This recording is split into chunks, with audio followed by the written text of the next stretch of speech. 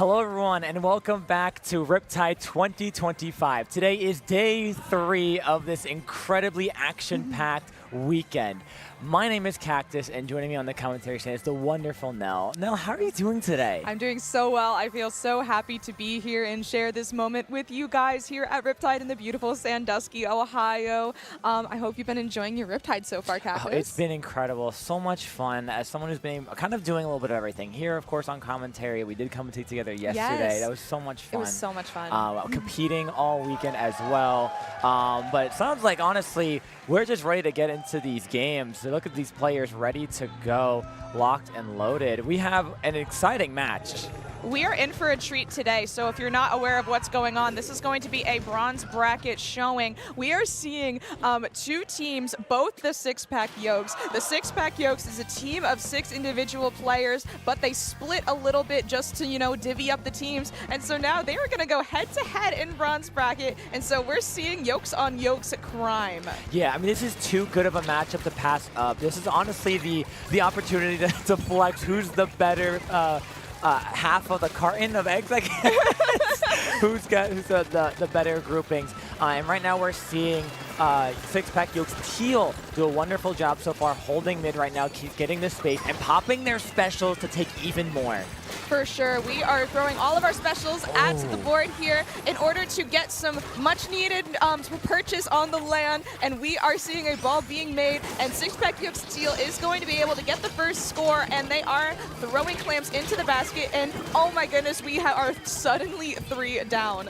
Yeah, huge props to Yokes Tangerine right now for a really awesome defense, taking control quickly of their plat area and moving forward towards mid, now trying to fight for that control. Here comes that Inkling to push them further in. I love the use right now of the Blob Wobbler, being able to take more space with it. Kaneko tries to go in, gets actually a trade-off, which is really massive. It's going to be an even matchup on the field right now, 2v2 for both these teams of six-pack.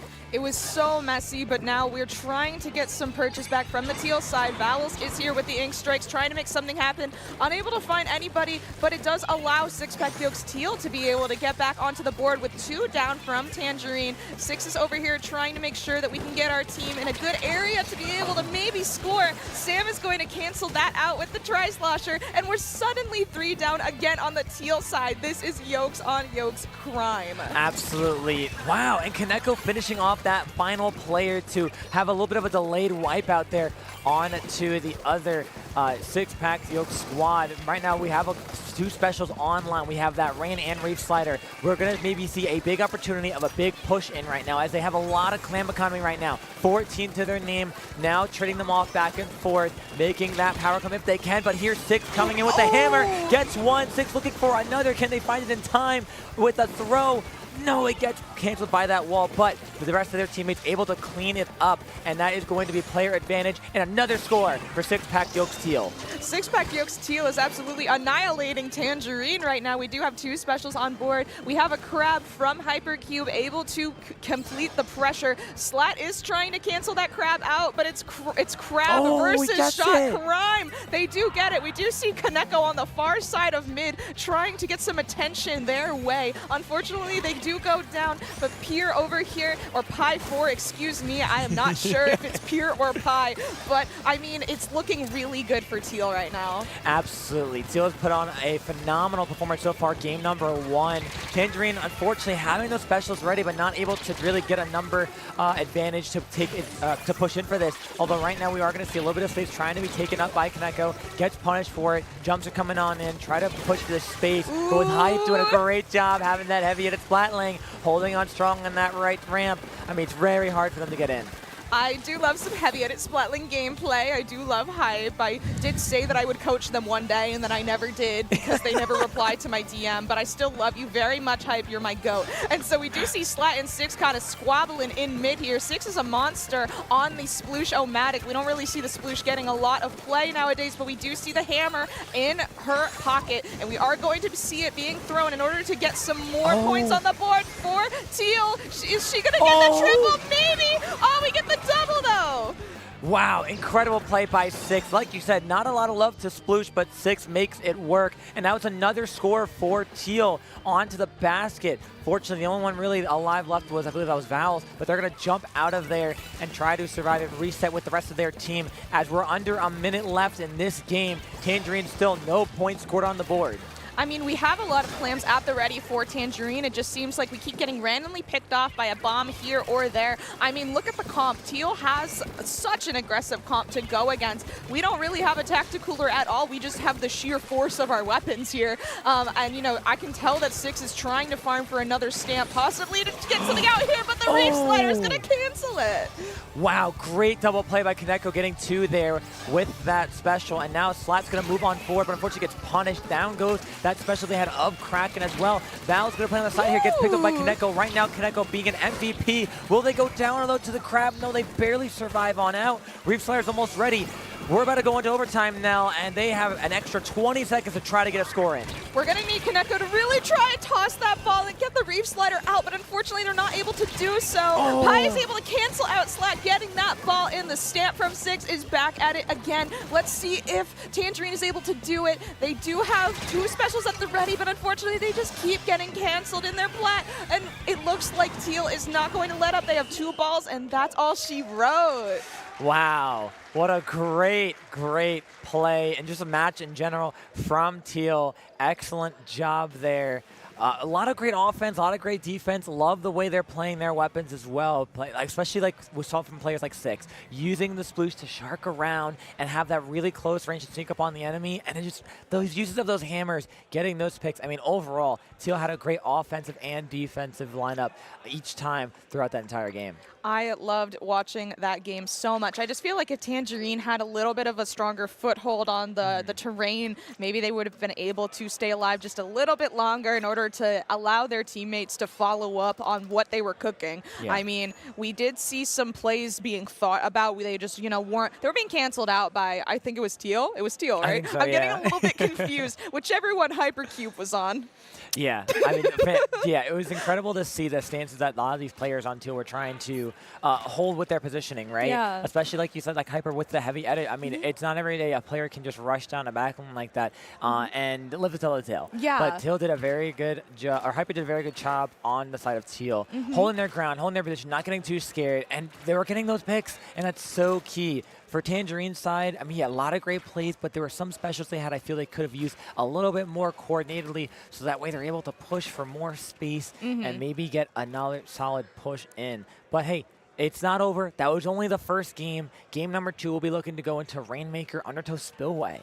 I mean, with the comp that was on the side of Tangerine, I feel like Rainmaker Undertow will really thrive because they had such a volatile comp, such a fun little fast-paced thing they got going on there. Maybe this is going to be their time to shine. I mean, I heard from a little birdie that the loser is going to have to drink a mixture of Pepsi milk. Pilk. Also known as Pilk.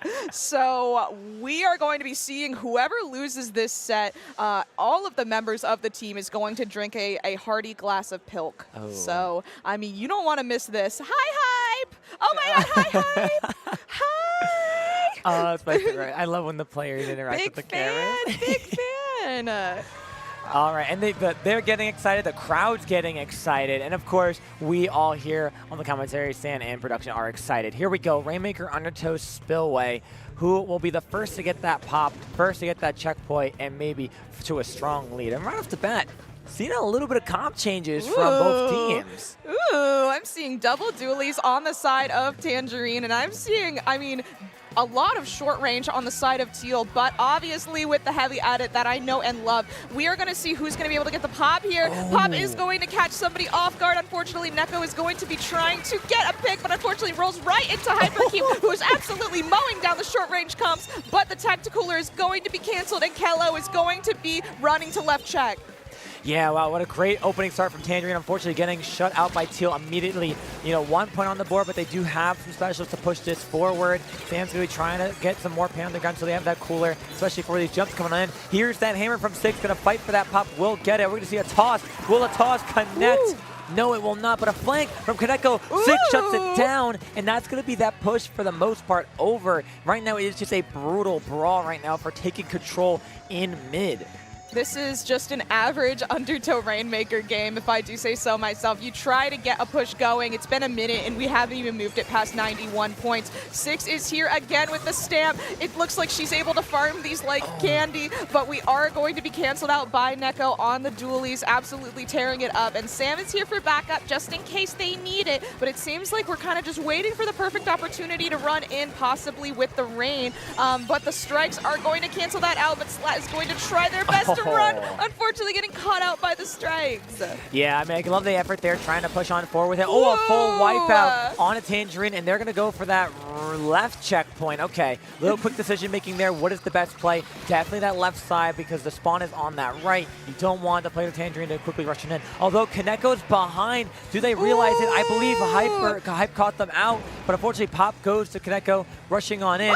And that's going to be a lot of players going down. Wipeout one more time on side of Teal. Wipeout. Oh my goodness. Awesome wipeout from Kaneko. Lovely work here, everybody. We do have 3 specials at the ready. We're going to see the Rainmaker reset, so it is going to be a little bit of time before they're able to march the Rainmaker over to left check, but unfortunately it does give ample time for Teal to be able to be prepared for this push. As we can see here, Six is trying to make something happen. They get canceled out, and Neko is the last one alive so suddenly. This is just such a volatile matchup.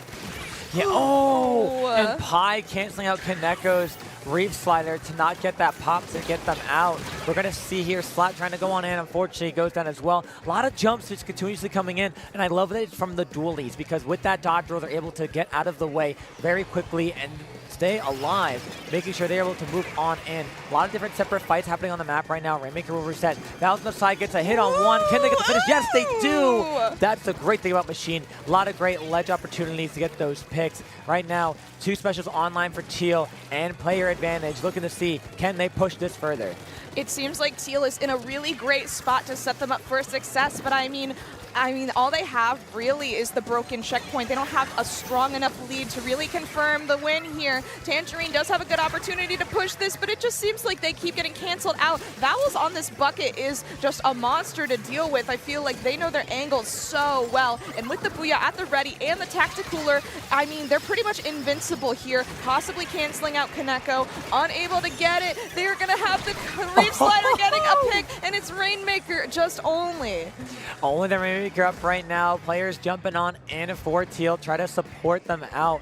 Right now, Tangerine's trying to find an answer for a lot of these picks, hopefully trying to be the winners in these interactions, but unfortunately not going to happen. Teal's doing just a fantastic job holding their space, playing around each other, creating that kind of force field around the Rainmaker, making sure they can move on in and try to push it even further. With that player advantage in their favor, they're able to move this a lot further. Can they get it past that mark? No, but oh, a wipeout. I didn't even see which side the wipeout was on, but we are seeing everybody on the side of Teal trying to jump in last second to be able to continue this push, possibly towards a knockout. But I mean, that's not if Tangerine has anything to do with it. I mean, they're knocking at Tangerine's door right now, and I feel like Neko is farming these Reef Sliders like they're nothing. Pi is going to grab the Rainmaker to really just prolong this push as best as possible. We are able to make something happen, and I feel like these players are just getting specials at exorbitant speeds.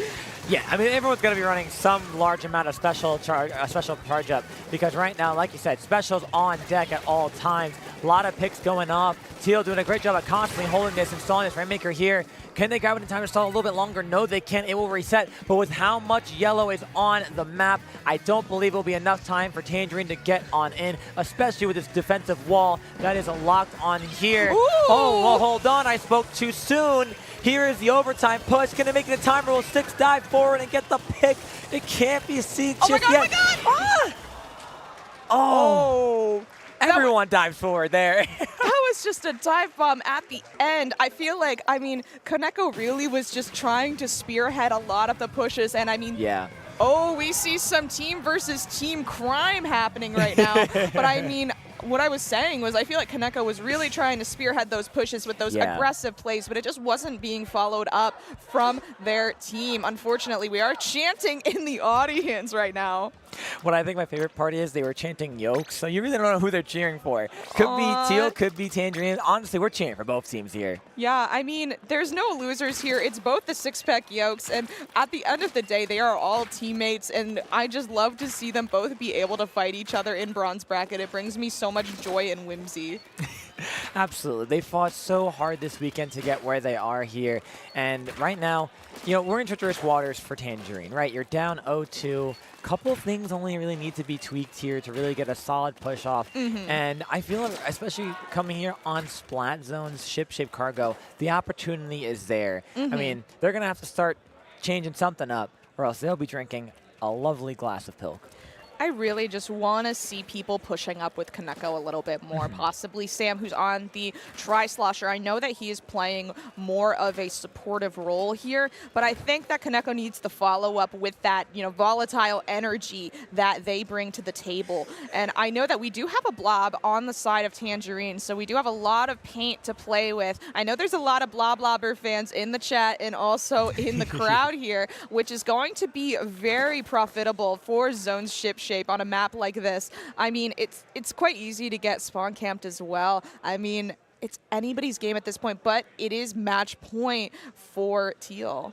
Yeah, if you're on Teal's side right now, you're feeling pretty good. You're up 2-0, pretty convincing games as well. You're punishing whatever Tangerine is trying to get going. We see some great cheering from the side of Teal. Crowd's loving it a bit, and we're getting right into game number 3. Is this the 3-0, or will this be the start of the reverse sweep? Which six-pack Yokes will reign supreme? Which will be on top, and which ones will have to drink Pilk? We're seeing a mini Splatling on the floor, and we are seeing Neko swap over to the Big Swig roller. We saw Kaneko play Big Swig on Friday when we commentated together. I believe I saw them Big Swig. We've seen their swig before, and we are already seeing 6 being canceled out from overextending. Well, that's what we love to see if you're on the side of Tangerine. A really lovely start off to getting these numbers advantages. Ooh. Although Val's getting 1. Can they get 2? Oh, they do! Teal's on a streak right now, trying to see if they can push Kaneko off of the zone, maybe throw some cap, but Big Swig paints so well. Fortunately, just not enough with the rest of the team coming through. Oh, nice pick on 1. Can they get the pick on 6-2? No. That's what you gotta love Blood Sploosh as well. Dive in, get those picks. Lead swapped over just a little bit for Teal. Ooh, we're seeing the crowd go wild. The zone is going to be contested here, but I mean, Pi and Vowels are going to keep the zone green for Team Teal. Hype on the top is going to be very difficult for them to deal with. We're going to need some specials at the ready to displace Teal from their zone, but I mean, 6 is at their door, 6 is knocking down. We are trying so hard to get a pick here. We really need this Sploosha-matic to get out of our front lawn, but I mean, it's just not going to work. Unfortunately, we need a zone flip now. Yeah, we gotta get that zone flip. Strikes are being pushed though to counter Tangerine's push forward. Rain will come on out. Sam on that side, trying to draw some distraction away. Will it be enough? Kaneko gets 1. Will paint up that zone, and Tangerine locks that cap of the zone right on in, and it's not over yet for Tangerine. We're going to need to see the splashdown being popped, but not just yet. We're going to save it for a special moment when Teal is going to be doing their counter push. We really want to make sure we keep zone. We're able to flip it. We're able to give a hefty penalty over to Teal, but I mean, Vowels on the bucket is just the MVP of Teal right now, because if you just can't really displace them if there's a bucket right above you. Yeah, it's so difficult. Buckets do such a great job at holding those ledges or even being on top of them. They can hit so much with that kind of range and just mechanics of buckets overall. So Kaneko, splashdown ready at hand again. Their teammates do get that cap. Fortunately, it is going to flip back over. Kaneko now sneaking on the side, being aggressive with the big swing. I don't think I've ever seen an aggressive big swing, and I love what I'm seeing here. Can they get the pick on one of them? Oh, what? How did you live? How is Kaneko alive? Okay, there's the hammer from 6. Shutting them out, as to be expected. Nice assist as well from that hammer toss. Zone cap going once again over to Teal. Not if this block from Pello has anything to say about it. No, there it is. I mean, once again, Valve's just making sure everything's locked down with the slosher here. Slat maybe, just an inopportune time to try and tri-strikes. I don't even know how Valve's got that pick, but we are tri-striking of our own to be able to get through our penalty here, trying to make sure that the zone maintains its green color. Six with the Ultra Stamp is going to try and camp this jump to be able to get a pick. They unfortunately are not able to make it. We do go down, but I mean, no matter how many times these members go down, they're back in a flash. Yeah, they're coming back quickly and with a vengeance of we need to get in and we need to try to flip that zone and win if possible. Hype's taking the aggressive approach, especially with having that bubble online. You can hold a lot of space with that, get your teammates in, and that's exactly what they're going to do. Now Tangerine has to find a way to get rid of that bubble. It will get shredded and find a way in. Keller with that blob, launching onto the zone. Will the strikes followed by one of their teammates be enough to cap from that far away? No, they will not. Although here we go, one member down from Teal. Tangerine trying to move forward. Splashdown will come on out. Fortunately not find any picks. It's a brawl in mid right now. Trades going left and right, and it's gonna be both members of both sides constantly going down. 10 more ticks to go for Teal, and they will lock this in. Here's Val getting one. Val trying to get two, but they get slid away from Slat. And there is the game. Seems like somebody's gonna have to drink a cold glass of Pilk today.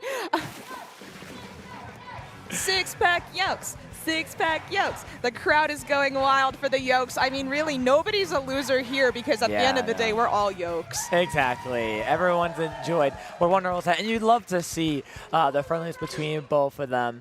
Again, like we mentioned before, members of Six-Pack Yokes on both sides of these teams. And you just love the combined energy that they really bring, the friendliness just between all of them. I mean, if you know anything about the Yokes, they are just kind of, I call them Splatoon sweethearts. We do see Hype going down, possibly to get some cups for the Pilk. Possibly to get some cups for the Pilk. We do see a shot of the crowd here. Oh, yep, we see the Pepsi and we see the milk, everybody. Pilk, Pilk, Pilk. Not the crowd chanting Pilk. Pilk, Pilk, Pilk. The crowd is going crazy for the Pilk, and we are preparing the glasses. We do see some, people around. I see some familiar faces. I see Toasty just yapping. I see him pointing, and I see Neko about to drink a nice glass of Pilk. My bad. That's not Toasty. That's Raze. I'm sorry. I have face blindness. It's okay. Yeah, they're gonna gather around. They'll probably have a lovely time sharing and drinking a nice tall glass of Pilk off stream, and gather around with some friends to just get some fun interactions, fun talks about that set, and get some feedback. Look at that shirt. Did you see that shirt? That was a really I cool love shirt. their logo. Yeah, it's so they cute. have such fantastic branding. I know that they made their own shirts. They made their own shorts. Yeah, I love the creativity in the community. Yes. I love the camaraderie with the teammates. Yeah. I mean, I love when a team has their own brand, and it's so recognizable. I mean, the Yokes have been a team for such a long time. I mean, I heard that they're all cousins. They met in firefighter school, and their dads work at Nintendo, based on what the documents are saying. So I gotta have a little. You know what's funny? Tangerine has the exact same thing written down. It's almost like they're the same team, but in different fonts. True. Yeah. I mean, I love the Yokes. They're such sweethearts. Yeah. But, I mean, we're not too sure where we're going to go next from here because, I mean, this was a fan favorite that we just wanted to make sure that we were able to stream. But, I mean, a duck for you? And a duck for you. Thank you. They're so friendly. Did you know I saw a seagull today? You saw a seagull? Yeah. Where'd you see them? They were outside. They were outside? Yeah. I think if they were inside, that'd be concerning. I mean, no. Okay, so they were outside. No, you just let them in? I think they're... As long as they pass bag check. If he's polite, I think he can be inside. If he's polite enough? I think if a seagull is really, really polite, you can let him inside just a little bit. Okay. I mean, what if he looks handsome? What? On that note, while we discuss seagulls, we're going to toss it over to a short break while we figure out who we're going to be streaming next. But please don't go anywhere, and we will be back quite soon for more Splatoon content for you.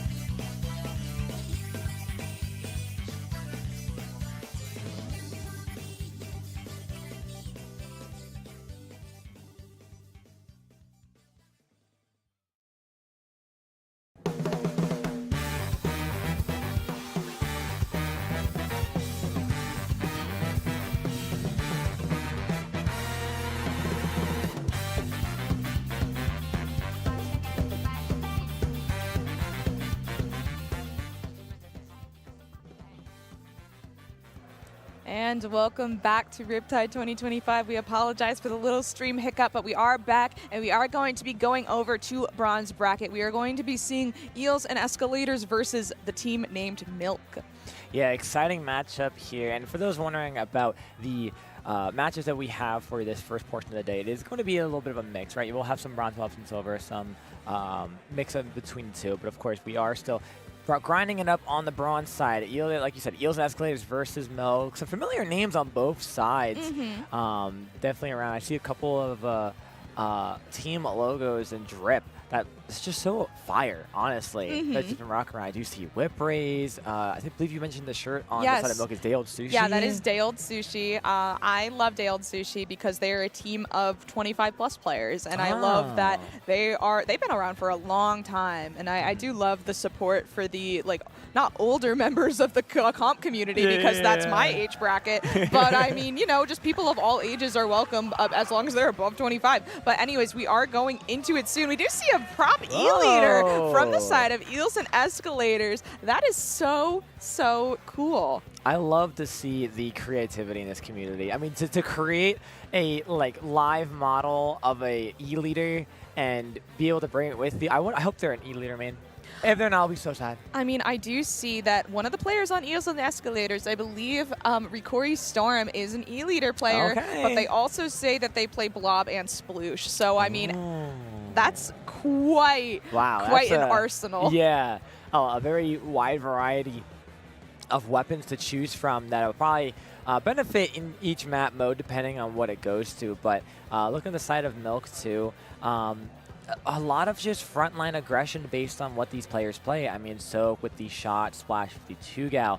I believe it's Micah, Splatter shot, 52 gal, Glamour shot. You have Solace, Zap, or Heavy edit Splatling. So I love the flexibility there. And then Small with a Nautilus, Paintbrusher, Flings Out, which I love that unique weapon. Those are just a group of weapons you just don't see often. For sure. I mean, one thing that I do love about bronze and silver bracket is that I feel like there are more players that are they're more, the weapon choices are more unique, and I love that because you can push whatever you want and have it work for you. It's just fantastic. We're not just seeing the same cookie cutter stuff that we see in top 8 that we always do. And at the end of the day, I think that the matches are way more fun to watch. Absolutely. And speaking of matches that will be fun to watch, we're loading right on into game number 1. Let's get excited. Tower Control, Inkblot, Art Academy. Let's see what kind of comps rolling out here. So right away, love seeing a Blob and a Stamper. And we're going to see a Luna Blaster pairing with an Octobrush and Flingza. So yeah, like you said, when you're in these kind of lower brackets, you love to see the creativity players have when it comes to their weapon selections. And right off the bat, we're going to see both teams diving forward in mid, trying to take control of those stack areas on the left and the right before pushing that tower. We do see Pumpkin over here trying to get a cheeky pick on the left side, but unfortunately not able to find anybody, and he will have to retreat in favor of helping the teammates out. Both teams are so suddenly 2 down. Small on the side of Milk does have the missiles out, and we do see Azuka being held, possibly going to be used to get this pick. Not just yet. We're going to save it, keep it in our back pocket for when somebody decides to push the tower a little bit. I mean, we do see the tower being tapped now and then, but neither team is really equipped right now to be able to ride it comfortably. We are just still fighting for turf here in the first minute.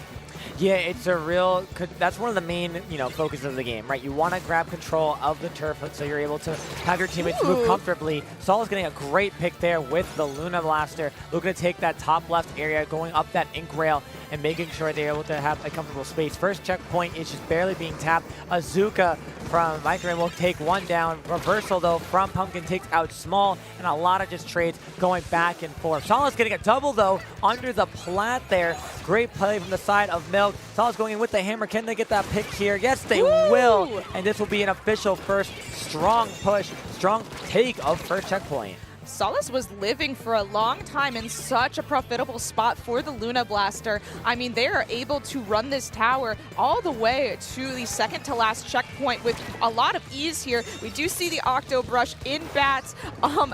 That is not a place that you want your Octobrush to be if you are Eels and Escalators right now, I'd be like, we need somebody to get this brush out of here right now.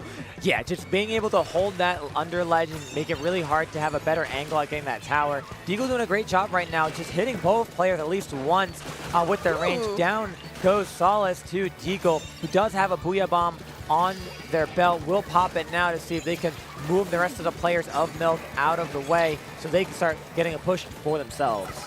We see Pumpkin trying to just kind of squeeze on in here. We may try and get a pick, but I mean, the assist from Solus with the Inksuka is going to result in a wipeout for the side of Eels and Escalators. And I mean, if you're Milk, you're going to take this and you're going to run with it. You are not going to look this little gift horse in the mouth. You're going to be like, all right, let's just continue and solidify this win. We do see Soka Toa just trying to continue to live in bats and be a little bit of a menace, able to get very good profit, much to the joyous nature of the crowd. Yeah, absolutely. Pumpkin, though, coming in with a flank from behind, making sure their tower journey is kind of at a halt, reversing that tower back to the center so their teammates are able to take a little bit more control. Deagle knows there's a player here, and we'll use that auto bomb to try to track them down. Right behind Solus, will they get that pick? Solus barely surviving that, going on down. And we are going to see Eels and Escalator get their first push going here for this first checkpoint of the game. For sure. The rain is going to possibly have people hop off the tower just for a second in order to not get splatted. The tower is going to linger a little bit as we, aka Eels and Escalators, are able to maybe get our footing in this checkpoint. I mean, this elbow area is quite difficult to push in if you don't have a solid, aggressive stance ready. We do see Riptide trying to get the tower here, unable to do anything with the Flings of Roller defending it. I mean, it's just chaos in this match. Absolutely. Both teams just constantly going back and forth, taking players one by one.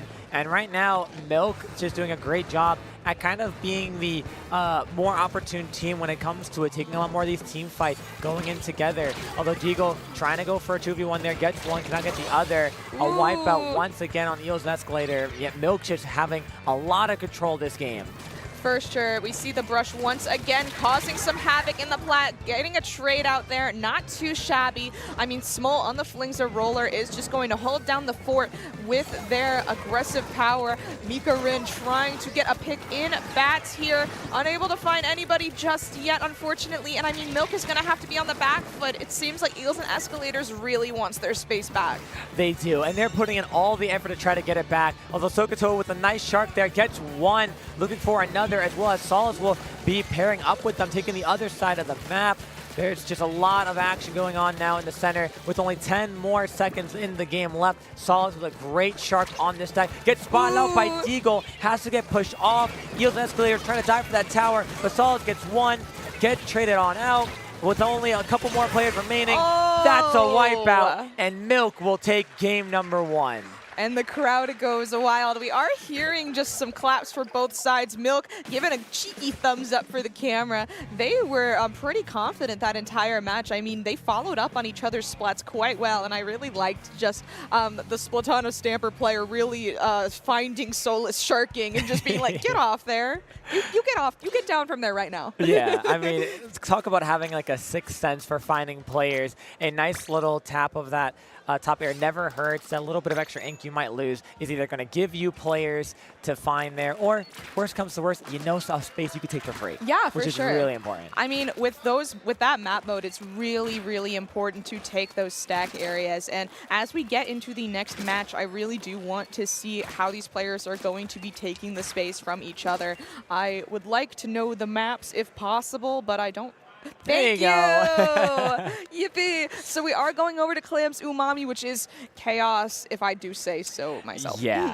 Considering how scrappy both of these teams are, I mean, it's going to be really exhilarating to see who's going to have the kind of that kind of aggression to push past that like middle fight ground of the center and score those clams and take the most of that control into the basket. Yeah, for sure. I mean, I do like the aggressive flanks that were taken from Pumpkin on Eels and Escalators. I just didn't feel like they were really followed up with anything, unfortunately, whether that be with paint on the ground from your teammates or something else. So, I mean, maybe Milk is privy to that now. Maybe they're like, okay, we know that this person likes to flank. Let's keep an eye on that.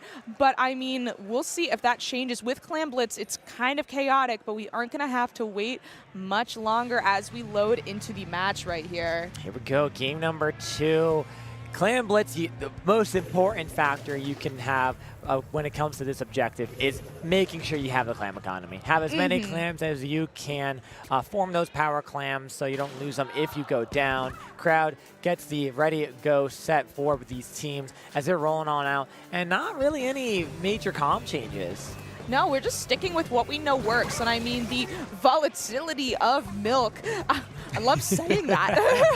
They know what works. They know that just slapping ink at the enemy works, and it's worked before. It may work again. But however, we do see Eels and Escalators taking purchase in mid here, which is very profitable territory. We are coolered up. We are safe to go in without much worry because we're just going to be respawning quickly. So we do see the map is mostly green right now. It's in favor of Eels and Escalators. I'm taking a look at their clam economy. It is looking good if they want to score. I mean, with the Booyah Bomb, they are able to open the basket and start their push. Yeah, this is a very different Eels and Escalators that we saw this game than when we saw the first game. A lot more aggression together, a lot more coordinated pushes. And right now, practically half of the score is already down, with now Milk finally getting a stable defense lined up for them, so they're able to take back a little bit of mid, but need to play a little careful because, I mean, Eels Escalators doing a wonderful job of kind of being anywhere and everywhere, which is definitely throwing Milk a little bit through a loop. For sure. I mean, the terrain on the map has definitely been traded out. We are seeing a lot more purple down on the ground, and we do see, well, I mean, I spoke a little bit too soon. 3 people on the side of Milk just went down, absolutely laying down the red carpet for Eels and Escalators to be able to push here. We are going to use the Booyah Bomb to stabilize ourselves as we toss the clam into the basket. And, I mean, with the rain, it just seems like there's a flank from Sokotoa, I mean, preventing Rikori from pushing any further. We are going to try so dearly to get that clam in the basket. Unfortunately, it closes right under our fingertips. That it does. And Solo's getting a pick on this right side. Once that basket closed, to take a little bit more space for themselves and hopefully their team, so they're able to move on in. They do have a special online, unfortunately, going on down. It's going to be Eels Escalator getting a lot of trades in the center here, having to cause the rest of the members of Milk to jump on back in. So far, I mean, now for the first 2 minutes of this game, it's been complete orange on this match. For sure. I mean, like you said, this is a completely different Eels and Escalators than we saw previously. We are already broken through our penalty down to 48 points. I mean, Milk has to pick up their pity clam that was given to them so that they can get another one when the basket inevitably closes again. But I mean, that basically just handed Milk 2 power clams for a push that I would be a little bit scared of. Unfortunately, the powerful Octo Brush and the Luna Blaster, the 2 most volatile front lines, do go down. And so they are on the back foot once again, being split up by that Booyah Bomb. Yeah, having to split up those teammates is really key here. You want to be able to force those kind of 2v1 scenarios. And if you're able to split up the enemy team, it makes it a lot easier to track them down and go for those plays that we're kind of seeing here. The blob goes down for Eels and Escalators here, so they're kind of a little without their backline for that paint. But as long as they can hold, especially Teal on this left side, getting put in a 3v1 scenario, fortunately going down, 3 players down for Eels Escalators. This is a wipeout.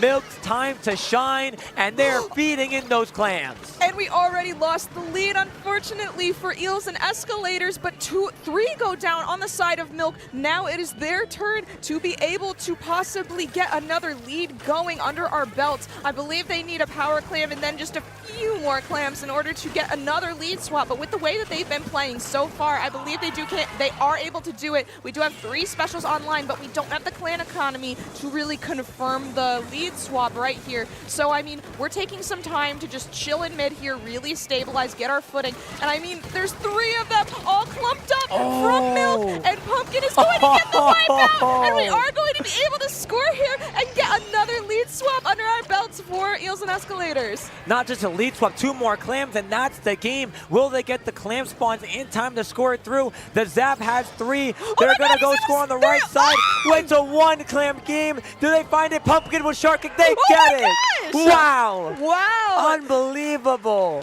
Cactus, that was such a different team than we saw in the first game. What do you think happened? I mean, it had to be a case of just the the aggression and the confidence. Yes. Confidence is so key coming in from Eels and Escalators that they had so much control over that map. They had so much great team fight action that they just played.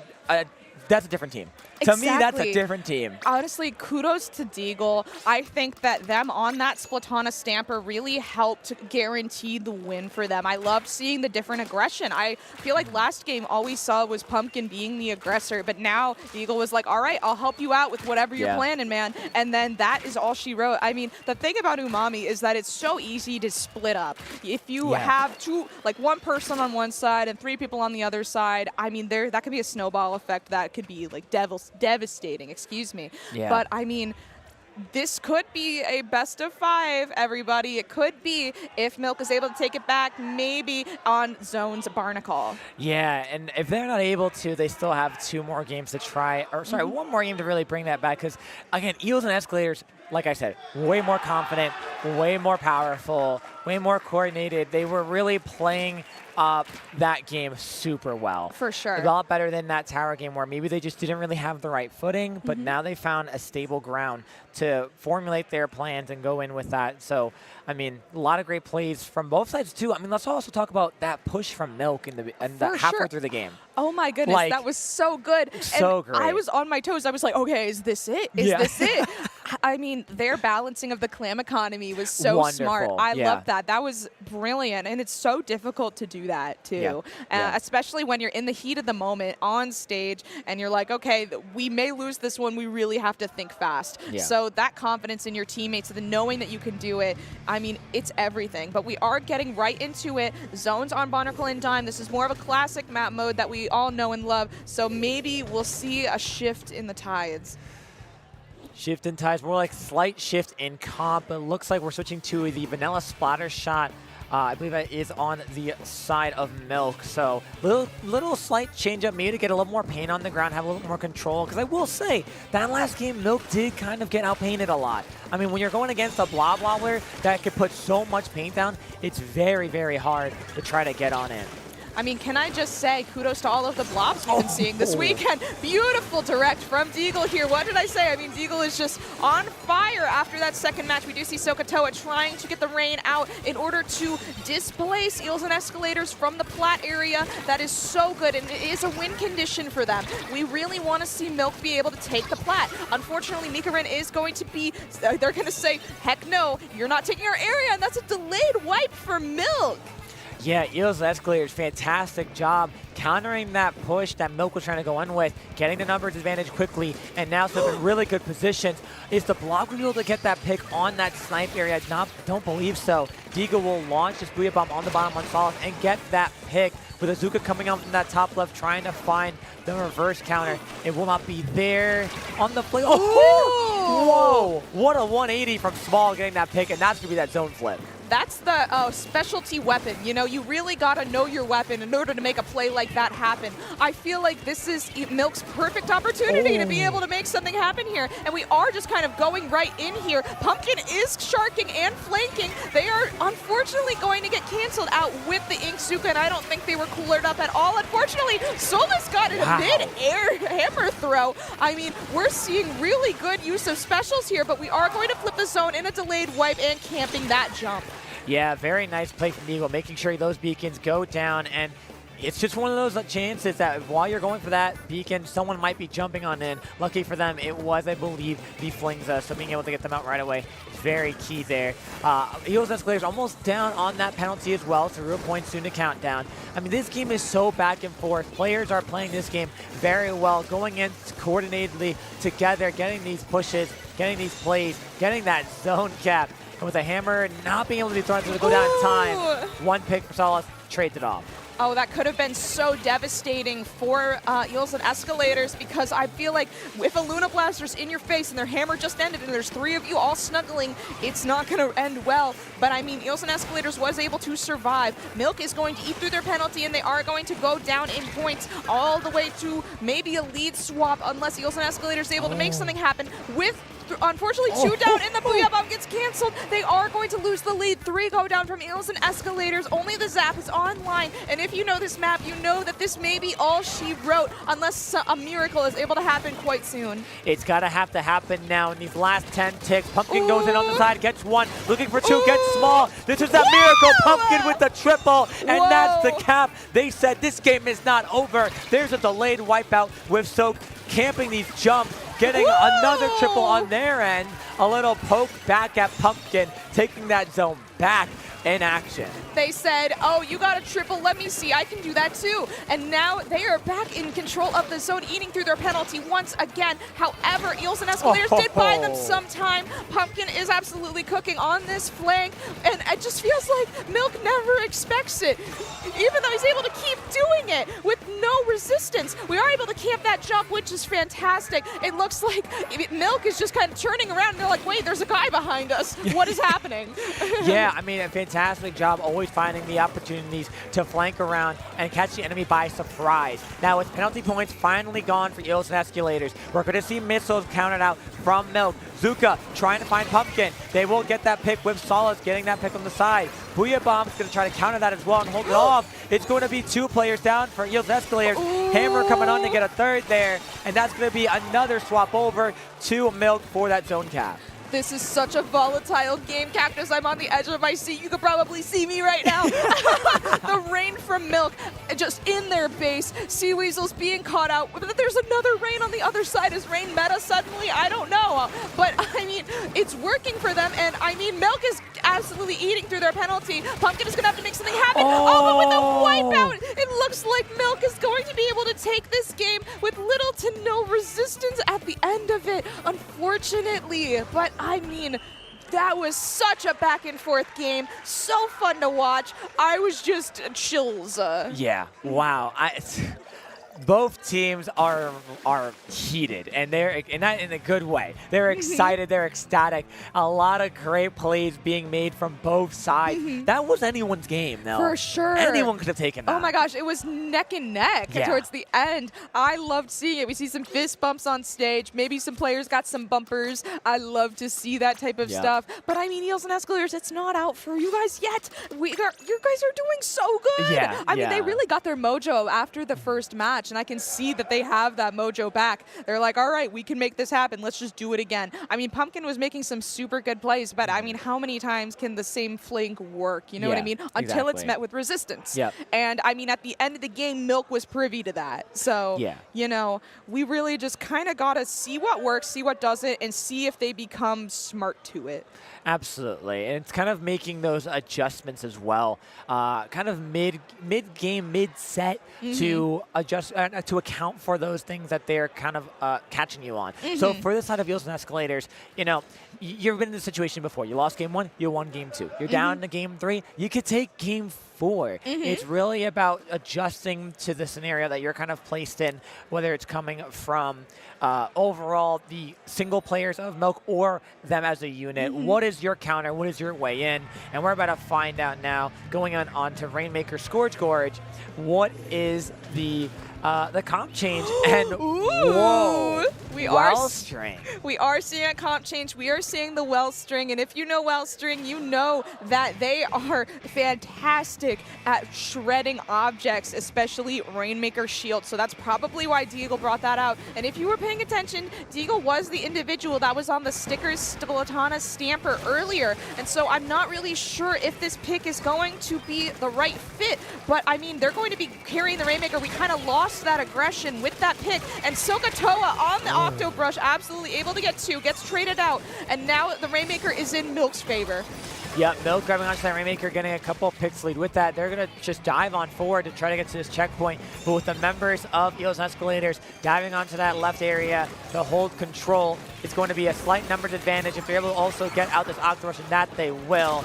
Wow, delayed wipeout, and that's going to be the Rainmaker grab. It is now their opportunity to try to push back and get that slight lead back.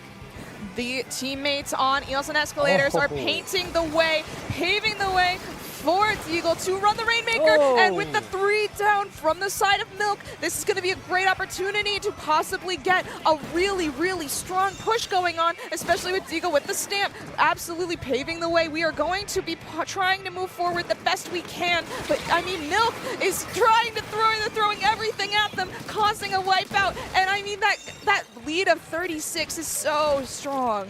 It is. It's a very, very winnable score to have for yourself. Solid's going in with his hammer, getting 1, trying to get 2. Gets a little bit juked out there. But with just the Rainmaker alive, can they go ahead and push up for this checkpoint? Or a Pumpkin stop them? They will. They have to fall back, and they will have no checkpoint there cleared. What a great push they were having and going forward. But unfortunately, it was not enough. Oh my goodness, Pumpkin is making these plays, absolutely just predicting where these players are going to be. We do see an Inksuka at the ready, but with only, we are seeing it being shot out at Small on the Flingsa roller, unable to find anybody, but we did cancel that push. And I mean, any time bought with the other team not able to get the checkpoint is, I think, time well spent. And so now Milk is going to be on the back foot here. They are going to have to allow Eels and Escalators the pop. We do see specials going out from Milk, but we don't see a lot of ink. And I mean, if I'm a blaster, I want as much ink as I can. We do see the hammer going out, getting a pick, but I mean, it's just not enough. No, yeah, not enough to have more control there. So unfortunately, this is going to be a really strong defensive side from Eels and Escalators. Again, another Zuka taking them out. They will actually get traded off there as Sogato is playing this left side, drawing some attention away, making sure that blob can't pay too much over that ledge to get their teammates in, so that way they're able to have a little bit more of a push. But with how much paint's being put on the ground from Eels and Escalators, it's really hard for them to find some footing going on, especially now when they go 2, almost 3 players down. I mean, I love seeing the well-string plays. I love seeing the snipes. I feel like it's actually working so well for Eels and Escalators. It's just like Solus is getting these directs, and I love to see it. I love seeing Luna Blasters get it, and they're paving the way. They're able to get the trade out. And I mean, Milk, they're just trying their best to be able to get this checkpoint, but it just feels like Eels and Escalators are cycling their specials so well to cancel that out. Yeah, they're doing a great job at holding them back. I love Solus's plays, but unfortunately, it seems that they're not able to have a big carryover. Now, hold on a second. If we can be aggressive here and get that last player, which we do, this could be a free checkpoint. This could be a lot more if we're able to ride off this momentum.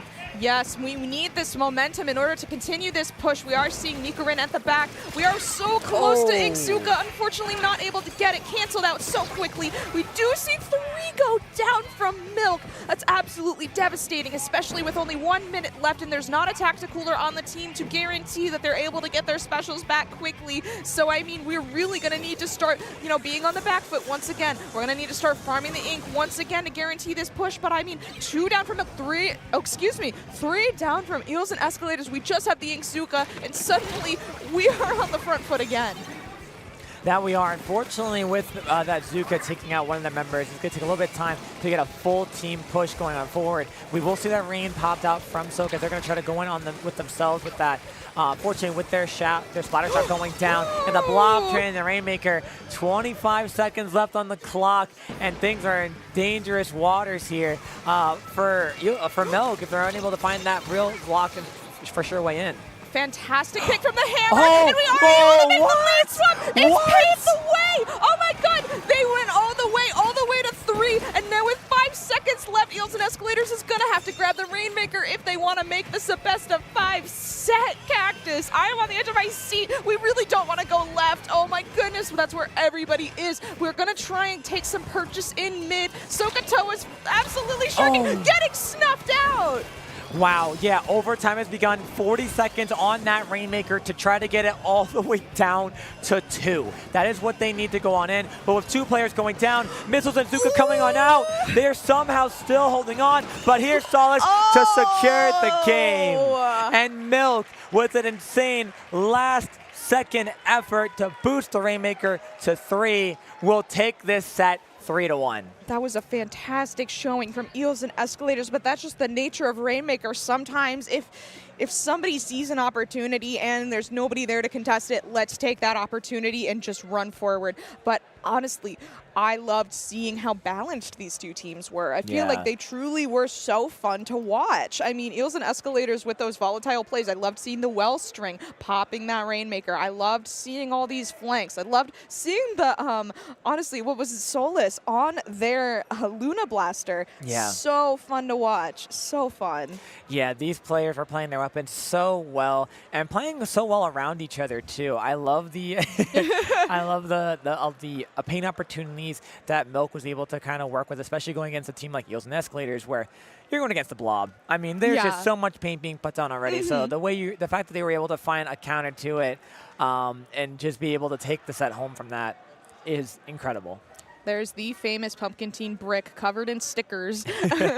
We love to see it. I love the little traditions that everyone does when they bring their little items to Riptide. Yes. Especially with that E-Leader. I am quite sad that we weren't able to see any E-Leader play, unfortunately. I just feel like the map modes didn't really call for it. Yeah, no. And that's one of the hard things when it comes to playing in your matches, is especially if you, I don't want to say one-trick weapons, but prefer a one weapon over the other, is that sometimes the maps are in favor of you. Yeah, I mean, yeesh.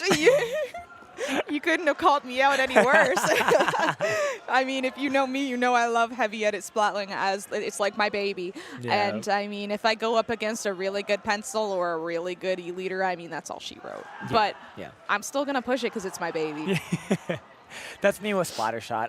I love the weapon. I know everyone's playing like they're. What do you mean? At what point are you like, oh, I can't play shot here? Honestly, at what situation are you like looking to your team and saying, guys, shot's not the play? It honestly comes down not even to the weapon, to just the special. Really? Yes, because Zuka on some maps, like great example, Mana Maria. Zuka's not that great there. Yeah, I mean, there's a lot of walls and terrain, unique terrain. Yeah. Yeah. So sometimes if maybe I'm switching over to the new Glamour Shot for Kraken. Kraken has good opportunities to push in there. So much fun. I love it. It's got burst bomb. So much fun. It's a great comp, or whatever it has. Kit. Yes, Kit. it's a great kit. Yeah. Sometimes, I mean, I'm a Splash main as well, so sometimes I love playing over to the Vanilla Splash for Crab. Some maps are just so much better to have that extra period of time of that long range. Probably like a Hydra range, I think it has. Yeah, so it's good to master a lot of different things, right? Yeah, it's so good to do that. Sometimes I just like my baby. Yeah. I just like my baby. That's so fair. And I honestly. chew up people like you. When I get overconfident, I'm like, I can get this pick. No, you can't. Lasered down. Surprise! Yeah. I'm charging behind a wall. Yeah. But I mean, honestly, we've seen so many blobs this weekend. We have. I love the blob love. Yeah. Frankly, there's a lot of blob blobber love. Post your blob blobber love in the chat if you're a blob fan at home. Absolutely. I mean, it's so much fun to see everything here. But we are going to toss it over to a quick little break. But please don't go anywhere. You will be seeing more of us, and I mean, that may be a good thing. I think it's a good thing. I think it's a good thing. But yeah, don't go anywhere. We'll be right back with more Day 3 Splatoon 3 action here at Riptide 2025.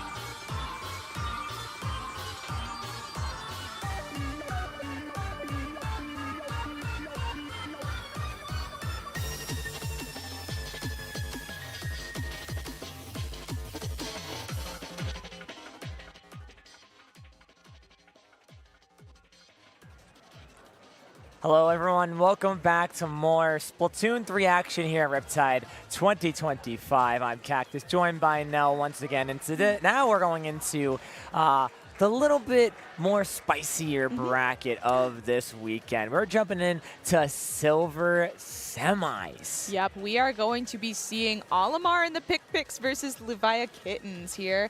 I know a few of these people. Hold on. I'm not saying that. I'm not going to show favoritism, but I mean, I know Comrade. Comrade is a friend of mine. He plays a mean... If only I remembered.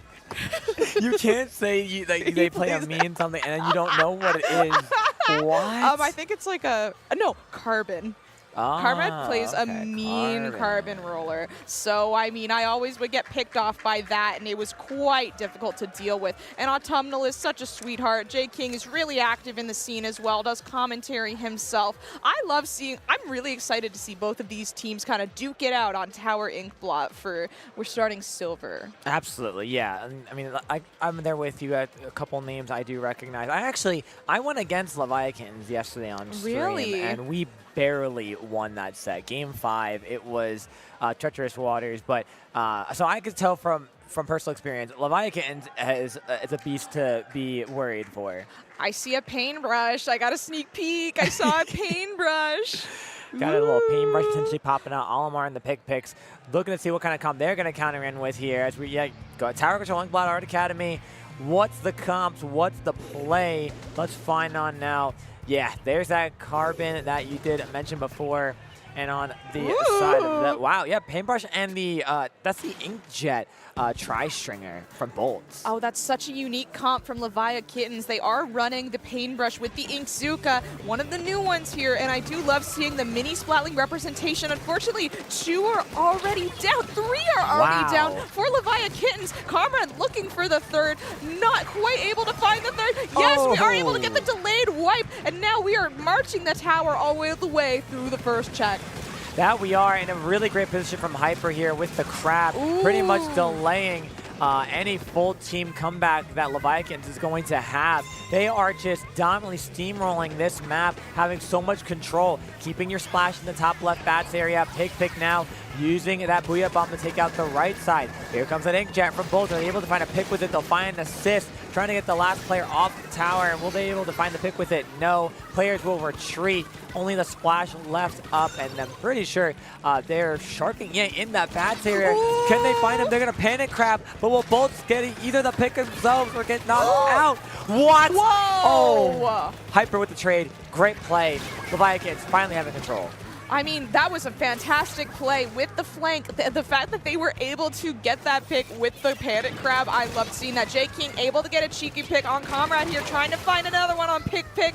2 go down from Olimar and the PikPiks. We are 2 up here. Muffin is holding down the 4th though, and I mean, if you know that there's a pencil looking at you, you do not want to make line of sight here. J King is going to try and hunt down the pencil, able to get it, but PikPik is absolutely at the ready. I love seeing the defense here. I love that we are all protecting each other. We're like, get down, Mr. President, please, with our pencil.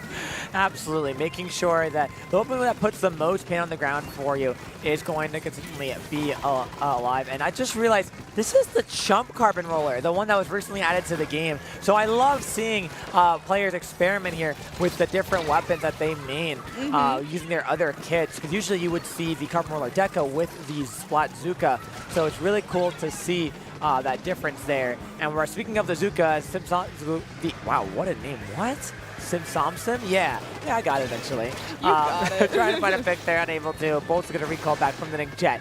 Still no great push off, though, for the side of LeviaKittens.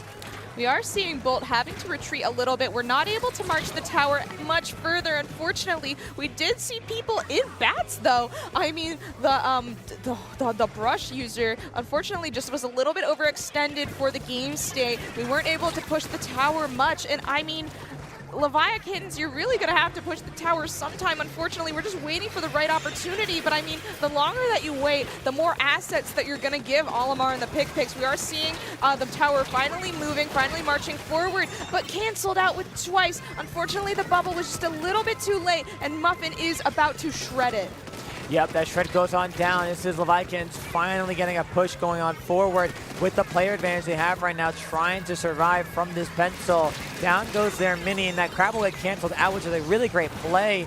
It's going to be 3 players down on the side of Olimar and the PikPiks. LeviaKittens having a slight player advantage, trying to move this tower towards that second checkpoint. For sure. I mean, the brush user back in bats, able to get a good trade out. However, Muffin is absolutely targeting Bolt. Bolt is trying to get out of their range, and they are able to survive here. J King trying to make sure that we are able to get people forward. We're going to see a lead swap here, everybody. We are going to see a lead swap. Unfortunately, only the brush user is alive, and it is a paintbrush, so we do have a little bit more of a windup, but also more oomph, more power. We're going to get 2 and looking for more, but we are going to have to fall back and make sure our team is stable. Absolutely. Make sure you're able to stall it out. And they actually stalled pretty well. That paintbrush did get a double and before falling off that plat area just to recollect themselves and wait for their teammates. So a great effort there. And now they're going right back in. 2 players down again for Olimar and the PikPiks. Zuka coming on out. Unfortunately, no players are around for it to maybe get a pick on. They will try to launch it on the side there, getting picked off by that blaster. And that's going to cause them to have to come out from that respawn. But with Autumnal popping that bubble to get that tower a little bit moved forward, we're just seeing a lot of space being kind of poked from both sides. And Comrade here trying to stay close to this tower, maybe camp these ledges with their carbon if anyone's trying to shark on through, make it really hard for them to come back. This is such a long and well thought out push from the side of LeviaKittens. I mean, this push is still going and there's 10 seconds left. They were able to make sure that the tower was in Olimar and the PikPiks' zone for so long, just to buy themselves some time to really guarantee that win. And we are seeing Olimar and the PikPiks kind of fighting for tower. It's a scramble, and we are able to make it at the final second. Yeah, what a great play from LeviaKittens. Just, really back against the wall that first game. The other team pushes with a great one push down to 23. Yeah. And being able to find your answer to bring it all the way back down to 20, just a 3-point difference. I mean, truly incredible play. For sure, and they held it for so long, and I think that really just shows, hey, we know how to aggress, but we also are not going to overextend. We do not need a wipeout here. That's the last thing we need. We're going to take it a little safe. We're going to be like, okay, we got the win in the bag. We looked at the clock. Yeah. It'll be okay. Let's just hold for a little bit. Let's stagger the tower, push it as much as we can, and then fall back just to buy themselves that time. I think they were really playing 4D chess with that tower. Oh, absolutely. They constantly just made that tower in the enemy spawn. They made sure it was always on Olimar, on the PikPiks ramp area, just making sure that it never got back to mid. Yes. And that made it really hard for that team to kind of find a way back in, because you're losing control of your top left bats area, you're losing control of your plat. It's really hard to find your way in when they're just constantly holding their own. Yeah, for sure. I mean, they really held their own. I will say that, I mean, Olimar and the PikPiks, they came in hot, though, at the beginning. Oh, I feel like these teams are so well balanced, and that's what we are going to see in, I believe, this is silver semis. So, I mean, we are going to go over to, like I said before, a little bit more volatile mode, Clams, Umami, Ruins. We need to see a lot of coordination from the team. We're probably going to see a lot of sharking going on. We're going to see the silliness with the chumps if we're going to continue with the chumps carbon roller here. Yeah. But, I mean, as we're hashing things out, let's see if there are any comp changes that we should know about and maybe take note of. I mean, we are seeing a continuation with the chumps roller, and the mini is back, but it's the different paintbrush with the missiles. Okay, so slight switch up here. Missiles is not a bad opportunity to push the enemy back. Maybe that was going to help force them away from each other, as missiles do so well. Last thing you want to do is bring those over to your teammates. Here's JK just trying to kind of fight their way into that left side. Unfortunately, that wall coming out just a little bit too late for that protection, and they're going to have to back up a bit. This is looking pretty similar to that last game where Olimar and the PikPiks doing a great job in that first opening to try to push on forward and get some picks, get some space built up. But hold on, before I can even finish that sentence, LeviaKittens finds their way to sneak on in thanks to Autumnal and score a couple more clams to lead that to a push to 74.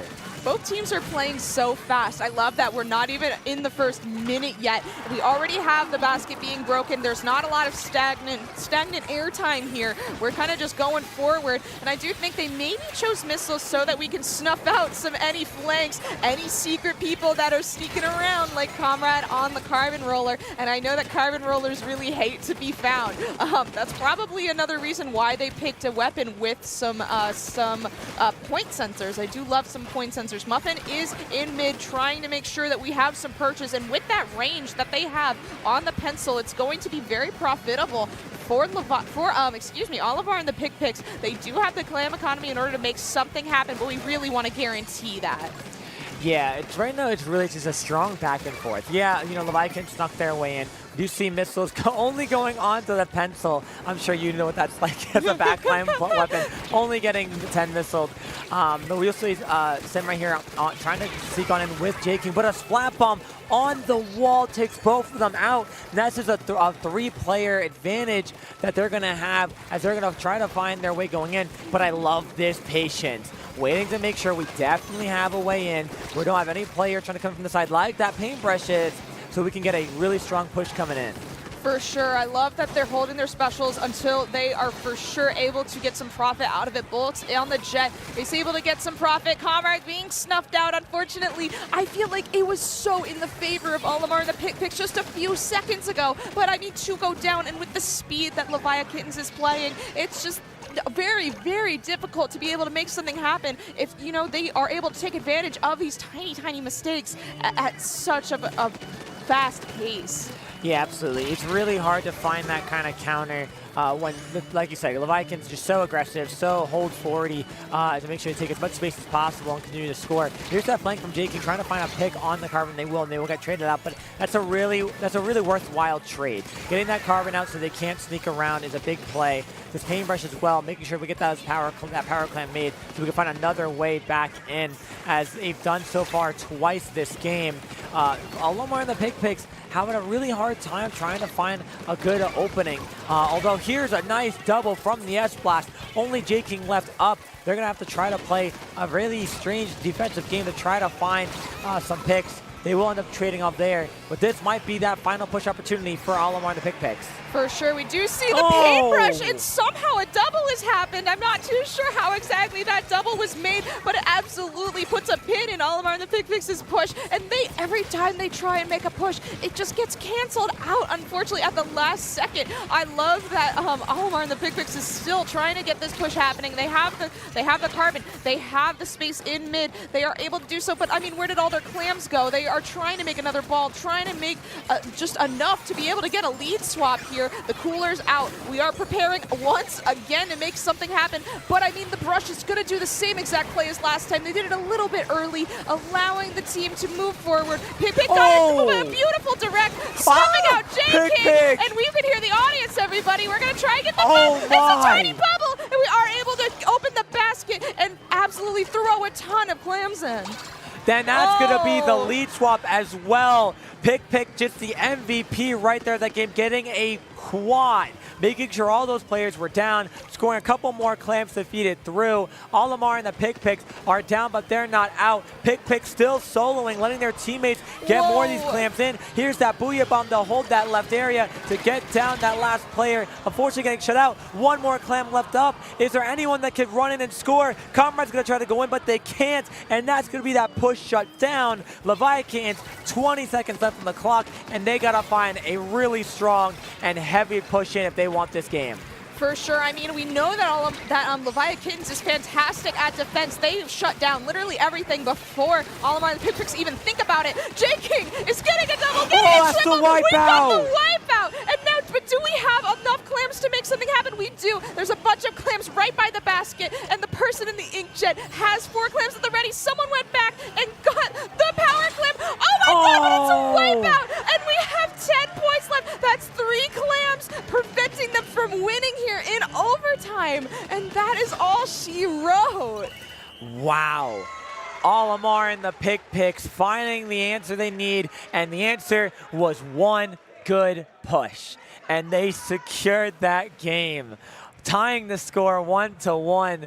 A heartbreaking end to that game, though, for LeviaKittens. I mean, both of those teams were so hungry for Yeah. the win. It was so fun to watch. Oh my goodness. I loved seeing Olimar and the PikPiks. They were able to bring it back. Yeah. I love seeing that. I love that they're like, okay, we know that you cancel all of our pushes, but we're just going to keep coming. We're going to keep trying. We're going to keep going. And I mean, that type of perseverance, that type of effort is exactly what we need in these types of matches, in these types of scenarios. And I can't believe that they lost by just 3 clams. That's heartbreaking. Especially because they were so set up the exact same way Olimar and the PikPiks were. You get the wipeout, you get that opening. What I feel maybe had stalled that out so much, and those last 3 clams was the inkjet. Yes. They had 4 clams, but they were stuck in inkjet. Then they got canceled, and unfortunately, those just dropped on out, and Olimar and the PikPiks came in as a unit for that defense and wiped them out.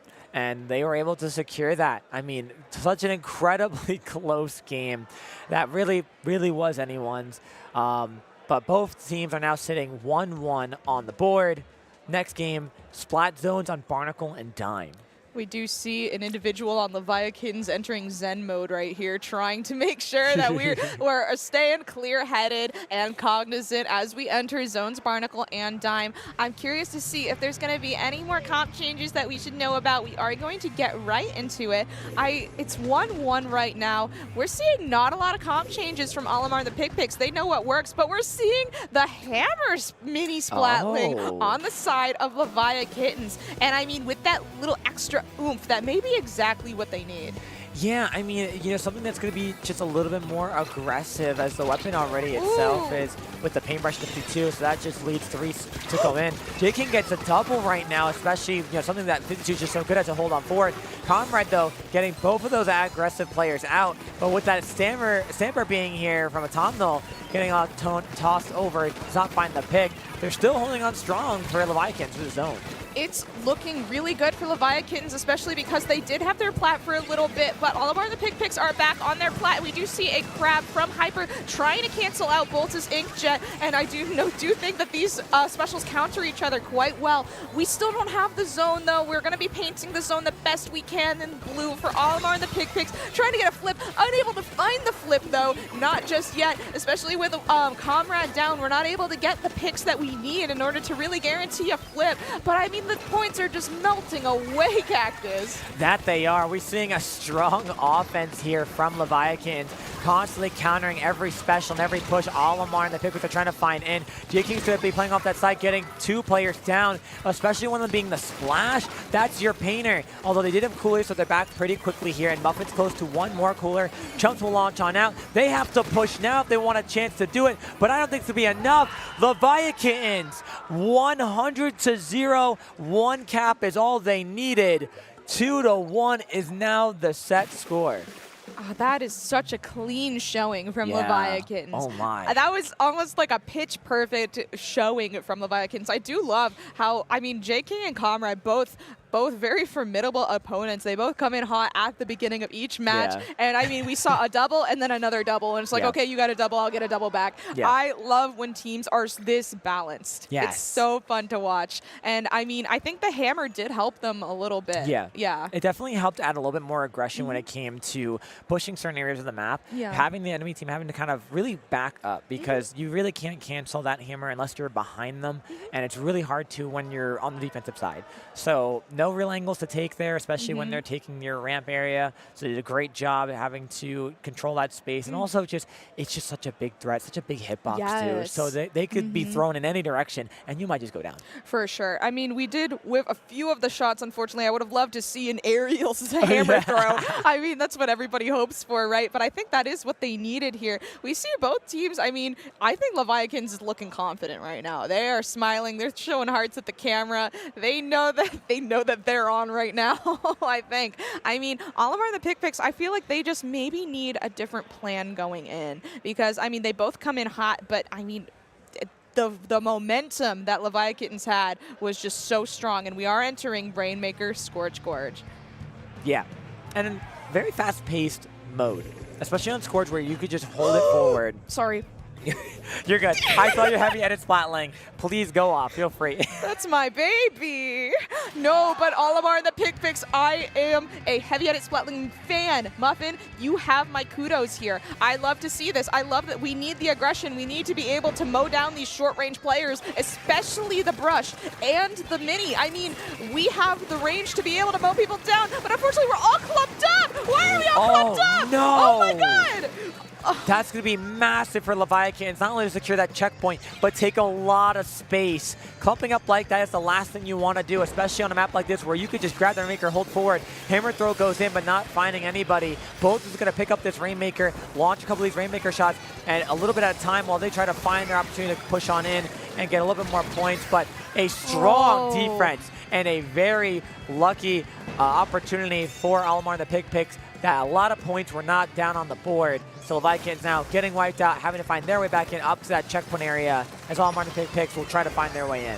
Such a strong showing from both teams. You can tell that once they see the tiniest little mistake, it's like, all right, everyone, gang up on that guy. And then we all just move forward. J-King coming in with the flank, canceling out Muffin. It's an effective trade, I think. We really canceled out the Rainmaker carrier. Will it buy enough time to be able to prevent the check from being broken? We'll see here. I mean, Comrade with the chumps out, providing some visual distraction, visual mess. J-King with the flank once again, getting crazy profit here with the triple and the wipeout. I thought it was all she wrote that we were going to be able to get that checkpoint there, but oh my goodness, we weren't able to do it. And now it's paving the way for LeviaKittens to move forward. Absolutely. With Bolts using this inkjet right now to force the rest of these players back with the missiles to follow it too as well. Comrades ignoring all those specials and just getting 2 players down, allowing them to clean up their teammates' space for them, so they're able to come on in, grab that Rainmaker and rush to that right side. Hyper is going to look to build up that crab, push to that right side as well. Carbon goes down, and we're going to end up trading for that mini. So now it's just a fight for, can we get to this checkpoint? We're going to try our best to. We will dunk it, and that is both checkpoints cleared for both sides. And now it is just who can push that Rainmaker farther. The match is way closer than you think. I will say, though, J-King is holding the line quite well, preventing Olimar and the PikPiks from touching that Rainmaker. And since it's popped and grabbed by LeviaKittens, we are able to move it out of the area of danger to prevent their push a little bit longer. I mean, we are, I don't know, it was going to either reset or they were going to grab it. And neither of those opportunities were good for Olimar and the PikPiks. It just, I mean, LeviaKittens is fantastic at wasting time of the other team, and I love to see that. They're like, you're going to have to use your resources to get us out of here, and that time is a resource. Yeah, absolutely. With 2 minutes left on the clock, you know, it's still plenty of time if you're on the side of Olimar and the PikPiks to find your way in. They do get out the paintbrush, which helps a lot with that kind of range it has, and you're going to be able to try to push a little bit further here. PikPik again on this slosher, finding Bolt, which is a great play. No inkjet to be in sight. Hammer throw getting launched over, but won't find anybody. Oh no, it's only the paintbrush, and that's a wipeout. This might be the lead swap. Here goes Olimar and the PikPiks. They take that lead, and the crowd's loving it. Down to 29. Can they find their way to push it further as the strikes come on out and find J-King? They're just going to keep diving it, and a wipeout to clear them on out for LeviaKittens. We just needed a little bit more patience from Olimar and the PikPiks, just the tiniest bit more, but they were hungry for those points. All the points matter, and we are going to be seeing specials being thrown at Olimar and the PikPiks, but nothing is going to get some purchase. Is the Rainmaker even popped? Okay, it was, okay. You asked a great question, because I didn't hear it get popped I was either. like, huh? Okay, if it wasn't popped, I was going to get a little scared, but this is like silver bracket semis. Of course they're going to pop the Rainmaker, who am I kidding? We are going to be needing to see LeviaKittens make such a strong push here. Oh, beautiful, beautiful double from J-King. They're going to get a third. Can they get the other one? He's right behind you. Oh, PikPik trying to sneak away, and it will be J-King to clean it on up. That 52 doing wonders, especially that recent buff that got of extra damage. This might be that swap, but no! Muffin dives down with 40 seconds left. They're in their spawn. They're ignoring the Rainmaker. Down go 3. They're going to grab it. It's only last player alive.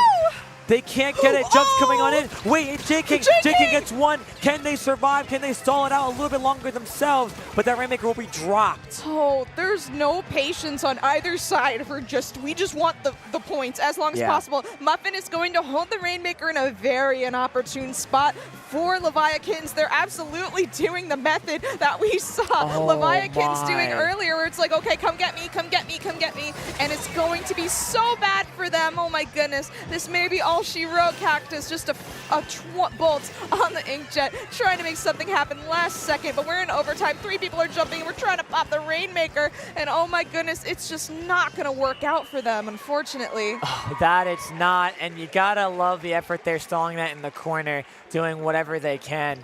With that being said, Olimar and the PikPiks have tied the score 2-2, back and forth this entire set. We are going to a Game 5. We're going to a Game 5 in silver semis. Do you like my little song? I just made that I up. love it. It's a beautiful song. Thank you. You're amazing. Thank you. Of course. Maybe the record companies should sponsor me. Sponsor you to make music for them? Yes. Yeah, all you do is just sing the words of what's happening. Yeah. God forbid I serenade. Yeah, you're but right. yes, I loved the showings from both teams. Oh this set gosh, is so much good. fun. This set is such a treat to be able to commentate. I feel like there's so much action on both sides. There's never a dull moment. I can't take a breath. I can't breathe. It's just going to be so fun. And now we're headed over to Tower Undertow. TC Undertow. Back at the mode we first started on a completely different map that has a really strong opportunity to be snowballed. Oh, for sure. I mean, Undertow is not my favorite map mode, but I mean, well, just Undertow in general is not my favorite map mode. Hello! Sorry, I saw a wave. Hello.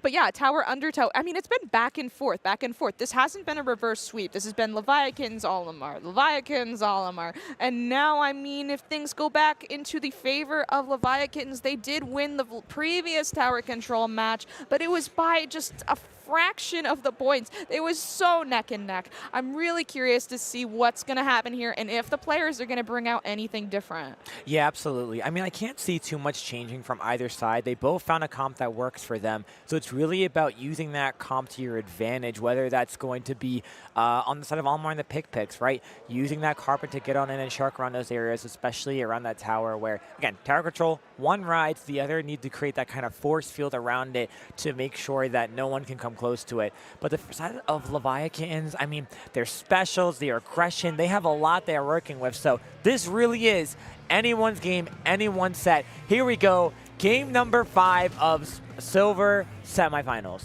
We are going to a Game 5, and we are going right in. We are seeing the mini Splatling on the side of LeviaKittens with the bubble. I love to see it. Just a little bit of protection to be able to guarantee that that tower is going to be ridden safely. However, I mean, Olimar and the PikPiks, their comp is just so aggressive, and it has been working for them. The head, it was working for them, and so let's see if this works again. We are seeing J-King kind of sharking on the right side in this little elbow area. Comrade is going to get snuffed out, but they are coolered up, so it's not going to matter much if they get taken out.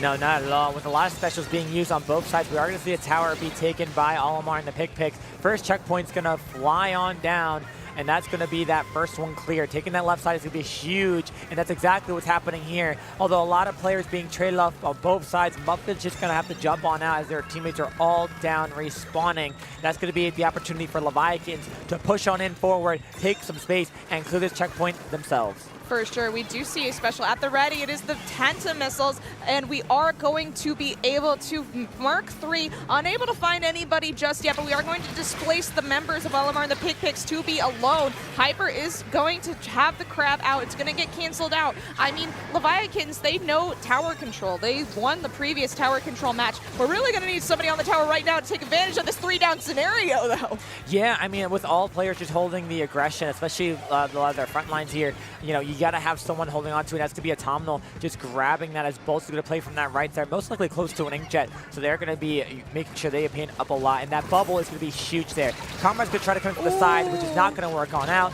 There's the paintbrush going on down as it's getting very scrappy by this tower right now. 3 players go on down. A push to 26 is a massive lead, but Olimar and the PikPiks fighting this back with some real good aggression, taking back mid. Bolts is countering it. Honestly, having a 90-second push, taking it to 26 on this map mode is not a feat to be taken lightly. That is such a fantastic showing from LeviaKittens, and I will say, I think Olimar and the PikPiks has an uphill battle here. I mean, we really are gonna need to not get picked off like this. Unfortunately, they got pincered from both members, and J-King with the triple once again, just eating these triples for breakfast, trying to find more from the protection of the little screen. They just aren't able to make anything happen, though. Unfortunately not, but you know what? I give huge props there to J-King for using that time to shred out that crab, because now that's no special for them, and now they're at this final checkpoint. Atomo's trying to hold on their own as J-King's coming on in to try to push that aggression back in. They will get one, and it will be a trade-off on that tower. Down, that's a full wipeout. This might be the game, folks. If LeviaKittens can hold on forward, J-King trying to go on in, gets punished immediately. All players around this tower, but they all have to jump off. There's a lot of paint being pushed on it. The callouts are being heard. They're going down. And it's just the Carbon who barely holds it on. Can they get a triple? Yes, they will. Carbon roller on the tower is the last thing you want when you're trying to win the game, Cactus. I will tell you that right now. Yeah. Carbon does have the chumps at the ready. It's going to add some visual noise. It's going to add some distraction for them so that Olimar and the PikPiks is able to get into an advantageous position, but they have to break through 2 checkpoints in order to make something happen here. 1 person is down from LeviaKittens, 2 down, 2 specials up from Olimar and the PikPiks. It's looking very good for them if Muffin is able to ride the tower all the way. We are seeing Bolts trying to defend the top left here with the Jet. We are using the Jet to counter the crab here, and it does work out for them, but they are chewing through that checkpoint. That they are, and the missiles are going to displace them, so they're going to be pushed off away. The last 2 players of Olimar and the PikPiks are in that corner, and down goes to pretty much both of them there, even though that cooler will allow for that heavy hit to come back quick. That's no cooler to grab for their teammates as they were all respawning. So now LeviaKittens are, with a minute left in the game, are going to try to push this tower as far away from the center as they can. They are absolutely going to be doing that. Well, actually, it's still in the center, and there's a minute left. It looks like LeviaKittens is just going to have to retreat here because there's a few specials on the board for Olimar and the PikPiks, and they're using them right now. We are going to need to be seeing PikPik, the bucket user, try and farm another strike so that they can have that in their pocket for the win. And J-King going down, unfortunately, is just devastating. There's 2 down for LeviaKittens, and with the time left, we have to see what's going to go on. Oh my goodness, stocks are up for Paintbrush. Yeah, it's a great job here. The Paintbrush getting 3 players down, getting a full wipeout, missing the last player alive as that will go down as well with only 15 seconds left in this game. There's a lot of purple being put on out. Comrade can't find their way in. So there's the Paintbrush on that left side to hold it on in. We're going to see strikes to come out to try to counter the remaining players. It's 3 players down. Olimar and the PikPiks have an opportunity to bring it back in overtime. I mean, but they still have to break through the checkpoint. They still have to go through. It's such an uphill battle in order to get through this overtime. But I mean, LeviaKittens, what they need to do now is they need to be safe, play life. We need our specials right now. We need that bucket on Olimar and the PikPiks to get the strikes out, and the strikes are coming out. They took the tower last second, and the win of Silver Semis goes to LeviaKittens. Wow.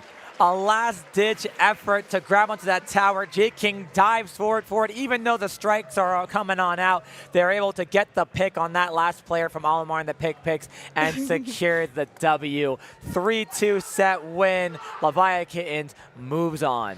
Honestly, I think that Sim, you were cooking on that brush. I feel like that really saved the game towards the end. When that paintbrush stocks were up. Everybody, they were. Paintbrush stocks are up. We're going up. And oh my goodness, they were able to just annihilate everybody on that team. I loved to see it. It was so fun. And I mean, J-King with those consistent triples, so fun to watch. But I did love, you know, the performance from Olimar and the PikPiks. They put up such a strong fight with their weapons. Yeah, I mean, that game, after that first game, I mean, the entire set was just so back and forth. Anyone really could have had it. We made very slight changes to the comp, nothing that was too drastic, but it was enough to help them just consistently be going forward and going in and getting those game wins. Now, unfortunately, like you said, when it comes to a paintbrush, constantly going around different angles and just throwing so much paint at you, there's only so much you can do. So difficult. So I give them huge props, and they put up a well-deserved fight. So flowers to them.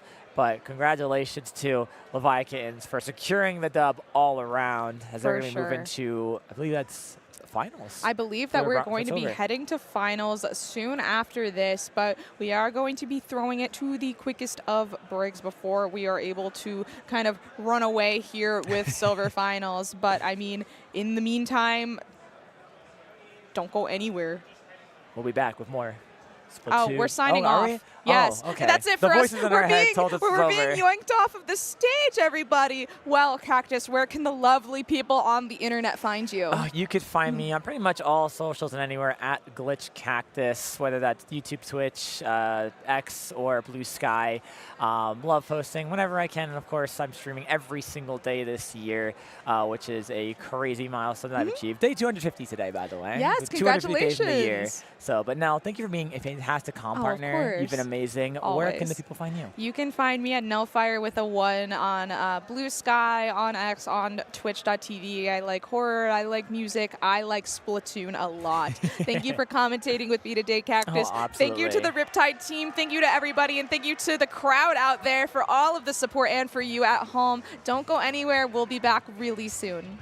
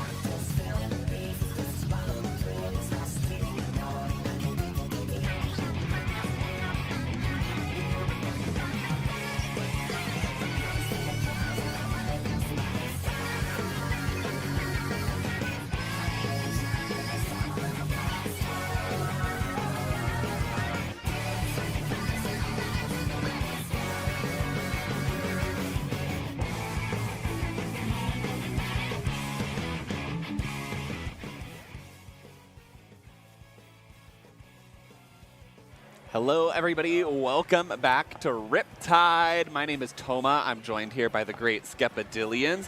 We are getting ready to go into our Riptide top 32 winner side of the bracket. Reminder that this is a double elimination bracket, so these teams up here on that winner's side, they have the opportunity to have one loss, so they can fall down to that loser's side of the bracket and have a chance to work their way back up to take it all to elimination, or 2 losses, and they are eliminated from the tournament. Skep, this is the big day. This is where we're going to crown our winner. How excited are you?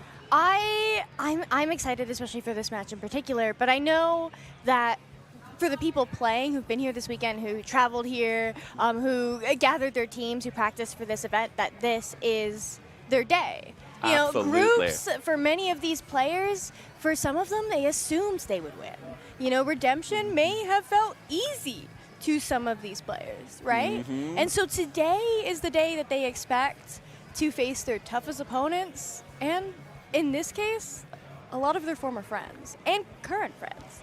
Absolutely, and I'm sure many of our viewers back there at home watched that fight through redemption for a lot of those teams last night who were just absolutely clawing to get there and secure those placements. Really scary place to be for a lot of those teams. I know personally I was over there on the side stream yesterday watching Wormwind claw their way back in. Our good friend Grace, who's going to be competing in the top 32 today. But Grace not quite here yet with us, but what we do have is PokeFish versus Triggerfish Zone Supremacy. Triggerfish Zone's, of course, a very well-known name around the community, been around for a very long time, but I think we were talking a little bit beforehand. We have a little bit of an interesting situation between one of the players on PokeFish and Triggerfish Zone. Skep, you want to elaborate a little bit on that? We do.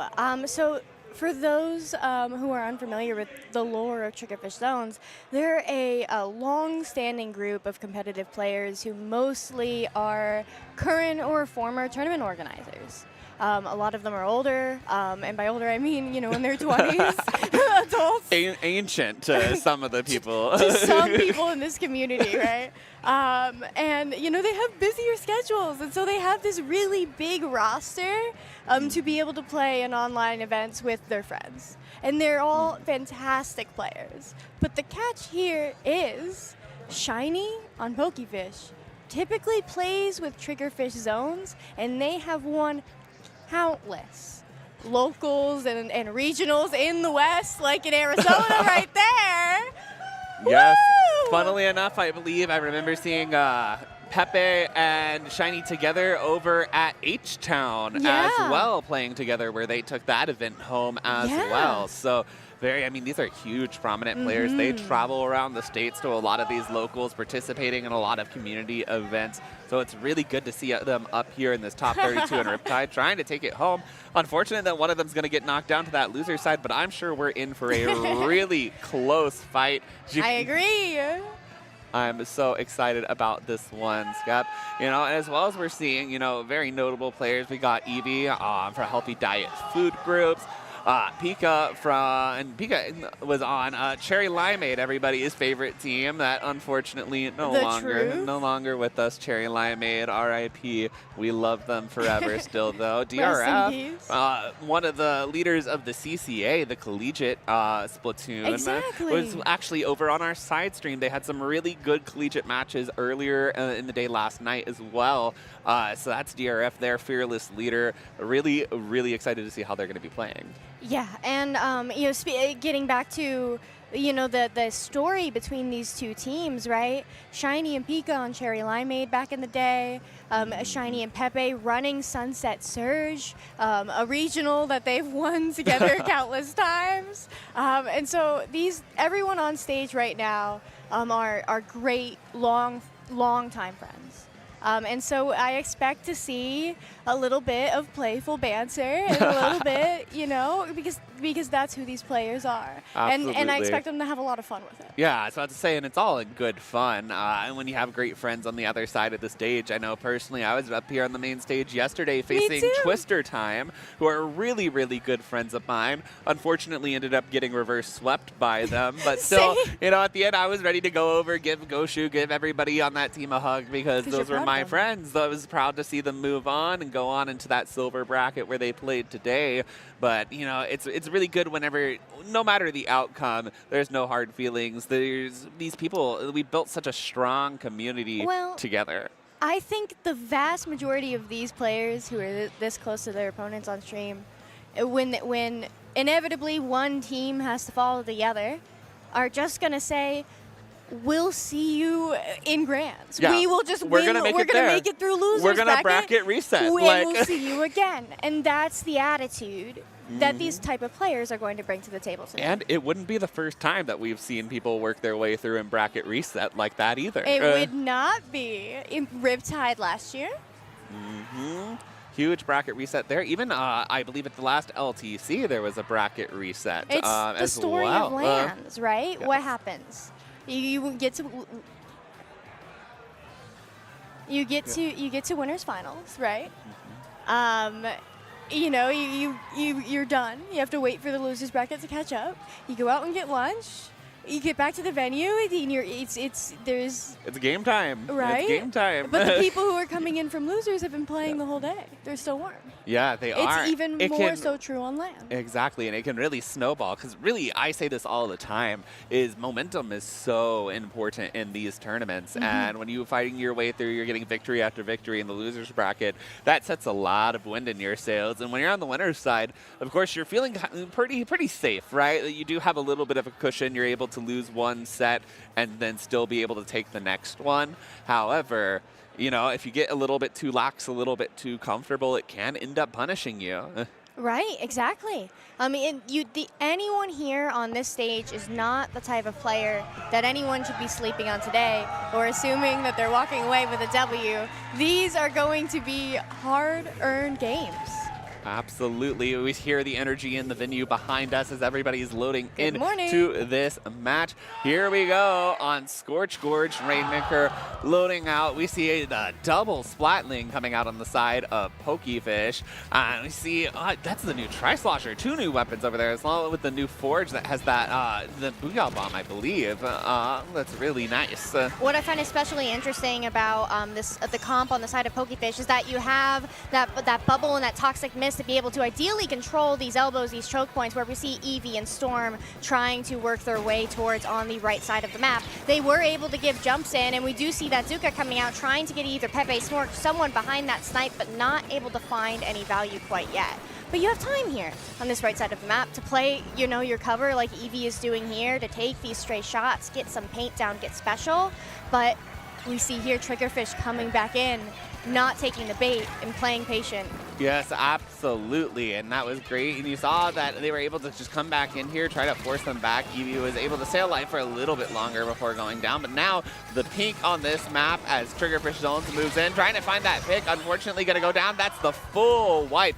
PokeFish now wasting no time. You already see Eevee moving up. They're waiting. They know that their team is gonna be behind them, that they're gonna take care of getting that Rainmaker, and they just need to move into some advantageous positions to try to allow that Rainmaker to move free unpunished. The Rainmaker moving now 3 down on Triggerfish Zone Supremacy. The screen coming out, but it's not going to be enough. There goes the Rainmaker dunk. We're at checkpoint now, and that's the wipe on Triggerfish Zones. And I'm betting that we're pretty close to some other specials.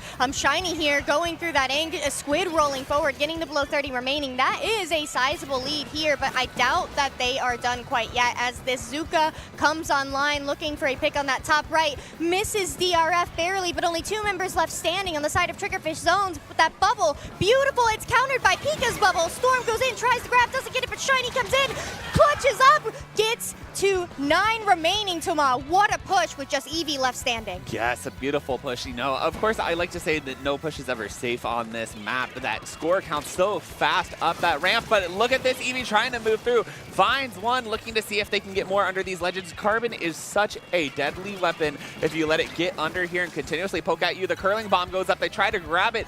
Not in time, though. That Rainmaker is going to reset as we start to see Triggerfish Zones stabilize a little bit and start to reclaim more area of their base. That screen and Zuka online with DRF playing the bottom right side of this map, called out likely by Pika and Shiny on the right side, but someone gets a pick on Eevee. It was Pepe, and the Zuka going to get a second one on the right side with Shiny, but not able to clean up Storm. How did they survive that pop, Toma?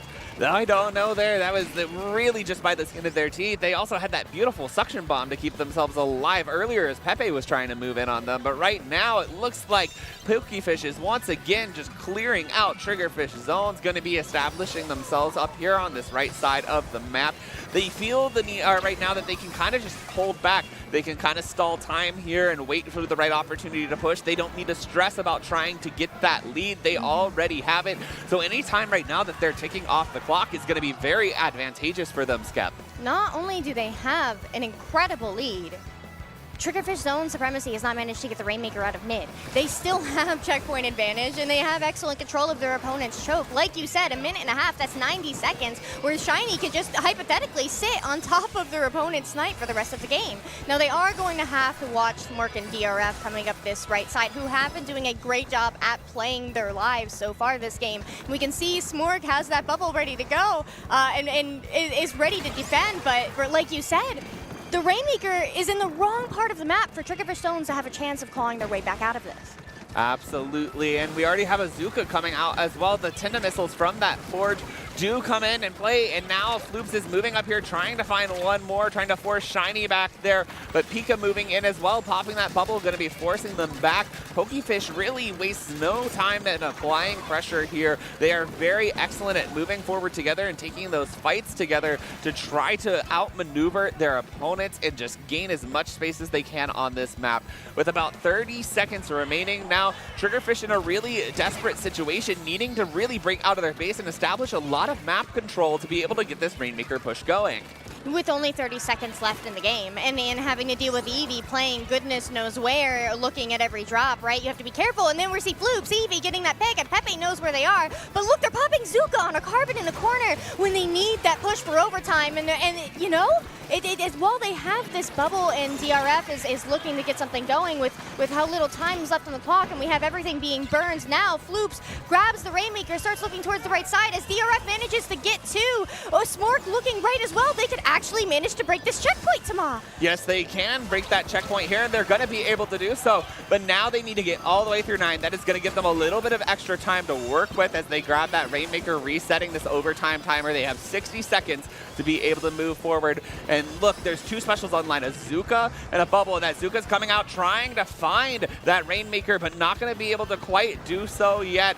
The Bubble is still alive. There's another Zuka coming. Just the Rainmaker moving in. They're going to be dodging here. Spork finding one, staying alive, but that's not enough. Wow, what an ending there, Skep. I almost knocked my mic off of my headset. it was this close to flying off. No, are you kidding? The ability to stay alive at the end there, coming out, I believe it was Evie holding the Rainmaker. I couldn't read. Yeah, it was so close. And just really, I have to admire, and especially as I love to hold the Rainmaker, right? The Rainmaker, kind of my favorite weapon. But one of the big things about it that's really important, it's such a slow weapon. You need to kind of be able to anticipate where players are moving, right, how they're going to approach it from. Because if you fire it where they are when you see them, by the time that shot lands and explodes, they're not going to be there anymore. So I really admire that Rainmaker player's ability to think ahead, think about where their opponents are doing, and be able to fire there to be able to protect themselves when they're being rushed down in such a scary situation. Right. Okay. 100%. So when they're being rushed down in such a scary situation, right, what comps are we looking at here? Right? We've got a shot, a junior, a tri-slosher. The longest range weapon that we see coming out on the side of Triggerfish Zone's Supremacy is that Sushi Pro, right? Yes. And so here we have Pepe, Nogami's strongest Zuka soldier, okay? No, those Zukas were so amazing. They were having to deal with two Splatlings pre-firing every corner in a bubble to absorb every single one of those Zukas. They were so clutch, but it's like, what do you do? Especially Splatlings, right? Splatlings are such a great weapon at being able to hold space. Precisely. They are able to stand in one spot. They have really large volleys. And when you have two of them, you can kind of just stagger which one's shooting, and then it's really hard to approach them. So you have those Zukas. They're really good, but then what happens when you just have the two Splatlings that are left, and they're holding down that area, and you can't approach, right? You don't have another special to burn. It's really, really strong. The way that Pokefish, they're able to move fast because of Eevee on that carbon roller, but they have such a defensive stronghold too in those Splatlings. But that Splatling switching Shiny over to the infamous Pencil, right? So we're going to be seeing Cooler allowing for faster respawn times to deal with this comp where we have Triggerfish Zones running at them 24/7. Again, DRF and Smork, the last players left standing. Smork throwing back that bubble in order to try and survive this tower, not allowing Pokefish to get their first push of this game going. Yes, they are, and they're going to be staying in that bubble, trying to stall it out for just a little bit longer, but those double Zukas coming out there from Storm and Eevee, trying to find Smork. Unfortunately, not going to be able to quite do so yet, and a Zuka pops from behind, as there is, I believe that was Pepe popping that. Now forcing them back as well, and we're still just kind of playing this neutral game until they can get really big control of this map as they kind of see trades going down on both sides, but it looks like maybe this is starting to turn in the way of Triggerfish Zones. We've got a bubble here in the hands of Smork, but also we have this screen to be able to separate that Pencil and that Splatling, those two weapons that want Triggerfish Zone Supremacy to run at them and take those fights together, right? To hold those same angles. And here we go with the missiles going to be able to force Pika to take this fight on top right, to come forward, to step forward, and that's not a position that they're going to be able to use that bubble to get as much value. Triggerfish Zone Supremacy doing a great job at not only taking that first checkpoint, but really almost getting themselves set up for that second one. Yeah, and I think as anybody who's played this map competitively knows, that second checkpoint is really the rough point to get past. Once you get past there, it can start to snowball really hard, but being able to do so is really hard in the first place, right? You have such high defensive territory around it, a lot of ways for the defenders to be able to approach you. So once you break that, you're certainly sitting pretty for the most part, but getting through it can be quite the struggle. You can see it take all 5 minutes of the match to really be able to pass that that second checkpoint, it's not uncommon at all that only the first checkpoint falls. Right. Let's look at the tools that we have here. That bubble, it can't be used there because of that tarp, because of the map itself. Things like missiles and storm, if the player is standing there, just like standing in a bubble, like Pika here. Look at this. Pika, beautiful. Beautiful pick. And so now DRF forced to take that fight on that right side, and they're the only one there. There's no one left to help them out. So Shiny and Pika really a point away from pulling lead here, Tama. That was a beautiful effort there, and they're still trying to stabilize the situation, and Evie may be able to make it happen here. There they are. This second checkpoint is going to fall as Triggerfish Zone Supremacy has that wipeout. Now they have to get in here, and look at that. They're being punished for diving into it. Just the Forge left alive. You have specials on the side of PokeFish as this continues to snowball out of control towards that knockout. There we go, Skep. And that's what we're talking about. Once you clear that second checkpoint, if you can get through there, it really starts to roll down. You have to be really careful about where you go, because if you die one more time, then it's going to be really hard for you to be able to respawn in time to be able to get back to that tower and defend it. Yeah. And they weren't able to be there. Like it was just Floops, the last player left standing, coming out of spawn. And by that point, you know, what options do you have other than to just run forward, right? Exactly. And that is a very difficult position to be in. It's really like a kind of game you have to play in your head of risk analysis. Like, is it worth it right now to dive? Am I going to be able to pick off a player? Yeah. Or am I just going to go down and then my team is going to get staggered and then we have no hope of being able to stop this tower? And that really requires, I think, a lot of split-second decision-making, knowing where your openings are, and of course, most importantly, talking with your teammates. If you're going to dive, your teammates need to know so that they can push in with you, because it really has to be an all or nothing effort. Or be prepared to set up a defense, right? Hey, you know, like risk versus reward. We were talking about this yesterday over on stream too. At what point is it acceptable to go in and just play for the pick? Exactly. I think Tower Control Haggle is a deceptively a complicated map. It is, I agree. It's one that I've talked about for a long time, and I think it really is because of the map. The geography of the map, especially around that second and third checkpoints, makes it really, really difficult to be able to defend there if you're getting locked out. But likewise, still really hard for the people who are pushing to be able to set up a successful push. Right. It's difficult on both sides, so you really have to kind of play that game of chess with your opponents. I can hear everybody on stage shouting over my shoulder as we walk forward on Glam Blitz Inkblood Art Academy. Another classic map mode. Another classic map mode. Maybe we'll be able to take some art classes here, but it looks like Triggerfish Zone's moving up there, and they tried to get some picks, but not going to be enough to stabilize themselves here.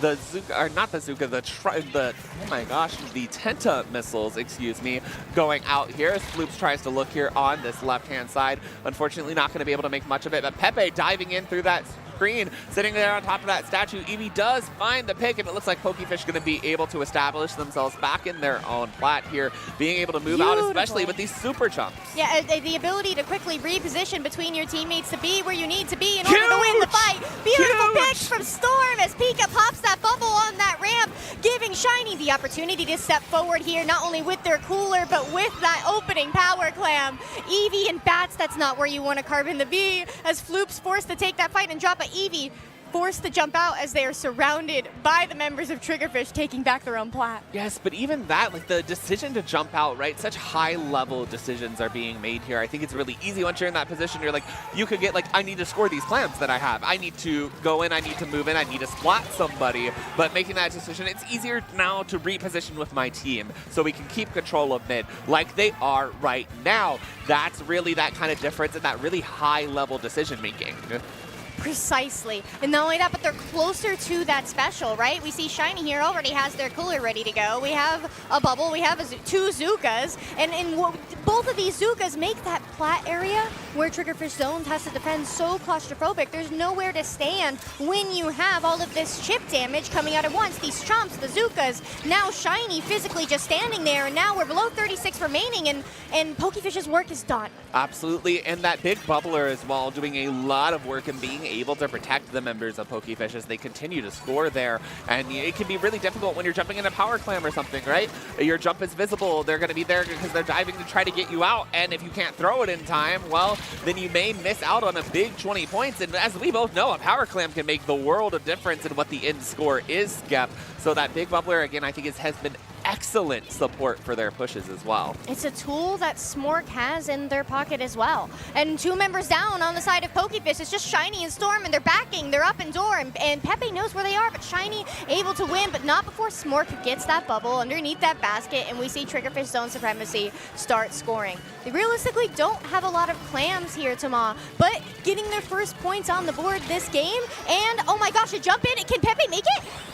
Oh. No, unfortunately not. It looks like they were trying to jump to DRF up there, but DRF revealing themselves a little bit too soon allowed PokeFish to be able to flush them out, and then they weren't close enough to get that jump in. And I believe that was the pity clam on the side of Triggerfish Zones as well. So now they're going to have to be able to build another one if they want to go into overtime if they can't get the lead before then. Do they know that DRF sharking that ramp? No. Storm trying to take 2 fights here at the same time, but Smork and Floops, they're taking that 2v1 very cleanly. Pepe now having to deal with Shiny and Pika here on the left side of the map. Does manage to get a pick, but not before Pika gets that bubble out. That makes Pepe's job infinitely more difficult, and Triggerfish Zone still has a lot of points to score here in order to be able to pull lead. They absolutely do, but DRF finding a great pick there on the side, and now they have a Zuka and Tenta missiles out as well, applying a lot of pressure here on that plat area. Pepe going to be looking to move up to that statue. Smork got this bubbler out here to try to score, but look at that, the Toxic Mist actually really slowing things down, allowing Eevee to get in, finds the pick on that power clam. Unfortunately, it still does go in, but it did allow them to shut down that push and ensure that it didn't get bigger than it was. That Toxic Mist. That was unbelievable. Huge. No, just the ability to then say my Carbon, if it has the opportunity to miss a swing, and you can't do anything about it. And Eevee using that opportunity to get that pick, and now Triggerfish Zone's back to square one with 30 seconds left in the game, and they still need to be able to score. But it's PokeFish who has the clams. It's PokeFish who has the members, and the wipeout for Shiny going to be able to dunk that.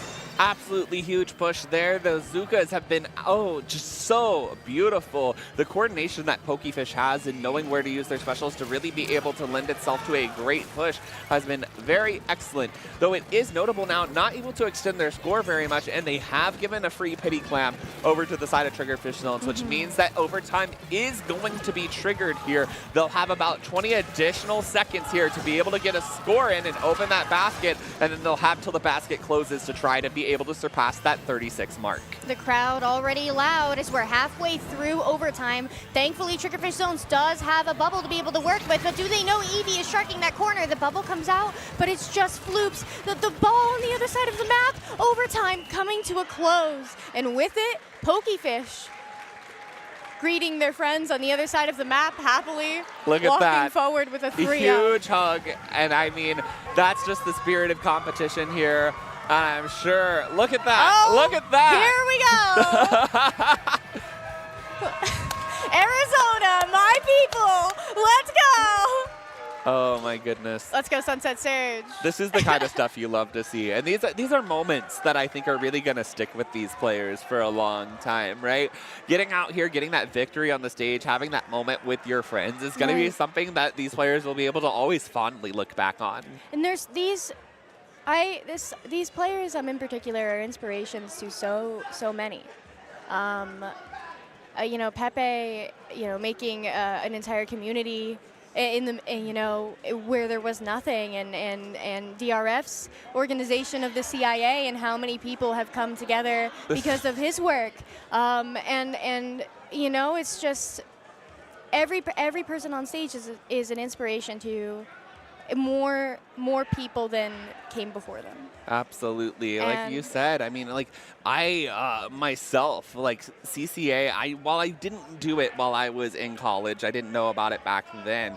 Coming back out into once I figured out about them, I was able to commentate for them. They're a big reason that I was able to really do commentary. That and Ludi, and of course Falco and Ludi tonight, right? Your best friends. Yeah, is a way that I was really able to develop myself and be able to connect out with a lot more people and establish connections and make friends in the community. And it's really cool that these players have built such foundations for players to be able to make those important connections, make those friends, be able to build themselves professionally within the scene. Right, and it's they get to uplift people around them. Absolutely. As they do so, and that's why I'm just excited to see not only our best players on stage, but some of our best people. Absolutely. And I can't wait to see how they do in the rest of bracket. So am I, because remember, like I said before, this is double elimination, so Triggerfish Zone's not out of it yet. They're going to be going down to the loser side of bracket. They have an opportunity to fight their way, claw their way back up to the top to try to make it to grand finals. So really excited to see what their journey is going to look through for the rest of the day. It was just round 1. I know, and that was such an insane round 1. And I always say this, right? 3-0s, they on paper it may look like a team just blew another one out of the water, but you had such beautiful moments from both sides there that it's not one of those things that really feel like a 3-0. Like all the games went basically the whole time. You had really great shining moments from both the teams. You saw great individual plays from a lot of the players on both sides. You saw a lot of personality. Yeah, you sure did. And it's one of those things, 3-0 on paper, but not necessarily in our hearts. I agree. How has your Riptide been so far? My Riptide has been fantastic. As I know, we were chatting a little bit earlier. My first Riptide, I've been so excited. Of course, not my first LAN. I've been around for several LTCs, been around for H-Towns. So, of course, I'm always very happy to be here, very happy to be on stream, being able to commentate with everybody here, especially in the top 32. It's such an honor. And it's always our block, right? It's always we get to go into the top cut. I'm so excited to be here with you. Yes. LTC, you know, I love being on mic with you. Yes. It's always special in some way. And like you said, getting to announce Ludi on stream. Yes, that was so cool. That was so cool. Unfortunately, spoiler alert, no Ludi announcement this time. Yeah, that was really cool at LTC when we did it, though. It was cute. And they hid it from me for a long time. I did. I think that it got posted online and then you didn't see it, and I was like freaking out because it got posted before we announced it in the venue. But luckily, the great thing about LANs is that not a lot of people are on their phones, like because people are living in the moment. They're talking all to the people, getting their friends, going around, getting all their posters signed. So it really still was a surprise to a lot of people in the venue, which was really awesome to see.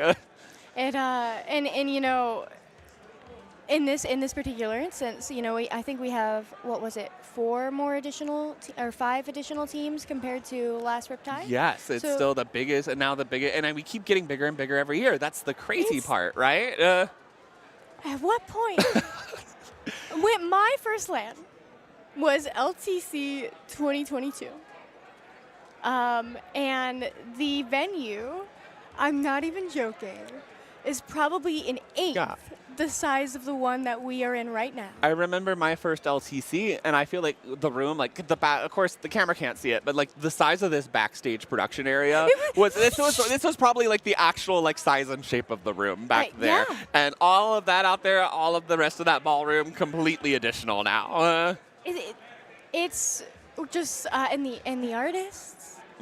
Oh my gosh, we would have never been able to fit the remix booth back in the old rooms. No, oh my gosh, it would have been a fire hazard. Yes, which those, I mean, remix booth, if you haven't been there, go stop by. Wonderful, talented artists here in our artist alley. Not just them, but we have several other vendors here who such beautiful. I got one. Audrey. Yes, Audrey. I believe I got some like interlinking squid charms from them, like in the color of a rainbow. So beautiful. It's really cool to see these talented artists out here making really cool Splatoon things. So it just kind of connect us all, because it's stuff that we all really love, stuff that we can connect and bond over. And I really, really love to see that. Me too. Me too. The cosplayers? The cosplayers The have people been who have made crazy. their weapons, right? Yeah, I was talking about that on stream yesterday too. They were like, I've seen people in Pokemon full suits. I saw Zorua the other day. Yes, I did. I saw somebody in a Firefly costume. I've seen people. I saw someone with a TV on their head. Yes, there was a Tenna cosplay. Oh, is that what that was? Yes, Deltarune. The person I was with said it wasn't Tenna. Was it not Tenna? Maybe there was another one. There has been a Tenna here, though. Okay. Because Tenna was from Twister Time. No, they specifically said it wasn't Tenna. Okay, so there's something else. There's some someone other else. TV There's character going on. someone else wearing a TV on their head. I've seen, I think I saw, was it Luffy, One Piece? Maybe. The red shirt, straw hat. I haven't seen them. There was anime. There's been anime cosplays. I know I took a brief walk down past the Smash Room the other day looking for the artist trading card gathering, and I saw like a bunch of people. I saw somebody with like a bunch of Greninja stuff. I saw a really cute Screamtail plushie as well. There's been so many. I mean, everybody loves the plushies, right? My precious little Sprigatito peering down here. Also, cooler, drink your Tacticoolers, juice up. Everybody loves Tacticooler. Hydrate or dihydrate, as one would say. Exactly. Hopefully everybody's taking care of themselves here at this land. Meh. Yeah, drink water. Please remember, Please. gamers. Please drink water. But yeah, it's been so cool trying to see all the creativity and all the joy and passion that people have for this game. I saw a full Hydra like Splatling where the barrel was rotating. I was waiting to bring that up. I was waiting for an opportunity. Cool. My roommate and my team captain Strings, who plays Hydra, was like, I need a picture with that. We're gonna go wait. You're gonna take my picture with that. I was like, oh, absolutely. That is so cool. You know, I've seen a pencil. There's a PETA has a stamper that they're asking everyone to sign. I bumped into PETA, what we call Wings in land. had the tri-stringer too. Yeah, Wings had the tri-stringer. We call it Night Zero. Yeah. Which is the night where everyone's checking in before we wake up and play on day one. I ran into PETA in the hallway with the Splatana stamper. Admittedly, I didn't recognize PETA. However, I recognized the Splatana stamper and the fact that they posted about it. Yeah, you see things online, and that's how you recognize people, because I've done that with a few people, too. I'm like, I didn't know their face, but something that they have on or something that they have with them, I'm like, I've seen that online. I know who you are because I saw you posted that on Blue Sky. Like, does your jersey have your name on the back? My name does have my jersey on the back. My jersey has my name on my back. Let's show them. Yes. IPL, and then Skepadillions, and Toma. So you can find Reference people. to the time I went 2-9 on shot because I'm very talented. Is that what it is? That's what it is. It's I went 2-9 on shot on a scrim, and then I made the jersey the next day, and I was like, I need a number. It's going to be 29. You're just keeping yourself humble. Yeah, I'm keeping myself. I don't even play shot anymore now. I play plain brush, and I mean, I still trade a lot, but that's what the weapon does. Can I talk about Blob? Yeah, of course. We can always talk about Blob. Okay. Are you sure? Yeah. Yeah. Okay. I know Blob brings you such joy. It And I does. mean, I played with Froppy. Froppy had a really good Blob too. I've been enjoying playing with Blobber players. I love Blob. If anyone's listening and wants to know my dream Blob kit, as someone who very, very, very much likes Blob, it is Wall Whale. Please make it happen if you are here and you have the power to make it happen. I'm not the only Blob player asking for this specific kit. Please. If it happens, then we are saying that it's because of you. That's what we're gonna say. It's because Skepadillions asked for it at Riptide. No, please. I've played Zap for most of Splatoon 3. There's been a lot of community discussion over the merits of playing solo, and I've been playing a lot of solo and really trying really hard. Mm-hmm. Okay. And so I've been doing that too as well. And I mean, it's good because I've been having my weapon identity crisis every like 2 months on the dot. And that has let me experience a lot of different weapons. I didn't know it was Paintbrush. Yeah, well now it's Paintbrush. Currently. I think that's the one that's sticking, honestly. It's been Paintbrush for quite a few months now and it feels very good. So I don't think the feeling's going away anytime soon. We'll see if we get new weapon kits, how you feel in December.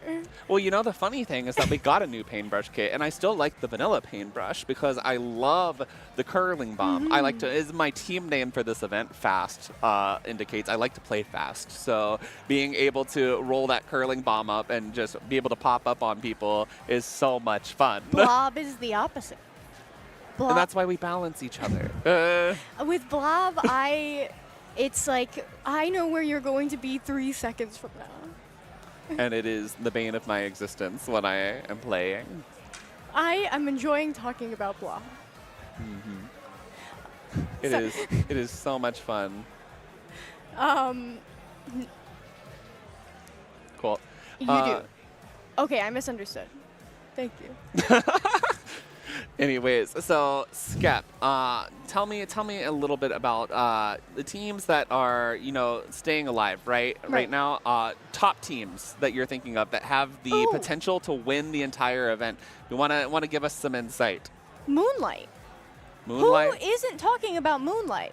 Moonlight has been such a fan favorite too for such a long time. Like, you know, you got Basil, huge names, Chara, their coach Omega. as well, Omega, Nolan, right? Shadow. They're such The Grand Lord of Tent. Like, there's been so much love for this team, and like you can tell because they've kind of had the underdog story at a lot of these lands, like where they're kind of the second to win, and they're having to kind of fight this uphill battle to be able to take it all, and the crowd loves an underdog, right? Right. And I do think that we're going to be seeing a similar situation today. I'm gonna I don't even know where they are. There's a team name that I'm going to butcher because it's French, so I'm not even going to be able to attempt to say it. That's got Q and Jared, and is it Bran, I think, as well? I think it starts with a V. Oh, okay. Jared, Q, Bran, Gray. I can't wait to talk more about the teams that we expect to have a long run today after a short break. Yes, we'll see you right back here with some more information.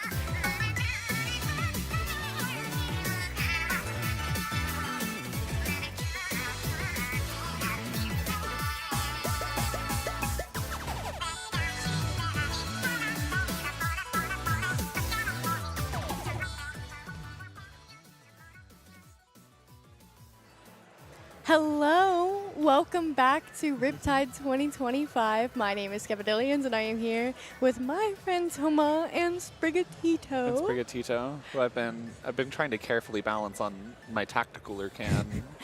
Sprigatito's being a little temperamental. There it goes. Oh goodness, they're just so excited for our next fight. There's so many things that they haven't seen, and that match just blew Sprigatito away. Unbelievable. Double Splatling in 2025? I know. Well, I am so excited. We're moving on to the next round, or it looks like this actually might still be winners round 1, just a different matchup. We're going to be seeing Hypernova versus I'm the Zonink. I might be mispronouncing that. Oh, okay. I know Kanan from some of the Midwest from the Western locals. I'm sorry, that was not English. And of course, we've seen players like Hinlo, Lexi, Datman, Dylan, and Captain Happy. Like those are like SOS regulars who like to take the whole tournament home a lot. They won Gatorland. I didn't know that. I know I've seen they are a constant in tournaments. Avril runs New Inkling. Oh, wow, we have a lot. Why are we stacked? We're stacked in local TOs in the top 32. Who is here today? This is crazy. Incredible. Yeah, so, I mean, just talent everywhere, right? Big names everywhere. That's what we were talking about before, too. Once you're around the community, you know a lot of players. You'll find them popping up place and time again. I had the opportunity to go out to New Inkling in April.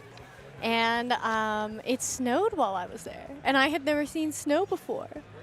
Yeah, it sounds right, especially for both of us, right, from the southern United States, from Texas and Arizona. It's like wait, what's snow? Huh? What is snow? What is that? We've never seen that. It sticks to the trees? To the ground? Yeah, because usually it likes to be a little layer of ice that makes all of our cars slide everywhere. Right. It melts and then it freezes a little bit. Yeah. No, it was incredible. And I never would have... I would have never been out there had it not been for Avril running a little Splatoon get-together. Yes, which is always great to see. And we're going to be going back to the same maps that we saw a little bit earlier. Rainmaker on Scorch Gorge going to be where we're starting off. We kind of saw a little bit about how that played out earlier, Skep, where once you kind of get past that first checkpoint, if you can create a really good lockout, that you have really potentially scary moments where that score can ramp up really fast, especially as you're able to just catapult it straight up that ramp, watch the points fly like it's a rocket shooting off, right? So we're going to be able to see if these teams can kind of pull that off because, right, I feel like Scorch Gorge is always one of two things. It is either the crazy mad dash off the ramp or the Rainmaker never leaves mid. And you like barely break check 1. It's like it's one of those two things and never anything in between. Yeah, no, I compare it a lot to me, certain maps feel familiar in a way that maybe we don't have them in the game anymore. I feel Gorge is like our Gorge and, hear me out, the new one that I'm blanking on the name. On Rainmaker specifically? Are we talking about? The new map. The new map. Help me out. Urchin Underpass. Urchin Underpass. Thank you. Yes. Urchin Underpass. I feel like they're just like Black Belly. I can see it. I can see the vision. Yeah. It's a vibe. Yeah. It is. It's because, well, especially Scorch, right, is very reminiscent in the fact that you kind of have, like, it's more prominent in zones, right, and where you have, like, the giant tower in the middle and then no other path, right, through anything else, right? Rainmaker is a little bit more forgiving, so is Clamblitz, where you have these ramps to kind of go through. But, yeah, you're right. You kind of have these hills and valleys, a giant tower in the middle of the map, right? It is very kind of reminiscent of that Black Belly skate park. And this is not reminiscent of our last set. These comps completely different, relatively speaking, but Hypernova, is that an ink brush that I see? That is an ink brush. I love to see ink brushes. Right now we're seeing a great hammer forcing back. Wait, I am the Zonink. Is we just continue. That brush has cleared so much space, right? That Lexi is able to just kind of go straight up here and really has no contest. Henlo, Wiper, of course, a great weapon at being able to pop that Rainmaker. And now, look, they also have another hammer if they can get it out, but the Blaster are going to be taking them down, but not before this Rainmaker makes that mad dash towards that ramp. Taking it out to the 30, the brush champing that jump as well. The Hammer's so good at popping this. Henlo's going to be able to maybe take this a little bit further. Looking to get that Hammer throw, able to find one. Lexi unfortunately does go down. Dylan waiting here, sharking this out, trying to be patient about it. Doesn't look like they're going to be able to add any score here unless they can come through. Trying to find a pick on Kaiser, not going to be able to do so. That was so close. Like if they could have picked that up, could have added a lot of score there potentially, but still just choosing to opt to play it patiently because now, look, they're still in the base of Voiē and the Zonink. Beautiful pick from Avril on that stamp. Lexi, the only player really near the Rainmaker. Dylan comes back to clean that fight up, so Lexi can start taking these careful, patient shots, gradually moving forward because their lead is relatively decent. They're feeling confident. You can tell how quickly that first checkpoint fell. Now they get this pick on Zonink, and you know, Lexi really, she can just, you know, chill here. Take their time. Absolutely. They're not feeling pressured to score a lot of points right now. No, they're not, especially with how they're continuing to stay up here in this area. Look at this Hammer coming through. Going to be able to find one. Looking to find a second. Not going to quite be able to. The Rainmaker does pop, and they're continuing to try another Hammer. How many hammers has this been, Skep? It's like hammer after hammer. We're diving into that bubble. We're able to stall it out for a little bit as Lexi falls back down here to mid. I'm sure anticipating a Rainmaker reset, just like we see there. And we still just kind of continue to see that we still have members of Hypernova up in the base of Voiē and the Zonink, making it really hard for them to break out. And Hypernova is really taking advantage of that, being able to come back in here and pick it up again and start a push once again. We see Kid coming here on the left side with Lexi as the Kraken there makes it so Lexi can't kill them with the Rainmaker. So there goes that pick. They do manage to get the Rainmaker, but realistically, they have to clear all of mid. They don't know where that Menace is going to be sharking, and then Hello coming in and cleaning the pick on Avril. And Kanan too. That Menace might be able to get that pick as well. The bubble going to be the difference there that allows Kanan to win that 1v1, and this is Voiē and the Zonik's good chance here to get their way back into mid. Well, we say that, and now 2 down. It looks like that opportunity is kind of being flipped on its head. Henlo there applying a lot of additional pressure, too, with those torps and just being able to apply so much chip. Look at that, because you have to have you have a choice. You have to either hit the torp or you have to try to fight Henlo. And if you hesitate for a second, Henlo's going to take advantage of that and make sure that they can pick you and apply just so much pressure trying to get out Zonink to get that jump there. The Hammer is already, once again, in the face of one side of the Zonink, finding another pick on Avril there. Moving up, the Hammer is going to be guiding them, trying to clear out this ramp. They're 1 down, 2 down, trying to get up this Rainmaker, trying to get up this checkpoint, and there they go. Skep, we rarely see knockouts on this map, and they were able to just continuously apply so much pressure. I don't think we really left their base the entire match. We didn't. And I don't think Lexi died once that game other than handling the Rainmaker. Yes, I think that Kraken was maybe Lexi's one death. You know, and it's with this comp that wants to come in and pop stamp and pop the Rainmaker and int forward and it felt really controlled because every single time that there were 2 members down, you could see Lexi back her way to mid, take a deep breath, chill, and then they would jump back in, and then they would pop the Rainmaker together, and then they're taking these shots until they get a pick and stepping forward. It felt so controlled. Yes. And that's really the only word I could use to describe it. I love your description of it like that, right? Because I think a lot of the times when you see a push fall apart, right, is that you'll kind of see teammates scatter because they start worrying about like, hey, I need to stay alive. And the focus becomes less on the team, less on the objective. And it's just like, let me get out.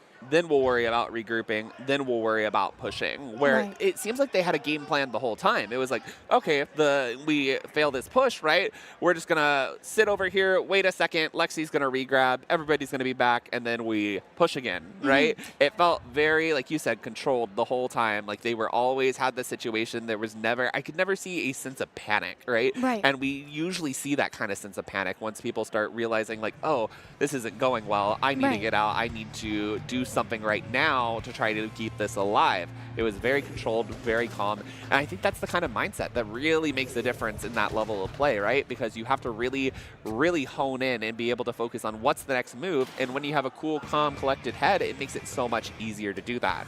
The player I want to be seeing, I want to be watching is Dylan. It was every single time we went 2 down on the side of Hypernova, it was Dylan playing extremely patient, separate from Lexi. You know, their backline, and that allowing Hypernova to hold more of the map. you know, and hold more angles, be able to see more. And so here we go with Wait on the Zonink being 2 down and Henlo being able to push up. They're halfway towards that hammer. Zonink knows where they are, and thankfully that paintbrush like you is going to do such a good job at holding those ledges. Yes, I was going to say that too. I was going to say a little bit of personal bias here, but I'm really excited to see Zonink play this weapon. You know, here's the thing, right? It's kind of tricky to use. It's got that really slow wind-up time, and it can be punished if you're not very careful with it. But if you are able to get swinging, if you're able to get an unexpected angle, if you're able to get a shark in, it can be really deadly, and it can pick somebody off before they have the time to react. Look at that, a great 2 down on the side of Hypernova. It's Wait on the Zonink is now really starting to get control of the map for the first time we've seen so far in this set. They have this tower, they know that the brush is behind, they've already got an idea of what they need to do. The hammer does come out, the brush waiting to punish it there. Zonink, you see already jumping out, taking that trade. So unfortunately, I'm the Zonic's gonna have to get back out here, get map control, but they were able to stop it from kind of just completely falling apart. They also have 2 specials coming out of this, right?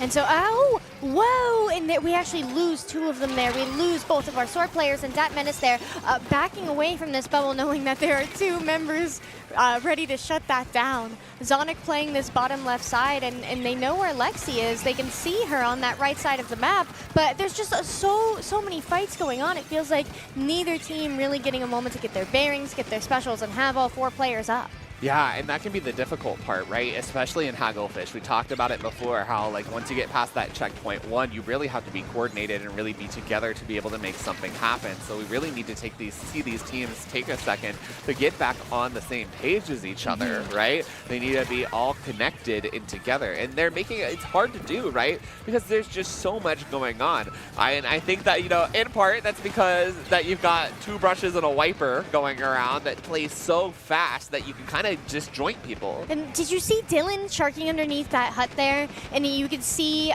the blaster on the side of Wait on the Zonink Kanan looking for them, but not knowing that they're there. And it's just that level of patience that's just waiting. Like, drop. Go ahead. Try and push. You need to get back in the mid. And it's just the collapse there between them and Henlo. Those power of those hammers was really incredible. And you saw them cover each other's sides so well, Skep, that they were just waiting to make sure that they could get it. They were waiting to get the right moment. Now they're past that check 2. They just have this last checkpoint to try to go. It does look like that the Zonink is going to be able to drop down here and try to put it into this so that they can retake mid. Zonink looking over here at this tent as the last member goes down. Hypernova now really having to reset here. That was a great defense, but Skep, at what cost? The tower's now been pushed to 11. That is a huge lead on a map like Hagglefish. Extremely, especially when we mentioned you have to be able to break that second checkpoint and get significant damage done on the 3rd. Kanan pushing up with this bubble is beautiful, frankly, getting a pick on Lexi, but not able to get the pick on the sword player.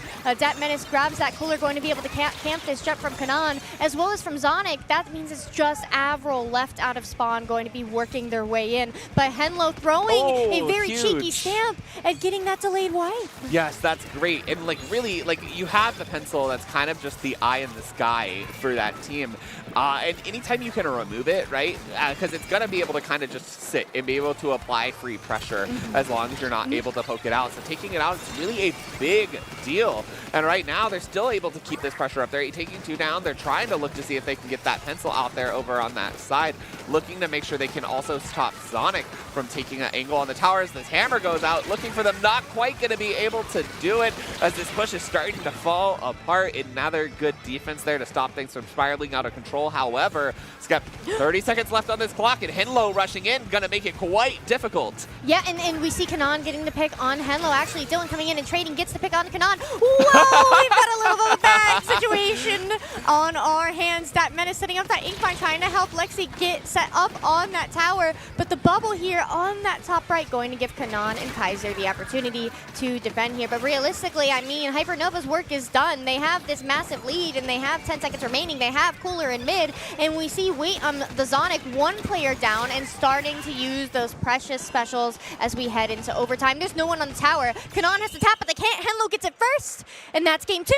That's a great game there, too. And it was so back and forth for so long, right, until Hypernova was really able to get in there and get their footing and coordinate. And I really think that's what it's coming down to. Which team is able to find the coordination faster? Right. Because it's not that the teams are, it's not that Wait Then I'm the Zonink can't coordinate. We've seen them do it. We've seen how great they have been at flushing them out, how getting those coordinated defenses going, right? But what we need to see is them to be able to move a little bit faster and get that coordinated offense before Hypernova can lock them out.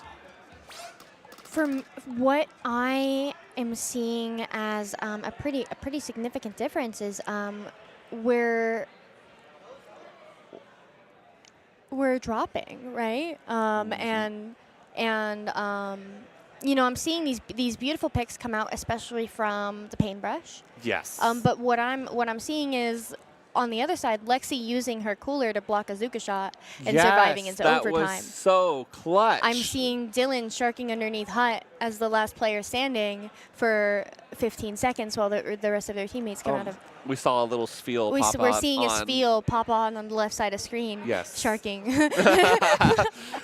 No one expects the Spiel to show up. I think that's the difference that I'm seeing right now. That being said, Clem's Inkblot. I totally agree there, right? And I think that it's going to be important, right? Clamblit's Inkblot, where you need to kind of control the bats. You need to control the ledges underneath your plat, especially underneath that basket. Because if you're going to be going up trying to shoot somebody from that ledge and you've got, a Splatana underneath it, then you're going to have Henlo pop up right there, right? Henlo's going to get a direct, and it's going to be bad news for you. So you really have to kind of play that patient game, make sure that you're not rushing, because dropping, and there's not a really fast way to get back up.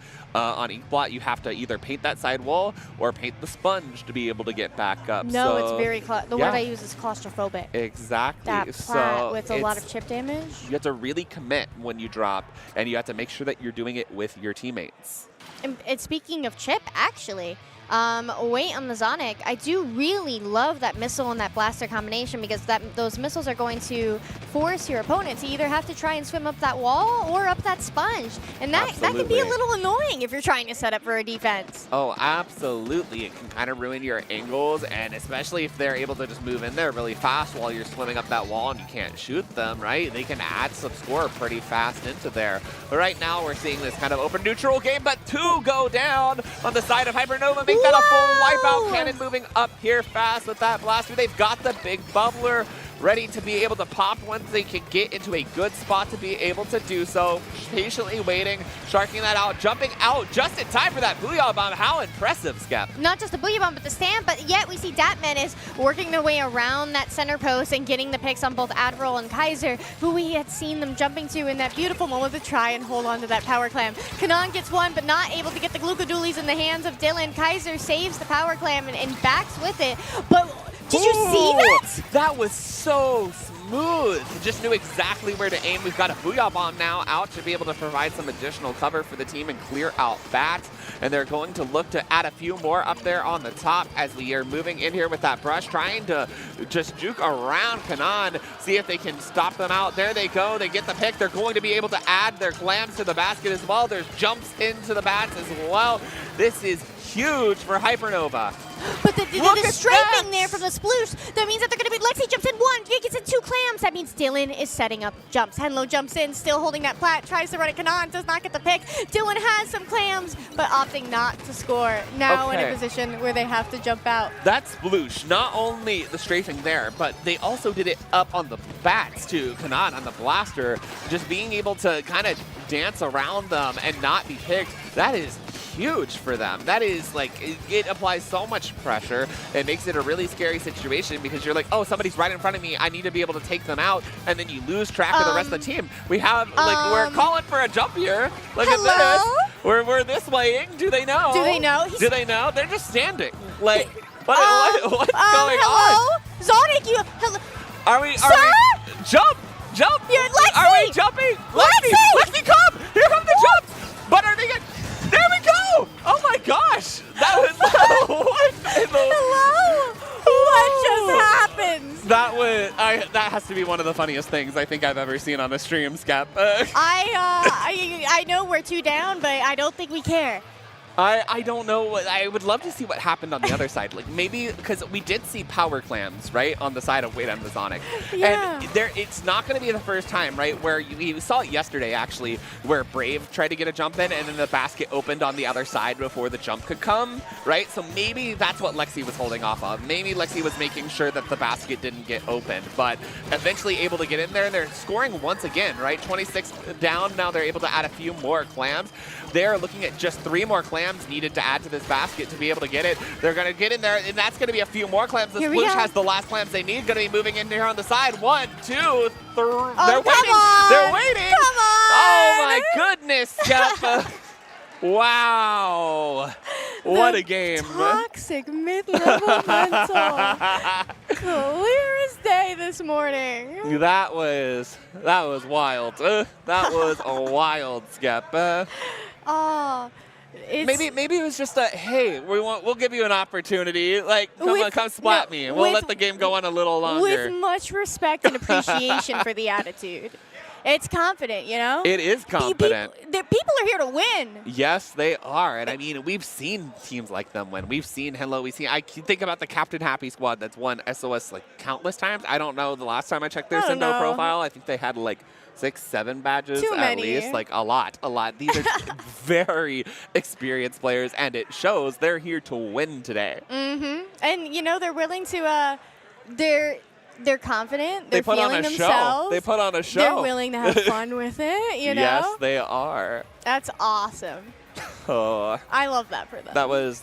I still think that was one of the silliest things I've seen. How long were they standing there? Does anyone have a counter? I don't know. It was at least 12 seconds. I will be watching this set back on stream later in my hotel room. That's what I'm going to tell you. I will be counting it. I'll tweet about it later. I'm sure someone already has. Offsite support. Yeah, Clip somebody. that. IPL offsite support. This is a direct call to you. Yeah, I want you to clip it. Put it up on the blue sky. Tell us how long that was. That was a good clip. I hope y'all got it. Shout out to our offsite support Yeah, shout team. out. They have been the GOATs. They have been putting out so many. I don't know if you've seen the clips out there on socials. They have been wonderful. And of course, you know, we have a whole lot of hardworking people here that are working to keeping this production going. Mm-hmm. And that support offsite is invaluable to them. It's just a lot of the little extra tasks, the clips, the tweets, all these little things we can take off the plate of production so that they can focus on making such an excellent stream for us. So they can make fun of us behind the commentary desk.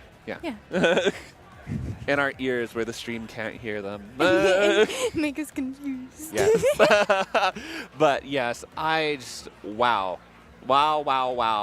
What a set that was, Skep. I am so excited to see what's coming up next. Like, yes, and that's the whole thing. Even after all that, it still smiles and laughs in community, right?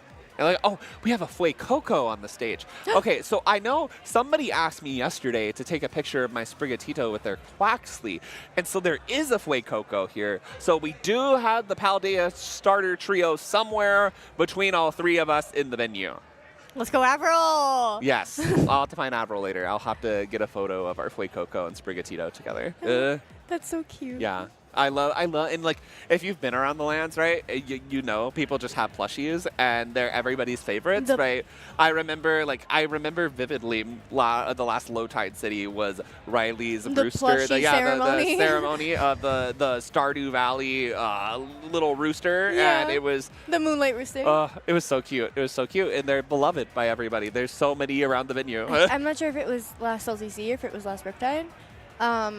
Grands, but in between Grands when it was like set to go, everyone, and I mean everyone, took turns running down the center aisle up to main stage with a plushie, would hold it up so the crowd could scream. Yes. And then would sit down next to everyone who had run their plushie up before them. That's awesome. And it took about 30 minutes. I think we should do that again. Human behavior. I think we should do that again. That sounds awesome. I wasn't here last Riptide. We need to do that again. I'm sure it'll happen. Crowd, can you hear me? Talk to Riley. Cheer for Sprigatito. I don't think our voices are being cast out there. I don't think so either. You Not know, yet. Not yet. That's a top 16 probably.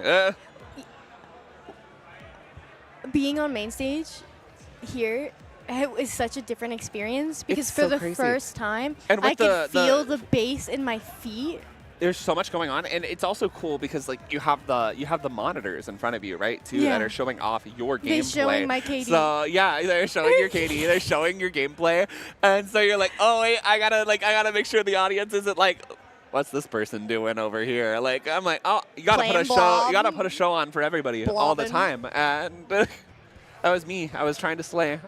I almost did it. 2-3, but you know. I played Blob for 100% of my Riptide run. I played Paintbrush for 100% of my Riptide run. Solo mains, just the one tricks.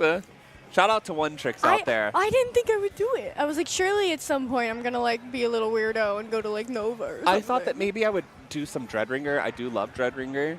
It's a lot of fun. I also play it like a little rat and just run everyone down with it and then get my car and like, woo, here we go. Like, I'm going to explode in the zone. Like, exactly.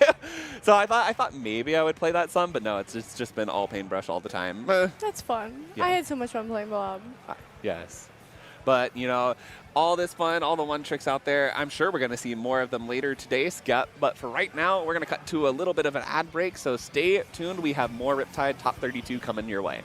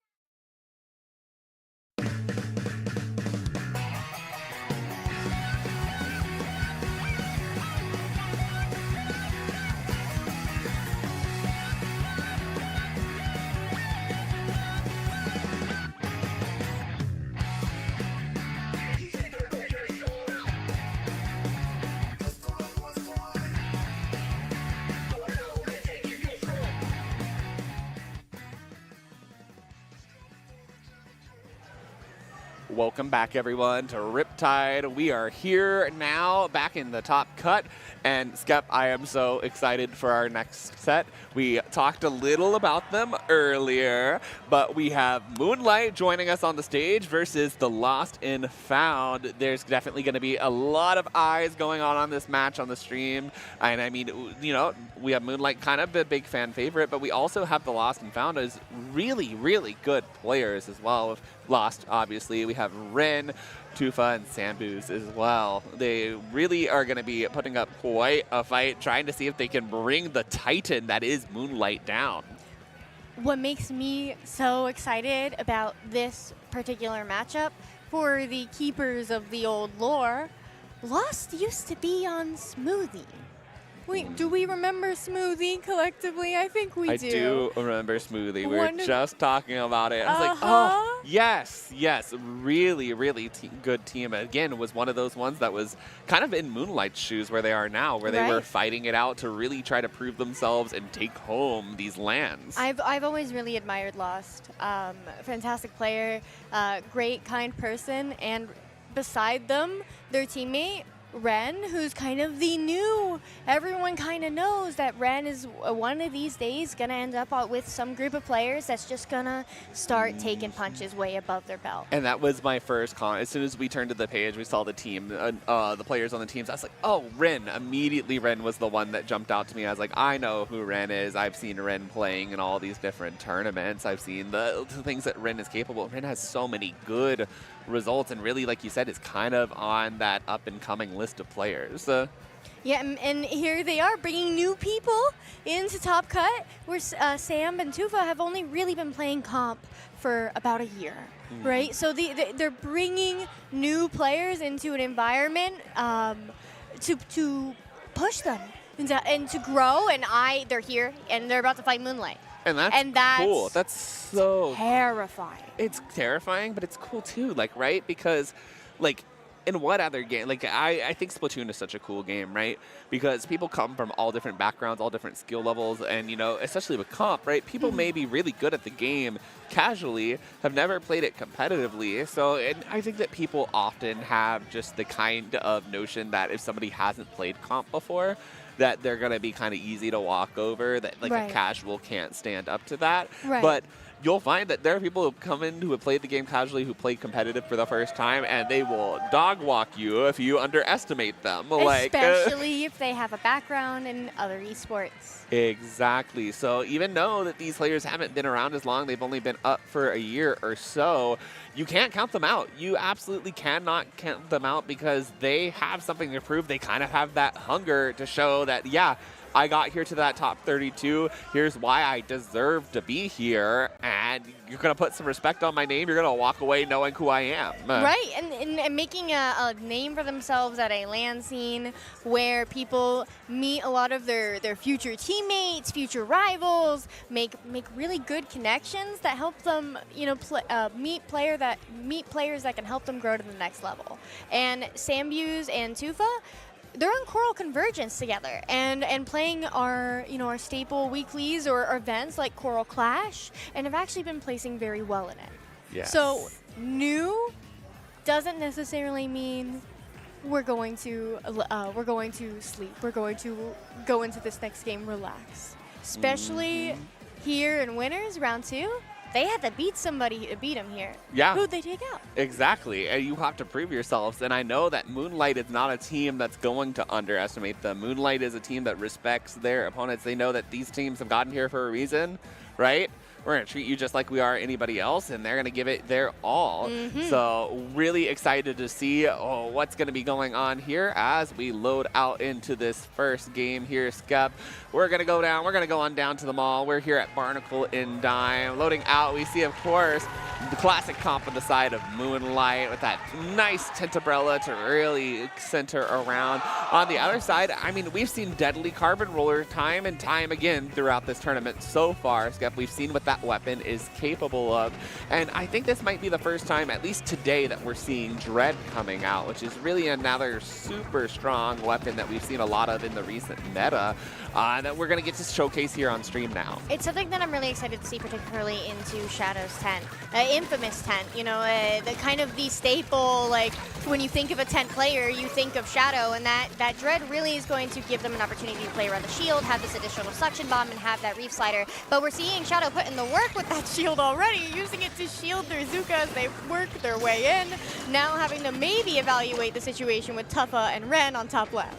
Yes, they are going to be trying to still keep that. Look at that, Omega trying to use that shield to get back up there. Not going to quite be able to do so successfully. The Reef comes out and gets canceled immediately, allowing Moonlight to continue to hold this space. Basil, of course, our infamous Charger player, still holding down a lot of space with this pencil as Shadow comes in with another Power Clam, has the shield to find their way in, but the roller behind doesn't quite stop it in time, but it's going to give us quite a scare, and it's going to force Moonlight out a little bit here, and it's going to mean that they're not going to really be able to add too much more to that score there. But Lost jumping in, getting the pick on Omega, and we see Moonlight actually, oh, excuse me, never mind, I take it back. Shadow going to be able to get 2 with that Zuka, and that means Moonlight going to be able to maintain control of the Lost and Found's plat. Basil has this Power Clam, and they clear their penalty just with that Power Clam alone. They sure do, Skep, and they're waiting patiently. They got 2 down there, waiting for that right moment. There they go. Basil moving up on that top right. The Zuka trying to clear it out. The basket does break. They're going to be adding more to their score here now, bring it down to 40. As Nolan on this Kraken going to be forcing them out here, finding a pick on Tufa, really trying to clear everything out. Sitting behind this Power Clam, going to hopefully make sure that no one can pick it up. The Carbon Roller does come around on the other side. Nolan does have to drop to be able to take it out, but Lost isn't going to be able to pick Nolan off as Moonlight still continues to control here. We still have another Zuka coming out. This is going to be hard for them to stop. They just have a few more clams they need left. They need 5 more clams. Basil has 3 of them, able to add them there. 2 more are left. We can see that they're going back. This is kind of where things are going to start to stabilize out for the Lost and Found, as it's just Nolan left backing up. Nolan has enough clams in order to be able to form back there on that plat alone. However, opting to play life and live this Zuka out from Lost. Lost pushing in and then swinging the wide angle in order to get around Nolan's splash wall. Now sharking out Shadow, going to get the pick. Beautiful pick out from Lost and nearly at that Zuka, but can they live Omega? Omega swinging that with the decap, going to take advantage of that melee hitbox to clear that corner, and with it, Moonlight safely back in mid. And that's the thing about Decapitator. It is like, it's always such a crazy weapon to me, right? And the skill that people have with it to be able, because it has that little dash and you can kind of be able to manipulate your movement and get around obstacles like that if you use it right. So it's always really impressive to see somebody who's really skilled with the weapon be able to use its movement to the fullest extent and clear out some obstacles that it may not be able to do otherwise. SS Nolan here moving in, trying to get that pick, and going to be able to force them out at least as Nolan continues to jump up here and add to that score. And there we go. Just like that, Skep, it's over. Moonlight taking your first point of the set. I mean, you kind of blinked. Like, I saw SS Nolan move in, right? Right. And it was like the Kraken, I was like, okay, something's happening.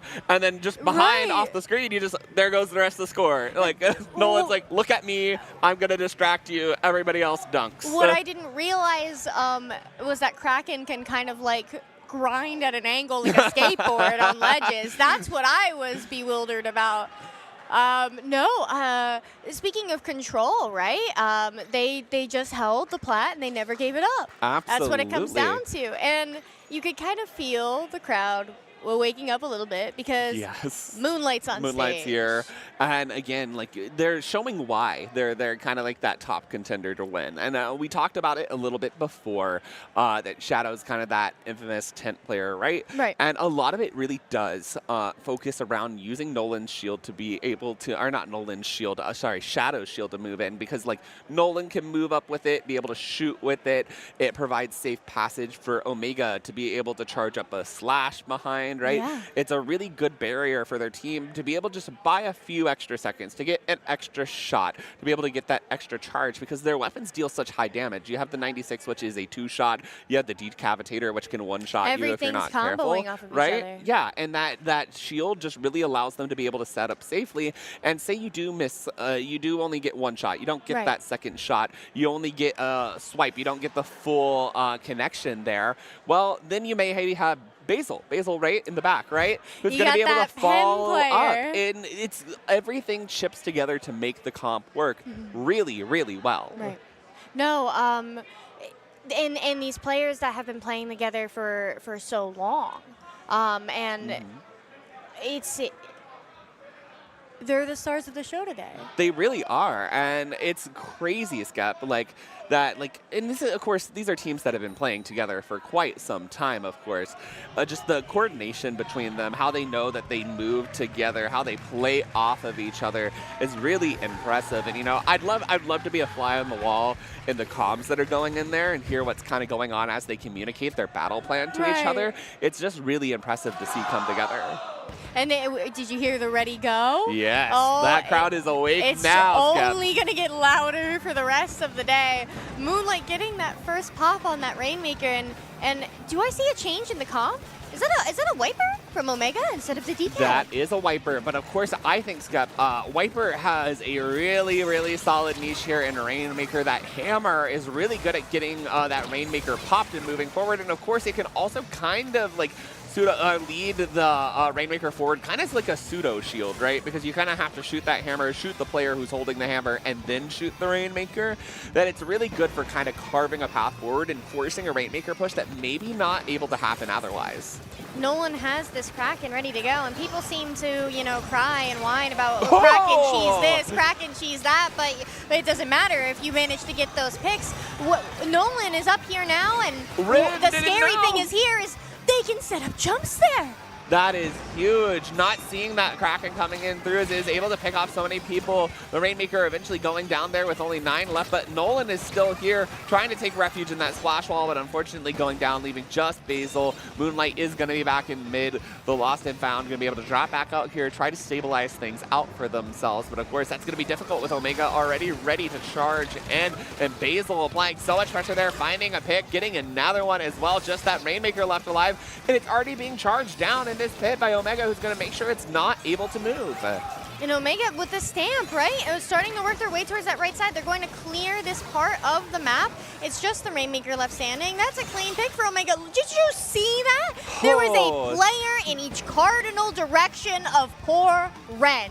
What do you do? What do you do? You just, okay, it's time to get splatted. We're going to respawn now, and hopefully we'll be able to come back out here and stop them.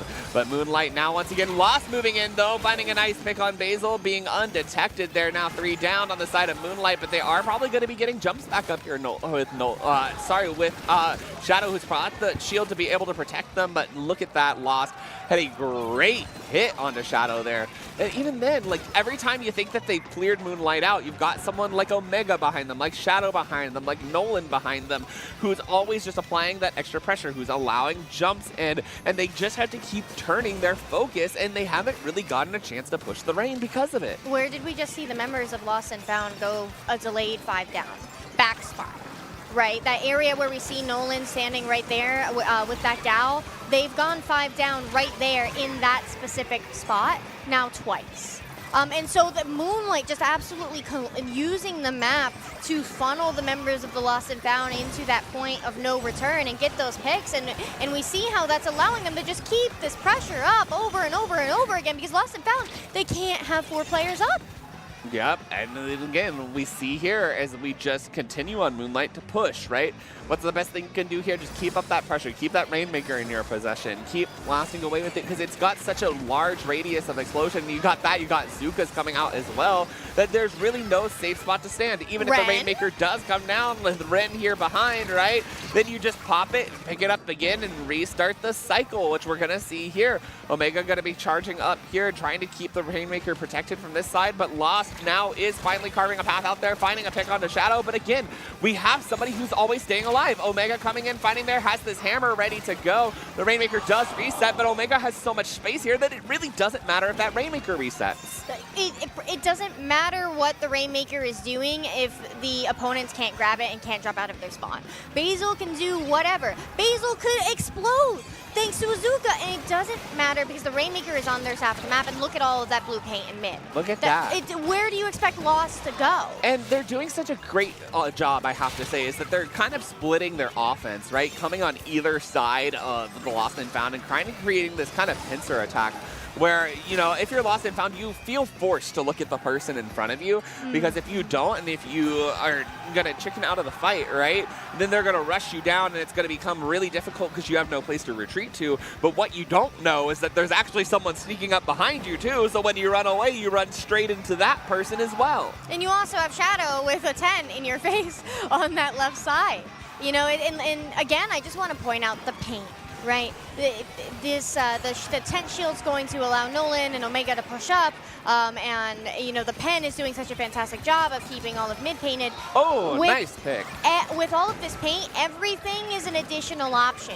You simply have more tools. So here we go with the Kraken. They're going to take down Lost, which has been absolutely invaluable, and Ren with a curling bomb, unable to grab the fish in the final moments of the game. Absolutely. That was a huge, huge win there for Moonlight. And I mean, that is just kind of the dominance that they want to show off right now. They want to, you know, they're trying to prove something. They're trying to, and if you're right, if you're somebody that's going up against Moonlight and you're seeing this level of dominance, that can be a little bit scary, right? And 100%. It can shake your nerves a little bit, and that's honestly what you want to do if you're Moonlight. If you can intimidate your opponents, if you can come in and you're like, you've got them, or, you know, okay, let's capitalize that off. Let's show our strength. My first LAN, I got to watch FTWin play. Back then, I didn't understand just how good FTWin was. They were such a powerhouse back in their day. This is what I'm saying is that despite those incredible players, most competitive players, especially those at their first LAN, are not going to appreciate just what makes those players so different. And you can, the thing that I took away from that observation, seeing them that first year and then understanding it the second year, was look how calm they are. They are so calm, and that's what I was kind of talking about in the previous set where we had Lexi's team, and we kind of talked about how in control they were, right? Right. Is that when you're making those calm, cool, collected decisions, and you're not like panicking, you're not like kind of scrounging around to make something happen out of nothing, right?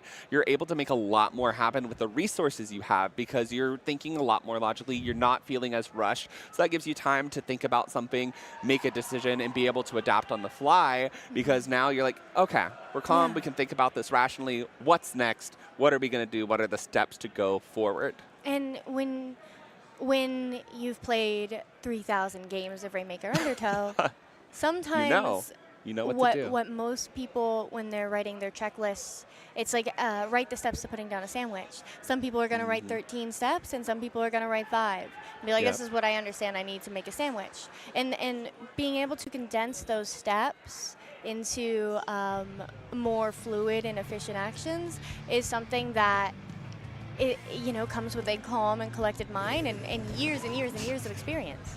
Exactly, and that's kind of what we're seeing here, right? And I think that's the big difference, right? We talked a little bit earlier about how new some of the players are in the Lost and Found, and they're great, right? They're fantastic, They're putting up quite a show, and they still have you can see that they have excellent mechanics, they have excellent decision making, right? But I do think that it's just kind of that difference in time that you can start to see playing out here. Right now, though, in this current game, it does look like they might actually be taking early possession of this zone. Lost trying to move up here, staying under this ledge. Not a place you want your the carbon roller to be if you're the enemy team. Could be very scary to pop up on you. They've got Zuka's out as well to try to stall Moonlight out as they're really struggling right now to try to be able to to break out. And they have that bubble, I believe, on the right side. Omega going around. Does Ren know? Does Ren know? I don't think Ren knows. Lost knew, but lost the fight. Omega now in the back end trying to take out another one here, but they have all conversion. Omega's able to take out at least one more, but this may open the way for Moonlight to be able to complete this zone, especially with that Zuka in hand. Shadow here got this tent shield out now, ready to go to be able to provide some additional cover. Also going to be able to provide some additional pain on that zone. We see it flip in Moonlight's favor, and now it's up to Lost and Found to be able to find a way back in here. And they get that Kraken off of the field out of Omega for 2 seconds, but you know, like, it matters. And so realistically, all they need to do right now is apply penalty. Tuffa's popping that Booyah Bomb. They're probably throwing it at their feet. They manage to cap the zone, and Nolan gets Lost out of the picture. Lost has been getting pick after pick, and consistently trading, you know, to their advantage. And so getting Lost out of the picture, I think we're going to start to see a little bit more of a targeted behavior out from Moonlight. Absolutely, and I mean, that's kind of how these teams can play around, right? Is that if you have one person who's kind of your star playmaker, it can be difficult. So they're trying to shut it down, but look at this. Like, see, now you're going to be moving forward. We've got a Zuka online to potentially take out Omega, or ShadowWin looking down there at that pit to push them out. 2 more shots left in the tank, 1 more, looking at Omega there. Not quite able to find anything, but this zone is still in their control as they're eating through this penalty, about to be able to start scoring again. The Zukas come out from Moonlight trying to find a way in, but Omega is down now too. They're not able to push in with the full force of their team. They're hoping to get this tent out there to be able to carve in the way, but look at this. Everybody's diving into that zone. Everybody's trying to fight it out. Bomb explosions going off left and right. 3 down on the Lost and Found. It looks like Moonlight finally able to find that cap. But beautiful points for the Lost and Found. 33 remaining. Moonlight about to clear that penalty. They have the Kraken ready to go. They know that Lost has that Zuka. That's something I want to be aware of. And they know by the sound that it's coming from that top right. Lost has 1 shot left. Does not manage to get the pick. 2 members down on the side of Lost and Found. And with that Booyah, we can see Tough and Lost funneled up on that left side, and Omega going to take advantage again of that Swords hitbox to get the pick on Lost, and it's just Tuffa alone. They're pinned between Nolan and Shadow, and Nolan's Kraken going to provide those safe jumps for Moonlight to get back in while causing damage. Moonlight pulling the lead with 2 minutes left in the game. Yeah, huge lead there for them, and now they just need to keep it. But look at this. We have the members of Lost and Found ready to take this zone. They're moving through. 3 down. The cap goes in their favor. Now they just need to try to eat through this and get that lead back. And Skep, it looks very doable from their end from how they've been playing this game. Is this a just react, Zuka? Are we about to witness it? No, what? But still a great pick there, Skep. No, we didn't see the topical Zuka, the legendary Zuka. However, we did see beautiful pick out there from Lost, and Lost and Found nearly clearing their penalty. They're showing that they're not going down yet. No, and they just need to chip away at it bit by bit to try to get back in here. But right now, they do need to get rid of Moonlight. SS Nolan moving in here, trying to find this pick.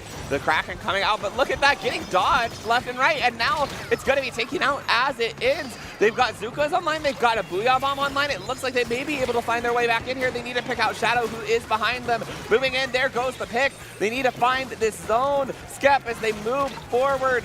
There goes 1 loss, unfortunately, going down. Omega holding it down for Moonlight as this penalty is almost over. Moonlight now just this pencil left up. Ren diving into the pit, and Moonlight closing out this set 3-0. But Skep, that last game, insanely close. We really saw, I think this was where Lost and Found was really finding their footing. We had a really beautiful display from them. No Johns. I thought they were going to win that game. I did too. I honestly did too. I thought we were going to a game 4. And you know what? In my heart, we did. Yeah, it was very impressive. And I mean, this is kind of what you see. I think that it's really important is that as you go up in skill level, is that you see players learn how to adapt mid-set. And we saw that happen from the Lost and Found. While that it did end up being a 3-0, we saw each game them progressively getting better and better and better at shutting down Moonlight, getting Moonlight out, making pushes of their own, to the point where Moonlight was probably a little bit scared there that they were going to go to a game 4. Yeah, I would have been too. Are you kidding? You know, you know what? GG's. We'll see you in finals. You know, it's what you do. Absolutely. This is still winners. They're not out.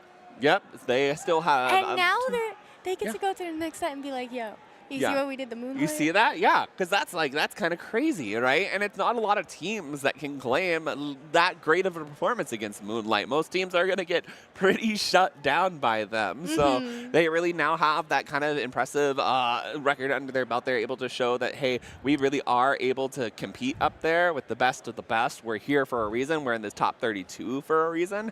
And they have all that more of a reason to now want to fight their way through losers bracket and potentially meet Moonlight in grand finals and be able to have that bracket reset to say, hey, don't underestimate us. We're back here. We are it's gonna end up differently this time. I really enjoyed, especially, speaking of my first LAN, who were the players there? They were really smoothie. That was who was around at the time, right? So while Lost wasn't there at that time, their teammates were. And seeing them, frankly, beat up Moonlight a little bit. The Carbon. They did. Lost was so impressive. So I thought I was just like losing my mind at some of the picks that they were getting, especially on someone like as aggressive as Omega moving in, right? Getting the pick on Omega and then turning and killing Shadow. Yes, was crazy. I was just floored by it. And that was, and if anything, I'm sure that there are people out there in that audience that walked in not knowing who Lost was, and now I was walking out like, hey, that is a crazy Carbon player. I want to be like that person. I've always thought Lost was a 10 out of 10 player. And I don't know. I think if you want to win next LAN, maybe talk to Lost. You want to win? I think that Lost right now they're shaping up, for if they can't make it back to grand finals this time, I think they're shaping up to make it to grand finals in an upcoming LAN. They are on that grind, and they're showing why they're here, what they're worth. I love it.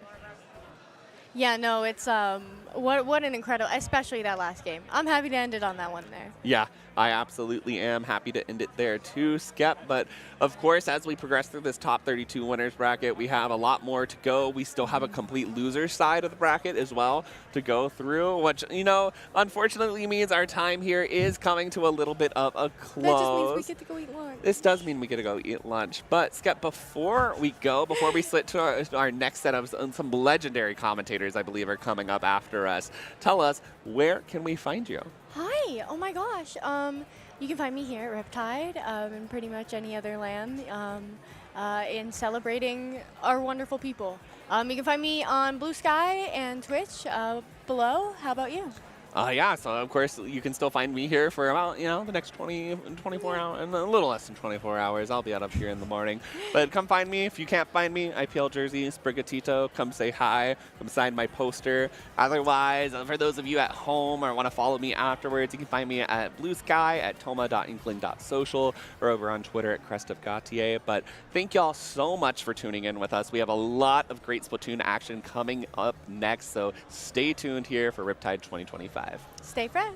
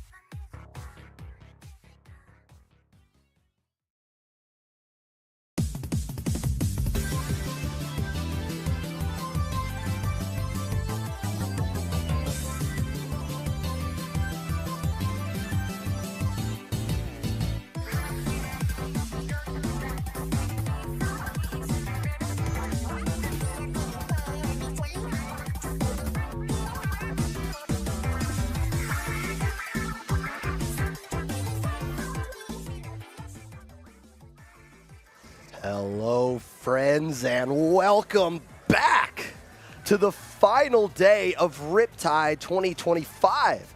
I am Popgun, joined by Fusion. You're not Fusion.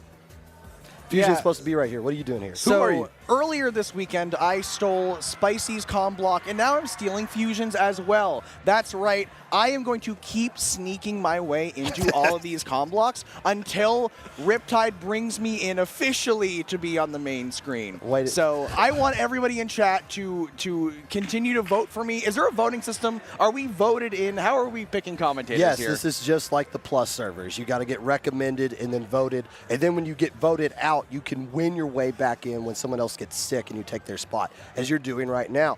You are climbing the ladder the way it was intended, my friend. Welcome here. What are we doing? This is top 32, and we are seeing a couple of losers, I believe. This is A2P, or as the screen says, Assault and Peppa, taking on Holotide. Yes, we are in the loser side of top 32. Though we are calling them losers, they're not out of it just yet. They've lost one game, but they still have a chance to make a run here.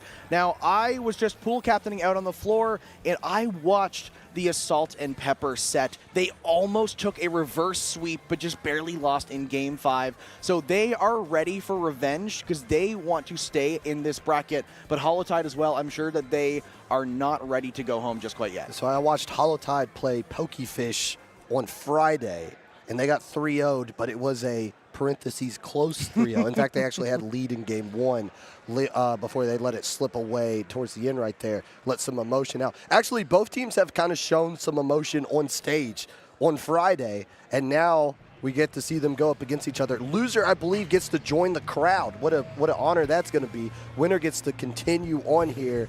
Game 1 is going to be ship shape. It would have been cool if I paid attention to the mode. I guess we'll figure that out right now. Yes, the mode is going to be splat zones here. Assault and Pepper in the yellow, Holotide in the purple. Both teams are rolling out fairly standard weapons on the both sides. We do see that new Rapid Blaster coming in from Siren on the side of Assault and Pepper, going to be the soda option for them. Though a quick lead or cap for Holotide will leave them losing 2 members. Both sides tied up. Holotide looking to gain some space, get some jumps back in, and maybe hold this out if they can try to stay alive. Locke has been an anchor player for such a long time. Kanju Chargers obviously doing the heavy edit right here. Along with Ace, who probably wishes that was a K-Gal, but this is Splatoon 3. We ain't got that yet, so you got to be stuck with the regular gal they're using here. Soren been playing for a long time. In fact, Assault to Pepper has been a team for, I want to say, 7, 8-ish years now at this point. A team that won Low Inc back in 2019, actually. Where Jeff goes, the rest of A2P goes won the Slosher. Yes, it's always good to have that one player who you can use to follow around and kind of lead the vanguard. Already halfway through the point total, Assault and Pepper, but they're going to have to deal with some strikes, but they have strikes of their own to kind of counter that, prevent Holotide from walking forward. 3 and 3 even numbers. Sodas out from the side of Holotide are a bit out of position though. Locked, unable to give any of the team a nice refreshing drink as time is running short. Holotide need something now.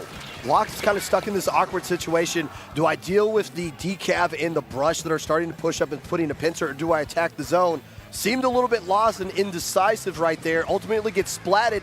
A2P takes Game 1. Nicely done to them. Fairly clean game for A2P. There wasn't very many points scored for Holotide, and even in that little last bit, the last 20, 30, even 40 points remaining on the board, they weren't able to regroup and really build any special pressure. A2P were able to keep a consistent stagger and keep entire control of the map. Now, I believe there's something wrong with Ace's chair. That's why Ace is currently standing up right now, getting a little bit of a stretch and relaxing while they calmly deliberate on what their next game plan is going to be going up against this team. That was a pretty quick-ish victory for Assault to Pepper. And one of the problems was, again, the aggression showing out by 17 Rats. I believe that was Neebles back in the day. And Soren on those 2 aggressive melee-ish type of weapons. And not really realizing Holotide, how they wanted to respond to that, how they wanted to react to those different things. Do I want to focus zone? Do I want to get them all in contain? I think you want to get the splats first. I think you want to keep Assault and Pepper in front of you so that you don't have to worry about all the flanks that are going on right there.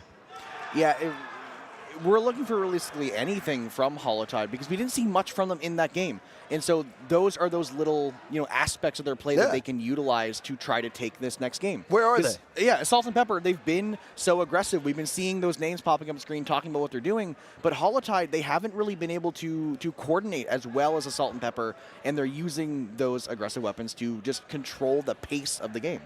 Now, game 2, know that your eyes do not deceive you. That is tower control at Undertow Spillway. Keep in mind, Krakenmare is a head TO for this event. That's not related at all, I'm sure. Anyways, going in here, a semi-must-win game for Holotide in this must-win losers quarter semis. Where I think we're in quarters-ish. Hey, no comp changes, right? I don't believe. No. But Soren. Oh.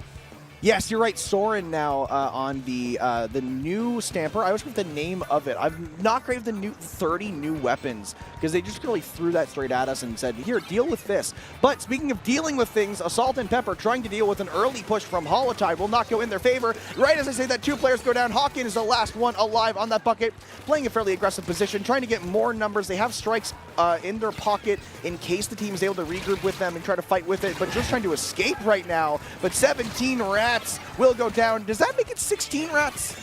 They just still got, that's a lot of lives they still have left, but this is a best of 5 set, so we'll see how far that goes. Hawken in a 1v1 against Jeff a little bit earlier decides to kind of back off. There's not many players around the same skill level as this that can win a 1v1 against Jeff and live to tell the tale.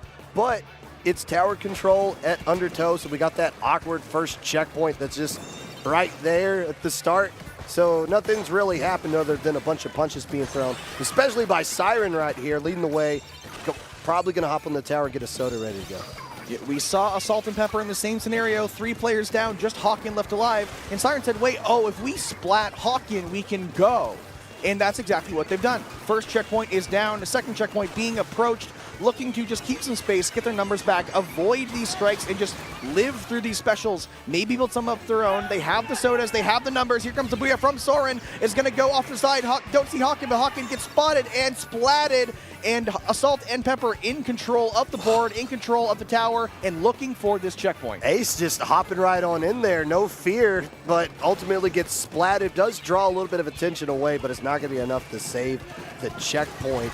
So I would rather see Holotide kind of back up and realize, let's cut our losses, let's build up specials, let's go in as a team, instead of just trying to force something to happen that isn't really there. Yeah, just as you say, you said you wanted them to back up and not force it, and 2 players walked into a Voiē and do go down. Holotide right now are in control of the map. Tentatively, they're looking to kind of keep some space. The Whale's going to have to try to apply pressure, but it may be a little bit early as they do get picked off by Soren on the side. Soren now is in an uncontestable position with the help of I'm blanking name, Jeff, there we go, are now going to be taking mid and just buying some space for Salt and Pepper halfway through the game, and look at the difference in those points. It's confusing because Jeff doesn't have the A2P tag. Maybe he needs to be signed to a new contract before they get the actual tag up in there. I guess 17 Rats doesn't have it up there either. Regardless, though, the problem with Holotide is it's been almost 3 minutes and you haven't even cleared the first checkpoint, which is literally right at the spawn of the tower. It's been all A2P. They've been dominating map control.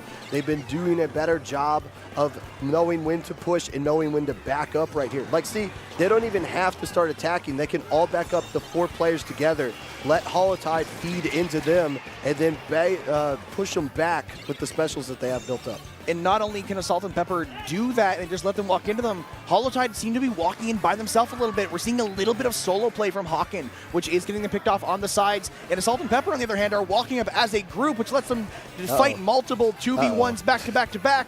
But they will actually get beat out there, but they do continue to take space. They will get some more points on the board. Strikes from Jeff will try to buy a little bit of time. Soren going to pop the Voiē to do the exact same thing. Checkpoint is going down. Spawn locked are Holotide. Can they prevent this knockout, or is this going to be another game? We have no clue what's going to happen here, but they do actually manage to make it Holotide to try to keep it down. I think, okay, I thought we were going to get the KO right there, but somehow Holotide is keeping this one going, or at least A2P's deciding to keep this going to get a little bit more higher KAs going on here, because they're doing a fantastic job of dominating Holotide in their spawn. Finally, the wipeout coming. This is, well, no, because it's going to take a while for that tower to get there. I was going to say this is going to be their first legit push. It's not, because by the time the tower gets to mid, they're probably going to have some strikes ready to go. There is Soren getting eliminated early, though. There might be something cooking here for HoloTide, but they got a long way to go. Yeah, I like that you bring that up, because not only do HoloTide have a long way to go, but yes, they can't control the speed of the tower. They are just locked into how slow that tower is going to continue to move. And with 23 seconds left, you really need to find more ways in. We might need to see HoloTide get 2 wipes onto Assault and Pepper if they really want a good chance at this. Getting those first 2 picks is going to do them some wonders here as they're continuing to move this tower. The whales are going to come in. It's a 2v2. It's just Siren left on that rapid. They have to find some position to get in. The sodas come from Locke. They're going to try to get the team in here, but overtime will start. They have to stay on this tower. Assault and Pepper have a very easy way of killing this out, so the Voiē will get 2. They still touch the tower, and no one can get there in time. Ace rushing for it, but couldn't make it in time. 17 Rats will save that game and keep Assault and Pepper up 2-0 in this best of 5. Getting a little scary right there. But the problem is HoloTide was never able to get set up for that push because they were stuck dealing with all the flies that were swarming around behind the tower. And by the time you swat all of them, you don't have that many resources left to turn around. Okay, I can't get my gal up on that plat leading the tower. I have to be by the tower. And by the time you finally get into position, here comes the GG Booyah bomb. We're moving on to game 3 down 0-2. Yeah. Now, we're talking about, you know, all the pressure they can apply to the tower and how slow the tower is moving, but now we're going to be getting a different story. Museum d'Alfonsino Clam Blitz is going to be game 3. Now, this mode is the most dynamic objective because all 8 players in the map have variable amounts of control around the objective based on how much economy they have, and it's more to keep track of.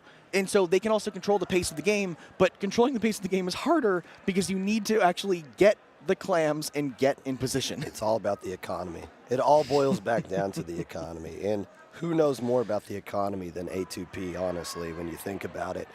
HoloTide has to dig deep here. They have to look inside themselves. They want to find a way to get the win here. Shout out to Latios, by the way, who's in my Splatoon Fantasy Football League. Week 1 of the NFL kicking off today.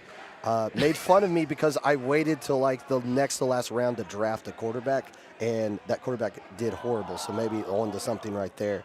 But none of that matters because it's all about, can you get the win today? Slapping the leg, waking the leg up there, and that might have been the difference there. I got to pause you here because I saw production ask, and I'm asking too, what do you mean by A2P knows everything about the economy? I don't need to elaborate.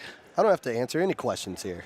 You know what? Okay, that's fair. Yeah, I tried my best for all of you. Yeah. But we will have to. You'll see. Yeah. You will see for yourself. Yeah, exactly what I'm talking about. The gameplay speaks for itself. I hope that Assault and Pepper will show us exactly what PopGun's talking about. Actually, you know what? No, I hope HoloTide prove PopGun wrong by having a better control of the economy, and then you have to explain yourself. Oh, prove PopGun. What are you, an idiot in chat?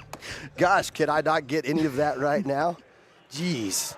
Here we go, potential game 3. No changes, nothing. Yeah, we're just rolling up our sleeves. Let's fight. I'm all for that. I'm not quite sure when we get a potential game 3 as it is game 3, but both teams are taking to the mid. Hawken, again, moving a little bit far forward, does get picked off in a vulnerable spot on that top mid, leaving HoloTide down to 3 members, but they're playing together here, pushing Assault and Pepper away, but some more picks coming in. Soren pushing up with that Decapitator will get in an awkward spot behind the splash wall. That'll be HoloTide taking some numbers, already having a ball. Ace getting stuck in a position with 17 Rats behind them, but that will be the wipe. HoloTide looking to break the basket in just about 30 seconds. And this is the first legit lead HoloTide has had in the entire set, and it's not likely to be a good one unless Locke can find a way to throw some clams in there in time, so no. Hey, good news though, they're getting more splats. They might be able to stay here, but are they going to have a clam built up in time? They're going to have soda to work with. So HoloTide's just kind of set up real estate. Another economy word that we can throw in there right now. Real estate really going into favor of HoloTide because they're not leaving at all.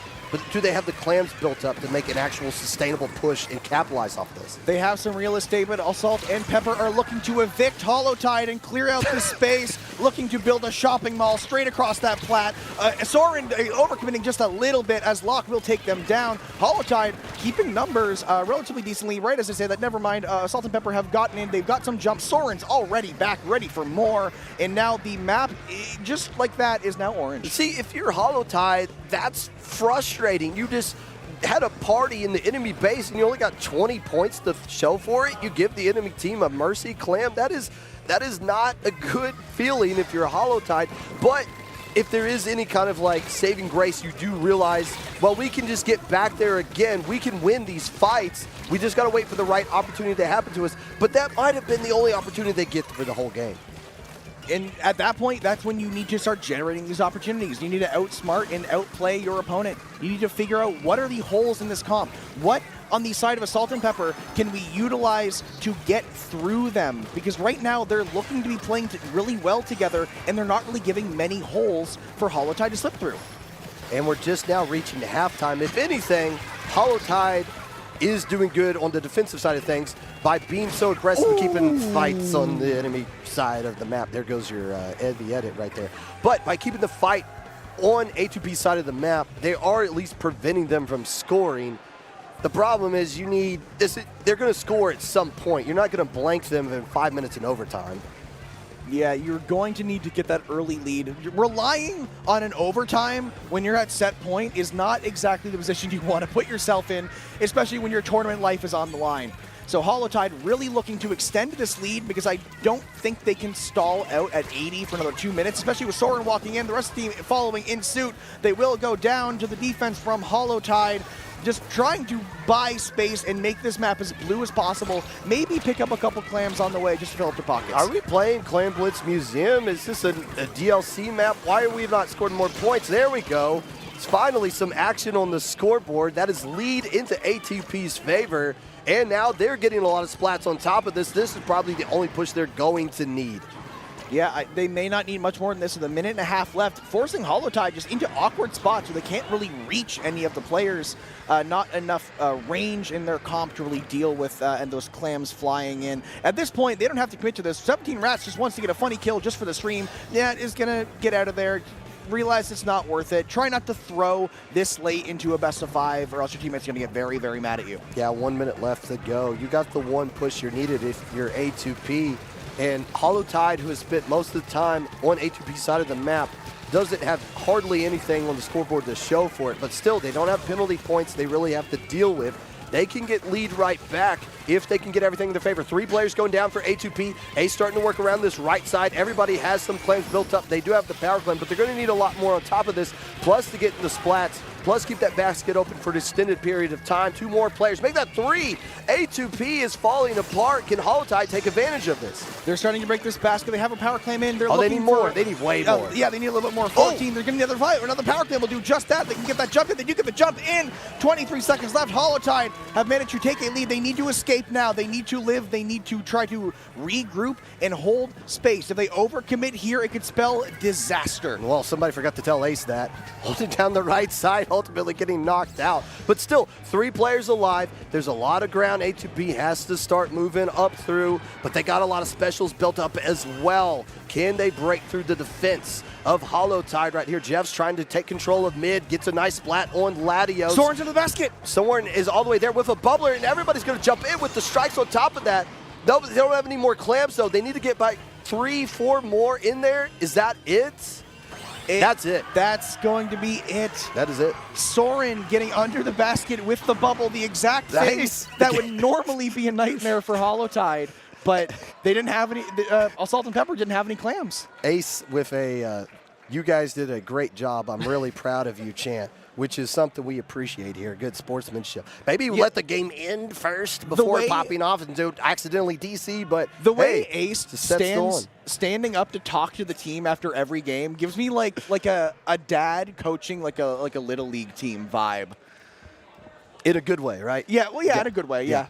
I mean, they won the game. So I don't know how Little League works on your side of the border, but it can be a little cringe here at times. Well, we're nice. That's true. That is your reputation. That's kind of our default. So shout out to Canadians. Yeah. By the way. Also, shout out to our spec cam operator, Pico. I was curious, because we were doing Clam Blitz, how often were you going to miss the basket? And you didn't miss it once. Now, to be fair, they hardly popped the basket at all, so you didn't get challenged.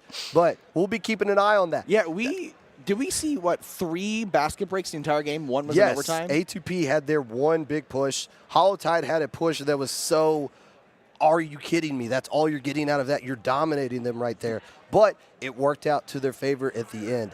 And actually, no, that was 4 because A2P popped it at the end right there. Yeah, How I thought did it was. Soren get all the way back there? How'd they let that happen? I thought each team got one push and then Soren broke. But either way, we don't. Counting is not our job. Talking is our job. And yes, Soren, I do believe, took the cut. They got support from Siren, took the 2v1 onto Lock, and managed to get Soren in. Because previously it was a 1v1 on the cut, and then a 3v3 on the other side of the map towards the ramp. Yes. And by the way, A2P clearly had. Maybe I was a little bit wrong about the economy thing. Maybe a little bit wrong. Yeah. So are you going the counting error. Are you going to give us an explanation, or is this a null point? Why should I? Why should I?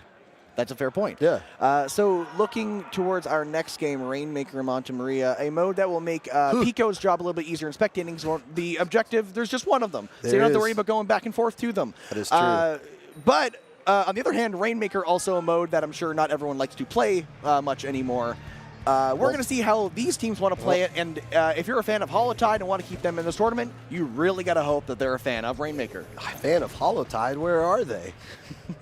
I don't hear them doing the chants the Yellow Jacket was getting last night, but if you pull off the reverse sweep, that might be the thing that gets the crowd working into your favor. No real surprises and changes with anything going on right here. Both teams saying, we know what comps we're going to use, you know what we're going to use, it's up to you to try to stop us.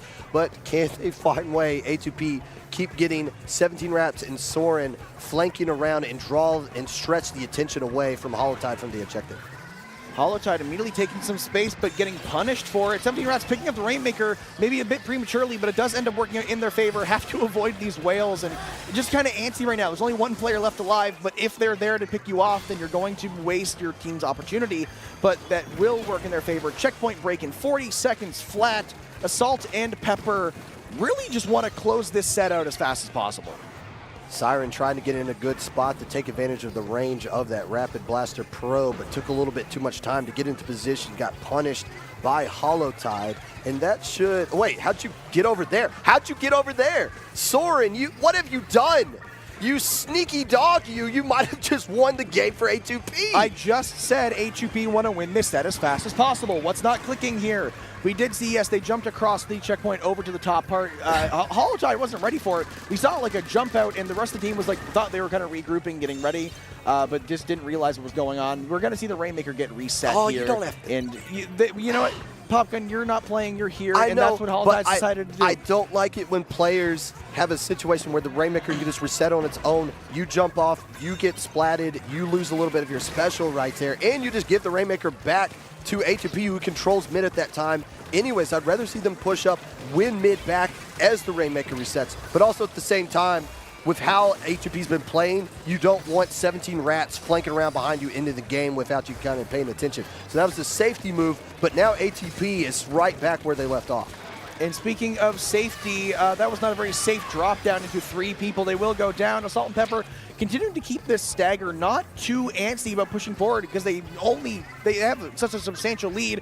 Never mind, 17 Rats just wants to put it in a silly spot. They realize they don't want to hold the Rainmaker anymore. They want someone else to do that. They want to actually be a Rat.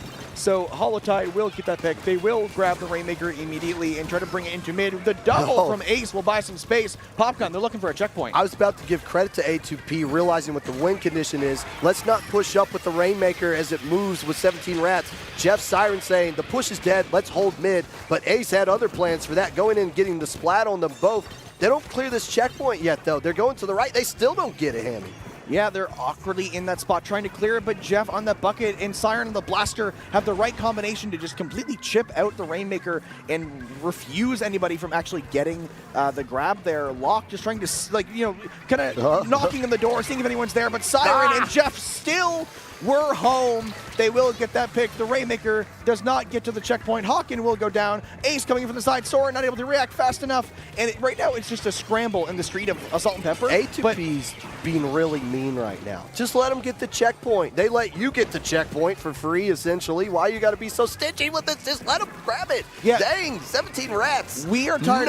We're tired of talking about the checkpoint, so they could get it like Hey, that. That would be appreciated. Thank you, Holotide. Finally. Now they do have the numbers advantage, so they could maybe extend this push here. Trade out onto Locke will lose some of the firepower. Latios might just grab it and move it. See if they can get like a sneaky little lead, because Hawken's doing some work.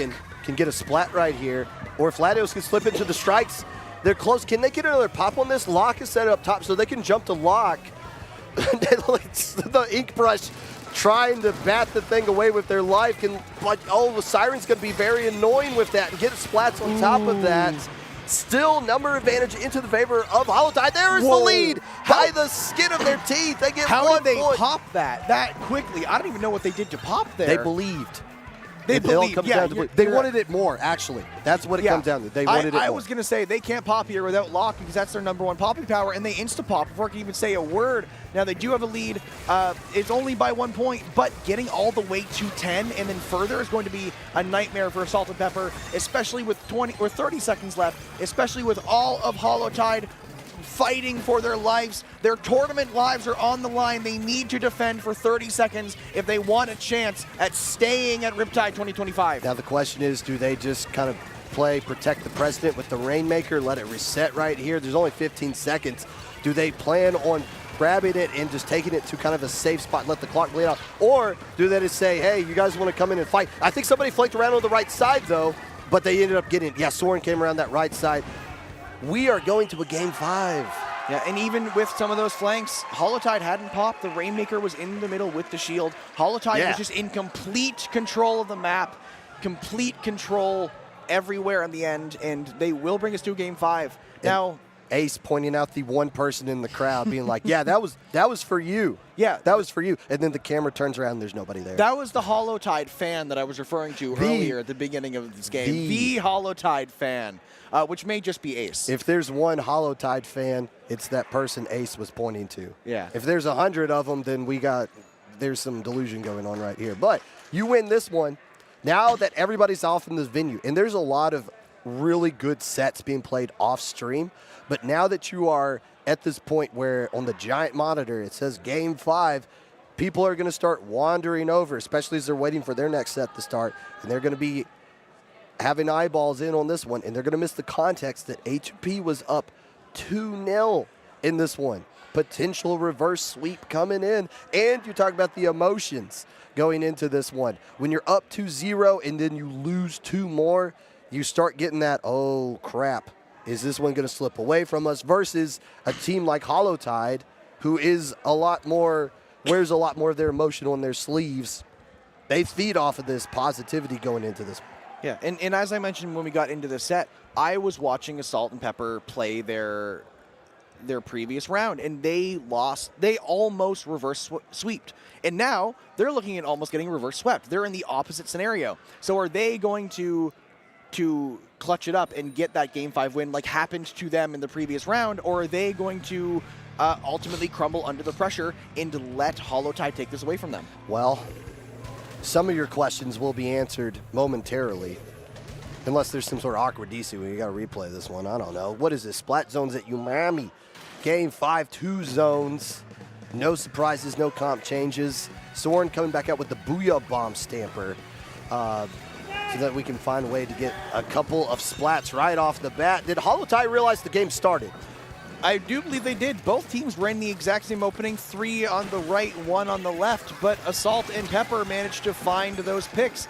They were just a little bit sharper there. They will take a very aggressive position. 3 players pushed up already, holding that Booyah as long as possible. Soren's just trying to buy some time before throwing that down. Jeff, being a nuisance, sort of jumping around with the sodas, just right now, Assault and Pepper are their plan is to overwhelm Holotide and make them panic.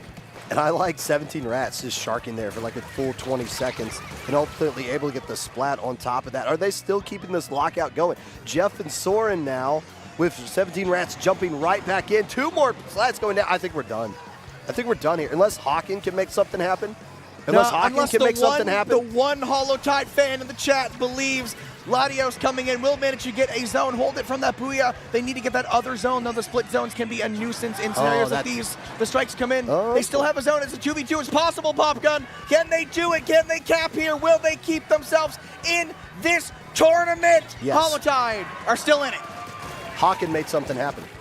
That was the only win condition. Can Hawken, on that one spot, get a splat and then draw some attention away so that somebody can at least capture the right side zone, stall it out. But Hawken staying alive for that whole time, building up strikes, throwing it down, keeps HoloTide in this one. Now what do they do to take advantage of that?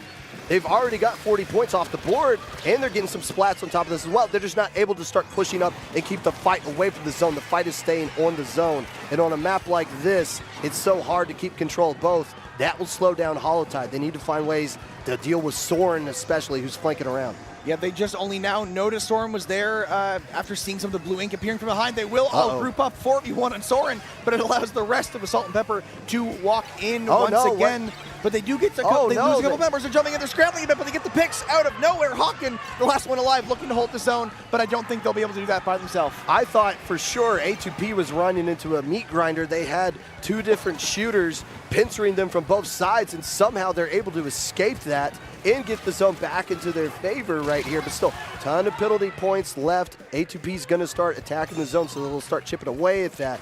But the scoreboard's going to be stalled for a little bit. We just now crossed the halfway mark, Henry. And now look at these holdouts. Every time we've seen Assault and Pepper in control, they've been completely pushed up and keeping HoloTide away. And when HoloTide's been in control, they've been scrambling and trying to make sure Assault and Pepper doesn't just take it in. Oh my! I don't even know what happened there. That's no soda. They didn't get the soda out on top of it. That's a massive splat, actually. Now, they don't have soda, but they still are trying to play and hold some space. They don't want Assault and Pepper to keep this control because there's not a huge penalty left. They need to cap this soon. They will start to get a couple of some paint down to keep one of these zones back, but Popgun, there's going to be a scramble for HoloTide here. And most of these penalty points are gone. You only have soda to work with. Can Hawken do it again? No. Hawken cannot do it again. I don't think they can find a way to get into the zone. No. A2P That's it. Lets them hear it. Avoids the reverse sweep. A2P. And Siren does a little check-in with them to see if you guys are still good. Clearly they are. that is the TO within Siren, I think, being like, is everything good here? Is your set on time? But yeah, Assault and Pepper, again, they just had this exact pattern of games happen against them, 2-2-1, and now they brought it back for themselves. They decided to keep that trend going onto the I was gonna say they doubled it and gave it to the next person, but it's not double, it's just the same quantity. And that was a good win for A2P, but it's just a good set all around for both teams. As you see them coming over there, giving some handshakes, giving some GGs in person. Good stuff right there. What a good set. Yeah, good stuff. That was a very good set. Again, like a lot of back and forth in those games. You know, I'm loving that we, even at events like this, like LANs, where not everyone can really afford to come, not everyone can manage the time and get the ability to come. We can still get close games like this consistently throughout the event. What's that dance Soren was trying to do right there? I wasn't even looking, and I'm not going to pretend to know. You're missing the great action. I'm missing right the now. This is the content it came from. Yeah. Little rocket power nonsense going on right there. There was a process to that one. I wasn't sure how long that was going to go on. Now, does A2P go on to win this tournament? Is the real question, because they're still alive. I want you to answer that for yourself. Well, I'm not playing, so I don't know the answers to everything. And if I do, I got to keep it to myself because I ain't sharing, especially not for free. But that's it for HoloTide. Oh, so if we wanted elaboration on how A2P knows the economy better, are we supposed to pay you to get that? That's how the economy works. Yeah. So it seems like you know more about the economy. I'm going to be stuck on this for a while. Well, we're going to be stuck here for a while. Yes. While we wait for our next set. How about that, huh? Yeah, Hemi, how you doing? How's your weekend been going? It has been very good. If none of you can tell that I'm even hammy because my voice is so thrown out by the entire weekend. You sound fine. Do I sound fine? Okay. I think I don't sound like myself, but it's been an amazing weekend. It's been so busy but so fun. It's 10 times better than last year, which last year was still great, but like this Riptide has been insane.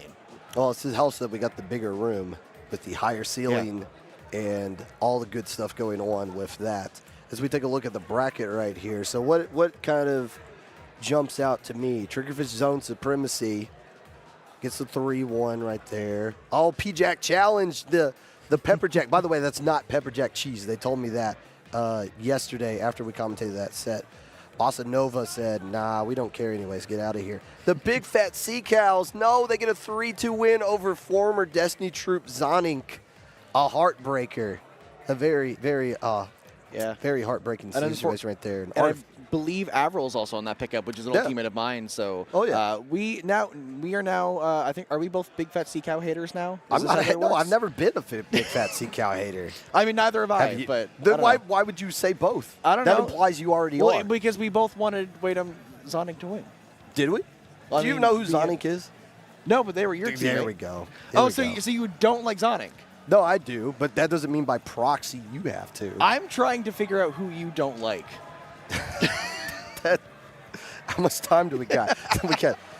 They break out the old binder. Am I here. in the list? Let's start with the Twitch chat. Yeah. There we go. And then we'll move on from there.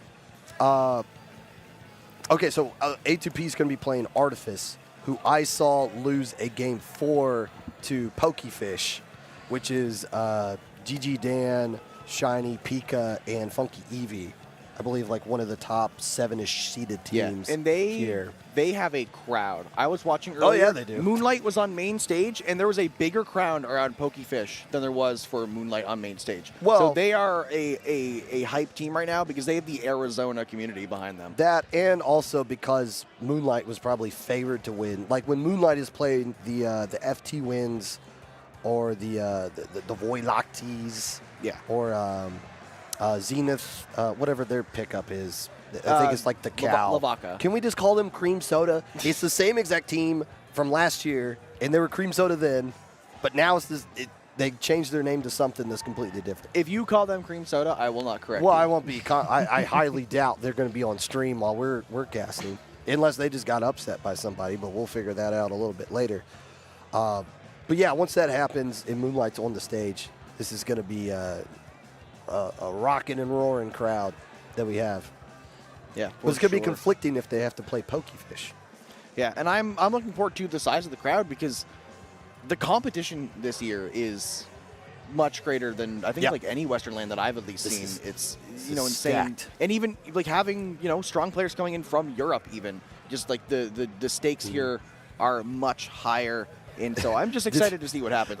As much as I wish I was commentating later blocks, I'm glad I can sit in the crowd. So I have a funny story about that I heard from one of the TOs.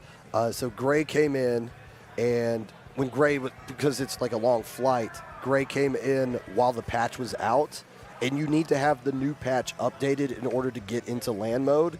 So I think they found out as they were trying to play on Friday, they couldn't connect because their Switch wasn't updated to the new version of Splatoon. So and you can't connect to like anything in here. So I don't know how that got resolved. That was a weird thing with the patch coming out. I'm pretty sure Gray just played pools on someone else's Switch. Yeah. Or they just played without Gray and just like 3v4 to see what happened. Yeah, that could have been the case. That could have been a valid strategy. I mean, are they I haven't checked the seeds. Are they the number one seed? Oh yeah. Yeah, okay. I wasn't sure if they were number one or if maybe FTWin or something else. Oh, no. This is the second Riptide where Keo is not coming in as the favorite. Now, Keo didn't play at the second Riptide period, but of the 4 Keo's been here, this is just the second time they were not the favorite. The first time was the first Riptide where, yeah, they probably should have been the favorite, but Starburst was more active leading up to that one. So it was like, okay, Starburst deserves the number 1 seed, but they're going to play each other anyways. And I think there's a lot of different ways these teams could get tripped up to a winners finals where it is Voiē Lactee versus FTWin, but that is the likely situation. And in my opinion, might be likely that Voiē Lactee kind of walks this tournament. Yeah, and there's always those possibilities in a game as volatile as Splatoon. I'm trying to remember what tournament it was, but there was a tournament recently where Gray and his pickup got 4th place. Well, that was the Cindo Finals. Was it Cindo Finals? Yeah, it was this same exact team because obviously Gray's been playing with PXG and Milky Way has been a thing. This is basically just Milky Way without ice. Yeah. Gray instead of ice. And Voiē Lactee, do you know what that? I'm not pronouncing that anywhere close to correctly, but do you know what it's supposed to like mean in French? I'm Canadian. Yes. What does it mean? It's Milky Way in Yes. French. Okay. Yeah. Well, there you go. Okay. I've being at Riptide and having like the competitive Splatoon scene as a whole recently has been great because of a lot more French presence using French names, and everyone's like comes up to me and like starts trying to speak the French names. I'm like, I'm Canadian. Yes, I know how to say that. I know what that means. This is easy mode for me. But that's okay. Not all Canadians know French, right? I don't even speak French. I just inherently looked at that and said, oh, that's Milky Way. Okay. Well, I used Google like a normal person and found out it was Milky Way.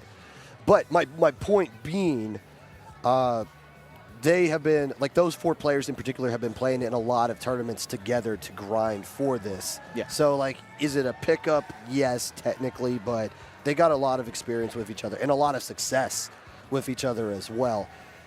Speaking of which, we got hey, this team you allegedly hate is on here, the Big Fat Sea Cows. They did not win the CCA tournament. The Penn State Blue won the CCA event earlier today, this morning. Yeah, I was not able to catch the CCA tournament. I was talking to Vapor, and because Vapor's like, yeah, we won first place in the CCA, but don't tell anyone the specifics. We just won first place, period, at Riptide. They did. I mean, they do get a gold medal. South Florida Haya was on that team and got a little second place bronze match or second place medal for that. MatchMyDamage, Arito with the bow, Hermit, who is also in the Splatoon Fantasy Football League, Set 2 on Shot and Gal, and Brick on Zap and Splash. Hermit playing Brush as well, but Arito is going to be the player that you're going to be wanting to keep an eye on because this player mains bows. I think the only player actively like pushing bow to this level. Yeah, I do believe so. See, that's my problem is I know a lot of tri-stringer mains and bow players in general, but none of them, Arito definitely up there in the skill levels able to push bow. I know Ancient Wings as well is another tri-stringer player who's in like the Div, I want to say like Div 2, quote unquote, area, like with Waypoint, previously Insomniac Central, I believe. Yeah. So there are not a lot of bow players, and that's, as a Reflux player, I like to see more bow players popping up because it's the same weapon class. We're getting closer. It is. It is. Arito winning Genesis last year with Mickey Mart as well. I forget the rest of the players. I think Lynn was on that roster. But this should be, on paper, a good set. I believe MatchMyDamage actually 3-0'd my B on stream yesterday. I think I saw that correctly. My B being like one of the teams that was seeded to win their group, but ultimately didn't because A2P beat them in a game 5 to lead up to something like that. So MatchMyDamage taking on the Big Fat Sea Cows. Should be good. Another game 5 potentially. Maybe? Ideally, because I like to see these close games. For the fans. It's like, what is there to talk about if it's like a clean 3-0 sweep, you know? Like, if we're watching a game where it's a stomp, our job becomes very easy but very boring. I have commentated many of 3-0 sweeps at a LAN, so I'm very experienced with that. And what you do is just talk about how cute everybody's outfit is, especially this person right here who's got all kinds of, oh my gosh.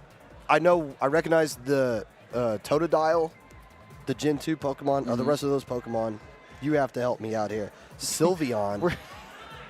What the heck is a Sylveon? Okay, we are, even with production's help, we're struggling because I know that the one on the right is Zorua, the one on the left is Sylveon. Wait, Zorua? Zorua, I think it's called. Zorua. So here's the problem is everyone's going to hate me in the chat for this. I'm a Gen 5 hater. Who cares what they think? I am a Gen 5 hater. It's my least favorite gen. And so I don't know any of the Pokemon from that gen except for from Pokemon Trading Card Game Pocket or like other mainline games that they've appeared in. So I think I want to say like the one in the middle is like Noivern.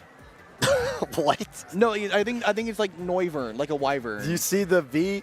You see the V? Okay, Hoenn in chat on- is telling us. Oh, okay. The one non-idiot in chat. I was right.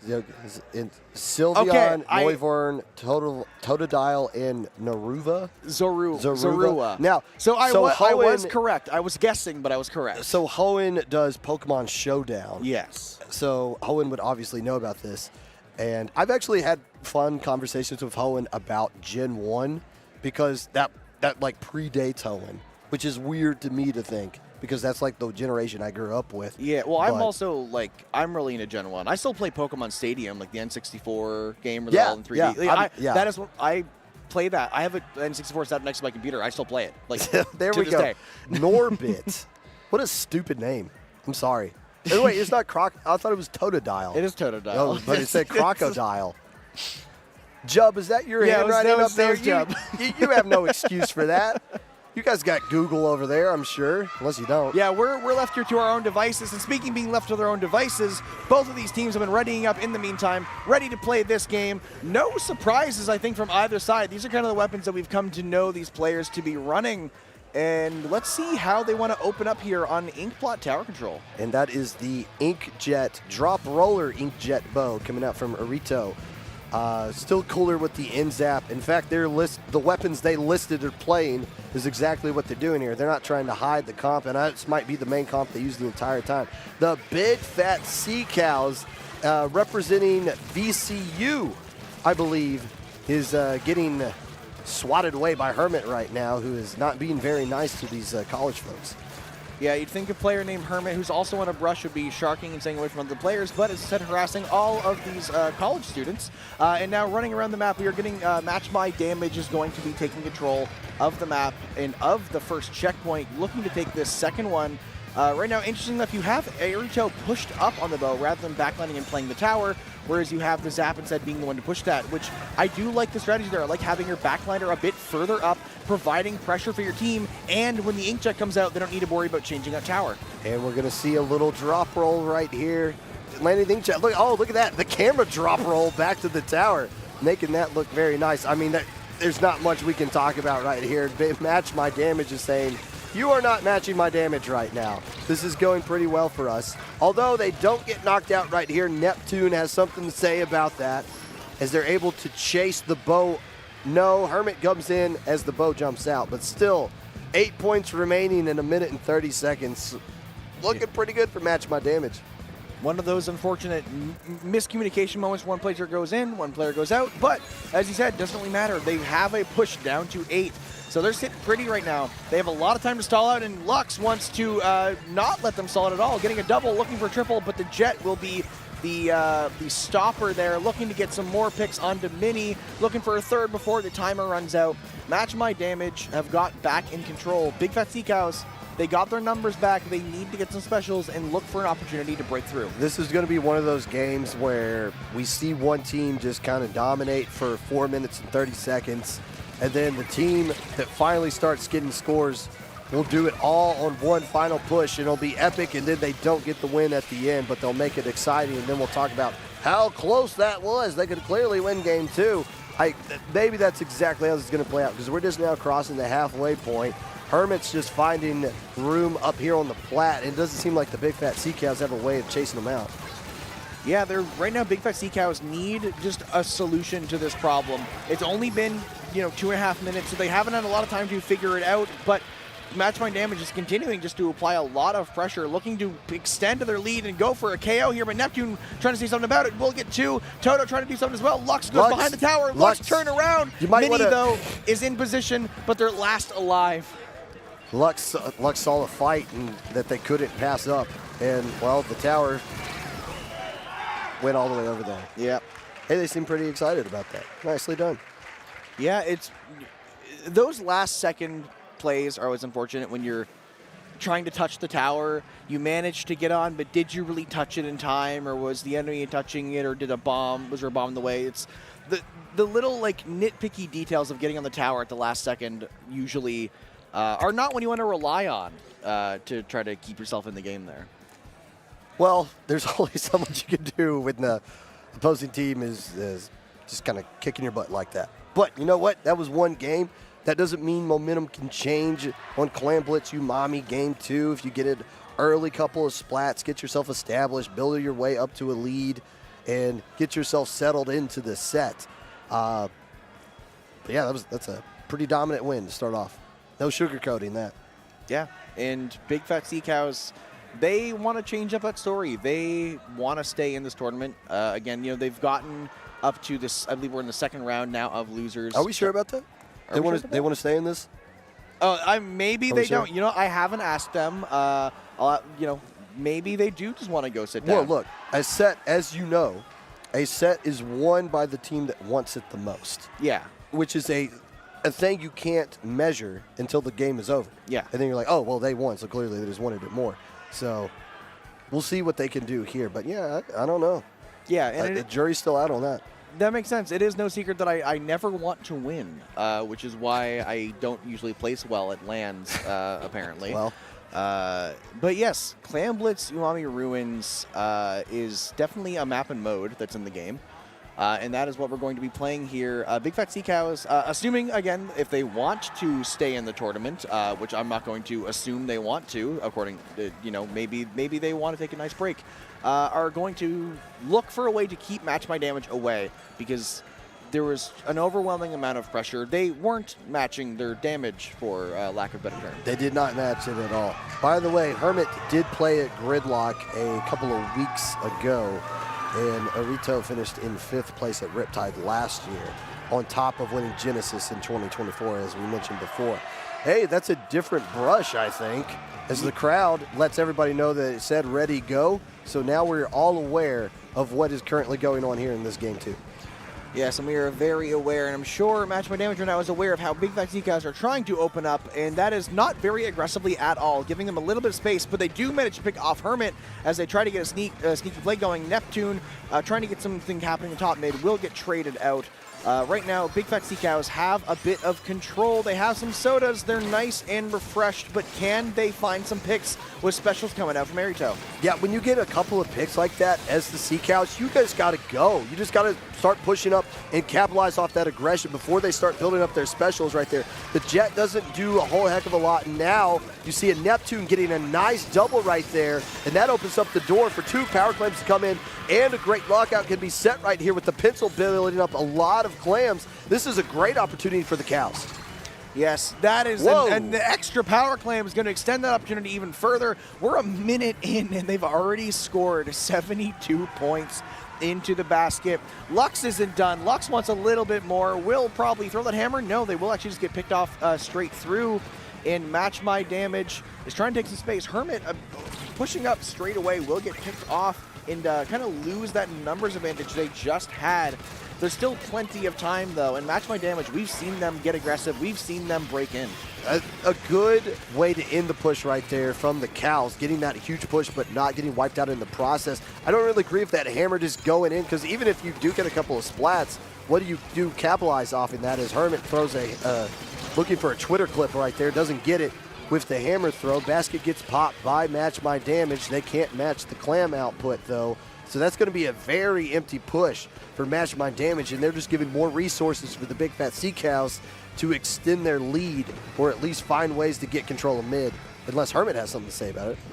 Yeah, Hermit is going to go down, so whatever their opinions were on that will be canceled out. Now, players of MatchMyDamage are going to be buying a little bit of space. Again, the Arito, the backliner of the team, providing a lot of pressure to the game with the popsicles from their bow, with the shots from their inkjet. Those are popsicles? And I call them popsicles. That's what I've kind of settled on at this point. I'm trying to make a catch on. But MatchMyDamage are looking for a push, but Mini is going to try to say something about it. Will hit 2 players, but will not pick off any of them. Never mind, they will get Arito. As Arito, the bow player, the first one to run in, they will get the picks, and they will keep the lead. Go. You got them all splatted. You got things picked up. Mini starting to build up a soda so that they can go in with that as Neptune starts clearing up. I think they were trying to find that brush as well. Ultimately able to get the brush, Hermit, before damage can be done right here. But yeah, like your lead is starting to get chipped away at right here. You got 2 minutes left to go. If you're the Cows, you got to be looking for ways to add to your lead. You don't want to just wait around for the clock to bleed out. Yeah. there's only 2 minutes left on the clock, which is simultaneously a long time and not a lot of time. When you're defending, it's a long time. But if you're trying to score here, that you don't have a lot of time and you want to get in here, make sure to get a lead. MatchMyDamage really want to get a lead here somewhere. They have a ball in play, a couple of clams in their pocket as well. But LYRE trying to be annoying here, giving Neptune a way to sneak in by distracting the whole team. Will actually jump over to Neptune. So never mind what I think the play is going to be. This is what it's going to be instead. LYRE taking 1v1 on Hermit. Will both back off. Both teams in mid looking for an opportunity. I see the Cows playing a little bit nervous right here. Like they don't want to make the mistake. But you see Neptune just going for it right here. Might get a double on top of this. They do. That is a monstrous double for Neptune because that blows the doors wide open. What's going on the backside? Are they actually scoring over there, though? Yes, they are. They throw all their claims. Here comes the Mercy claim. Is that jump going to land in a spot that can score? No, and Neptune camping it. And a great defense on the front door as well. So Neptune, what happened right there? Neptune pushed up, got a huge double, but that opened up the door for a flank on the backside. MatchMyDamage still chipping away at that lead. MatchMyDamage did a great job at taking the opportunity there, but didn't have the clams to back it up. So they still need to take a lead here. They did whittle down the points a bit more. That penalty isn't very large. The power clam will shred through that, but they'll need more to follow up with. 30 seconds left. They have 2 power clams technically. They have the 1 plus the pity, and that by itself is enough for a lead. So they can stealth this if they want to. If they can get Hermit aim to the basket and just do a double player jump, they can get the lead. But do they really want to rely on that as we're closing in an overtime? Well, Hermit is kind of halfway to a hammer right now, but they already lost their gal. And if you're the Cows, you got to be thinking, okay, if we start pushing up, we need to make sure somebody stop on the defense so they don't slip behind us like last time. Here comes the hammer push. This is what it's all about for MatchMyDamage right here. The hammer chased them into the inkjet. What a great play. But they took the wrong player. It's just the zap. The zap will pop the basket. And can the bow find a way to get around this corner right here? A few claims thrown in. They just need 2 more. Hermit got one in. They got the other one in as well. The movement by Hermits. And the big fat Sea Cows let it slip away. I did not believe. I'm going to be genuine. I did not believe in it. I saw Brick, I believe, on the zap jump in to Erito on the jet instead of Hermit on the hammer and wasn't in range to the power clam. Had to run in and just barely get it. And no one grabbed the pity.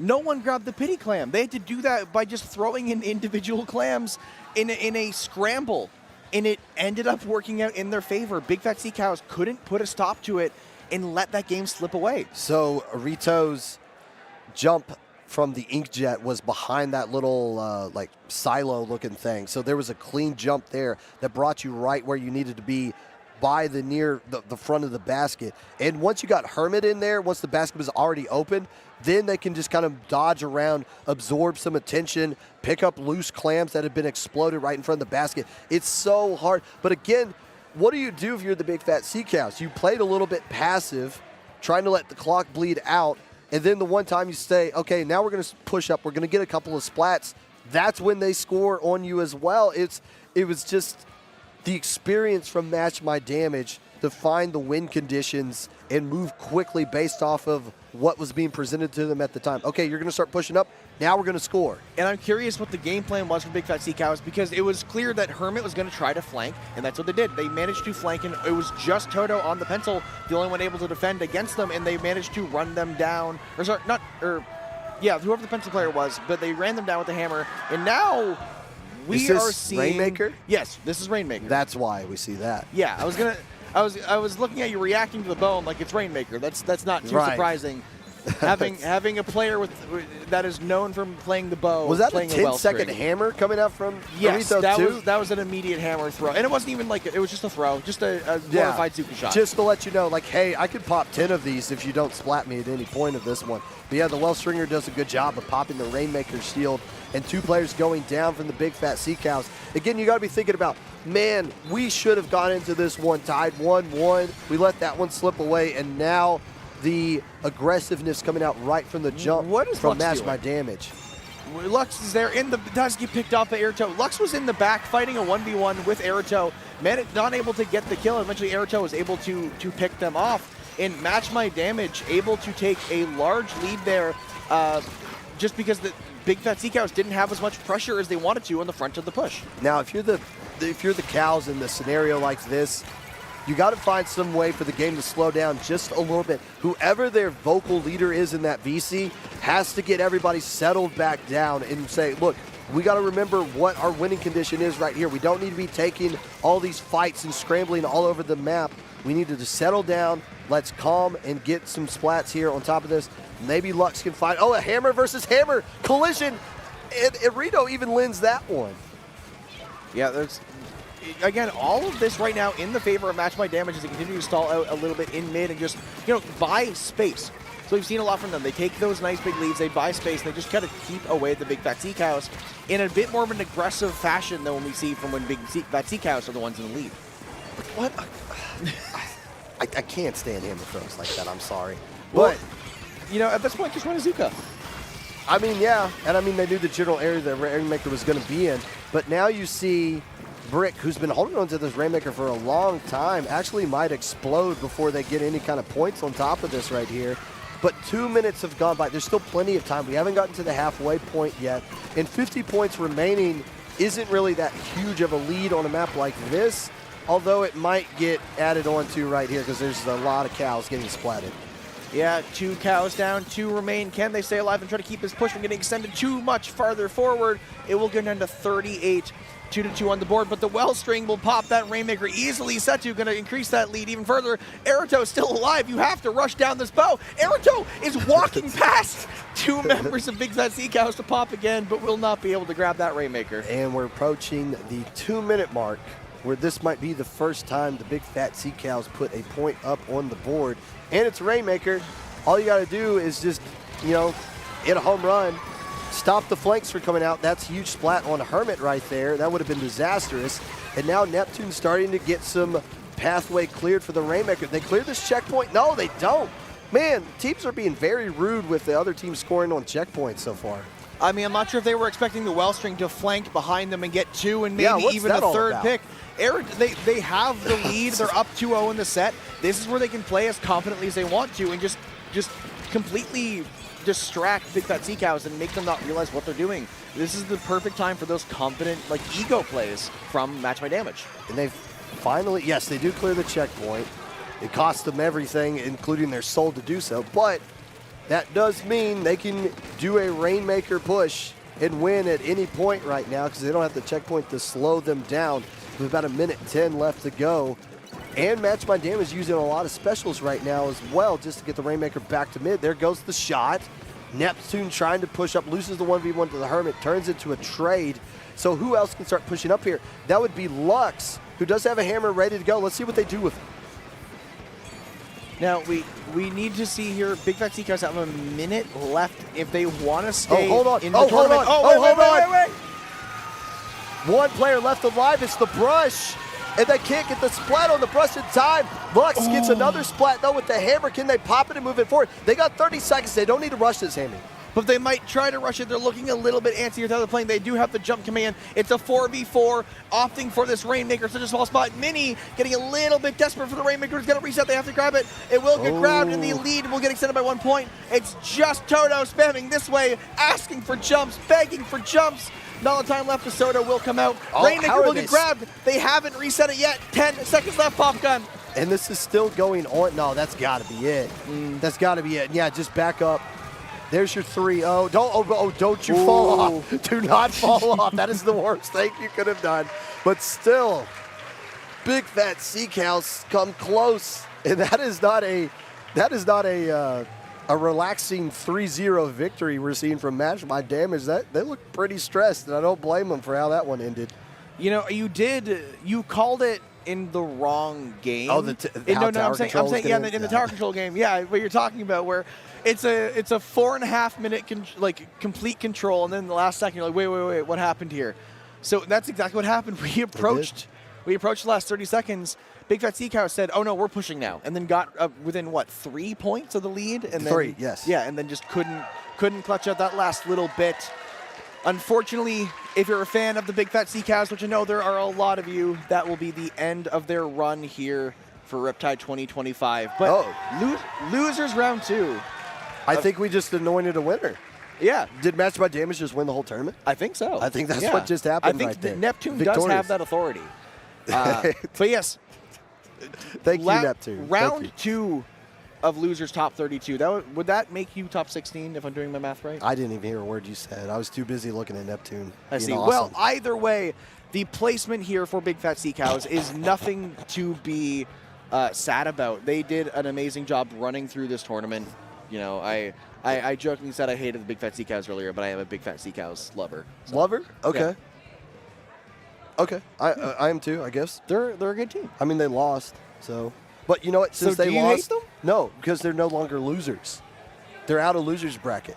So they're not losers anymore. If you lose in losers, you're no longer a loser. Yeah, you're just a an idiot in the crowd. So you're just at that point. You're just some dude at that point. Yeah, I mean, at our core, we all are just some dude. If you really look inside, and that's all you really see. It's like, man. Yeah. I wasn't expecting to do a lot of inflection here on the Well, commentary. what were you expecting? Like actual in-depth commentary play? Well, this? Instead of inflecting, I was expecting to kind of like X-flecting? Yeah. Okay. Presenting. Yeah. Commentating? Yeah, pretty much. Yeah. There we go. So, we are going to take an X-fleck to break right now. And, that was it for us. Okay, perfect. Oh. That's great. So that was it for us. There's going to be a new set of casters coming up. I believe it is Austin and Knox who is next. And they're going to be bringing you possibly the greatest singular set of competitive Splatoon you will ever see. So stick around for that. I'm Popgun, joined by Hammy. You got anything else to say? I'm really sad to say goodbye here because I'm just reading the bottom of the screen now that you're What? Yeah, so I'm very honored to be here for Popgun's last ever appearance. Do I get the Popcast now? Do I get the Popcast if you're never coming back? No, that goes to my son. Oh, he inherits it. Okay, But do you think I left you in my will? Is it gonna go? Is he gonna go? You don't know anything about the economy. Why would I leave you anything? Is the Popcast going on hiatus until PJ is old enough? Oh no, I already got my replacement lined up. Okay, sure. I see. Anyway, let's get out of here before something bad happens to me, I guess. So yeah, that being said, I am Hammy in the Wall. You can find me everywhere, mainly here, hitw.inc. And if again, you can tell how much I've commentated this weekend because my voice is shot, but I appreciate all of you listening to my shenanigans. You can catch me around basically everywhere. That's it. Yeah, that's it. We're ended on that. We don't have like a convenient smart way to end this. Yes, we do. It's this. Stick around for more competitive Splatoon action live here on IPL. Goodbye.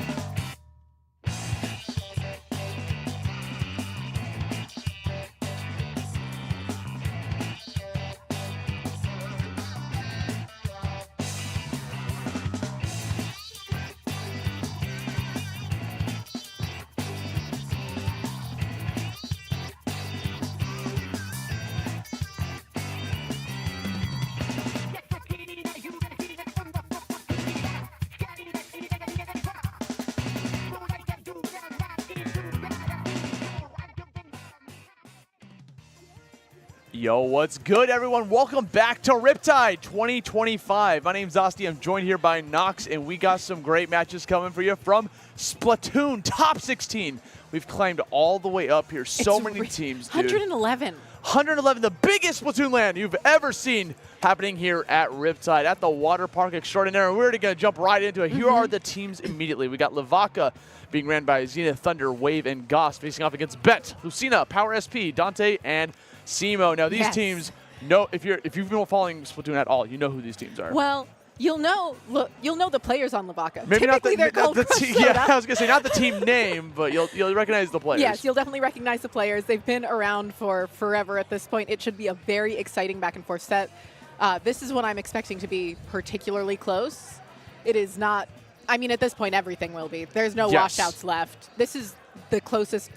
It's not been uncommon for Splatoon lands to kind of know who's going to be in Grands. Yeah, obviously. And then at that, who's going to win Grands. Who's going to win Grands? I mean, well, but this time it's all completely up in the air, and that is so exciting. It's incredibly exciting when you don't know the results of what's going to happen. And even when it's a 3-0, there's been a lot of sets we've seen today. 3-0s. You go up to the TO, you tell them it's 3-0, and like, oh, it was close, though. I watched it. I remember. Yeah. So here's the map list that we're going to be looking at here for this map. We're going to start off on Tower Control over at the Inkblot Art Academy, a classic. It's a classic. I don't know the last time I saw a tournament without it. I don't think I ever will. We will also probably see Mako zones at some point because they are inescapable. Clamble-Tumami Ruins is something we don't see all the time, so that'll be interesting. Yep. These teams also both tend to play very fast and aggressively. Yes. If anyone knows about these players coming in, we're going to see how this is going to be able to shake up. I'm glad to see Power. Look at them taking a selfie over there. Look at how much fun they're all having. They're having a selfie coming. I'm so happy that Power's made it this far, man. Absolutely. He's a former world champion. 2017, 8 years ago. Whoa. I just felt the gray in my hair grow for a second, but here we go. That is what it feels like. Game number 1. Let's get it, Nox. Yeah, absolutely. We're going to be having 2 pencils coming into this, a weapon we're going to be seeing more, a weapon we've been seeing a lot of for forever now. And we also have the 52 Gal, which recently got a major buff. It essentially has become a laser. It uses a little more ink, but it will destroy you in half a second. Yes, and that's something you always got to be on the lookout for because especially in a match like this, we're seeing Goss immediately That's exactly going why in. I brought it up. He got a double and a triple wipeout. That was just Goss is completely dominating the beginning of that game. So essentially, it now is as fast. Its bullet velocity is as fast or faster than Nautilus's. So it is just a laser, which is silly and goofy. Lucina looking to move in now, taking advantage of this blaster, but getting trapped in by the crab. We are seeing Vaca really making such a strong opening here. Yeah, I mean, just having that Goss on the side there while they're having a 4v3 on the side was such a good opening in the back line, but now we're seeing a little bit of a shutdown here coming out from Bet, stopping this approach, not going to be able to get to that second checkpoint, but hold on a second. There's Goss. Goss is doing it again. We got 2 splats finally getting taken down by Dante. That tower's going to start to move towards right back to the center, but we got to get rid of some of these pesky backliners. Absolutely. It was really impressive how quickly Wave moved forward there, allowing the rest of Vaca to really rapidly come in.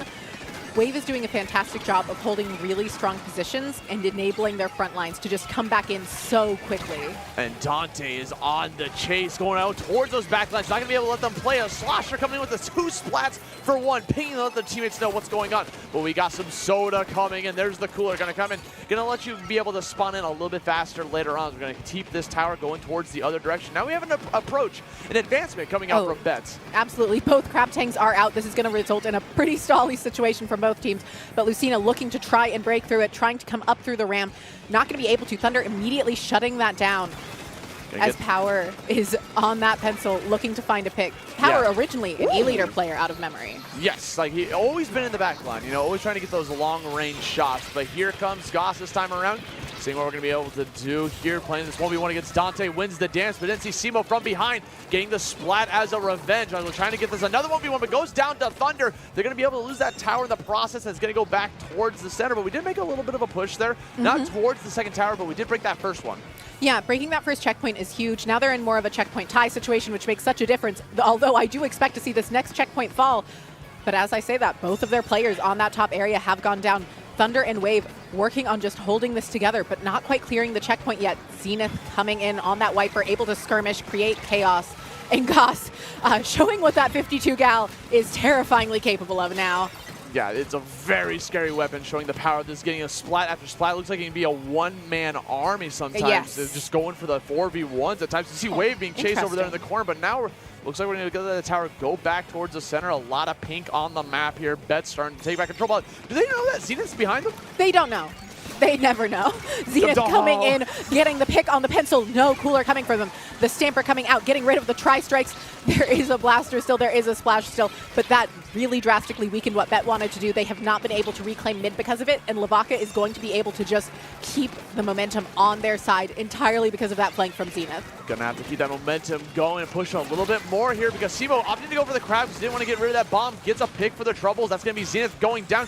Can't reach the last. You're going to see a lot of backlines coming up. But Goss sneaking up here on the right. But Power gets the shot. Gets rid of the carry from the other side. That's going to allow them to be able to push towards the second tower. Getting a little aggressive here. Backlining up for Dante. Being a little bit of a support. Everyone's gathering over towards there. They're going to throw out some specials of their own. Another checkpoint about to get broken. As Lucina in a 1v1 gets knocked out by Thunder. And they're able to break through the point and take the lead. That's a huge time to take lead. There's only a minute left.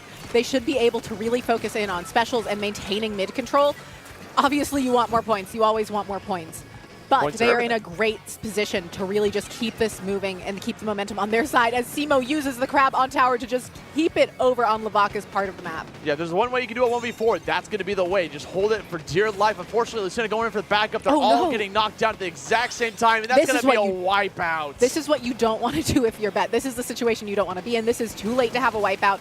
There are too many specials online from Vaca. This is a very dangerous situation. Right, everyone going knocked out is going to reset their special meters while we got 2 here for Vaca, potentially a third. Third's coming up here momentarily. Here comes the crab coming out from Thunder, trying to do this 1v1 against Lucina. Gets knocked out from the back line. We're going to see Wavy just hold on to this checkpoint for dear life while Dante desperately trying to get it. They're going to be able to take that lead from them with only 15 seconds left in the game. Yeah, and they're still ticking down points on the clock. They are just making their forward momentum so known. They did a great job of getting that wipeout and just riding it to the end, but there's just Zenith left. Zenith going to jump out. They're going to need to get specials online.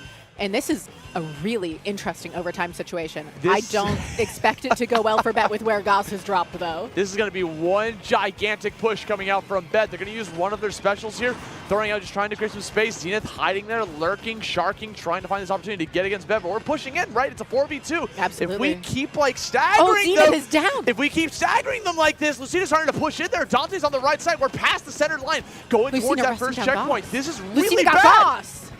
Getting Goss is going to be huge. Lucina again going back into the front line, almost catching Zenith in the Oh process. my God! What in the world is going on here? We're pushing it further along. Thunder came from almost the getting flank. to the...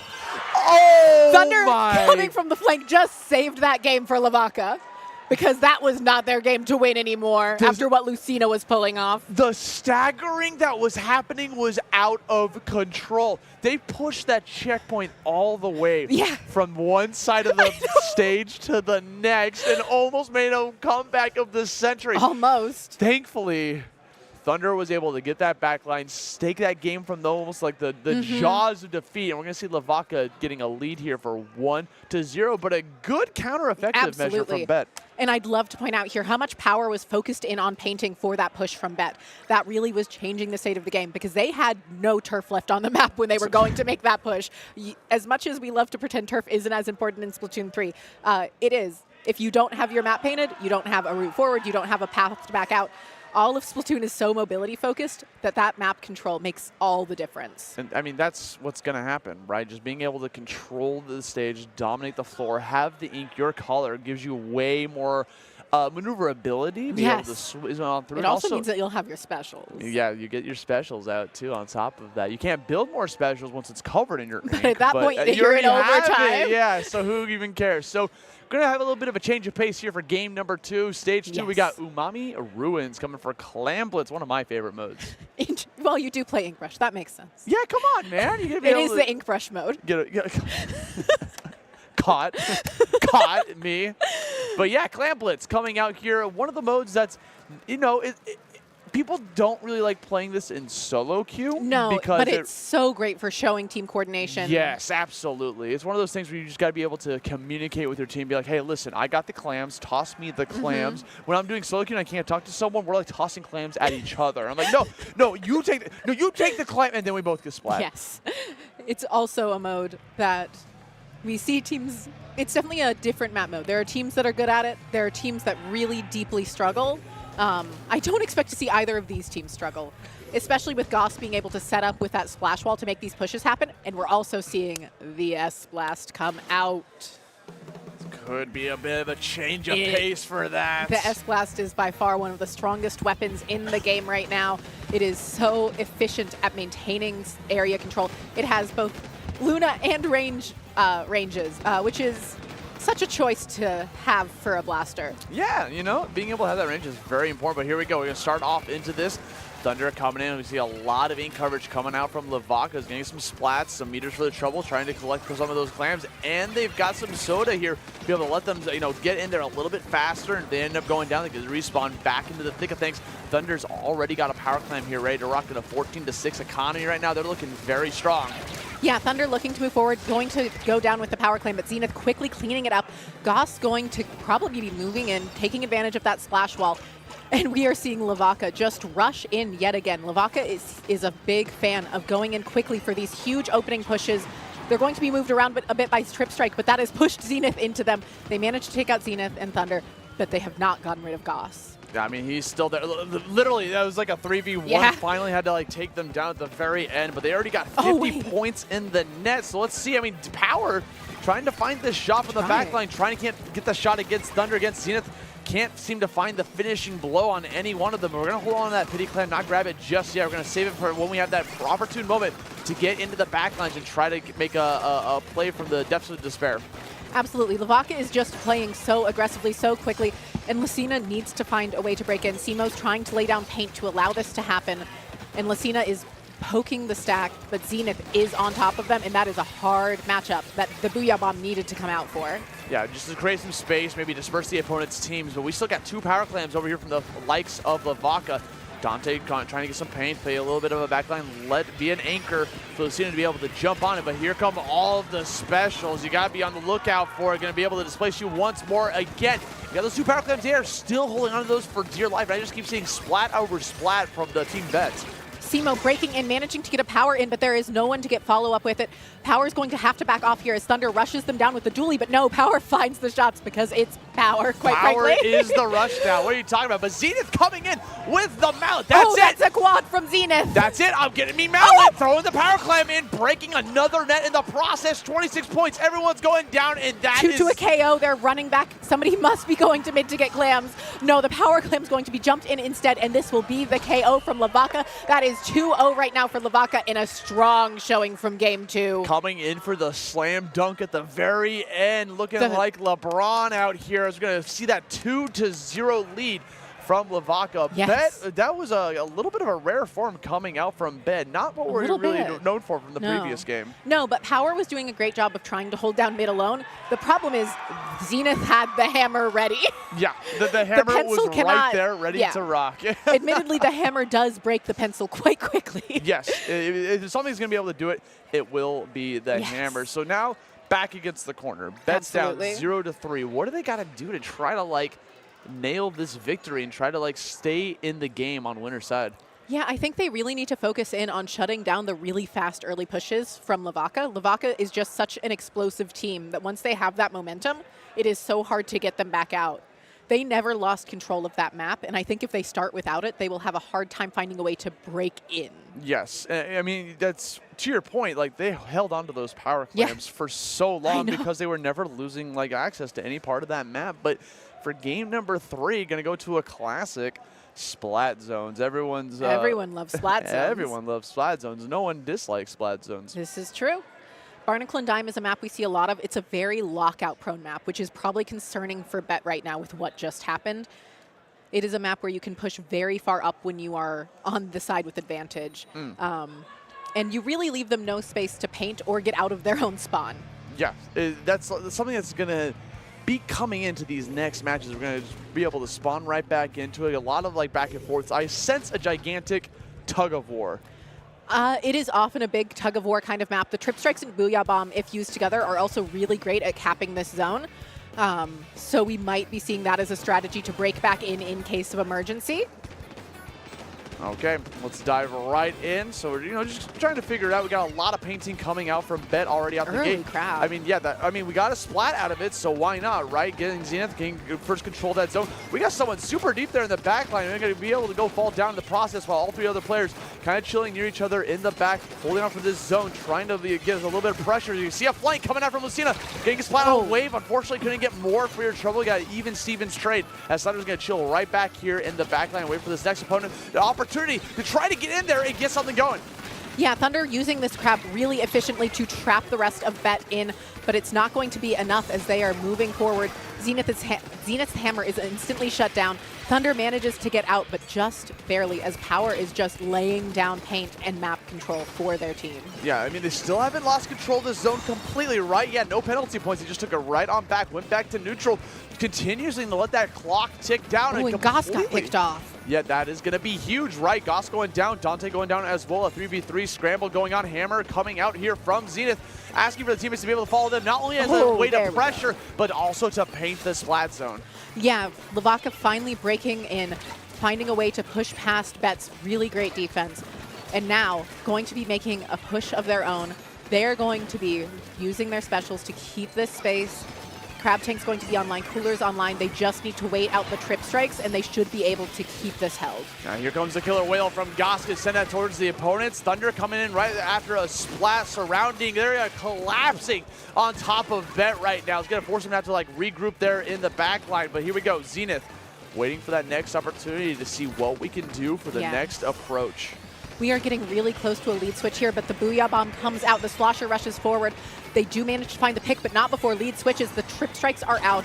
Zenith has that hammer, but the zone still has not flipped. LeVaca is holding this 19 ticks left on the clock, and this is just looking like another knockout. How is Dante alive right now? Two people in the back line finally going down. Thunder and be able to clean that up, turn this back into a 3v3 scenario. That's going to be another splat coming out. Lucina charging the front line, trying to paint back that zone. Thankfully, with only 4 points remaining, going to add a pretty penny penalty towards the opponents. Yeah, Bet managing to break back in. They're going to be they need to create an incredible lockout here.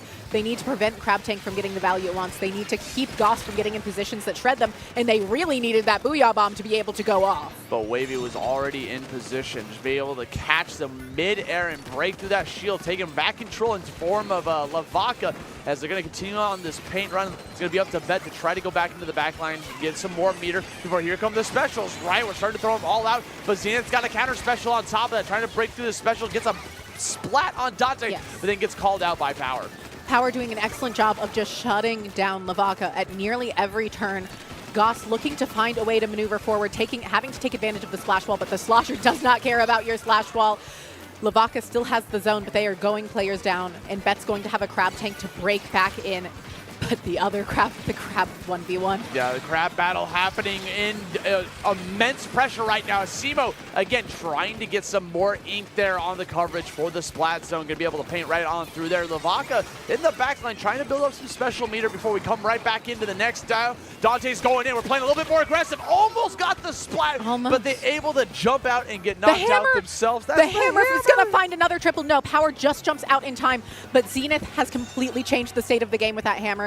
Bet was in a position to start making a really good push again, but now LeVaca's fully back in control, and the Crab Tanks are always ready at the same time, which is getting a little silly. It's getting it's only poetic that both crabs are ready. They're ready for another duel. Hey, I'll meet you at dawn. The sun comes up, and we'll be there right ready to go for another crab battle. Absolutely. Lucina gets taken out by Goss and Wave. Goss quickly moving forward. Goss is playing so quickly, completely rushing down Power, but Power has that under control. Dante on the flank. Both of these teams are just everywhere across the map, but Bet is holding on for now. They are getting close to being through their penalty, and they just need to find a way to hold on through this Crab Tank and hammer. But Wave with the back line, getting these pencil shots again and again, just applying so much pressure against their opponents. They got to get to this penalty bar, though. They're holding on for dear life, but here comes all of the ink starting to get really yellow out here. They're desperately trying not to take any more penalty points in the process. They can't afford to, and unfortunately, they did lose the zone. Yes. LeVaca 5 seconds away from taking home this victory with a 3-0 and a handshake. Gonna end it out with a wipeout, and that is all she wrote. LeVaca taking a 3-0 victory, gonna move on into top 8 winners semi side and looking like a dominant team for this tournament. Absolutely, LeVaca looked fantastic there, which we would expect out of many former Crush Soda players in Zenith. They are incredible. That was Diet Crush Soda. It was Diet Crush Soda. Yes. They are really strong players. They did such an incredible job of just continuously finding ways back in. Power is a hard player to push back into, and finding a way past that pencil play, very impressive to watch. It's very difficult to deal with, too. I mean, we saw so many times where people were like rushing down to Power, and he's just like, nah, I'm going to win. I'm going to hit my 2 shots. No, I hit it. I mean, Power has to hit it. And then he did the exact same thing. Unfortunately, could not get a game on there. Another incident of a 3-0, but it was close, though. Yeah, 3-0, but close. Yeah, 3-0, but close. But that's going to be it. Maybe for not that set. middle game, but 3-0, but close. Well, okay, so we don't have to. We don't need to talk about Umami Clams. We don't have to talk about game number 2. You know okay. what I'm saying? Yeah, Clam Blitz didn't happen. That's my favorite game mode. It might not be their favorite game mode, but it's their favorite game mode. You know what I'm saying? Absolutely. It's definitely not everyone's favorite game mode. All right, just going to take a quick little peek here at this bracket. It looks like some sets have already been going on, right? LeVaca got that W. On the other side, the other stream, what is that? SPLT. It's going to be FTWin facing off against PokeFish. That's currently in the process. What happened off stream was Lactee facing off against Cleanup Crew, and they got a 3-0 victory. Oh, that's very well. That's kind of expected. Yeah. Cleanup Crew is a very strong team, but they are not Voiē Lactee. Yeah. They are not. There are 2 teams that are most expected to meet up in Grands. There could easily be upsets with the teams that are here, though. Oh, a set to keep an eye on is Moonlight Hypernova. Moonlight traditionally places better in tournaments than Hypernova, but I cannot think of a situation in which Moonlight has beaten Hypernova. Right? It's like, they're definitely a team to be on the lookout for. There's a rock, paper, scissors situation between those 2 teams. And Hypernova is the rock, and Moonlight is the scissors. Oh, that's unfortunate. It is. Why can't they both be rock? You know, that's usually how it goes. It's just the way their weapons play into each other is very unique. Yeah. But Moonlight holds their own against other top teams so well. And Hypernova specifically is Moonlight's bracket demon. I know what that's all about, man. When you're just like struggling to find your way to get back further into the bracket, getting a win on your demon, it's like, it becomes like a mental block at times. Absolutely. It's like you just can't beat them. You're starting to get nervous about it. You sweat about it. You're like, man, that's all you think about. You just need to get that win How do against we that do one it this team. time? Their comp is exactly what our comp can't fight. And there's not always a solution of just switch weapons. Yes, it's not that easy. I feel like a lot of players in all sorts of games, it happens in Smash Bros, it happens in fighting games, it clearly happens in Splatoon. Absolutely. When like you lose and you're like, okay, I gotta swap. Yeah. I gotta swap to a different weapon, and that's not always the case. It's almost never the case. You just gotta play better. That's it. And you got to change your strategy even more so than play better. Because Moonlight plays well pretty much all the time. Yeah. They are the LAN people. They are one of the LAN teams. I don't know if you all can hear it in the background, but some clapping hands have been passed out, and people are readily using them and having the time of their lives. This also happened at Gommel. Yep. And I do believe it might have been a Dio moment. Clapper alert, man. Literally. It's clapper time. This is new for Splatoon still. If you give the Splatoon community anything that is shiny, or noisy, bright, noisy, anything, they're going to have a ball This is with true. it. So I'm already hearing, I was like, what the heck is that noise Clappers. in the background? And then I saw. I had identified it already. I was like, oh, they are back. We are doing the clappers again, and they are being so loud. I just saw Pico walk by holding some clappers. Like, oh, everything makes sense now. Shout-outs to Pico for being our spec cam. Shout-outs to Pico for best spec cam. Best spec cam, Pico, out here.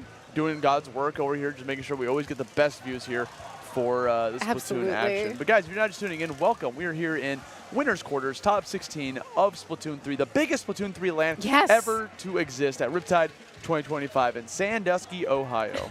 And it's just so exciting to get to see everybody here. The energy has been electric all weekend. Made it to the pool for the first time at a Riptide last night. I know. I've been dodging them. Okay, so where did you go first? Did you go to Lazy River? No, I went to the wave pool first, and then I felt like I was in a sardine environment. Okay, so you went when it was really busy, and Yes. there's a lot of people Yes, there. it was the wrong time to go for You the gotta first go time. when it's empty. Like, But it was after hours. How could I turn down after hours pool time? True. For just Riptide attendees only, it was Yes. very fun. You would not caught. There was somebody in the wave pool in a full hoodie and pants. And they put the hood was up, the hood came down, and they walked to the shallow end and put the hood back up. And I don't know how to process that You are still. not a joke. You're the second co-commentator to say that on the mic to me that they saw this man. It Like, was that so happened earlier on shocking. this. I can't explain the aura of somebody being in the pool with Just the wearing hood a up hoodie and just like puts it. and long pants. The long pants add to that. I forgot my trunks at home, so I'm just going to wear my clothes right here and get into that pool. But no, what I'm trying to tell you is that Lazy River is very relaxing. It was. I did do the lazy Okay, river yeah. also. It's sick, right? It was also a sardine situation, but Okay, there are but you gotta- tubes, so it's better. Okay, that is better. I went in the Lazy River when there was no one. Oh, in the that's river. luxury. And I was just like, laid back That's the dream. and relaxed. Did you get water poured on you by the sides of it? Oh, heck yeah. Woke me up every single Absolutely. time. Ruined my hair and everything. I was But like, that's man, needed. It is needed. Now, That's one of the joys of Riptide. It is getting chlorine in your hair. That's Mm-hmm. the ultimate joy you'll see here at Riptide Sandusky. If you guys haven't been here before, it's definitely an event to come through. I know people It's have the watched. largest Splatoon event there is. Yeah, obviously, but it's more than just that. Like, It there's is. so much to do here. I personally love coming to Riptide because I see so many of my friends I don't get to see It's all so in amazing. one place. That's the thing. Everyone is here, you know? And it's so cool to get to watch the artist alley in here this year is so incredible.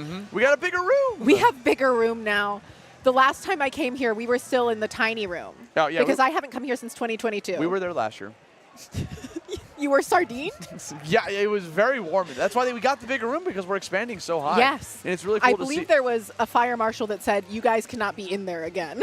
What? No, they were just rewarding us. for They were getting rewarding so us? big. Yes. Yeah. Also the fire that, marshal came because in they and had was to. like, The fire marshal came in and was like, "Hey, you guys are good. We're gonna give you the bigger room for Absolutely. next time." That's exactly what happened. And we're not boiling to death this time. This isn't an upgrade from many previous Riptides. I'm cold. Yeah, it's lovely. It's. It's warmer than MomoCon at least.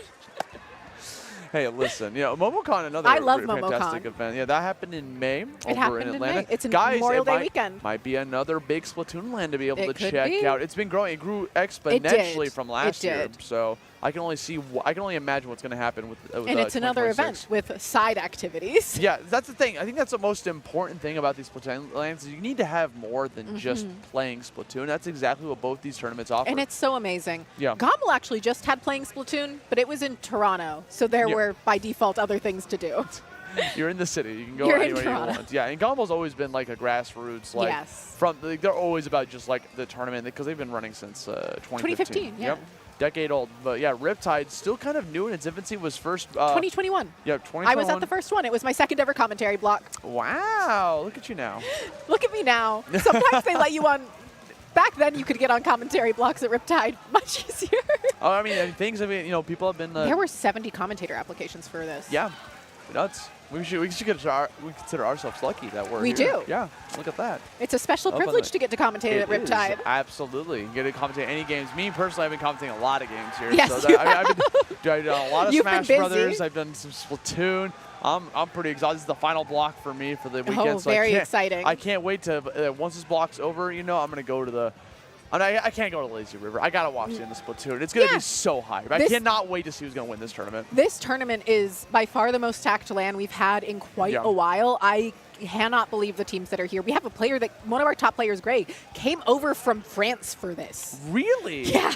Yo, so it's kind of similar over in Smash, where they fly out a lot of Japanese Yes. players for Smash. So it's cool to see that happening for Splatoon. Maybe one day, Maybe one day. we convince some of those Japanese players from Splatoon to come over here and They grace us with did their just presence. destroy us this summer. SWS, we took one game off of them.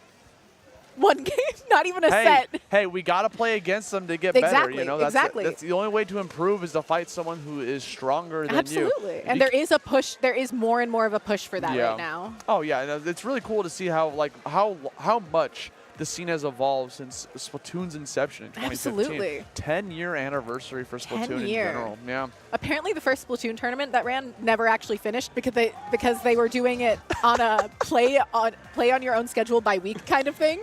Oh, that's and it was sick. like 64 teams or something. Oh no! Of course, there's no way This that's is finishing. people that have never done esports before doing esports. Yeah. No, I mean, And that's what makes Splatoon so special. You gotta start somewhere. It's a brand Yeah, now new we have game. functional lands. Yeah, by a miracle. People coming in. Shout out Yes. to production for coming in. Shout out to production. Doughboy over here with the mic, making sure we always got everything we Shout out to our need. TOs. Oh, TOs, yes, sir. We got so many TOs out here.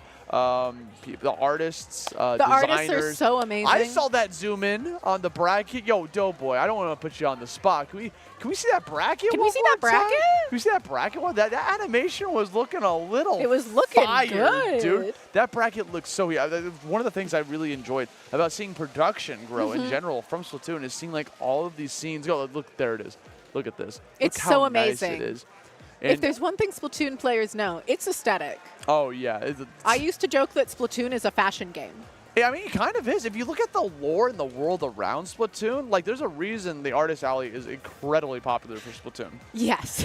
And one of my favorite things about Splatoon, like at LANs, is the poster signing. I think it's Absolutely, the it's most so special. adorable thing ever. I love it. I didn't know that wasn't a thing for other communities because No. I've only existed in Splatoon for No, absolutely competitive not. games. It's so cute to see, and I'm a huge fan of it. So you come to a LAN and you get one of the posters that it's like a whole artwork to celebrate this specific tournament, and then you go around and ask anyone in the venue, hey, you wanna Ideally sign my with your poster? metallic Sharpie. Yeah, metallic Sharpie. If you give me a permanent marker, I'm going You to. can use a black Sharpie, but you won't even be judged. It's just better to have the metallic. The vibes are better. The vibes are better off the metallic. But here's a little look here again at the top 32 side, winner side, right? We're still waiting on Yes. that Moonlight Hypernova to see what's going to be happening. Also, that FTWin with that. POKEY I'm a little surprised that hasn't already wrapped up. I mean, so they're not going to update the score as No, it's I know. happening, but I'm just surprised it wasn't. yes. Oh, I see FTWin and I expect. Oh, so okay. it did wrap up. It looks like we're Okay. getting an update here momentarily. It looks like FTWin got the win by no one shocked. Yes. Right? Like that's That's 3-0. a little expected. It's a little funny to see these winners quarters start to become 3-0, 3-0, Yes. 3-0 because it's like that's There's just kinda the what's happening. FTWin. Yep, there it be. And I believe Moonlight versus Hypernova is That happening one is right now. I am very eager to hear the results of that one, and I Yes. hope somebody is recording it on their phone behind the setup so we can all watch it later. Oh yeah, of course. So one thing that's hard for Splatoon is you have so many setups to have Yes. 2 streams. This is the first time we've had 2 streams at Riptide. I'm pretty sure. I believe so. Once again, Yeah. I missed a couple years. I was getting a master's degree. Hey, now you're a master of Splatoon. Exactly. Tastic. Yeah, there you go. But yeah, so now we're going to see what we're going to be from the second stream. It's really cool to get even more matches It streamed is. online. I love it. It's really important because I feel like, preserving The more we get history. to see, the better. It's preserving history. It is preserving history. wanna watch I don't that know set that you want to 10 years get me from now. locked onto that topic. That's what my master's degree is in. Oh, yeah? Sure. Okay, it looks like we're waiting for that next set to happen, so we're going to go on a quick little break. So please don't go anywhere. We'll be right back with some more Splatoon action coming your way. See you soon.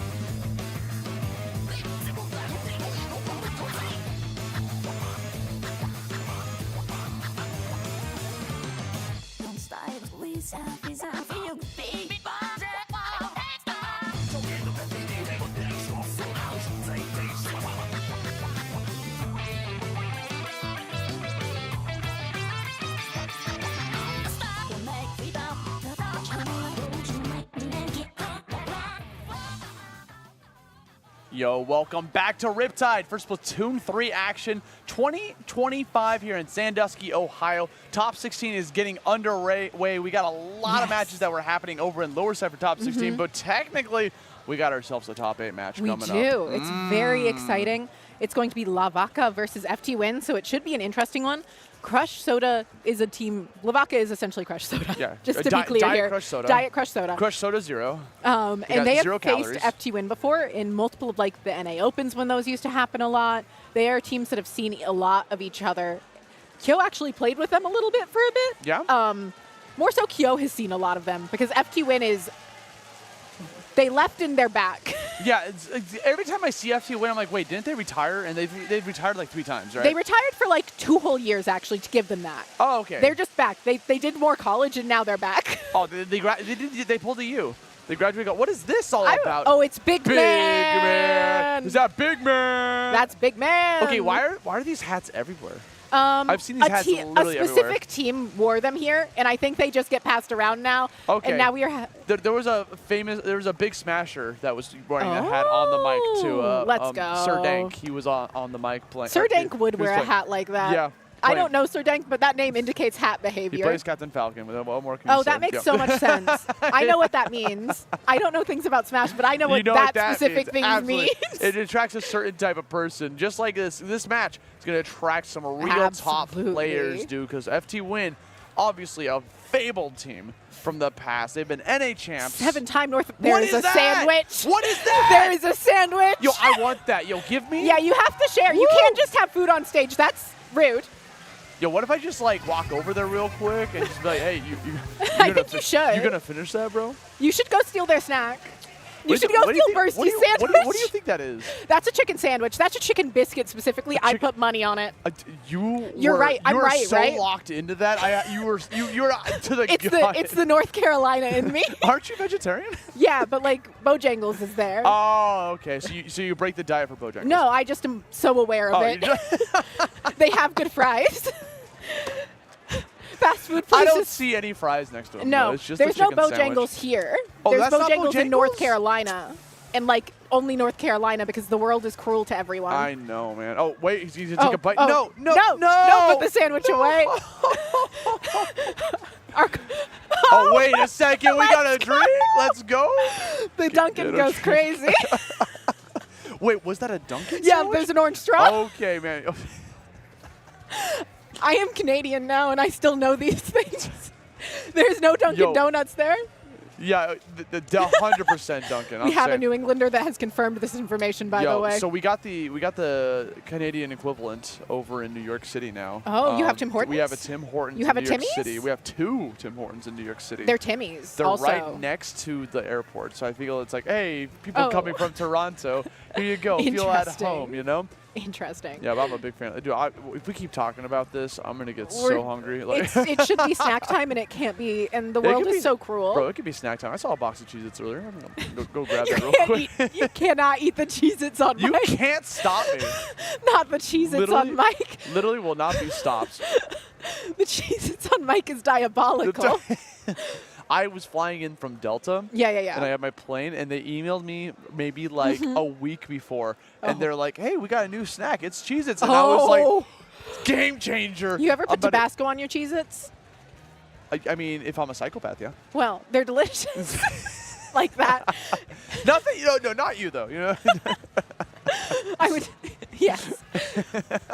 But okay, so they sent me the email, right? And I was like, I got really excited, and I took the plane. And there were no Cheez-Its? Did they pretzel you? They gave me the Biscoff. That's better than the pretzel. Yes, but I was really Yeah, excited it's not for the something Cheez-Its. savory, and they gave me something sweet, and I was just like, man, I wanted both. Yeah. The Biscoff is fine. Have you ever flown JetBlue from like Cali? I've never gotten to fly JetBlue at all. So if you ever I have not lived the dream. If you ever take a JetBlue flight from California to New York City. What do they give you? Cheez-Its. But also infinite Cheez-Its. So when you're on that flight, you can stand up out of your seat and go to the front, and you can grab snacks from the drawer or drinks. That's the dream. That is the flying dream. They also have the most legroom out of most NA flights. I have heard. Luckily, this is not that important to me. Okay, but to me? Yes. My dad is 6'6" and has firm opinions on it. Oh my gosh. He's got even worse than I do. Oh yeah, so Doughboy knows. JetBlue's the best line. Yeah, I love JetBlue. The problem is I either was in North Carolina and now I'm in Toronto, and those are not JetBlue locations. Yeah, you're stuck with Air Canada. I'm so sorry. Me and Air Canada have had fights and will continue to have fights. Just like these two are about to get fighting right now with these teams. Absolutely. We've got Zones Mahi-Mahi. Mahi-Mahi. Lame Maha. Mahi-Mahi Resort here for Splat Zones game number 1. Obviously, you got to start on Splat Zones. You do got to start on Splat Zones. It is the classic map mode. Mahi-Mahi is actually a pretty well-liked map. Yeah, which is surprising because it feels a little gimmicky at times. It's a little gimmicky, but once you're past 60 points, it stops being gimmicky and it's fine. Oh, so you just like accept that, okay, you know Sometimes, what? yeah. We just give you 60 points for free? No, we give you 40 points for free. Oh. Much less bad. Oh, yeah. Much It is. That is much less bad. Yeah. It's most less bad. Yeah. Because once you're on there and the gimmick starts to go away, it opens up the map. You have way more room to be able to move around. Because every time I'm playing on that map, I'm falling in the water. It's a great blaster map. It's also a really great stamper map, which we will see FTWin pulling out here almost certainly with Sam on the team. Yeah. The extraordinaire, right? Being able to have that hammer. What was really cool from Vaca in the previous game is that I would see them, it was Thunder with the hammer, right? It was Zenith with the hammer, but Zenith was on Wiper, not Stamper. That's why, okay, that's why I was... Wiper is also good there. Stamper just has slightly more range and can handle those ledges just a little bit better. So, but using Stamper, like, actually, like, you know, moving forward, creating space and everything, I feel like that's more common nowadays than it was in the past. I feel like absolutely. I feel like a lot of people would just pull it out and just use it as like a bomb real quick. As a whacker? Yeah. There's like a spot bomb. Hammer. Yeah, Hammer got a lot of buffs. Sorry, I said Stamper, I meant Hammer. Yes. Hammer has gotten a lot of buffs. And the crowd is into it as we get into this game 1 here. Winner semis, top 8. Winner that's going to move on into winners finals. Only one team can make it there from this side. We're going to see. We've got the Kyode Red Ringer. Yep. Here we come. Go right in towards the center. You see both teams going in there. You're always going to have that one person that's kind of like breaks off a little bit just to give them some free ink as well as get into position. And it's going to be both of the backliners. It's the exact same spot. That is like the point advantage. And it looks like we're going to be able to push off the team from Vaca first, since we already saw 2 splats coming from FTWin. Absolutely. FTWin immediately got Goss out of there, which really allowed them to open up the map and start claiming so much space. And as you'll see, Kyo and Sam are just able to stay under these ledges so efficiently. And even though Sam has gone down, Kyo is still there, about to have Reef Slider, and Biscuit hits those. Oh, we hit those every day of the week. Again, shooting the ink and gets another shot on Thunder from downtown. Going to be able to take that zone in the process. They're going to start to push on them. And the gimmick for Mahi-Mahi starting to go away as though it's going to open up the stage dramatically. Getting a big pick there against Goss. Sam trying to do a 1v1 against the Crab. The Crab is shredded. Crab gets shredded so much easier than it used to, especially by a weapon like Stamper. And Kyo on that Dreadringer using the Reef Slider so aggressively. Usually that's something you use to retake the zone, but not in Kyo's case. Kyo just had the space to get away with it. And this is about to be a KO. It's not going to really, right? Like this No, close? they're going to cap. I believe in them. Okay, they're but here about we to cap. go. Yep, they managed to put those penalty points on. It was almost 100-0 in a handshake for that first game, but now Vaca finally showing some signs of life here. We got some rolling and a 1v3. We've got some rolling? Thunder, We've got some rolling? No way you get a 1v3. Okay, we got support coming. How did Thunder survive all that? And Kyo too on top of that? What in the world? There were just events on our screen. Thunder rolling into a 1v3. Rolling Thunder? Rolling Thunder getting a two splats with a third one about to come in, but it gets a little bit of a support. Incredible play from the Dualies master. Yes. Thunder just keeping this game alive for Vaca. They are definitely still not in a good situation. They are continuously going 2 down, but Wave is managing to stay alive. FTWin has penalty points. They are not in imminent danger. Bursty went in deep, but jumped out in time to be safe. And we are seeing the game settle for a moment as FTWin reestablishes their hold. But Bursty goes down and the Crab Tank is out. This could be an opportunity as Zenith rushes forward. Yeah, I got the Killer Whales coming out. Going to give you plenty of opportunity to be able to go into the aggressive mode, trying to see a potential flank here from Zenith. left here. Cooler coming in allows you to play a little even more aggressive on top. As he's going to go right back to be able to grab one before going into the backlines. Looking for potential flank. There's a suction bomb going to force him out of position, almost catching himself between a rock and a hard plate. We're going in, and we get a double! No way! The Torp double is diabolical. That is not something you usually see. Torp does not do that much damage, which means they had gotten a significant amount of chip first. And Goss is out here with Bursty, fighting against Bursty. Bursty jumps out. Kyo reef slides the crab, but Thunder lives anyway. Yeah, just immediately gets splat regardless as we're continuing to make this train a chug in here towards the middle of the stage, right? We got our 4 players here in the center trying to get that splat. Good pickup coming out from Sam. Looking for another potential one. We got the soda ready to rock. Going into the backline, trying to get as much pain as possible while trying to build that meter and apply the pressure so we try to enter a stagger situation against the likes of LeVaca. Bursty and Kyo have gone down. Sam is still here, managing to find Wave. That is a huge pick, keeping Thunder trapped on the plat, keeping them from getting to zone, but having to jump out. That is going to be a zone flip for LeVaca. But every time FTWin gets a trade or even just re-neutralizes zone, it is such an advantage for them. And we see Sam again doing this dance around Goss, around the pillar, going to go right back onto that zone, going to make it back the in reef control. slider. Yeah, this is really scary now. Yeah, Goss is doing a great job here of moving forward. Managing to find Bursty is absolutely massive there.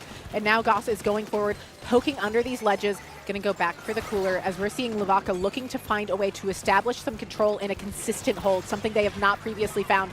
But Thunder on that crab might just be the ticket they need. Right, using the sniper's position again, just trying to apply some pressure. Goes down in the fight though. Kyo off here for a masterclass and trying to get a splat. Letting right on top of Goss, getting it right on top and going to go for the reef slider. Oh my God. Take the zone in the process. We go down, but we manage to apply those penalty points. And once again, every time FTWin is recapping the zone, it is a win for them.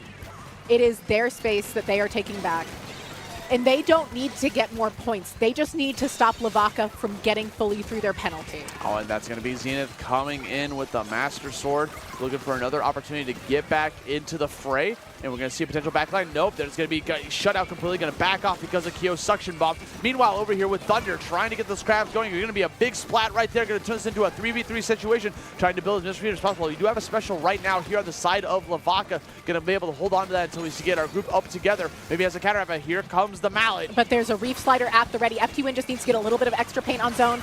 The reef slider comes out. This should be a flip. There it is. Finds a pick and Wave goes down. That is the game going to FTWin. But LeVaca almost pulled that back. Oh, you know Kyo's feeling himself. You saw that opportunity. That reef slider came into the middle immediately. Not only did you flip the zone, you got a splat and then found a second one right afterwards to secure that victory. Putting that first point on the board is going to look really good on the resume for FTWin's future. Well, do they need that on the resume at this point? Dude, when you're asking for 12 years of experience with Splatoon, the game's 10 years old, I don't know, man. You might need it. You might for the 12 years of experience. I also want to Kyo has it. Kyo has it. I also want to point out, this is like week 3 Dreadringer for Kyo.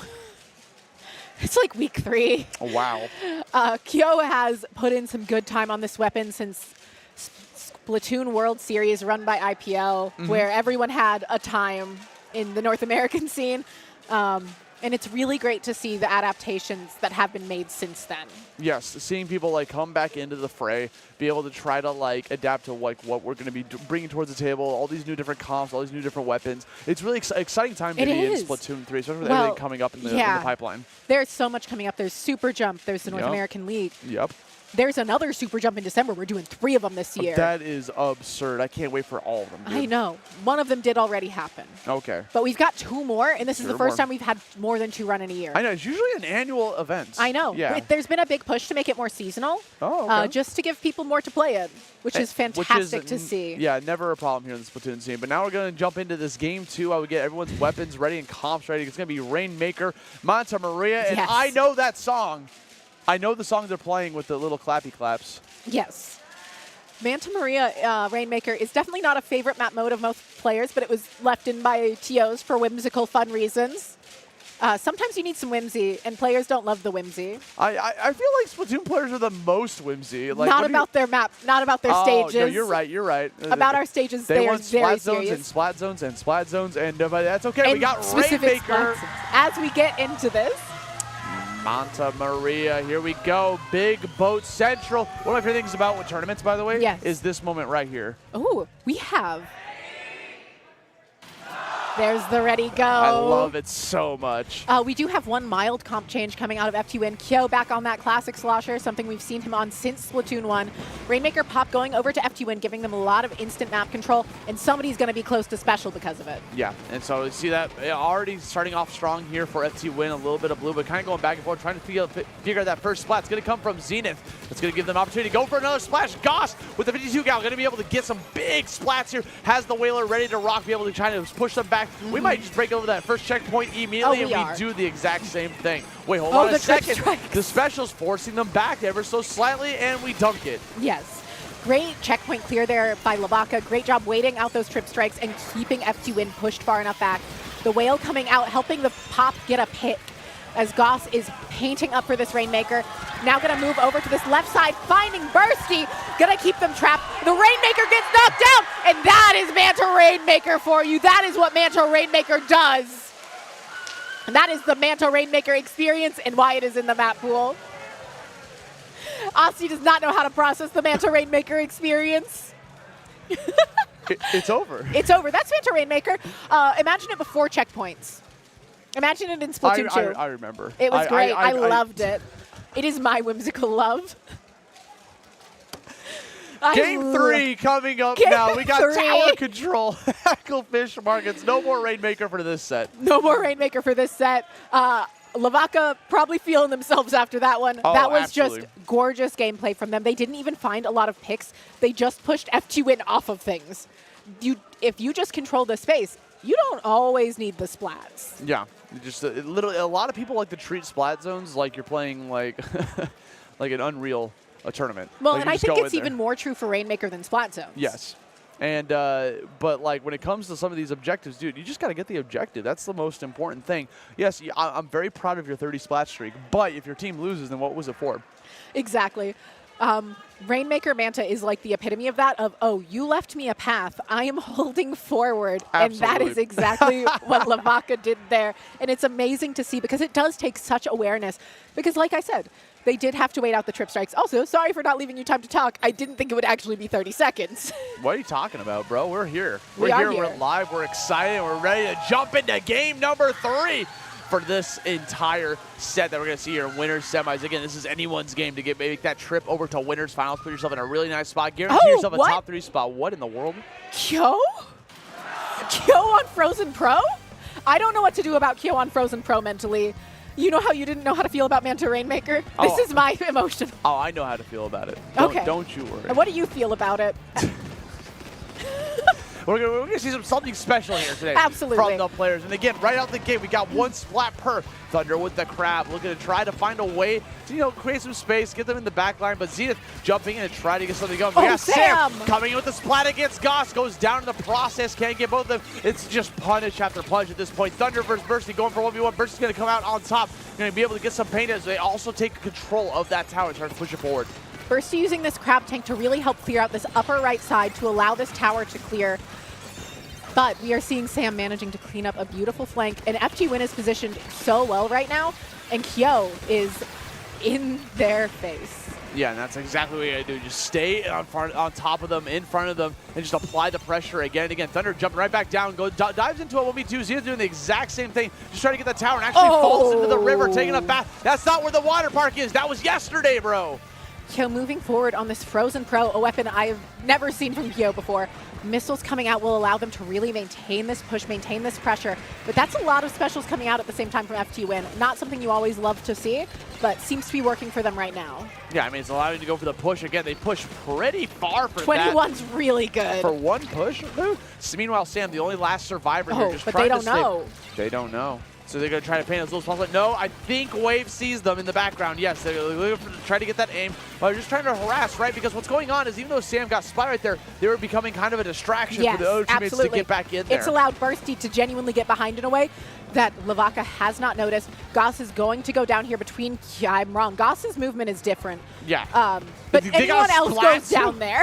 Anyone else goes down there. And they eventually do, but they manage to take Kyo down with them as we're going to keep pushing this tower, attempting to try to get that first checkpoint, but we need a little bit more action. Zenith gets a little bit too crazy there, playing a little bit too aggressive. aggressive, gets in front of the 1v4, but now we see a Booyah Bomb. Goss already managing to dodge out of there completely and just kind of disperse, try to go for something else. Kyo here in the backline, but we got the hammer and nothing's going to come from it. Kyo is able to take out that hammer so quickly, in part because of not being on Slosher. Not being on Slosher allowed for Kyo to actually shoot the hammer rapidly. Thunder finding Kyo, finding Sam. That's a huge double, but FTWin is still in a really comfortable position. They're going to have missiles to get back in. Vaca has to find a way to completely break this map open, and it's just not going to be easy. Yeah, it's going to be very tough for them to try to like figure out how to like reclaim that tower from their opponents, and they do. They do have the tower, but they just can't seem to push it past that first checkpoint, because the second they try to go back on there, you see FTWin coming in clutch. We got ourselves a Whaler now and the hammer, all specials, but again, another wasted hammer coming out from Zenith. You hate to see it happen. You do hate to see it happen, but it makes a lot of sense with what FTWin's running. It is a hard comp to get hammer out against, because there are so many things that can shoot through it. The crab tank is out. It is applying pressure to tower. The crowd is excited, wishing for Vaca to find this push, but Sam is holding Zenith off. Thunder not able to get in, but Sam went down. And this could be their opportunity. Yep, this could be a start of something very beautiful, right? We're going to break open that first checkpoint. We're going to come back into it. That's going to be a big pick from FTWin. Might be able to stop it in its tracks. Kyo tending to try to play a little bit sideways here, going for a very long flank, trying to catch him on the retreating angle. Wanted to back off there, just hoping to try to catch him off guard with the splat bomb. Gets a flank on Thunder, but all of a sudden has to fight, move around, and try to get this splat against the likes of Wave. Can't manage to find it. Finally does there at the very end, and that's going to be a big distraction for Vaca to have to deal with. Yeah, seeing Kyo shooter gameplay is still making my brain explode, but it's really good. I mean, yeah. Yeah, it's good to be good with all weapons. It is, and it's just, we know Kyo is good with many weapons, but Kyo plays bucket every time but this, apparently. But Kyo is doing an excellent job of creating pinches and traps, which is exactly what Frozen Pro wants to do. Getting missiles at excellent times to keep FTWin constantly moving forward. And while they've only had that one push, it was a push to 21, and they have continuously staved off every push from Vaca thanks to incredible positioning and great special Yeah, timing. and they don't need to push it any further either. They just got to hold on to this tower, play defensive, play safe, and let them overextend and try to get a splat in the process. And that's exactly what's been going on here. Thunder has a crab ready to rock. They got two specials on their side. Unfortunately, going to lose one of those specials. We're still letting the 0-1 rock as Zenith finally trying to go for a hammer. Gets a splat, but actually gets a trade in the process. Might not have been worth it. Thunder's going to jump right into it as the DELUXE gets a lot of rolling around, forces the opponent to jump back so they can save their meter for later on. But Kyo caught in a really bad corner. Kyo probably really wanted to stay up there because missiles were ready and they weren't cooler.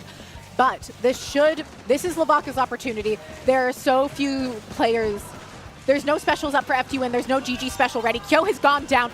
Biscuit is looking at the tower, and Vaca could have the chance to take this. This could be really strong, right? We got the second checkpoint. They're pushing it on top. They're all on top of each other. Try to push it through. More points. One.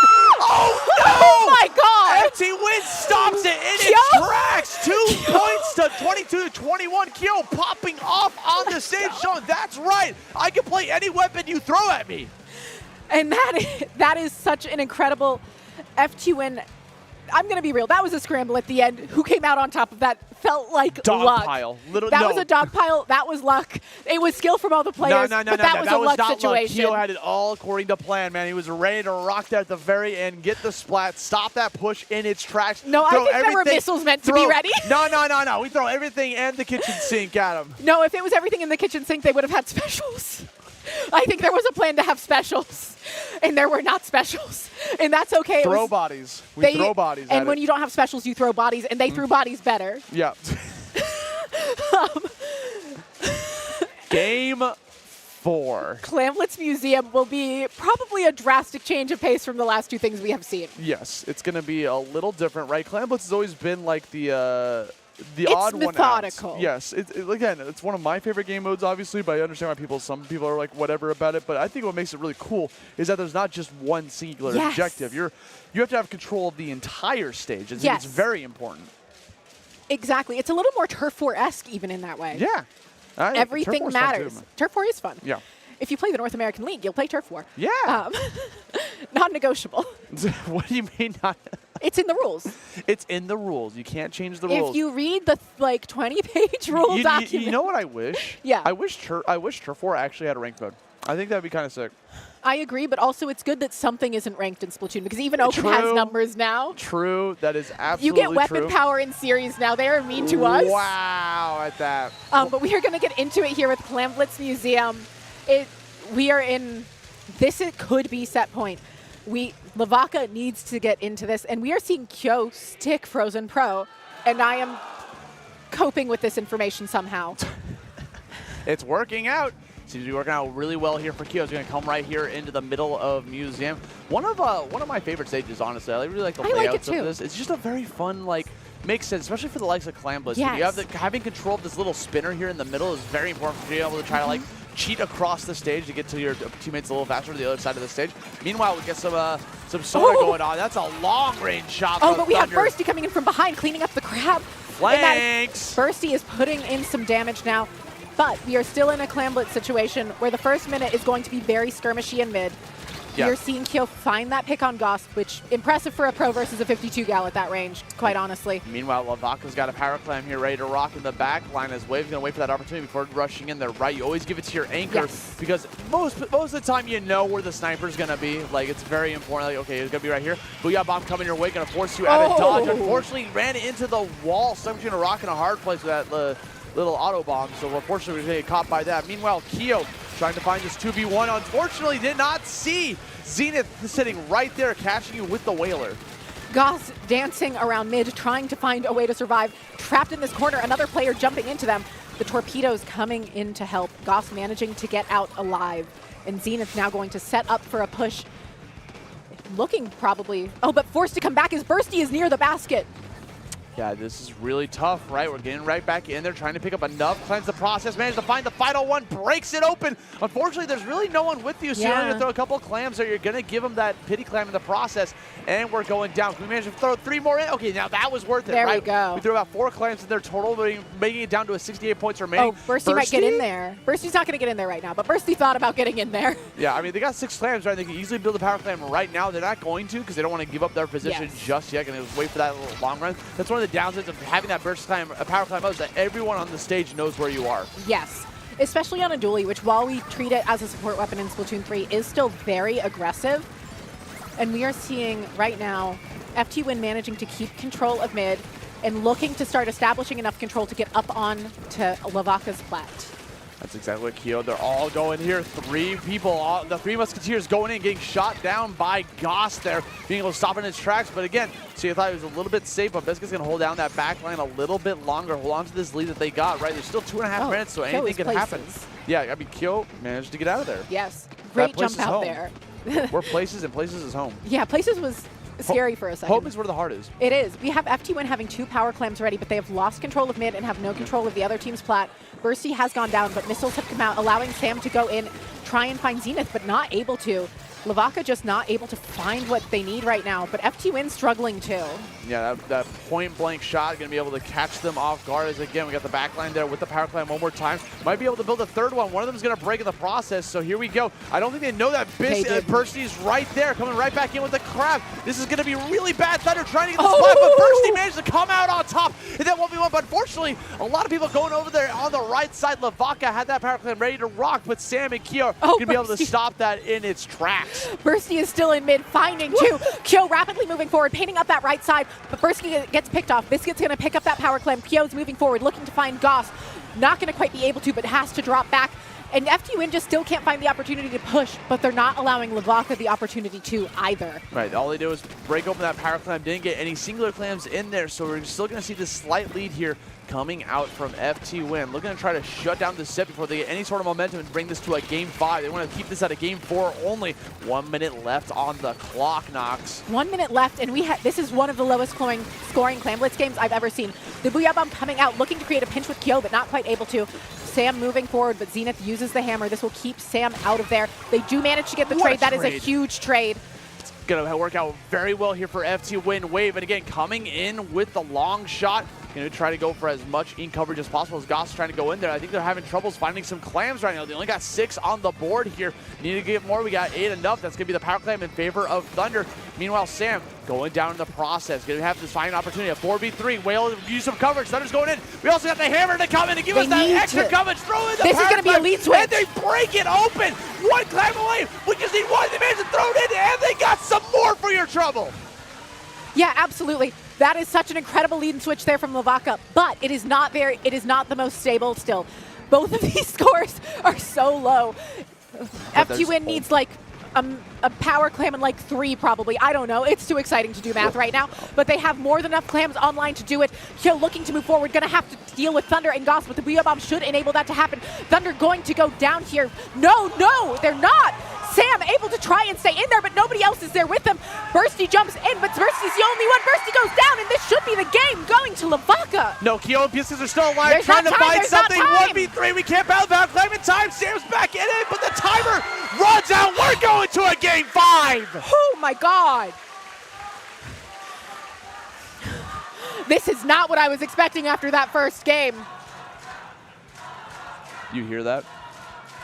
The crowd is chanting for Vaca. They saw they saw a hope, a dream, bringing this to a game 5 situation. On humpback zones, which might be me.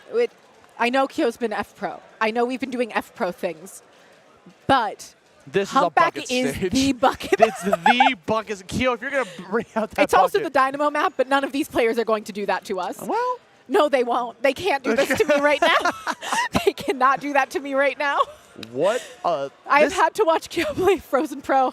They cannot throw Dynamo at me. If Biscuit throws a Dynamo at me, we are watching a breakdown on stream. But that's okay. We're going to have the bucket instead for game number 5. Bringing this all the way to the final game of the set here in winners semifinals. Anything could happen here. Vaca, FTWin, both are gunning for that winners finals spot. This is one of the most exciting lands you could ever see. Because I would say a lot of the Splatoon lands that we've had, we haven't expected grands. We haven't expected Losers finals is usually our exciting game. Yeah, no, the winners semi seems to be an exciting game. We got our final game of the set, and you know what, Nox? I want to say it along with the crowd. Do you mind if we do it? We might have had a pop-off moment. We might have to give it a sec. Uh-oh, SpaghettiOs. But we do see that Dreadringer coming back. And what were you going to ask before this? Because we're going to see a moment. Nah, it's okay. We'll get it next time. I just really wanted to say ready, go with everyone. Yes, we can do that now. But like, you know, it just didn't, it didn't make any sense when there was a pop-off moment almost surely. And that's the win! Oh my God, they won right there. There was a game earlier with Pika Dave and Shiny. I don't fully remember the rest of the team or the team name. Shiny popped off so much that they DC'd the entire team after the game.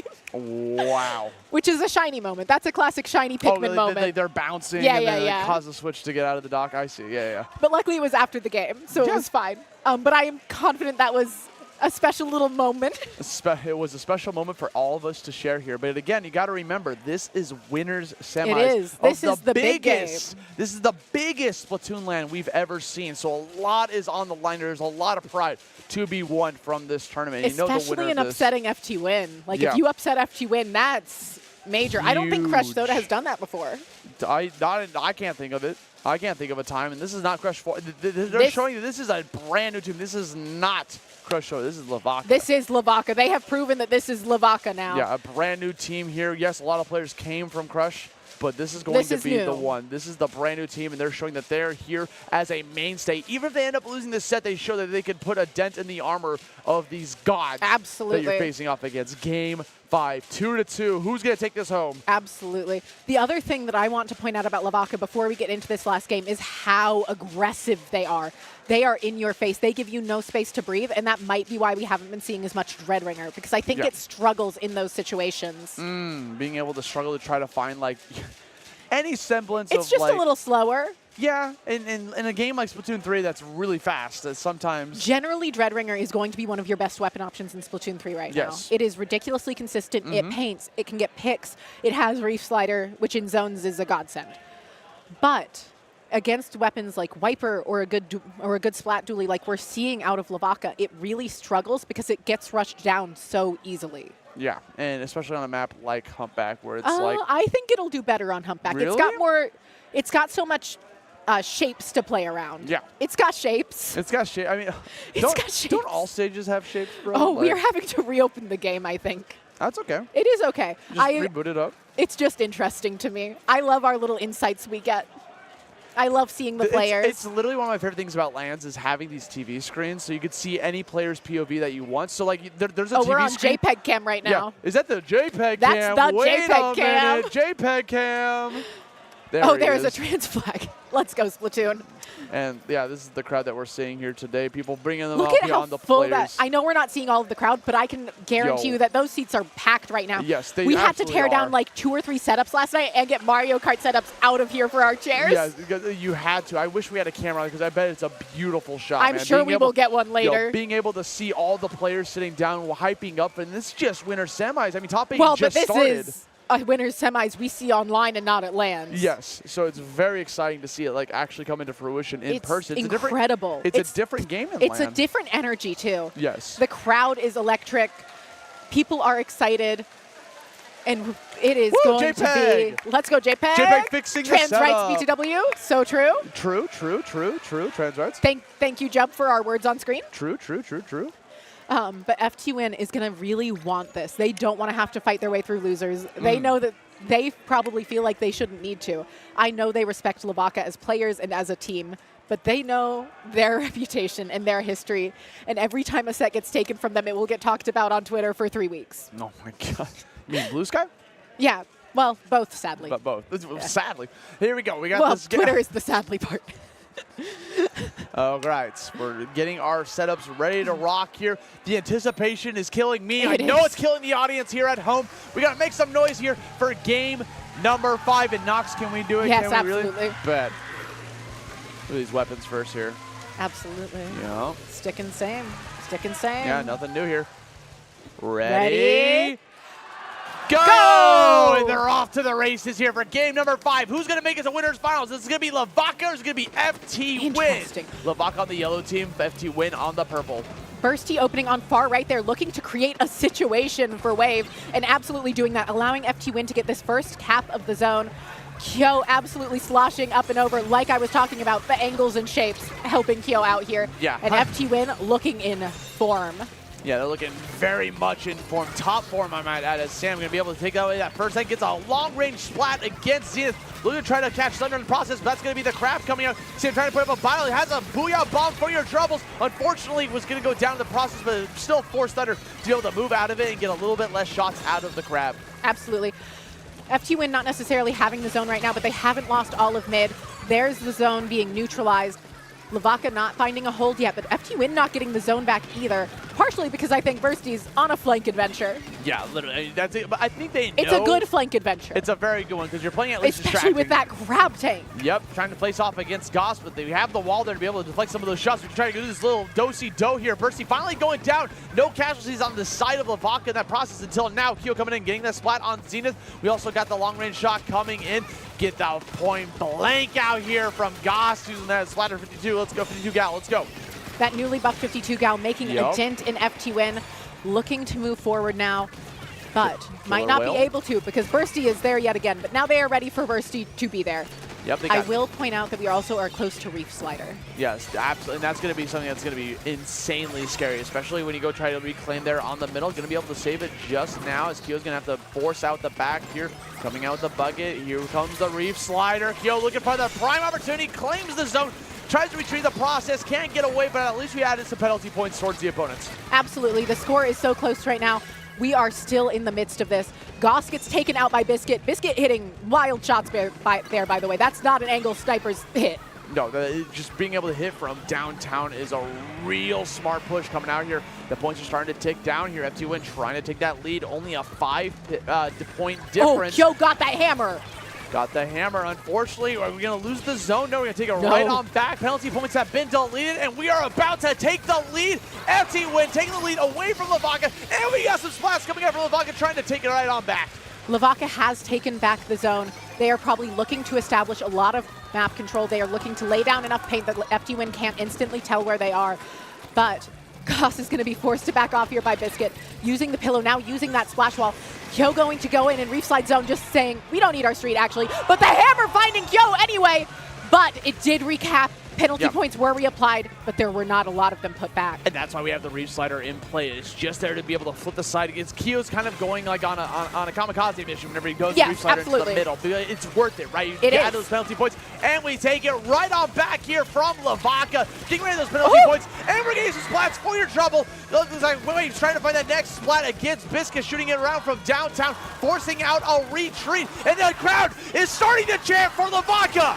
Crab Tank coming out from Biscuit, going to be putting pressure onto mid. The Booyah Bomb coming out too. This could be a zone flip. Almost flipping, but maybe not quite yet. Sam and Kyo looking to get in, but the Reef Slider coming out. There's the zone flip that keeps him in the game, but it might not be enough. It might just come off as a gimmick, right? Because you are getting splat every single time you retake that zone. Manage to add on some penalty points right back towards Vaca. Thunder playing out of his mind. What in the world? We'd be able to survive on that, and we're trying to fight off Kyo. And on top of that, finally going down from the opponents. The zones are right back in Vaca's favor. This game has never had a chance to stabilize. It is so back and forth. Nobody has had a genuinely solid hold.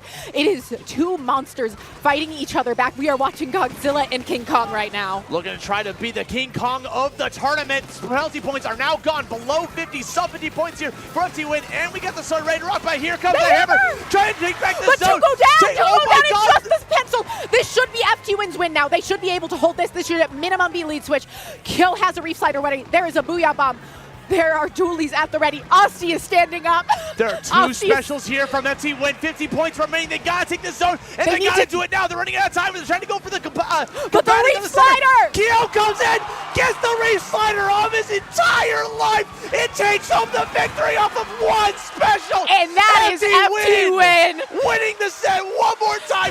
Finds themselves in winners finals again, showing just exactly why they remain champion. And this is who FTWin is. They will always clutch up. They will always find it.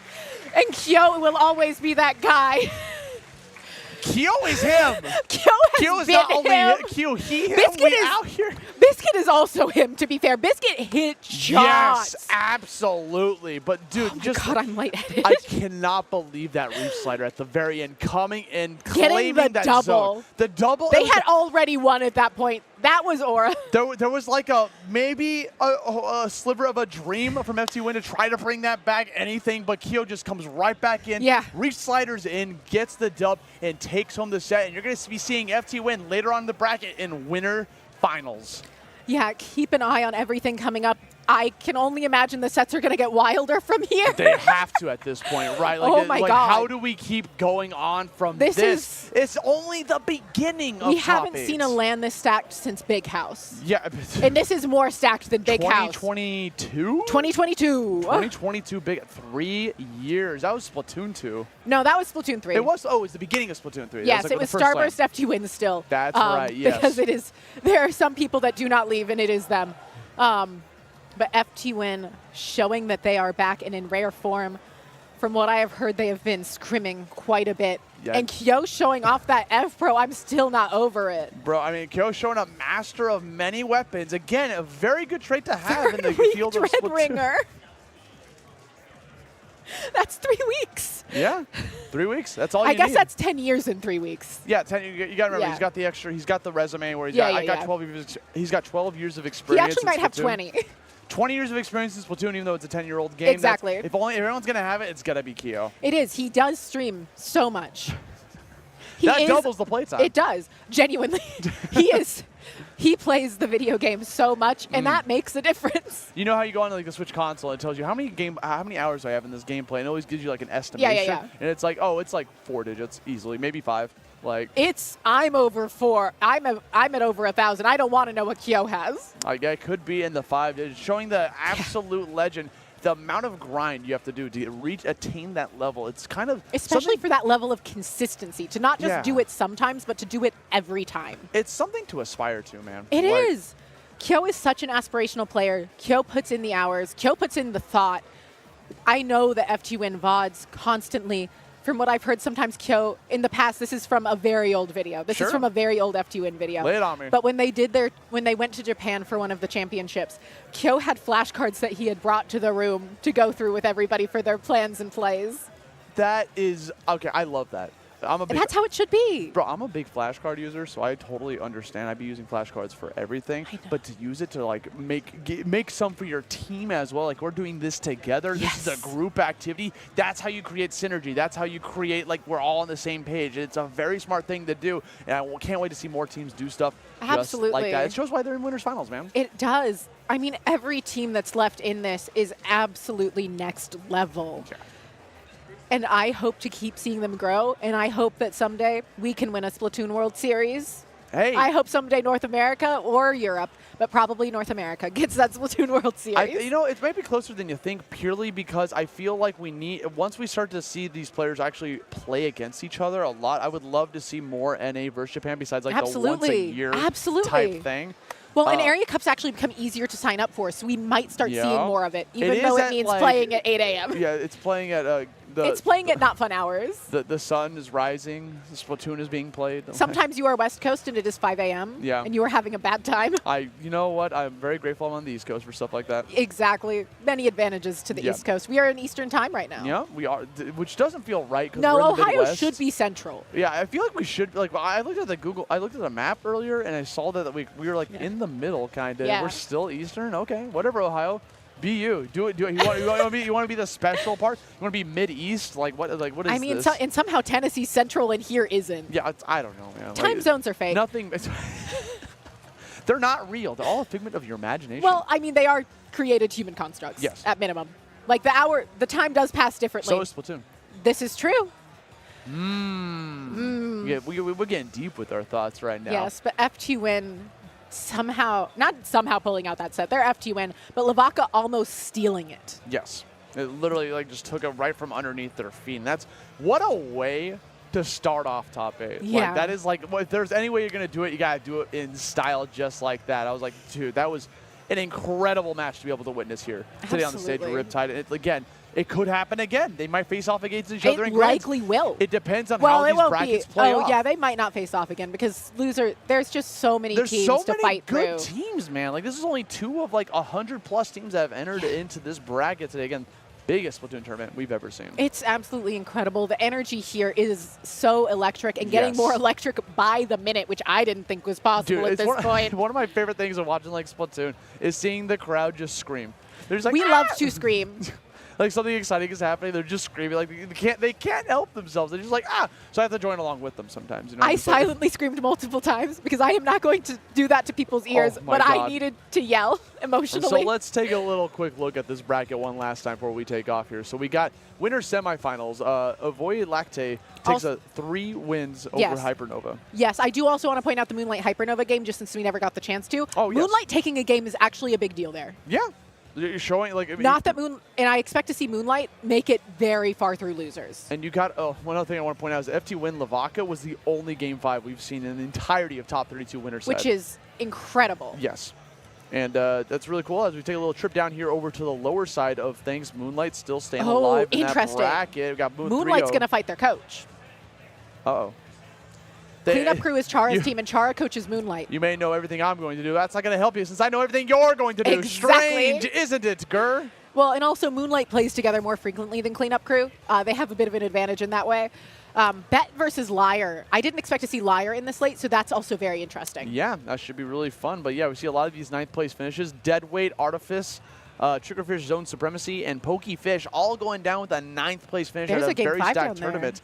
There was another game, so it wasn't the only Game 5 in the entirety of top 3. There's another one in there in the past too. Yeah. But like, so there were a couple of Game 5s. But those are in loser side. Loser They're side different. is different because that's when like people are starting to get sweaty. You're fighting for your life. Like you no longer have any more 1-ups on your side. Like no, you're the 1-up is important. It lets you play different. Yeah, you can play a little bit more fun, you know. But being on the winner's side does give you the advantage of not having to like play as many sets. Once you're on loser, but then you get cold. Burr. Burr is bad for Splatoon. You bring a hand warmer. You bring your switches, you're ready to go, you're always going to be on the heat. You always got to be on the heat. But that's the thing with about Splatoon 3 that's been really cool is just seeing all these teams come up. There's so many setups out there, so many things. But guys, that is going to be it for us. We still got way more Splatoon action, but for Asti and for Nox, we're going to be signing off. Nox, you got any last words you want to say before we take off here? Make sure you stay tuned in. This is such a special event, and I cannot believe the players and teams that showed up. I'm so happy to be back at Riptide. It's such a pleasure to have you back and also just be here at Riptide as well. Thank you guys so much for tuning in. More Splatoon action coming your way. Don't miss it.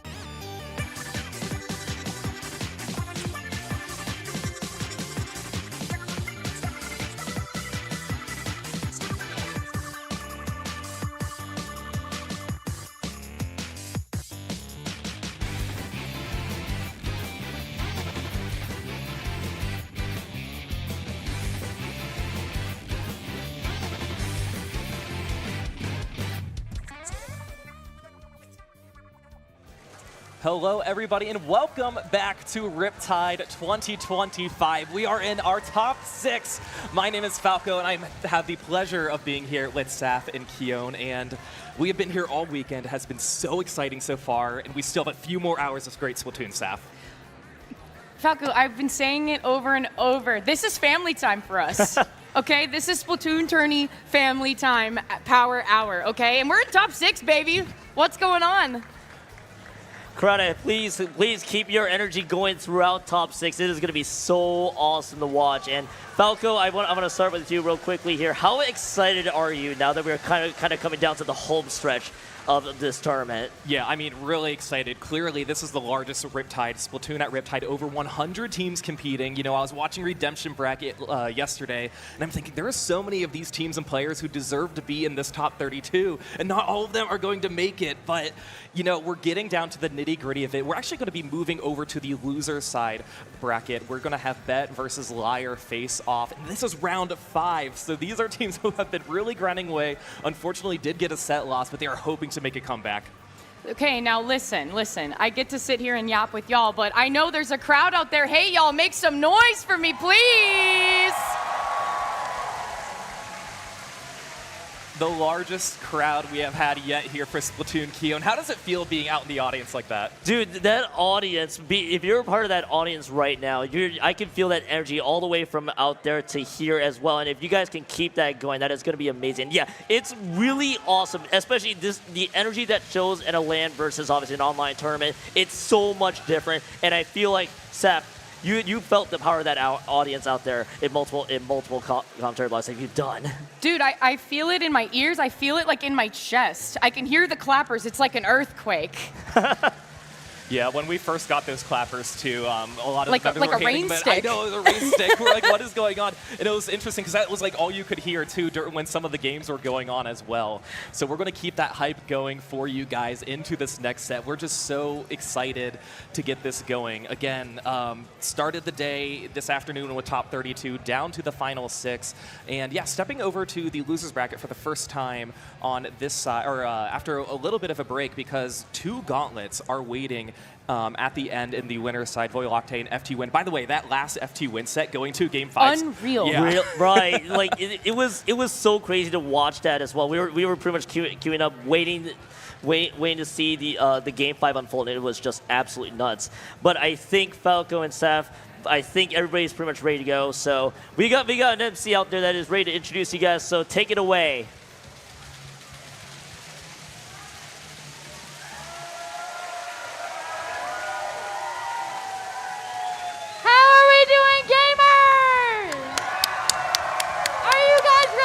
Top 6! I can't hear you! Yeah! Let's introduce our teams. On the right, we have Delta, Simo, Onk Power, and Lucina. This is Bet, your 6th seed and one of the longest running teams in top 6 tonight. And then, on the right, we've got Zach, Gray, Pulp, and Nico. This is LYRE. Making a run all the way from Redemption. This is seed 11, the only team not seeded to be in top 8 tonight. They are the underdogs. Let's give them some love. Now I'm going to get the heck out of here. Let's play some good games. All right, thank you, Hype. Thank you for that great introduction. And like you said, Bet versus LYRE. LYRE coming from the Redemption bracket. That is something you pointed out yesterday, Saf. Yes, dude, Toma and I got to hang out with them for like a while yesterday afternoon, and we were like, hey, what's LYRE doing in Redemption right now? And especially like you have someone like Pulp, too, who has been playing Pencil for so long. This team formed in 2021, you guys. They think. Yeah, they formed in 2021. But like that's a long time. In terms of like Splatoon team years, 4 years, you guys? What the heck?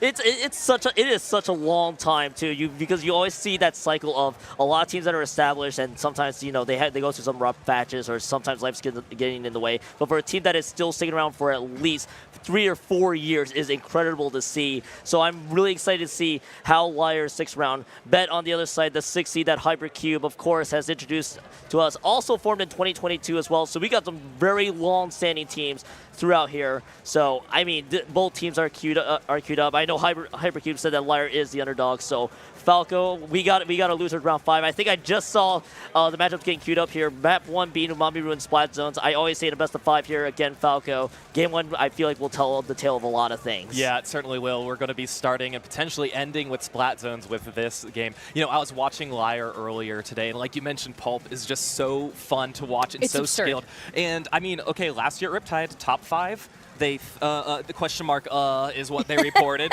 Hey, guess what? You're so close to where you were. Of course, you're hoping to make top 4 or more at this point, Saf.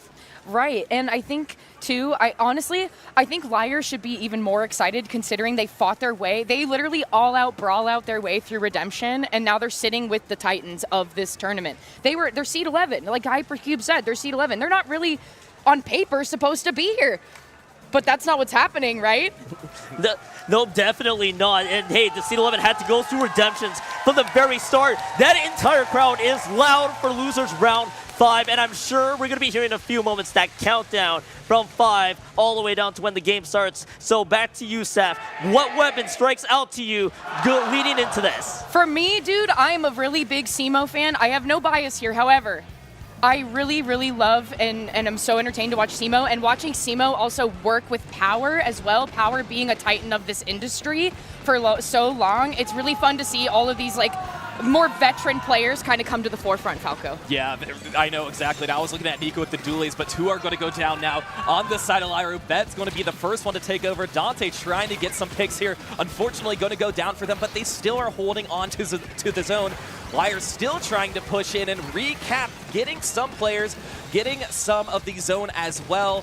And Keon, I think this is where it could turn a little bit. This is where things can definitely turn a little bit here, but we've seen a lot of a neutral game right out of the gate here from Bet, and LYRE is still trying to hold firm. They did lose 2 of their own, though, so it is going to have to be slowed down by just a bit. I do want to take a note. There is the glue ghost there, so they have the Booyah Bomb ready to go when they want to use it here, and they just throw it right into that middle there just to maintain some control. But Saf, about 64 points remaining. At that point, Bet has already taken out a lot of points so far. Dude, I'm just impressed that Bet is coming in, that LYRE's coming in here with a Gluga in top 6. Like that.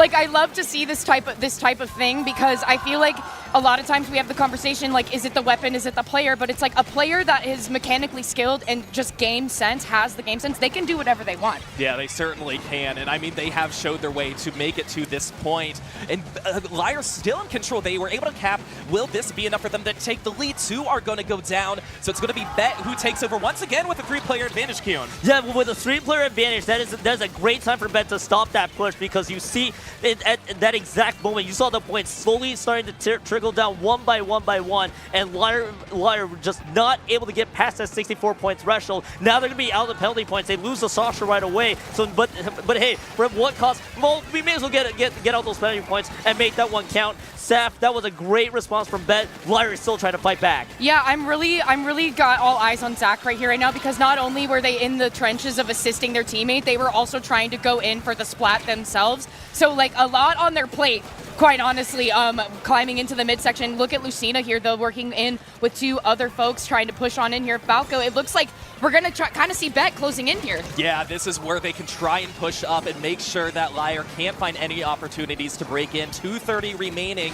Bet still in control of the zone, but we can see LYRE really trying to push in at this point, especially Pulp using that pencil. And the cooler is also going to be coming out for the side of LYRE. But again, both teams have had their fair share of holding the zone, Keon, and it's still looking pretty good for LYRE. Yeah, it's still looking pretty decent for LYRE, despite the fact that the Booyah Bomb only got a few, and they started starting to lose a lot of members there, but Bet has dropped 3. The 3 members have dropped. Look at that splash. The splash has found That's 1. Simo, That that's Simo. Simo play has struck big. They are going to get neutralized there by the Zuka. The Zuka point blank shot had to land in order to get that crab out of there. Saf, that was a great play from Simo overall, but all that did is not take any points off the board. Still just stuck in the penalty. Dude, all I can say is that it's the laws of the universe, because you talk about Simo and then there they are, and they're going to do this thing. 3 down on the side of LYRE now. Look at Dante trying to push in. A very slim penalty for the folks of Bet here, holding on to the zone. 2 specials ready in online. Falco.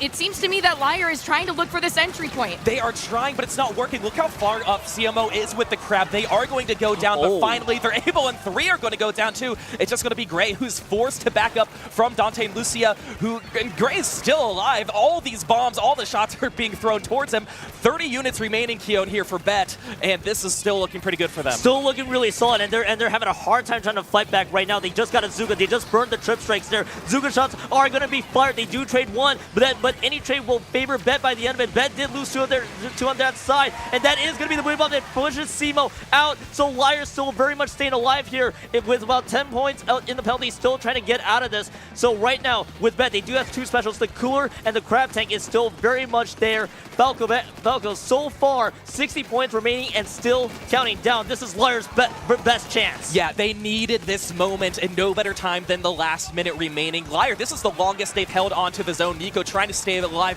avoiding some of these shots coming on the side of Bet. Now the question is, Saf, are these strikes in the crab going to be enough for the Bet to take over? I mean, in some circumstances you would think so, but not if you have MDR on that Trizuka immediately canceling the crab tank and having to push Simo back into the corner. But LYRE still holding on to the zones really strong here. It's kind of a tit-for-tat back and forth, where as we enter the last 9 seconds in the game, Dante and Simo and Power are trying to focus on the left-hand side. MDR and Gray are holding it down, and it looks like we're going to go into overtime, but it's not going to be enough.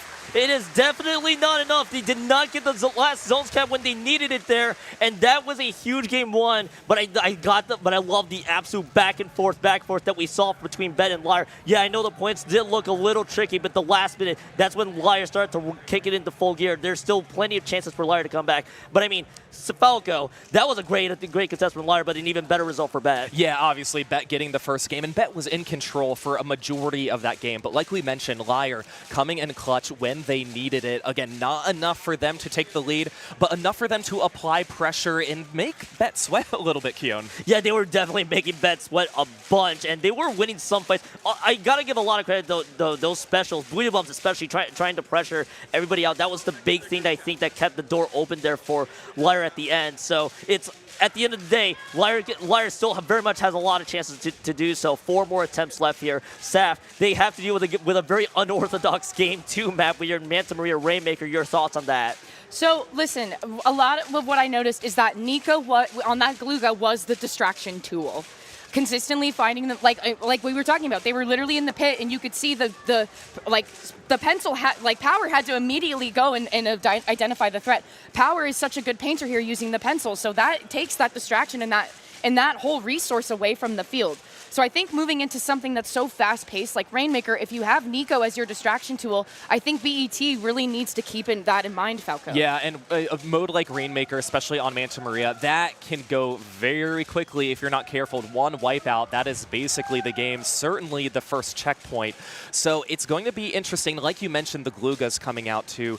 And that's one of those weapons you don't see very often, so it's harder to know what's predictable, Keon, when you're facing it. So we'll see if it comes out again. Well, it's definitely going to... I will pretty much project that Glugos might most likely come out there, because this is pretty much a player such as Eagle that has been playing Glugos exclusively here. So we load into this game 2. Again, Bet up 1-0 here in this losers round 5. As we take a look at any weapons that we see there, Lucina still sticking with the blaster for the most part. Otherwise, I see a heavy edit. That crowd is absolutely chanting us down. Your thoughts so far, Saf, as you see this loadout? You know, I'm seeing double, because PokeFish actually ran a comp very similar to this earlier today. I'm seeing the heavy edit and I'm seeing the mini splatling. It's the vanilla mini splatling, sure, but this is a very similar setup. And then there were like, you know, the other 2 weapons are kind of whatever. But it's very interesting. And actually, I looked away for just 2 seconds. That's 3 down on LYRE, Vaca. What's going on with Bet? Yeah, it was, you know, just unfortunately the 1v1s, you know, unfortunately for LYRE did not really work out for them. Bet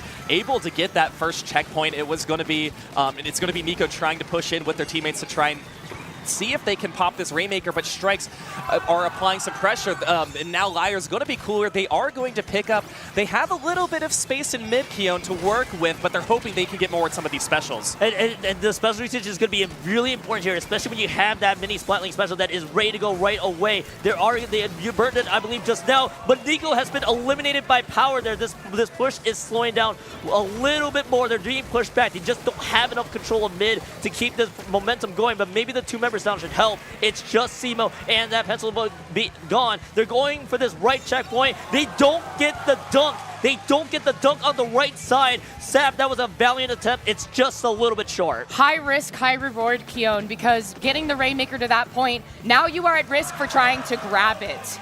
But it looks to me that Bet maybe has found a safety net, and the Rainmaker is now out of the clutches of LYRE. LYRE now having to try get back into the map and also re-diversify their assets and maybe have a conversation of like, okay, the Rainmaker's now reset. We did try to just run it for the right-hand side, but Falco, I'm wondering if maybe that wasn't the play. Yeah, I don't think it was for them, unfortunately. And like you mentioned, Bet able to get that stop power, trying to identify the last member of LYRE who's poking back here. They're going to go up on the wall as well. And really, nobody seemed to be finally picking up the Rainmaker. That's going to be Bet. Everybody was focused on their 1v1s. And remember, Bet got past their first checkpoint, barely getting it further than LYRE, Saf. And Bet looks like they might be in a position, but again, going to have to avoid some of these specials. Yeah, Power is kind of biding their time in the right-hand side here. And again, also looking down the right-hand side to try to push it here. Getting caught in the street kind of on the elbow is a little challenging. So actually, we're going to also take the bunker area here. Cooler has been popped for the folks on LYRE, but a little bit spread out right now, Falco. The tri-strike's coming out too for Bet. It's kind of creating a pathway. Yeah, here's where it is. It depends on where Gray is going to use the stamp. If they can get one, they got. Oh, it's gone now. It's going to be the mini. There's going to be jumps, but Power's still alive, not moving forward, and still getting some shots. Now they are down again, barely pushing the Rainmaker further than where they did, Keon. But just so much going on. What's absolutely crazy is that could have been so much worse on LYRE's end because Bet could have capitalized on so many points. Power stayed alive for so long, but now this is where things could start to go out of control in a hurry here. As Simo now is the one on Rainmaker duty. They do take a burst bomb and go down for their efforts, but there is still way more points on the board. Lucina had to jump out at the end of it, and now there's still so much control from Bet. What I felt like for the entire game here, Saf, is that Bet has gotten a lot of control past mid and gotten a whole bunch more. LYRE got the stop that they needed with the 2 down, but so far, they almost picked it up. There was almost a sneaky pick up there from Lucina. Saf, that could have been very dangerous. I wish some people could see what we're doing because all 3 of us pointed at Lucina on the screen being like, where are they going, where are they going, what are they doing? And luckily, I mean, not to add insult to injury, but Lucina getting taken down, very crucial play there, quite obviously. Simo trying to go into the street area and take a fight. Falco, from what I'm seeing here, it seems to me Bet does better with the open space. LYRE does better in the close quarters. Yeah, and guess what? This is Mancha Maria. We've got close quarters all around. And I think where LYRE's really struggling is Bet is always just finding one way or another to get a body over on the side of LYRE. So they've just been having stalemates back and forth. 1 minute to go. Bet still holding on to the Rainmaker. All of this to just not push it in the last 2 minutes, Keon. But I think now Bet is trying to make a push again. Bet is definitely trying to make a push here because at the same time, I don't think there's enough. Okay, they do have a few seconds left, so they could be going for a huge stall. Maybe Gray will have other ideas because they just used the ultras there. That is 3 members that have dropped, so Power is going to have to go to the other side there to hold on to this Rainmaker and force that's all to happen, but that is where the no Rainmaker zone continues on, so Power is going to be completely cornered there and have to play some heroics. They are going to have to explode for their efforts. 21 seconds left to go on the clock. Nigo takes out a few. Bet goes 2 down. Both teams rather go 2 down by the end of it. Nigo still trying to move their way forward here as LYRE still have one last breath left with the bubble have already being popped here. It is being picked up there by more. Vic and Nico are right there. Simo is trying to make sure that Rainmaker gets dropped, and it does. The wipeout is the cherry on top. That is a 2-0 lead here from Bet. Saf, that was incredible from Bet. Dude, I'm clapping all the way home. I mean, I can't believe this, dude. I can't believe it because it literally, like, the two different play styles between these two teams is so entertaining, and especially on a stage like Manitoba Arena, like we just said, like, it's so close combat and there's so many obstacles, but clearly you have a team that maybe does a little bit better in that, but you have a team that can adapt to a team that does good in those situations, and Bet is doing just that. And now we're at match point, Falco. Yeah, Bet 1 game away from moving on to round 6 in the losers bracket. Again, a very strong ride for both of these teams. But yeah, this played out differently than the first game. You know, there was a lot of back and forth, clearly, but we mentioned that Bet, when they had their push, they were able to keep the Rainmaker on the side of LYRE, but there's always one person who could just be the distraction. You know what? I'm going to go towards the Rainmaker. You're going to have to turn around and fight me. We're just going to keep doing that for 2 whole minutes, and that's how Bet kept up the momentum the entire match. And what's more important there, too, is that they also had a lot of control around around the entire map as a whole. It looked like LYRE was just not having enough paint output to take control of it. So now we go on to this Game 3. Hagglefish Market Tower Control. That crowd's going to absolutely chant us down here. And Saf, after the crowd chants us down, I don't think I see any changes. We do have a mini change, Keon. Gray is going to be swapping off of that vanilla mini and going to our newest edition of the mini. But so Trizuka is in play here, folks. We also have the blaster change with Lucina, and we have that bubble online as well. Going to be super major for tower control. And Falco, I've been seeing crazy plays with bubble on this map this entire tournament, and I don't expect any different here. Oh, man. No, especially not on the side of Bet 2.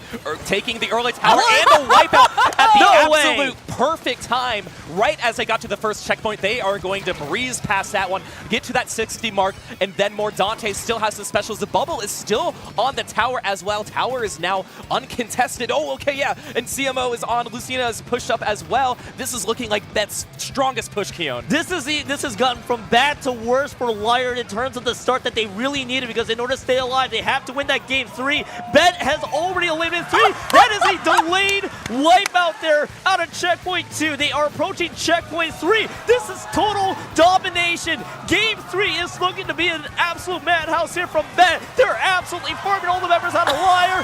Falco, that is a 3-0 sweep and in grand style. Yeah, grand style. No opportunity for LYRE to even touch the tower at that point. It started off with Bet. It ended with Bet Saf. And oh my goodness, what a different game than we saw the first 2. I know. Where was that? Was this just practice? I mean that was totally different. There was a completely different team that just showed up for that last game. But also, I feel like when you have the game sense and you have the tools at your disposal, if you just stack it correctly, then yeah, you're gonna go ahead and just do the right thing. And like LYRE had no chance.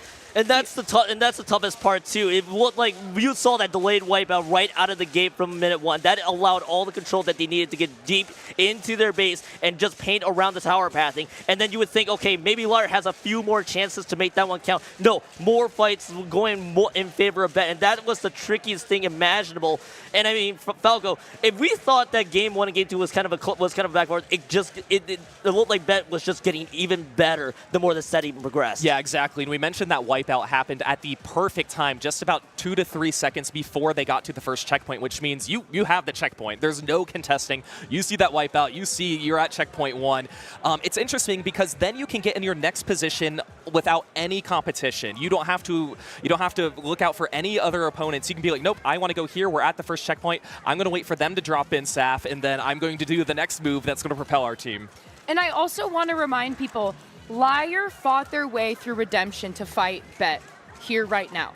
So if you're LYRE fans out there, and also LYRE themselves, it's like, that is still a feat in itself, and especially because on paper you were seeded 11 and now you're going against the top seeds. Like again, like it's the underdog story, right? It's the classic underdog story. And I feel lucky that we got to do that with LYRE today, even though like this is where their journey ends in this tournament. But it's like that gauntlet alone of fighting your way through redemption to be right here when you were not slated to do so in the first place, like take that to heart.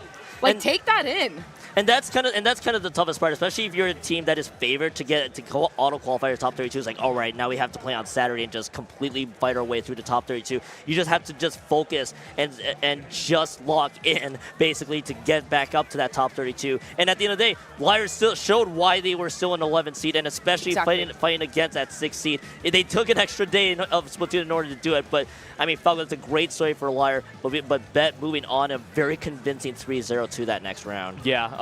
well-deserved win. You know, we saw the 3-0, and yeah, they're going to be moving on, and it only gets harder from here. Oh, yeah. That's the thing.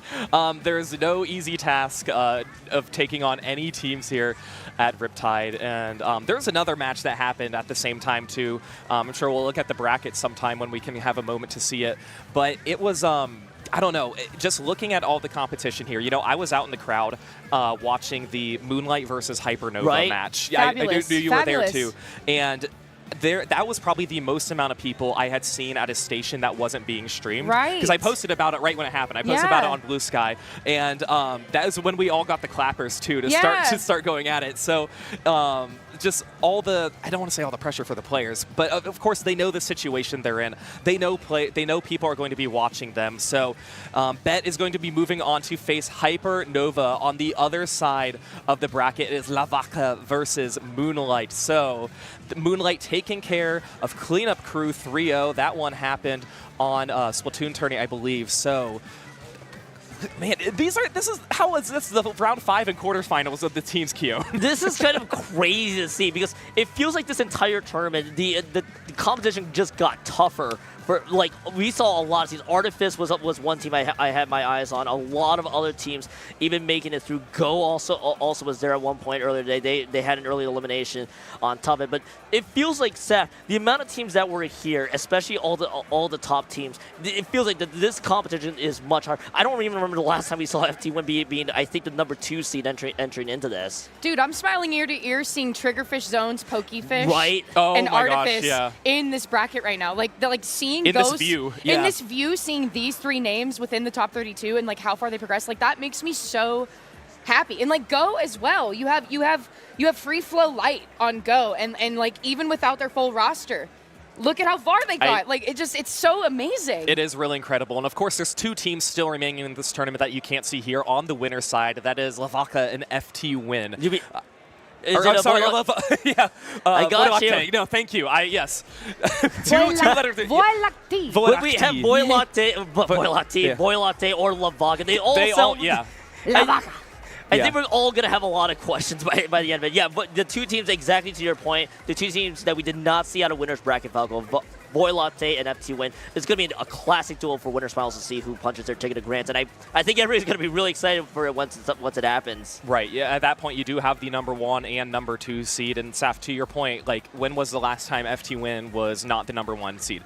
Sometime when a Starburst was here, I'm sure. Like, you know what I mean? I guess, yeah. I guess like that would have to be the only solution or the only possibility. But again, I just with how many teams who are here playing today, and a lot of the teams that you mentioned that did make it into like the top 16 on the losers bracket as well, it is really incredible. And I think too, you know, a lot of the teams here are, you know, some pick up one way or another. Maybe they have 2 or 3 players on a roster, but then there are moments we've had to like split players or friends. And one big example I think of that is PSU Blue versus Triggerfish Zone Supremacy, with Vapor being on both of those teams. That splitting the camp. Watching that happen last night in Redemption, Keon, was so fun. You know, I may have a stake on both of these teams here for the most part. I mean, they're all really good friends for me, especially. But and hey, seeing PSU Blue versus TCS, I always viewed it as, all right, the student here, Vapor, will he be able to do well against his former team? It was a really convincing team. And don't sleep on PSU Blue either, for those who are, especially those who are watching on any of the streams that we had on IPL and Splatoon tourney. PSU Blue is a legitimately good team coming into the Splatoon tournament, but they also met their match earlier today. TCS in the bracket scene earlier, if you may have missed it, made an amazing run. They had to go through 3 rounds, and that was the team where Floops was the one that backfilled Vapor, and they looked like it was just another Riptide for them, and that was incredible, especially me personally, Falco, for me to watch. Yeah, I had a lot of fun there too, because like, you know, we've met a lot of those players at all these lanes too, and just kind of know what's at stake and how important it is. I think for Vapor, Vapor was just like standing up the entire time when that was happening. But we have at the bottom of our screen, there we go, Lactee versus FTWin. That one, that is coming up next here. 2 Gauntlet Saf going head to head. We're finally going to see it happen moments from now. This is red versus blue, dude. Like, this is red versus blue. This is left versus right. Like, this is That's what I don't know how to explain it any simpler. And Keon, don't worry. If you want to go winter with TZ, with Triggerfish Zones, you can go and have the summers with PSU Blue. You can do both, and it's okay. You can be a snowbird. That is totally acceptable. I'll have to find a new home some way, one way or another for my. And they'll take you in. Of course they will. Well, of course here. Yeah. It's, oh. All right, we got an update here. We'll be sticking around for this upcoming matchup here, Voiē and FTWin, and you'll be hearing us for another set here afterwards, which I think was that Vaca Moonlight match. And hey, Falco, going back to that Voiē and FTWin, the team that we didn't see in the other scene. 1 versus 2. I feel like that. I want to think about that crowd out there who's probably ridiculously excited to watch these two teams duel. Can we just talk about for a second when Joe Boy started talking that we were like. Yeah, well, I know. We all knew it and we caught it, but we were gonna. We knew we could explain something after we just froze. I just thought it was funny that we were all like. Yeah. Anyways. Just ignore everything we're saying. Go ahead. No, so FTWin, they got in this position because they got a Game 5 victory over Vaca. Right. So, I mean, they wanted a break, and they deserved a break. Yes. Because Lactee, they had a break. They had a decent amount of time that they had to wait. FTWin need a well-deserved breather, and that's why we brought to you that that losers round 5 match, by the way. But yeah, the thing is, one of these teams is going to be sent to that losers bracket as well, and it is going to be one of those 4 teams that we saw. Moonlight is still in Hypernova. Yep. Again, they're on different sides of the losers bracket right now, but eventually somebody is going to be coming up against one of these 2 teams that lose.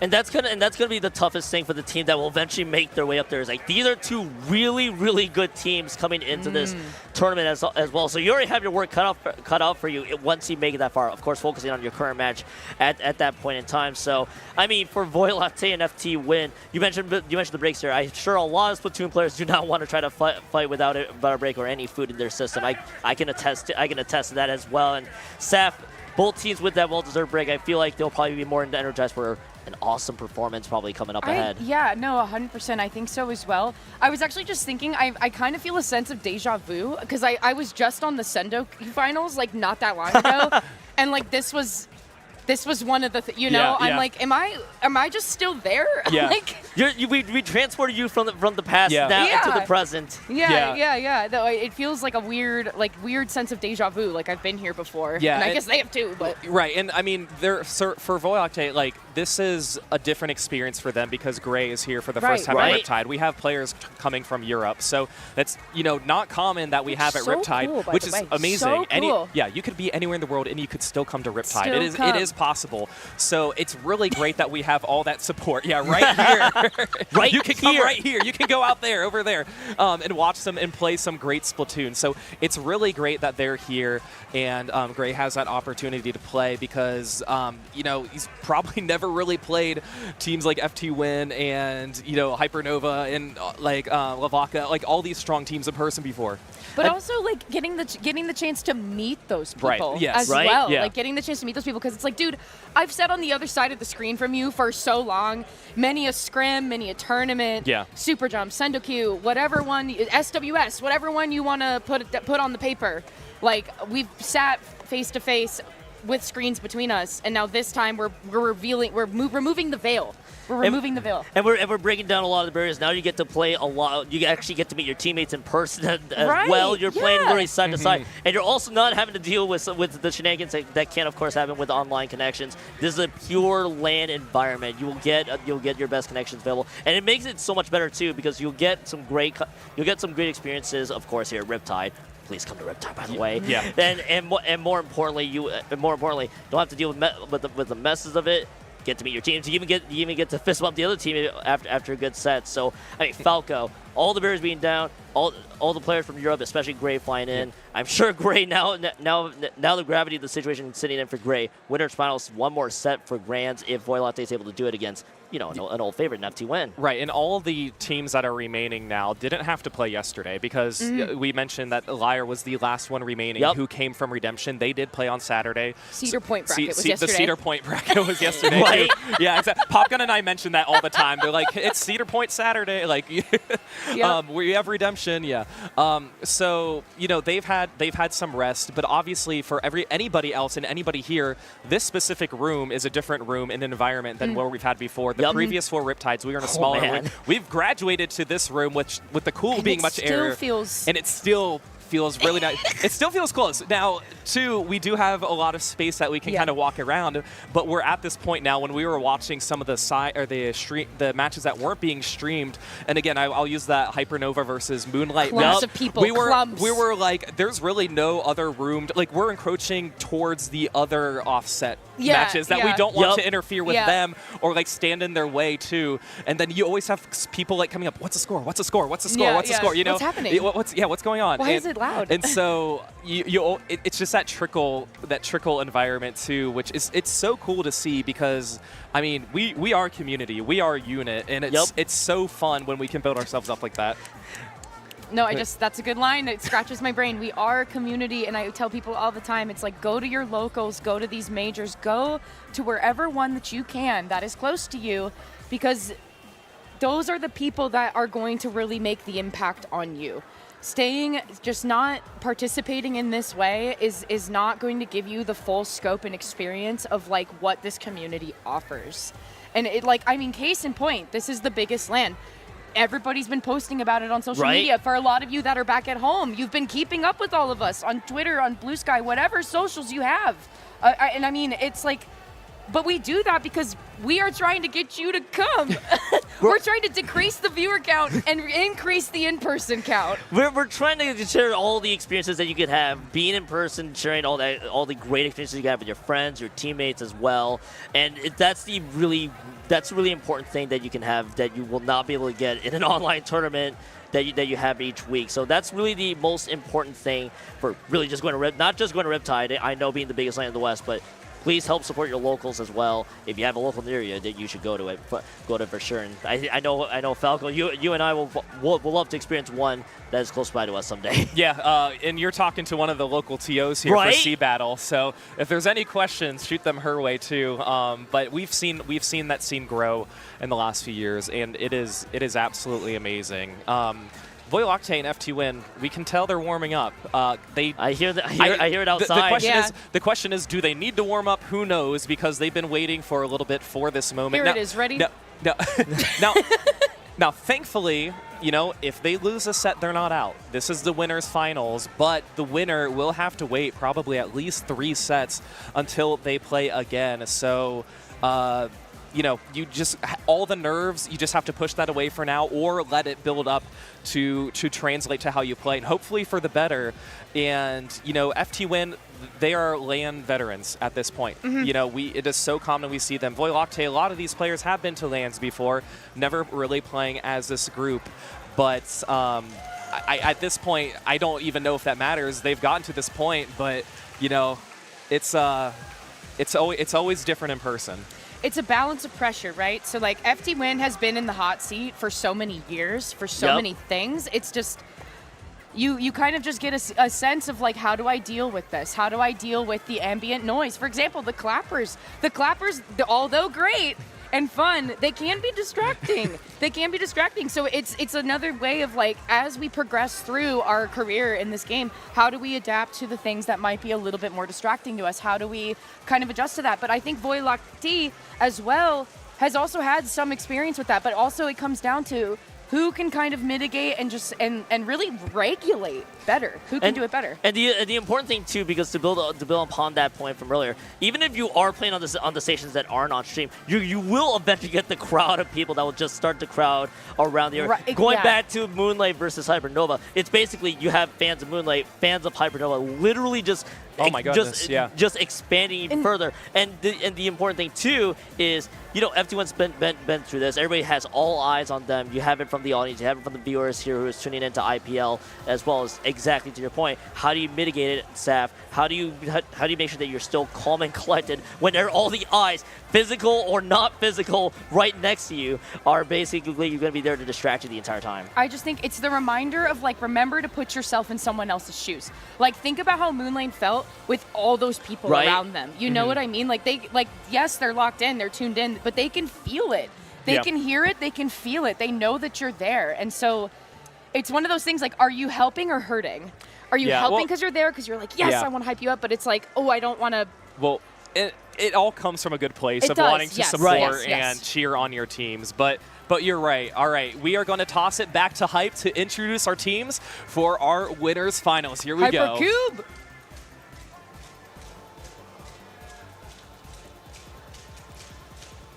All right, gamers!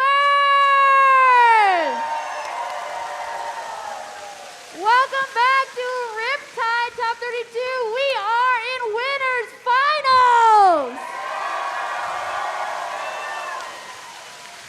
All right, let's get into it. On our left, we have Lactee. We have our ambidextrous dually player, past Riptide winner, Jared. We've got a Splat 1, 2, and 3 land winner, Brad. We've got our lefty who has never changed their sensitivity since Splatoon 2 and still hits every single shot. We got Q. And flying all the way out from France to their first North American land, we've got Gray. All right, give it up for your seed one, Lactee. And on your right, we got Stamper. Wait, you want Sam, yeah, okay. Hold on, we got our Stamper player, the youngest player. I think the youngest player in Top Cut tonight. This is Sam. We got Bursty, the backline, going back for their third. Riptide, give it up for Bursty. Or Biscuit, no, I lied, I'm so sorry. I'm so sorry. This is Biscuit. Clap even louder because this is Biscuit. We got it. All right, the last two Riptide winners, Splat 1, Slosher, and Dread Ringer. We've got Kyo. Yeah. And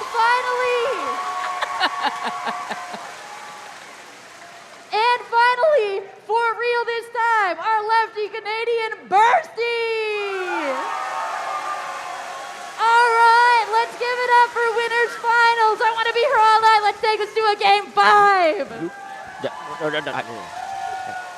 All right, thank you so much, Hype. Thank you for that lovely Hype introduction. Voiē versus FTWin coming to you soon with our winners finals. And we talked about the legacy of a lot of these players and how many of them have been to Riptide before. And this is the moment they wanted to be in. Introducing counter picks here, Saf, for our finals. We're going to be starting off on Splatzone's Macomart. Okay, so for those of you at home and you're like, hey, what the heck is a counter pick? Why are there question marks on the screen? Those are also in my brain. I'm confused.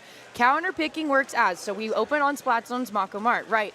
Let's say Voiē is able to win game 1. That would put FTWin in the counter picking seat. That means that FTWin gets the choice to pick of what game mode and map that they want to play that is available. However, if Voiē ends up in the counter picking seat down the line, Voiē cannot pick Splatzones or Macomart. They have to pick something else. And that's always the big wrinkle to these counter pick situations, especially in the best of 5. If you win game 1, that could be advantageous because now let's see you burn basically one of the counter picks from the losing end. So again, for example, if Voiē were to win and they won game 1, well, you can't go back to zones and make a bar. You got to now pick one of the 4 modes you're gonna have to deal with that is not named zone. So that adds a lot of interesting dynamics. So I feel like, just like how I said in the previous set, game 1 becomes way more important than ever. And before I throw it back over to you, Falco, I'm still laughing at the face that we saw when we zoomed in. Bursty's face was incredible, to say the least. I was focused on more of Kyo giving himself a standing ovation for that too, and then leading into Bursty too. This team is a really fun dynamic, and I love to see it. But we were talking about the maps and modes. You know, zones is typically the mode that a lot of these top level players enjoy to play, and I'll say unfortunate you can't counter pick it if you win. I know a lot of those teams would prefer to do that, but that's not necessarily the case of what you can do here. Taking this game 1 though, Saf, is really going to set the tone for this set. 100%. And like I was saying before, it's the same phrase, Titans of Industry, okay? I mean, Brandon Q play for Milky Way currently. Gray is currently teamless at the moment. So if you're looking, Gray's also looking, maybe. But you have like folks from Milky Way. You have people that have won Sandusky majors. You have people that have won Super Jump. It's like, again, the titans of industry, and they're right here. And Keon, it's Splat Zones on Mako Mart. I'm so ready to go shopping. Mako Mart Zones is our leadoff map to kick us off here in game 1. Gonna let the crowd breathe here for a little bit as we now digest the weapons. And loading into it, no surprises here. Kyo is back on that Dreadringer because, of course, we got a bit of a Splat Dualies mirror to say the least here. I mean, Falco right out of the gate. FTWin already 2 down. Voiē strikes first. Yeah, Voiē wasting no time pushing up, taking control of the zone. Cooler is also going to be out. 1 is going to be down. That's going to be a delay 2 now. So Voiē, they were smart. They took the zone, but they were like, hey, we're not in a position to push up super far. We don't want to go 3 down, which is exactly what happened. Getting down to 78 on the first push, Sap FTWin back in control. Yeah, Bursty is already going to waste no time pushing up. Sam going on the left-hand side here. There's 2 people on this drop area, and Sam's like, hey, you know what? Actually, that's not for me, so I'm going to jump out and get back here, but I'm going to take one of you with me as I move back, and FTWin takes the lead, Keon. FTWin definitely taking the lead, and that was a very crucial time here as they got some good amount of control and a lot of specials to work with. That Reef Slider is ready to go if they desperately need it. They don't need it right now. They took 3 members out. I believe the Q is the only one that was very much alive right here. FTWin will be able to take more of this game if they are able to keep this pressure and momentum going, but the Dualies have gone down. Now it's just Kill. Sam and the others still fighting for it, and it means Sap. That was a great response from FTWin, and they just extended their lead much further. Yeah, and I really like where Biscuit's positioning has been this entire game because, again, the risk assessment. The risk assessment is so important here, and especially if you're a backline, you need to be watching out for it, and also watching out for a drive-by. That's Kyo taking 2 members down on Voiē, and that's the wipeout, Falco!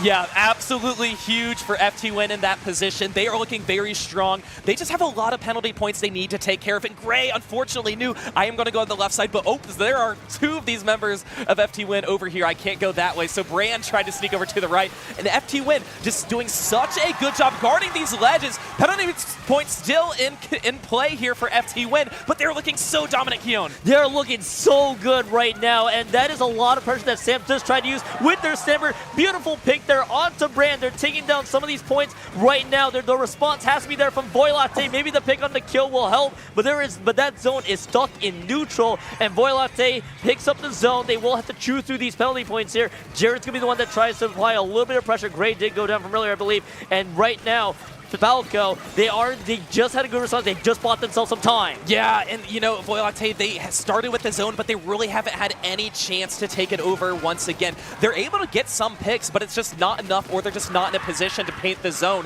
So we can see Q here standing on the left stack, trying to get in a good position, but they're 2 down. Q is going to have to run away. They're going to be jumping out. So again, anytime FTWin gets close to running out of their penalty points, that's when Lactee is able to get that cap, really prolonging this game, but FTWin is still looking great, Saf. Yeah, and to me, it seems like whenever that Zipcaster comes out from Sam, it's all hands on deck for Voiē because they kind of have to spread out because Sam will hunt you down and come for you. That's FTWin now taking the zone again. Booyah Bomb is not going to cover the zone. I say that, and then there's enough paint to follow up with it. So that's Voiē taking the zone again. Keon, oh, man. We're in the last 2 minutes. Last 2 minutes right now, and that 3 down should help the case for Voiē, as now with that 3 down, they can move a lot forward and try to take as much space and control the map as much as they can. Biscuit is pushed backwards by just a bit as they are trying to pressure into it. It's a 2-for-2 trade fights happening on both sides of the map. Jared is using that crowd take. It eliminates Sam. Sam is gone right away, but the Reef Slider, of course, will get the cap of the zone, and they follow up with a pick onto Jared. Oh my goodness, Kill follows it up with a second pick onto Q, and the wipeout is there.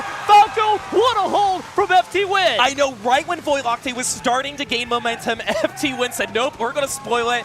Headlighted by Kyo, getting 3 of those amazing picks. 1 minute remaining right now. FTWin running out of their penalty points, only 14 to go. A crab is going to be deployed from Voiē right now. And Saf, I don't know if Voiē is going to get in a good position again. I know, and the pressure's on Falco because we are in the last 50 seconds of the round here. FTWin has just eliminated their penalty. We're going into the single digits here. Kyo's going to try to follow up, but that's Q getting taken down too.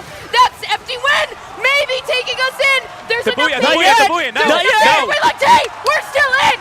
We are still very much in. That Booyah Bomb was so clutch. If they waited 2 seconds later from Gray, that was not going to cap the zone in the slightest. They bought themselves some time, but they are also staggering one by one by one. And the FTWin is still holding their ground. They burned the cooler right away. Falco, take us through. Yeah, right now in the last 15 seconds, time is your enemy, not necessarily the points. You need to make sure, if you're Voiē Lactee, you are in control of the zone when this potentially hits overtime. They are in now and have a one-player advantage. We are going down into overtime right now. Voiē Lactee still holding on here, and we're going to see how long that they can do this, but Sam is coming in. Can Sam get Q? Sam gets Q. One more going for the player. No! FTWin gets a spoil there in overtime.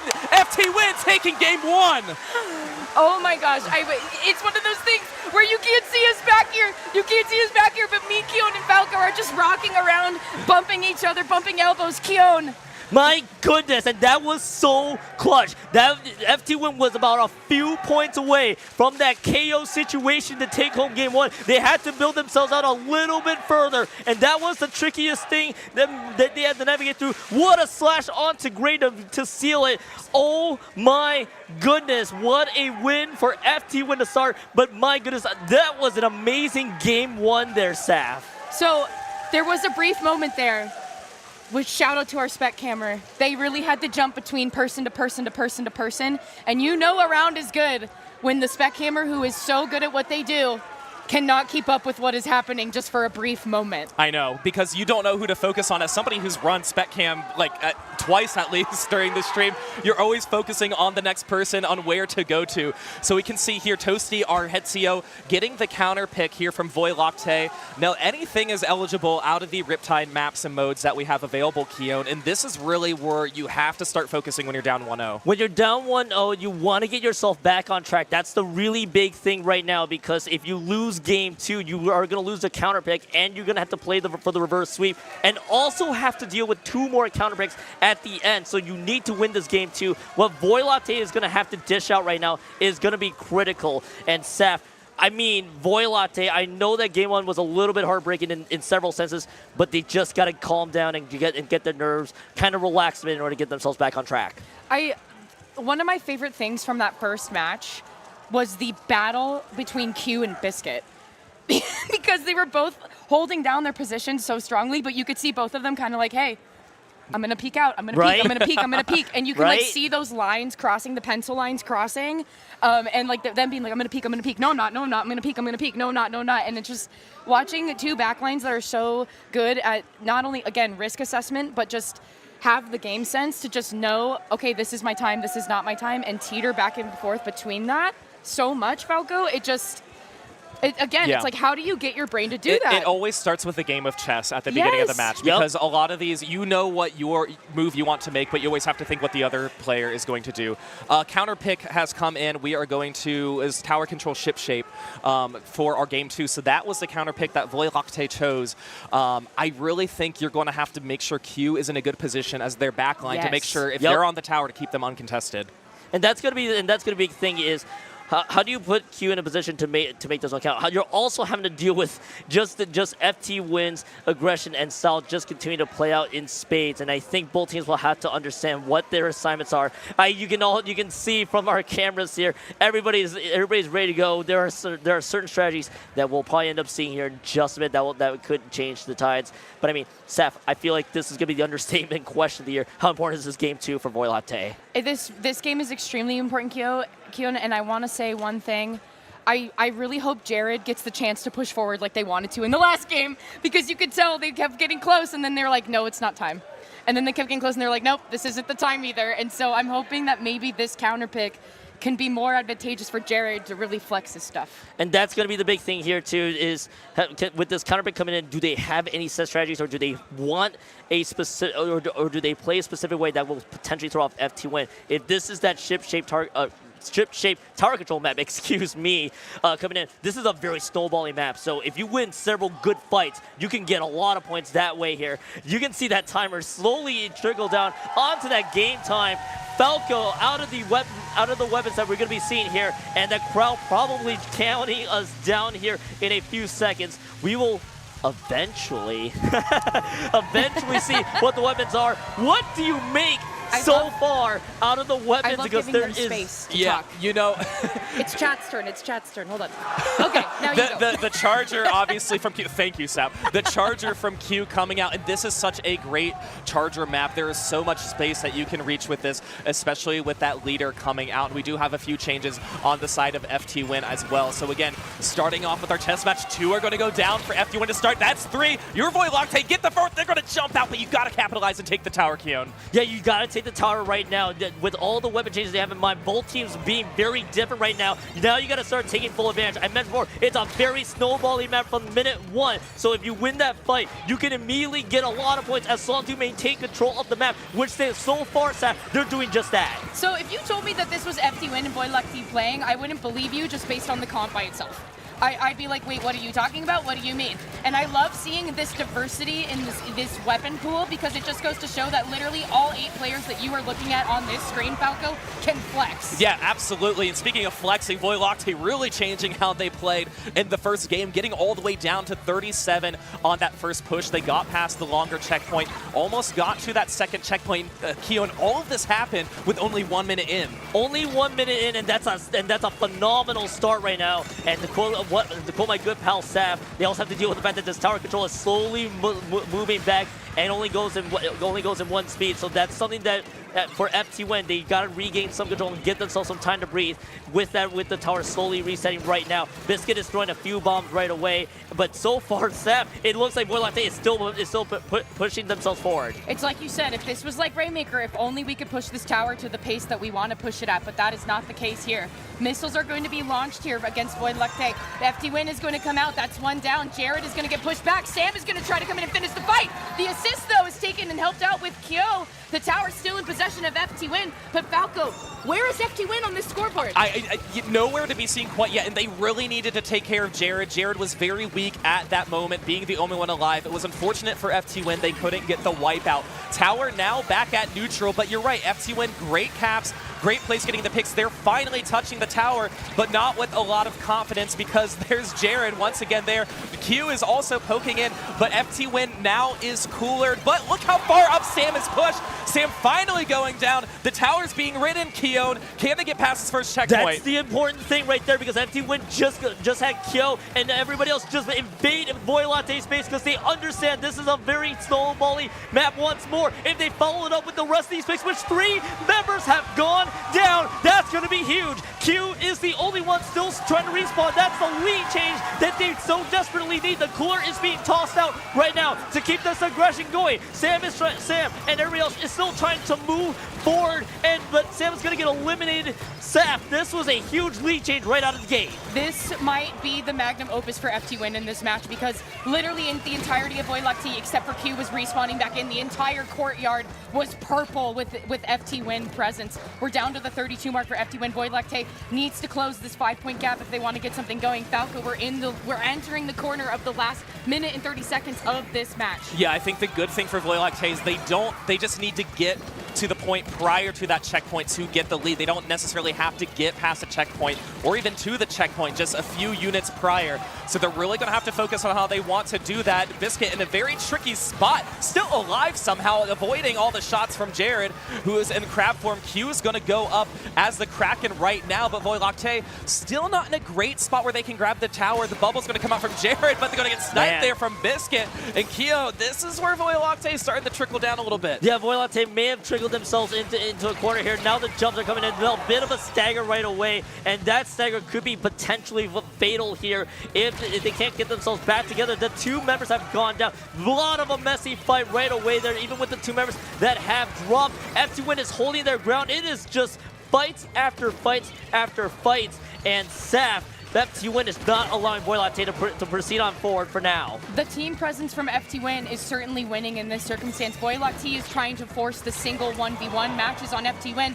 but FTWin is not falling for it. They keep having 2 people going in and helping each other out here. Q cannot get set up, including Fran. That's Biscuit taking out 2. We are an equal trade here with Jared on the grab tank. Falco, I'm enjoying the seafood boil specials that we're seeing, though, from Lactee. We have Kraken and Crab Tank trying to work together here. They do, but they're running out of time to do so. They're back in control of the tower. Q tried to jump out. Unfortunately, couldn't. So this was Lactee's last moments. Just 7 seconds remaining. Only 2 of them are alive. Graves are opting to push forward and taken away from the tower because of the Booyah Bomb. Bertstein is on the tower. It is not going to go into overtime. FTWin gets to win. They're going to go up 2-0, Keon. That is a 2-0 lead, and we talked about it just before we loaded into game number 2 there, was you needed to win that game 2 from Lactee. They do not. They have their last counter pick now, and that's going to be on game 3. Obviously, you need to win game 3, but now you're going to have to, once you do, that's going to be 2 counter picks that FTWin has waiting for them. That was just a devastating map loss from minute 1, but also showing how resilient FTWin is, Saf. I also want people to pay attention, not just us, but the folks back at home and in the room. Pay attention to the energy of the players on the stage. That first game was a triumphant win for FTWin. This second win, nobody stood up. Kyo didn't stand up. If Kyo doesn't stand up, then you know that it's like, oh, that's locked in. That right. was literally like just body language by itself, locked in. So like again, not just pay attention. Don't just pay attention to the game. Pay attention to the body language of the players. Pay attention to how they are focusing, what they're doing. Because look at this. Look at Gray. Look at Gray. Yep. Yeah. Pondering. You want to pondering or yearning? I ask people. That's a ponderer right there. Absolutely, Look at that. absolutely. And you know, there's a lot to ponder right now, and we can. Toasty is very likely just communicating with a brand about the counter pick that they can choose. And Lactee, I'm curious if they want to go back to splat zones for this, because they competed better against FTWin than they did on tower control for that game. And I know that FTWin had a lot of momentum, a lot of hype winning that game too, but is that something you could potentially go to? That's going to be an interesting thought here, because they did keep it competitive in that zones. When we saw from the OT, the ultimate question is, what map would they want to deal with that is pretty much a weakness of in their mind that FTWin cannot compete against? There's no weakness. Exactly, and that's going to be a rough one. So I don't blame them for spending as long as they can on this counter pick. Just make sure, hey, we need to get this right. We need to come in with a game plan, and that's the really important thing. So the crowd just chanting, clapping. That's the really important part. I mean, Saf, a huge departure from game 2. No weapons were ever the same coming into that one. Nothing was the same. Nothing was ever the same. So Saf, game 3 with this counter, this is gonna be I wouldn't be shocked if things change again. I think we're a little distracted right now. No. Shout out to Hollow Knight and Silk Song. That you're so right for that. You're so right for that. You guys. What about Little Buddy? I know Little Buddy too. Yeah. But listen. The purchasing place for Silk Song crashed the service because so many people were waiting to buy Silk Song. So like. They deserve their flowers. Yeah, they deserve their flowers. Love Little Betty, but Silk Song Hollow Knight deserves their flowers. Then this is the time to shine with all of you guys watching at home too.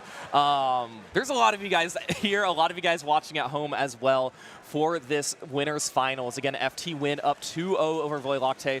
Lactee still figuring out what they want to do for their counter pick, but FTWin, one more game for them, Keon, and they will be waiting in the grands. I did see a bit of a hover there from one of the screens. I think I saw Undertow tower control being the tower again. Okay. Yes, that's what I saw from the screens. By the way, shout out to the stage setup there that gave us a good vantage point, and seeing the POVs out there. That's a really awesome showing, but I think that is going to be what we're seeing right away from the counter pick, and that's actually going to be an interesting wrinkle that we could be seeing here. Is how does it work? They seem to be, Sav, it seems like they are going to be sticking with tower control here, though. Yeah, and I find that to be really interesting, Keon, and I'm wondering too, if based on the last tower control match where we just like scrapped everything and chose different weapons, are we going to show up the same way in this next match? Is FTWin going to show up the same way in this next match? Because again, it's like trying to get them in the head of your enemy, right? It's like, okay, well, we just dominated on tower control. You're picking it again, but why? Yeah, well, and I think, like you mentioned, the reaction of the end of the second game where none of the FTWin players really seemed like, oh, we were comfortable with that. So that could be what they are how they're trying to approach this is, it is a difficult task to try and figure out what you're going to counterpick, especially at this level. And I think you're right. Having it be something like tower control where they didn't seem as comfortable could be nice. It is a brand new map. Let's hop into here for game 3. Tower control, Undertow taking a look, and we're going to see Q move from that from the leader back to the pencil staff. Yeah, and you know what? I was just gonna say, Kyo on the pro. Kyo on the pro, Kyo on a shooter. That's it. Yeah, we don't see the bucket. We don't see the bucket. Send post. And what's even more intriguing, look at the mirrors that we're seeing right now. It's the third kit pros that both teams are dishing out. Missiles are the name of the game for this undertow counter pick. So again, when you go back to tower control, it's exactly to your point here, Seth. Nobody's really kind of sticking to what we know from zones. They're just sticking to, all right, we just got to pick weapons that possibly stick with this map combination. I actually really like the third kit pros, especially with the missiles that we have seen here. Seth, I think that's an awesome choice from both teams. I do too, because and you know what? It's a little bit different because I feel like we're like, okay, Booyah Bomb versus Booyah Bomb. Okay, Tri-Strike versus Tri-Strike. All right, yawn. No, let's do missiles versus missiles. Let's do a callback to our good old pals at S2, and let's play with some missiles. Yeah, and I mean, there's a lot of uninkable areas too. In a slower pace like tower control, these missiles are really going to come in handy.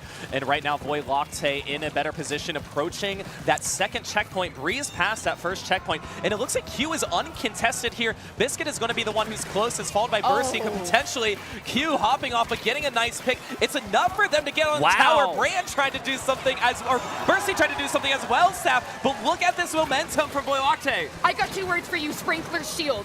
Q just used their sprinkler as a shield. Can you imagine what is going on in their head right now, Keon? Yeah, that is just nuts, because that was the second checkpoint being cleared, and that decision alone is going to get them so many points from minute 1. And if you're talking about a fantastic start that Voiē Lactee just did, that was especially one of them, and now they're keeping this pressure going. FTWin just stuck in neutral for about a few moments, and they're losing 2 members even further. I mean, right now, Jared is right in this crab tank on the tower, even further than the Voiē Bomb having to be used. Falco, that crab tank was huge, and huge, if anything, that Voiē Bomb needed to stop them. Oh, absolutely, and again, this is the best momentum Voiē Lactee has had, pushing that tower to 23. They need to keep up this pressure and momentum, and it looks like they are, because anytime FTWin tries to drop, there is always somebody from Voiē Lactee who's able to be one step ahead of them and protect them. And look at this, Kyo caught a 1v3, forced to back up. Tower is now at this third and final checkpoint, but they are going to lose it. It looks like FTWin finally able to push up, Taff. And I feel like I'm watching Voiē Lactee get to the end of an 1,000-piece puzzle, because you can see the pieces moving faster and faster and getting together. Now they're down to the 23 mark as we enter the last 2 minutes and some change of the game here. Gray trying to launch off that Booyah, but gets taken down. The Booyah does come to fruition, though. Sam is actually going to mirror the same move. There's 2 people that they can call out here. The Killer Whale also being used as a displacement tool. Kyon, finally FTWin at checkpoint 1. One of the things I don't think we even talked about is that this was a double Booyah Bomb setup, by the way, from FTWin. Or actually just the one Booyah Bomb there, but you've seen so many Booyah Bombs from both teams, one to each, so both teams really just wanting to use what they can, just any resource that they can to even fight for this tower, and FTWin is just doing as much as they can to keep this momentum going, to keep the pace going here. They got a Booyah Bomb at the ready here, that is on FTWin's end. In fact, it's being used, their brand is just firing right into them, and I saw the other pick there as well, huge double, and 3 members have gone down from FTWin. Falco. Yes, perfect opportunity here for FTWin to try and change what is going on, but it is not going to work here as Voiē Lactee able to keep it up. Q's going to get that sprinkler out and waiting for somebody to drop. So Voiē Lactee pushed the tower all the way to this point about 2 minutes ago, back in control. They want to extend this to make FTWin have a more difficult time later on, but this third checkpoint for them is so hard for them to approach, and it looks like FTWin, they're one of those teams, they may be down, but they are never out, never undermine what they are capable of, and they have 1 minute left, Saf, to try and make this a change. I feel like Q is playing 2 different games right now. Not only are they trying to be the objective holder, but they are also just trying to stay alive and go in with the team fight with their friends. They're doing 2 jobs. They're doing 2 jobs right now. And I mean, granted, them doing 2 jobs allows Gray to get 2 picks right there. And now FTWin finally getting the tower to themselves here. The picks are not going to keep them down for long. However, everybody on Voiē Lactee is in a really good position to follow up here, Kyon. And that's the big thing, though, that they lose 2 and they are on a delayed 3 setup. That's really troubling because FTWin can now push forward and see if they can keep this push alive. They got one member down on top of it. Brand trying to defend. They take out Sam. Now they're trying to use these 10 missiles to full effect, and all the jumps are being thrown into the mixture with about 20 seconds left to go on the clock. All that Voiē have to do is stop the tower from moving in FTWin's direction. 10 seconds left to go on the clock. Jared drops, but Q is still alive. They're playing this one patiently. I do not blame them in the slightest. Biscuit is right now right in this tower. Even further. 2 members are going down. Q from the other angle. As being eliminated one. Voiē is there, and then Olimar is gone. Valco, that was a huge victory there for Voiē. Yeah, they certainly needed it. This was their best game they played. We saw at the end FTWin approaching their checkpoint to try and extend this, and they looked like they were in a good position, but then we saw Q come from around the corner, and then other members of Voiē just come in and help save the game, but this is making this set closer here, Keon. We are at a 2-1 position. FTWin able now to pick a counter pick. They cannot choose splat zones, however. They're going to have to find something else that they want to choose. Well, I think because FTWin won game number 2, that was a tower. I think that was the tower control victory, right? I believe. That was the last one. Yeah, so they can't choose tower. Okay, yeah. Which, if I'm not mistaken, I'm sure someone's going to yell at us here soon. That might be zones. Zones might be back in the menu. But that's going to be the big thing. But and that's step 1 for Voiē getting back on there. And Seth, Q, I feel like was huge in game 3. I literally could unroll the scroll and it would roll past the prod desk to talk about what Q just did in that last match, because the stress that you have of trying to... Rainmaker Manta. Okay, so all of us are looking over at the screen right now. We literally got like magnifying glasses and we're like, huh? What do you mean? Yeah. What do you mean, Falco? Yeah, no, this is going to be fun for us. I feel like so this one is going to be fun. I think so too. I do want to touch up on one thing that happened at that last match, and it ties to Brand. They had the lead. They were trying to figure out who to target with their missiles. Did you see when they were like hopping at the end? And that's like a good problem to have. You're like, they're all splatted. I don't know who to get. But it took them so long. They almost got splatted by the whale because they couldn't figure out if they wanted to go who was like closer to the tower. But so it's just, I don't know. I wanted to point that out because I was like, yeah, that's like a good position to be in, but like you don't want to mess it up. Another reminder that the game happens fast. Yes. Another reminder that the game happens fast, because Brand, I mean, come on, top level, Brand sitting right there like, all right, I got it. And then they're like, oh, well, that's a wash. and hey, now we got to reset here for game number 4 here in Manta Maria Rainmaker here as we see the weapons loading in. This is going to be interesting. Okay, so my question is, does everybody just flex the new pro now? Yep. Because now we got Brand. Yeah.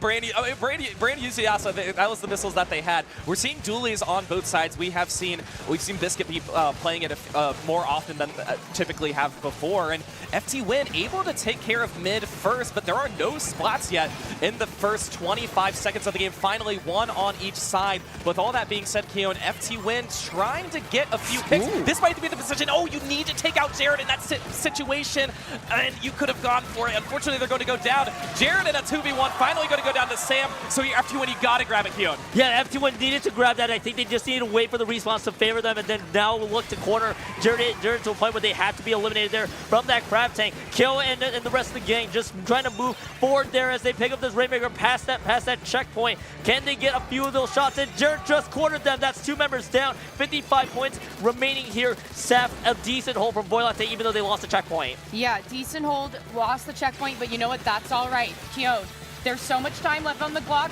We can try to run this out, and we can try to do our best here. Jared is going to set up with this crab tank on top. They're going to go for Bursty. They took out Biscuit. It looks like Kyo is going to kind of try to go around the left-hand side instead and see what the kind of impact that they can make over there.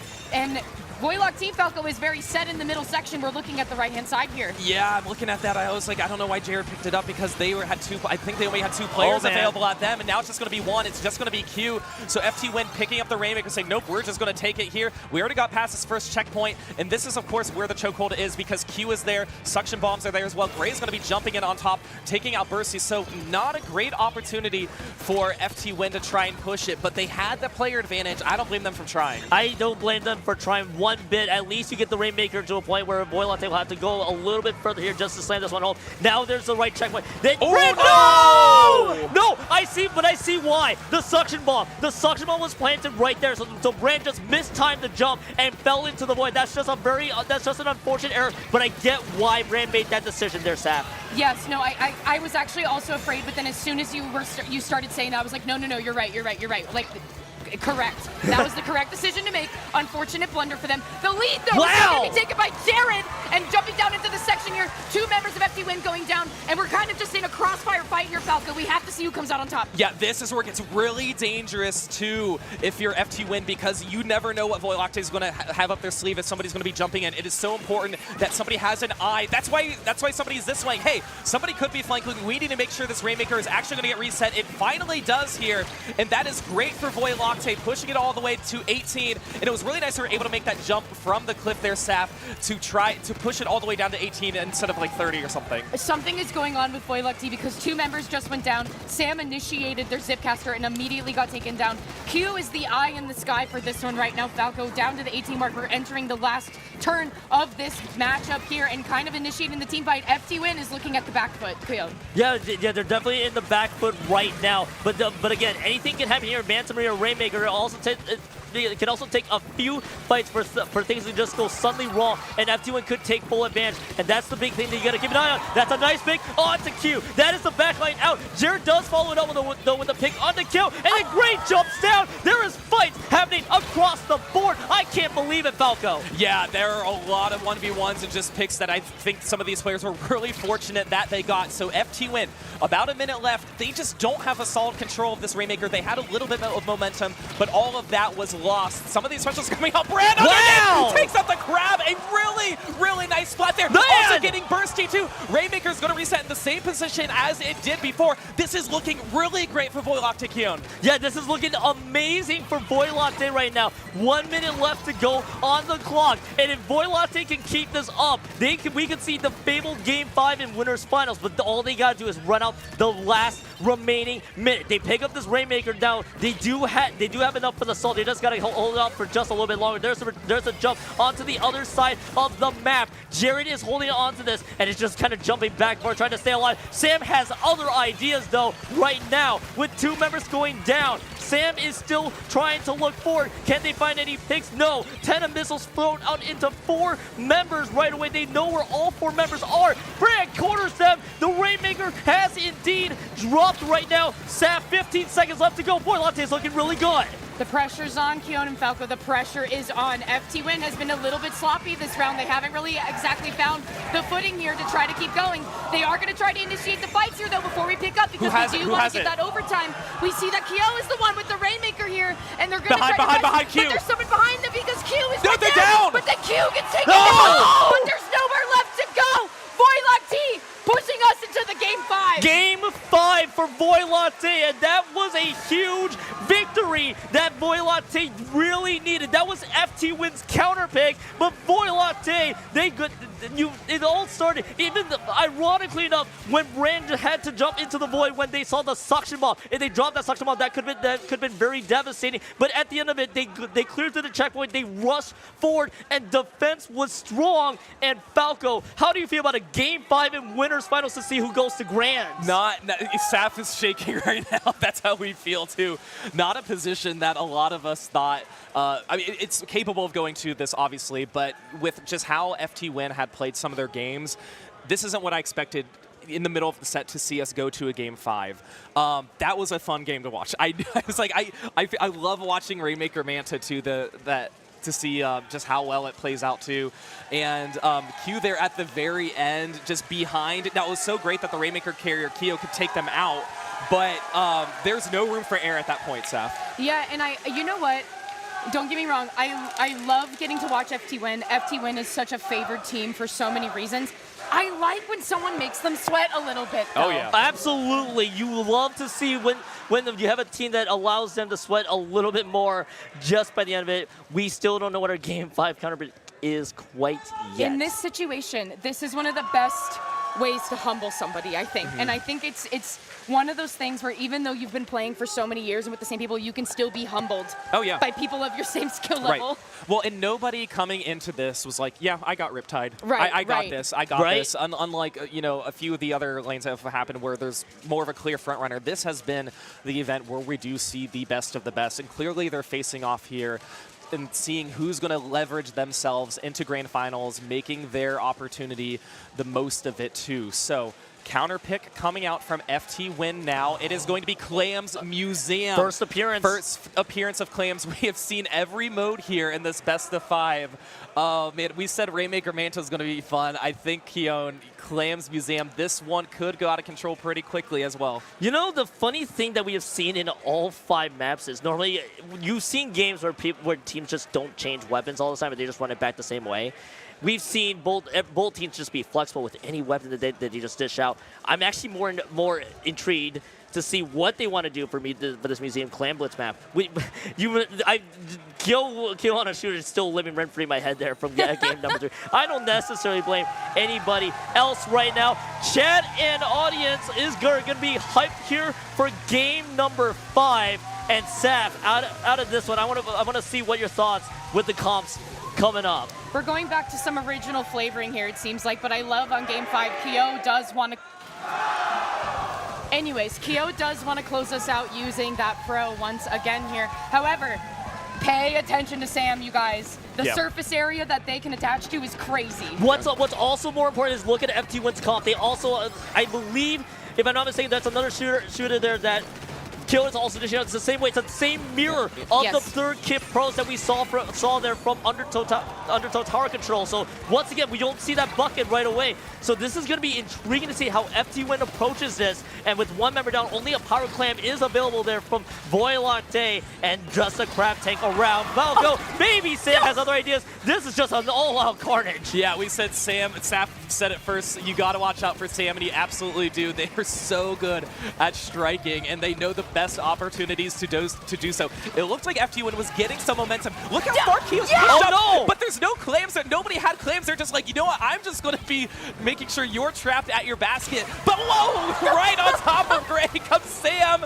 Oh my gosh, nobody's scoring, but all of the hype has happened here in the first minute. Saf, 2 power clams down by Voiē, Lactee. They're looking to strike. Talking about hype in the first minute, I just forgot that I'm on the desk and I'm not in the crowd right now because I'm so sorry. I might have blew some eardrums out getting so excited about what was happening here. Voiē, Lactee is closing in on the basket of FTWin. Jared on the grab tank is going to try to open up. Bursty's actually going to try to mirror that, though. There's 2 power clams online, though, for Voiē, Lactee right now, Keon. We're kind of just biding our time. We're trying to inch closer, but to me, FTWin seems to be stonewalling here. FTWin's defense is holding steady, and that's the big thing you got to do because we just saw 2 power clams. One has already disappeared. The other one is still on the hands of Q. So that's the big thing here. So they're still trying to find the opening. Maybe this is the time for this to happen. Gray follows it up with 1. There's the assist onto the second, but there's also a power clam available from FTWin's end. They have to retreat. This is just now the retreat game from FTWin's side. The barrier has been broken right now. 1+1 to score. Make that 1+2. 2 members down from FTWin. Falco, this push already started for Voiē, Lactee. Right, you know you're in a bad position where you have to retreat behind your basket because of a special and somebody is going to score. Now, to FTWin's credit, Voiē, Lactee only got to 71. It could have been way worse. And, I mean, you still don't want to be in that position, especially this later on as well. You know, about 2.5 minutes remaining. We're halfway through, but only just 1 push. It could have gone out of control for Voiē, Lactee and for them to score, but it's not. They're not in that position yet. But FTWin looking to strike for the first time here. We can see Bursty upholding the power clam. They have the crab as well, and more support. There's another power clam there. They're going to opt to throw it and have the rest of the teammates come in and try and score. Saf, this might be the push for them to take the lead. And the crab tank pushing Q out of the way was huge. Q had to completely go away to the other side and opening that up and taking out your eye in the sky. That is going to be the lead for FTWin here. There's not many more clams on the board, though, for them to try to do anything else, so we will have to retreat and actually bring the team fight back into mid. So the basket is going to close at 68. A little bit of penalty separating them. Keon, There's not much of a separation Not here. much of a separation, and you're coming down to the last 2 minutes. This is going to be so tense from minute 1. 2 specials are available from FTWin. That was the missiles and that Zipcaster, if that Sam can use successfully. But to your point, we're kind of into this neutral game. It is so close with 1 minute and 40 seconds left to go in the clock. Brand is stuck in a bad position there, and this kid takes out Gray. Falco, 1 minute 30 left. The door might be over for FTWin. Yeah, this is a huge opportunity for them to extend their very, very small lead, and you need to do it now. You have to avoid all these missiles coming down. If you're Kyo, you take out one, can take out Brand. You can't your teammates can, but they're going to go down. It was just Q who's in the corner there, and they're going to be Q's going to be spotted with some of these suction bombs as well. Sam going to be trying to get to the basket, able to score. Will they have enough follow-up? Nobody's holding on to claims. This might be a one-and-done push, but 3 are down, and this might be an opportunity for Voiē to have. I agree, and I'm just, it's all happening so fast before I can even notice. Like, literally, Jared was already in the other area. As soon as the basket was closed, they were already moving back there when the pie was just the tiniest little sliver of a piece. And they're already there. And now Lactee is now opening up the basket, and they're going to reverse the lead, Kyun, with only like a few seconds left to go. That was a huge lead change because, again, because the deficit between both teams was so small. It literally is going down to 1 push, being the big decider to determine who will come home with game number 5, and it is still literally 1 power clam away from a lead change. There are 3 power clams left. Falco, 22 seconds left to go. This could be huge. I know, you never know what's going to happen. There's a jump back to the basket, but there's also a jump forward as well. Both teams in control of a power claim now, about 10 seconds. And there are 2 power claims on the side of Voiē. Jared is going to use the crab. Coming out, Gray is on top, spotted by Bursty there as well. There's going to need to be a movement here for FTWin if they want to do something. And there's a score for they do it! Voiē able to get it, winning game 5! That is Voiē holding steady at the final moment, and that was 3 power clams. He just needed to cash in on 1, and that was incredible, Saf. This is the most animated I've seen Voiē all day. This is the most animated I've seen, to the point where Gray got up, Brand got up. I've never seen Brand smile so big, Falco. Yeah, that was a moment that they need to relish here while they're here. They advanced to grand finals, and I think that was the most unpredictable match we have seen so far, because every time we saw a new POV, somebody got splatted. Like, I couldn't keep up. We've all been commentating hundreds of hours of Splatoon. That may have been the most fast-paced game that we have commentated ever. What's incredible about that Clam Blitz map was that nobody really broke away for a huge lead in the slightest. It was all very minimal pushes from minute 1, and at the end of the day, who got that power clam into the basket last? Kind of what you know, Falco, from a few sports analogy. Who was the last one to score? And hey, that was Voiē is the one that did it. And by the way, Falco, little fun note. FTWin won the first 2, the last 3 won by Voiē. You guessed it. It is a reverse sweep that Voiē just pulled off. I don't know if I guessed it or not. That was like something that was like, you know what, we could see it. Right. It could happen, but oh my goodness. So here's the thing. Voiē is moving on to grands. Sure. FTWin going down to the losers bracket. They still have to wait a little bit until they get to play again to see who they're going to be playing. But FTWin, like, they have hope, obviously, for this position that they're in. They've been here before, too. This isn't anything new. And they knew that game 5 could have gone either way. We were mentioning how fast-paced it played. It only felt quicker for them, too, being in the moment, Keon. And it literally did come down to probably a few key plays that, again, everything happened so fast in that Museum Clams game overall that one mistake could either be a huge snowball, or it literally could have been FTWin taking on the game. So many different scenarios to unravel, but at the end of the day, the one that won was Voiē coming home with that power clam back into that basket to punch their ticket to grands. And yeah, as you guys mentioned, Saf especially, FTWin has a second chance out of lower bracket side. This is not their first rodeo down in lower brackets either, because if I'm not mistaken, this happened 2 years ago as well. So. Exactly. FTWin for them, they just got to go back and do it again. So that just reminds me, if we can just like take a peek at the bracket. Like I'm literally I have brain fog from that last match because it's all Voiē and FTWin for me. But listen, there's more in the bracket that's happening. So, like Keon just said, FTWin getting knocked down. Hypernova is actually going to advance against Bet. So 3-1 with that. Vaca and Moonlight still at the top there. Hypernova's moving on to the loser semifinals. And then FTWin is going to be meeting someone in the losers finals. Yeah, so the next match that we will be seeing is LeVaca and Moonlight. That will be brought to you on stream very shortly as some of these players get themselves situated.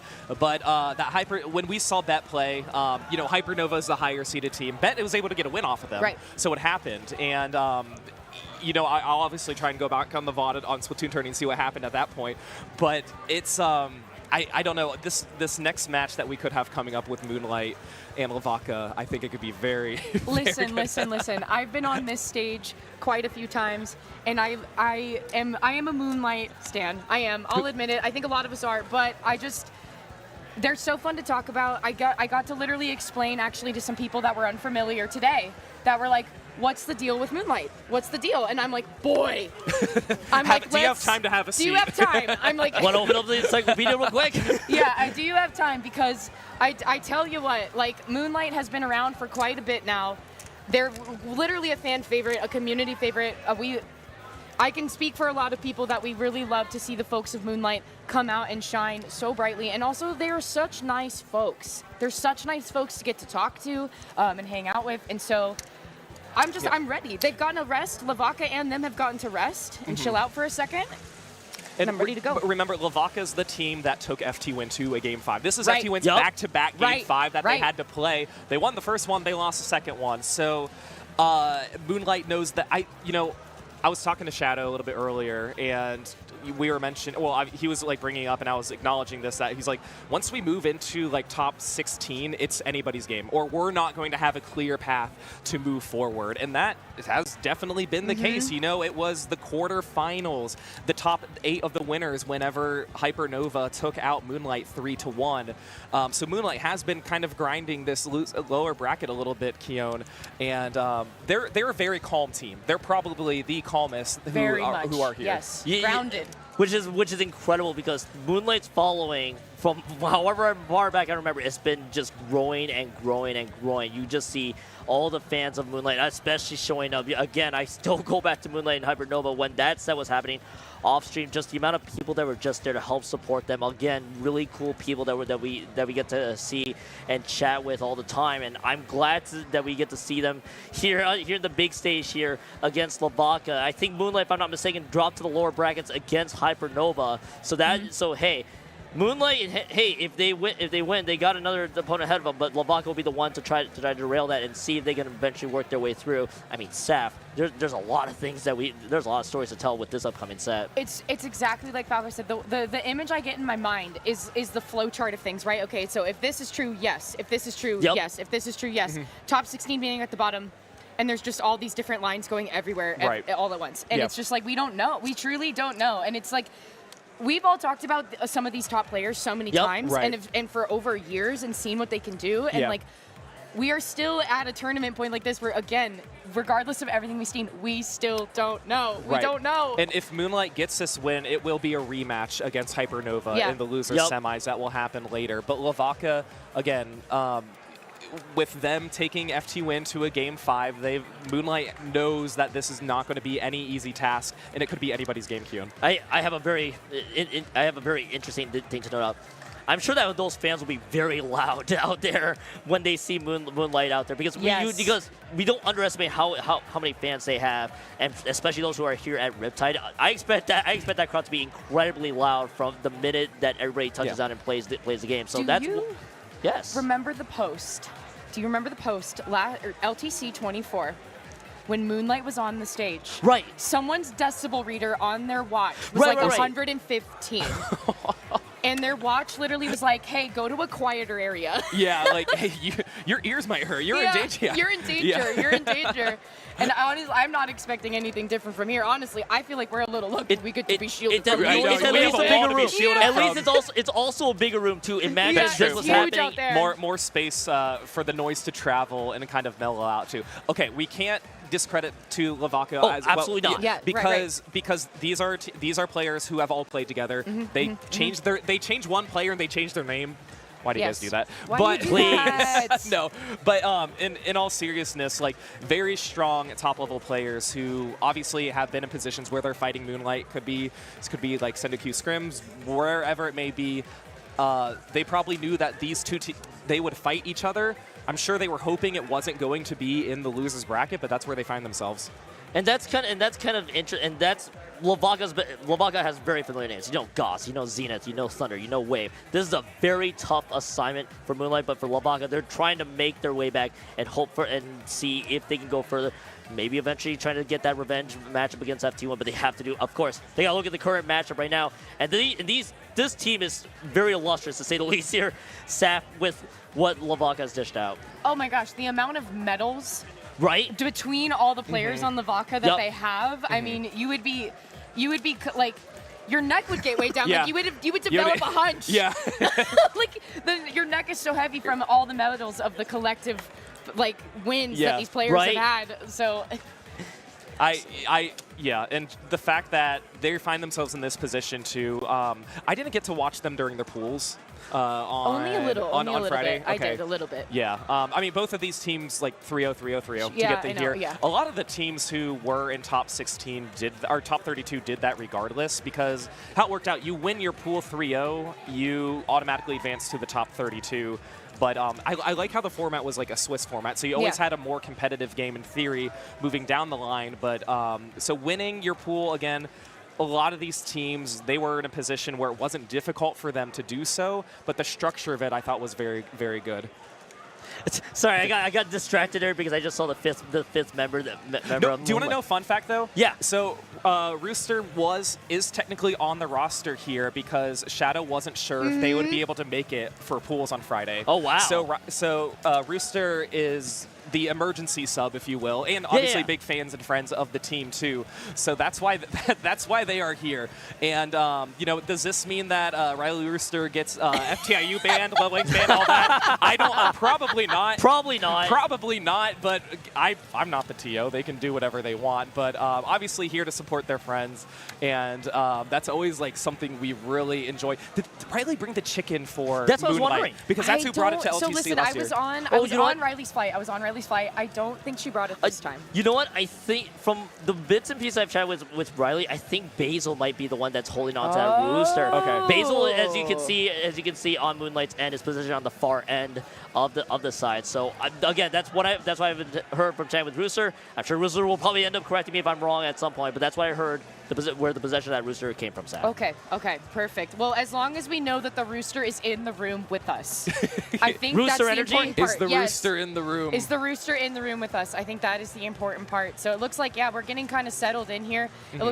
Our lovely host, Hypercube, is going to kind of get chummy with the teams and kind of chat them up a little bit. Yeah, they're getting the notes. And by the way, shout out to Hypercube for maintaining the excitement here in our live crowd. Hypercube's getting everybody's two truths and a lie right now that they can share. No. I also like how Shadow's on the other side talking to members of Vaca and Pico, who's kind of been working backstage, been assisting a lot with production. No idea what JPEG's doing up there, though. He's That's the wild card in all of this. We've never have any idea why JPEG is anywhere here when he's doing something, but you know, I was talking to Moonlight when I arrived at a very similar time to the Kalahari. I was talking to Nolan and Omega. First of all, they immediately came here and got Max because they were hungry. I think they had a very early drive and enjoyed some lovely mac and cheese that they have here.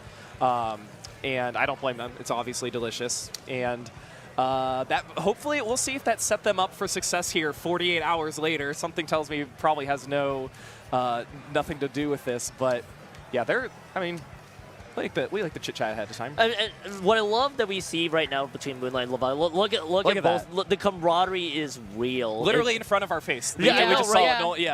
Yeah, like the camaraderie is there. Both teams kind of just going to their other stages as well. We're pretty much saying hi or hello or just all the hugs. And I feel you never capture that in an online environment. The LAN environment is just genuinely wholesome as whole. And look, both teams are look. The rest of Moonlight's all pretty much already in Vaca's station. No one just slowly inching their way forward. Okay, probably cut off there by Pico for the most part. But yeah, no, everybody's just chilling there right now. Yeah.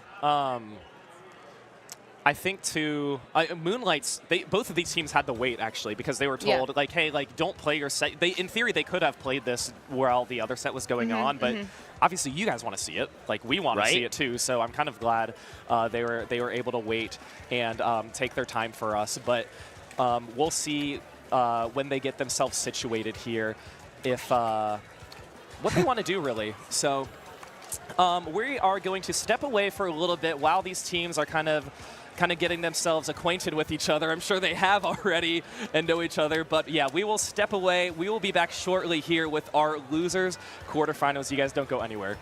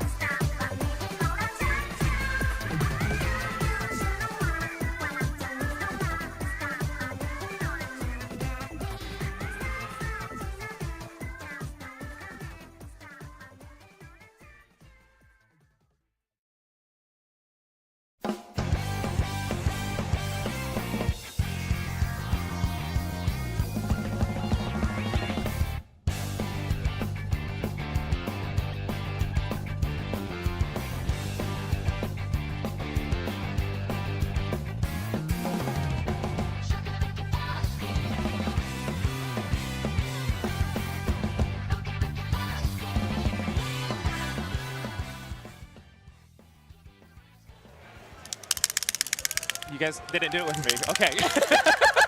Everybody, welcome back to Riptide 2025 here. My name is Vaca, once again joined with Saf and Keon. We are getting ready for our losers quarterfinals on this side of the day. Day 3, just a few more teams remain here. Vaca versus Moonlight, Saf. Vaca.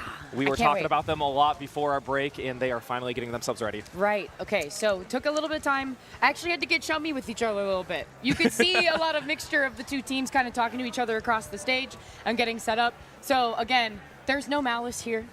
We all want to win. We all want to play. But at the end of the day, we're having fun. We're playing against people that we really enjoy. And that's the important thing too. Is just being able to play against teams you are either good friends with, or you just want to see, all right, how can we do against you in a different environment? I think that's a really cool thing to see. And I know, Falco, that camaraderie really did show from what we saw from both stages. It certainly did. And we are going to toss it to Hype now to introduce our teams for the losers quarterfinals.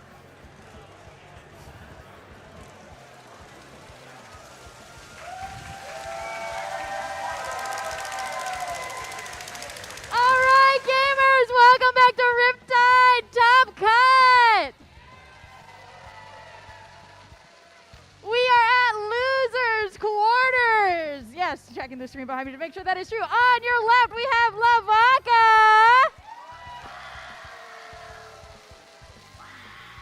who took second at Riptide last year, looking to make it back to Grands. We have Goss, a 9-year comp veteran with the most Super Jump wins outside of JP. Give it up for Goss. We have Thunder, a 10-star Splash, who will play nothing but Dooley tonight. Give it up for Thunder. We have a 2024 Nintendo Open winner playing Wiper tonight. We got Zenith. And finally, Wave, who has not played since last Riptide. Let's give it up for Wave. And on your right here, we have, coming off of a first place win at Gamala and Momocon, we've got Moonlight.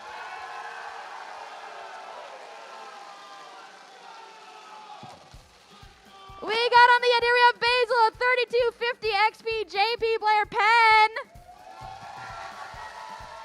Then we have Omega, the decaf player with 10,000 YouTube subscribers. Go ahead and subscribe, like, comment, subscribe.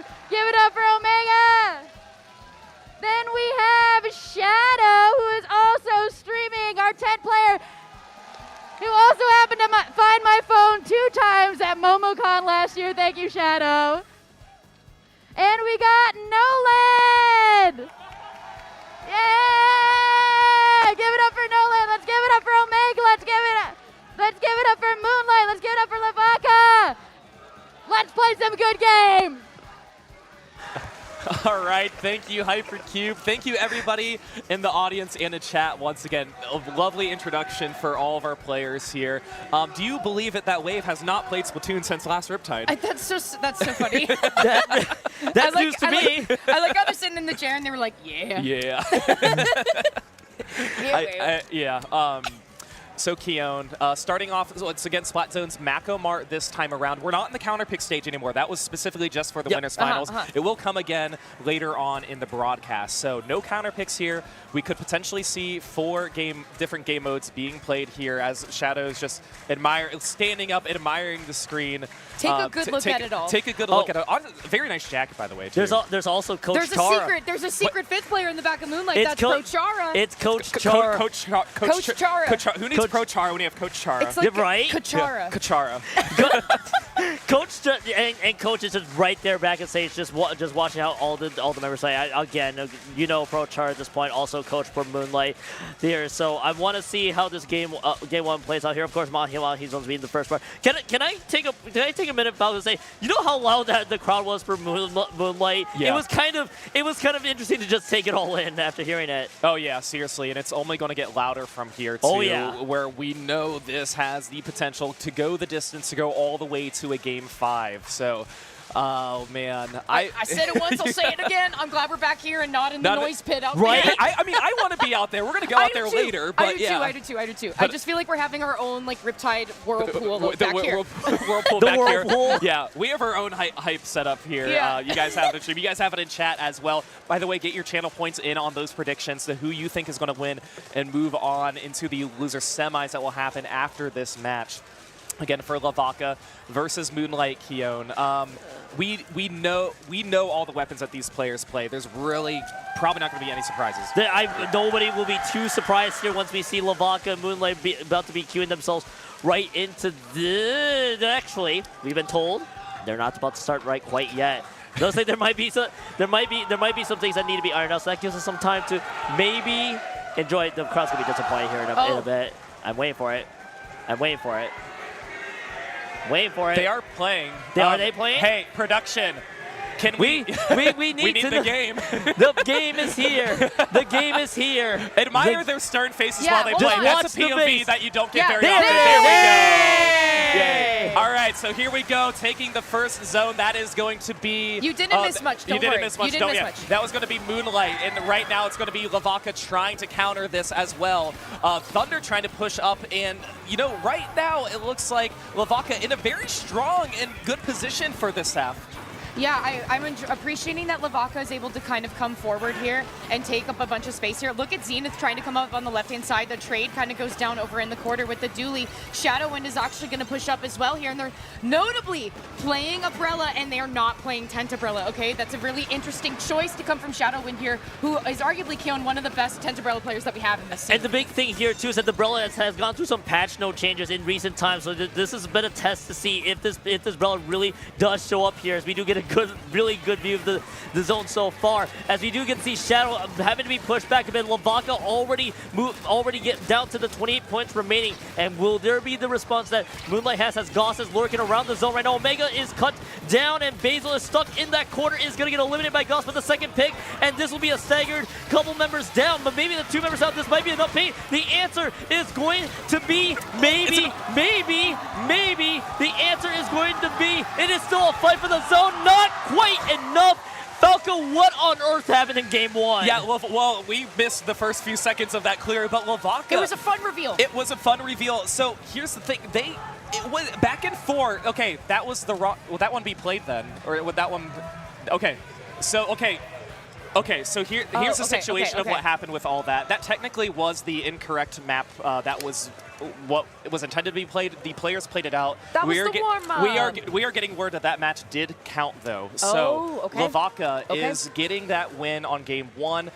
Okay, so a lot to unpack with kind of what we did not really see for a good portion of that. But Vaca just holding on so much of the zone. That last moment, I think it was just Basil who was alive, but somehow Vaca, they just didn't cap the zone. I saw the bubble, but I don't know really what happened, Saf. Yeah, I think too, something I noticed right when we got to kind of jump into the thick of it, I noticed a lot of displacement in the fact that like Nolan escaped 2 players coming at them. The killer whale was launched, but then they literally immediately ran into Wave. Like Wave was waiting on the other side for them. Right. And it just felt like to me that like Moonlight didn't really have too much anywhere to go. Like they try to escape, but then it's like, where else are we supposed to go now, Keon?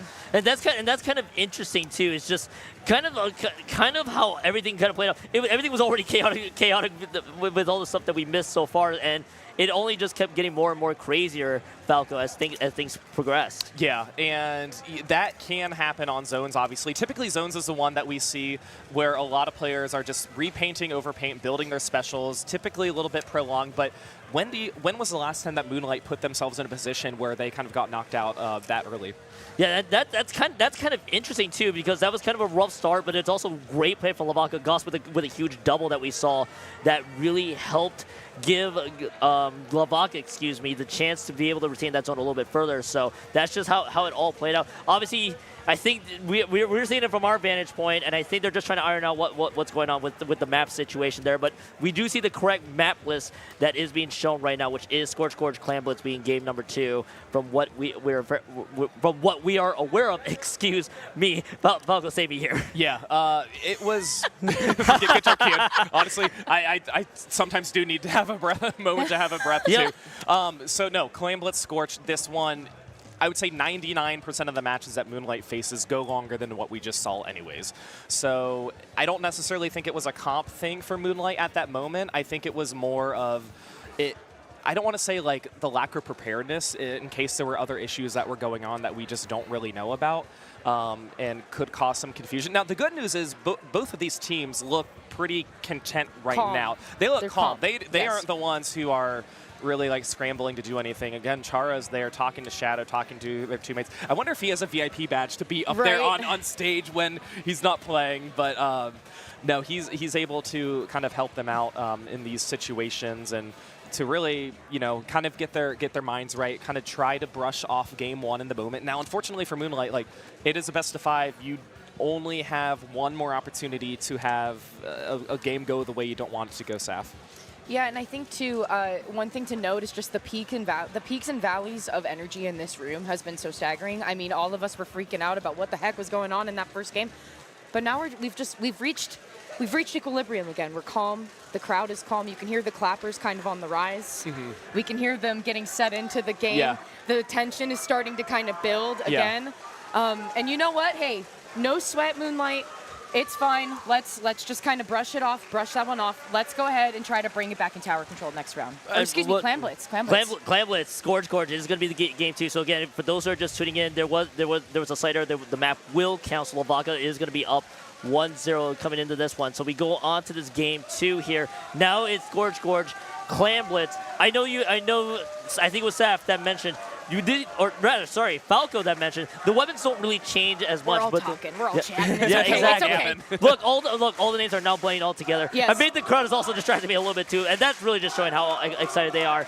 I'm hearing "Let's Go Moonlight" in that audience. There. Yeah, no, and that's what we heard prior to this. We could tell it by the cheers. And 2, you're rooting for the team who now is in a position that they're the underdogs. They have to win 3 games without losing 2. That is much harder than where they thought they would be before. But they love, we love the support for them. I don't necessarily know if they really want to hear all this going on right now, again, because I don't think any of them are really wearing noise-canceling headphones when they play. It comes down to that feeling regulation, though, right? You have to really keep your nerves calm. You want to dress to impress. You want to do your best, and you want to show. Okay, Shadow appreciates it, though. Yeah, there we go. There we go. No, exactly. That's how you got to take it. Yeah. That's how you got to take it. Just know that people care and want to watch you no matter how well you do. Right. They want to know. So, Keon, Falco, strap in with me. Let's take a drive into game number 2. Game number 2 coming up here as we're about to see the weapons potentially load up. Should be very, very standard coming in here. Both teams. Wait a minute. Yeah, hold on. And there's the big change. Continue. Shadow immediately has that 10 umbrella ready to go, and so that for game 1 where you saw Shadow just play that regular umbrella, nope, we're back to tried and true. It is that 10 umbrella with those Zuka. So let's see how this all plays out and see if the start is any better for Moonlight. Falco, that is 2 members already going down for Moonlight though. Yeah, really not looking like the way they want, especially that 3rd going down as well. It is just Basil. Power claim already formed by LeVaca, and the score happening with only 25 seconds in. Oh, quite a bit of follow-up as well, and we can tell that it's really not looking great for Moonlight. After back up, the stamp is going to be coming out from one of the members of LeVaca. Wow! Basil, who makes a wrong turn. Basket is still open, Saf, and LeVaca able to keep up this pressure. Unfortunately, the GPS kind of failed Basil on that one, but you know what? It's fine. No sweat. We're back in. It's down to the 47 mark. We're still in the 1st minute of the game, folks, and there's still economy to be had for the side of LeVaca. Down to the 38 now. We keep just kind of trickling back in here. Nolan cruising through with their Kraken, though. They want to try to push the members of LeVaca away from this mess. Kyon, down to 38 mark, 31-point penalty. We're waiting for Moonlight to try to make a statement. And Moonlight at least is trying to respond by providing a lot of paint down mid. 2 members going down from LeVaca will help Moonlight build the control that they need here in this Scorch Gorge. Clan Blitz map. Omega wins that duel. That's an excellent sign for Omega there, as they also pick up the cooler on top of it too. Zenith is able to get one. She's able to get a few there. So Zenith is also trying to pave the path there for LeVaca, as here comes that Ultra Sam. Sam's out Shadow. Shadow's and Omega's being chased. Omega quickly escapes out of that, and that is going to be a pick down. So all the fight happening there, Falco, it is still LeVaca gathering all the clans. Yeah, and they finally get a power claim there that they can try try and use as a little bit of leverage. Of course, Nolan's Kraken is going to be coming out once again. Crab is going to come out too from Thunder here, as well as support from one of their other team members. LeVaca is still holding just so much of the map control and applying a lot of the pressure on Moonlight. It's just special after special that comes out. One of the members, 2 are down on LeVaca. 3 are going to be down. This is a great opportunity for Moonlight to try and get something going here, Saf. And they really need to strike now if they want to try and get some leverage. I know, and I think the fact of the matter is that Basil and Nolan are now pushed up here. Okay, good. A little bit of a delay in trying to get that power claim in there. But guys, Vaca's not even inside until right now. We're down to the 80-point mark. Nolan is kind of luring the members in and chasing them out of the way here. We need the other members of Moonlight to follow up with the clams. Vaca has been getting more fortunate timing, I think, with these spawns, but I think Moonlight is still trying to hold down the fort, Keon. Yeah, no worries. I'll join you on the second save. And the reason why Moonlight's delay happened the way it did was that they had to use the free clam back at base to make the jump. They didn't have a power clam that spawned naturally, so that's why you saw that push be a little bit delayed by about a few seconds, which bought LeVaca the time that they need to get their defenses back up. There is an Ultra Sand that is available from Zenith so far, and there's a lot, kind of the pain is kind of even across the board, but 2 members going down will clear the path for LeVaca to make this one count. But the same situation applies. No power clamp quite yet. There's the power clamp being thrown in. That's the first one cashed in. Thunder gets the first one. And falls off with the second. The second. 2 members have gone down, all in Thunder's hands, and Zenith is going to get canceled out with the Ultra Stamp. Falco, everything is happening all at once. The power clamp jump is just a bit too late. Yeah, so close for them to make it, and unfortunately it wasn't going to work out. Oh, that was so close, but Zenith did such a great job getting that double after throwing in the power clam, and there's going to be a nice pick.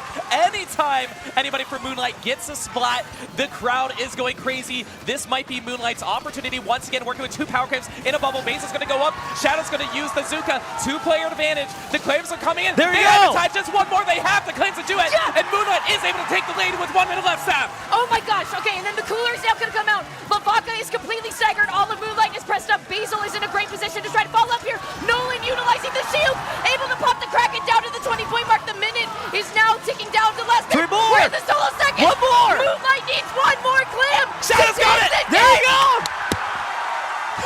Oh my goodness. That is Moonlight. Tell me why we're screaming and Shadowin just stands up and is like, yes. That is what he does, though. That is Shadow. Okay, Keon, the last moment of that game was absolutely crazy because that basket was open for so long. That was the crazy thing too. They had that first push already through. And what's the crazy thing that occurred from it? 68 to 38. LeVaca was just a bit short. Yes, you got an awesome double, but the problem on top of it too was that they didn't get out of the penalty points. I believe that was the critical part. Moonlight had 2 power clams. They kept that basket open from start to when the KO finished, and that crowd went absolutely nuts, Saf. Absolutely nuts. And you gotta hand it to LeVaca though for 2 really strong pushes. That push from Thunder. Oh my gosh, not only getting the ball in there, rolling to the corner, and just being like, let's just see what happens. Right, and then bam, too. Yeah, too. Oh my goodness. So we mentioned the final moments of that game too. It looked difficult for Moonlight in the first 70% of that match. It wasn't until the very end where they had the 2 power claims and had the bubble ready that the rest of the team was in a good position. And I'll say just how long that basket was open really made LeVaca scramble. And I think Moonlight were they knew their assignment there, Keon. And the best part there too. The important thing is, you know that game what happened the way it did. Okay, sure, there was that error. Game 2, they just stayed focused from minute 1. Yes, that looked really bad from the very start when the basket stayed open from the first minute. No problem. They just ran the table there and took full advantage, and that was just nuts from Moonlight, and that was just awesome from the very end here, Saf. Quite literally, it felt like watching a speedrunner do a Rubik's Cube as fast as possible. Right. That's what it felt like. And as soon as you started seeing the colors come together, Moonlight gets the lead. You see the colors come together even more. The bubble gets popped. It's like you just, literally, I felt like I was watching this crazy, like, complicated thing. And I watched them just speedrun it to perfection. So with Rubik's Cubes too, like they use algorithms to solve that. Right. And these players had their own algorithm of what they wanted to do with the steps they needed to take. And Moonlight, again, they were struggling at the very beginning here when that was happening. We're going to be going on to stage 3. That's going to be Splat Zones on Hagglefish. Yep. That one's going to be coming up. So, okay, so you guys did see Splat Zones in, as game 1 on accident, but they are going to be playing it again here for game 3. Yeah, that's gonna think here. So instead of going from that tower control initially that was supposed to be here, you're gonna go play Splat Zones the second time. Let's be honest here, Falco and Saf. I don't think those both teams won't mind. It's Splat Zones.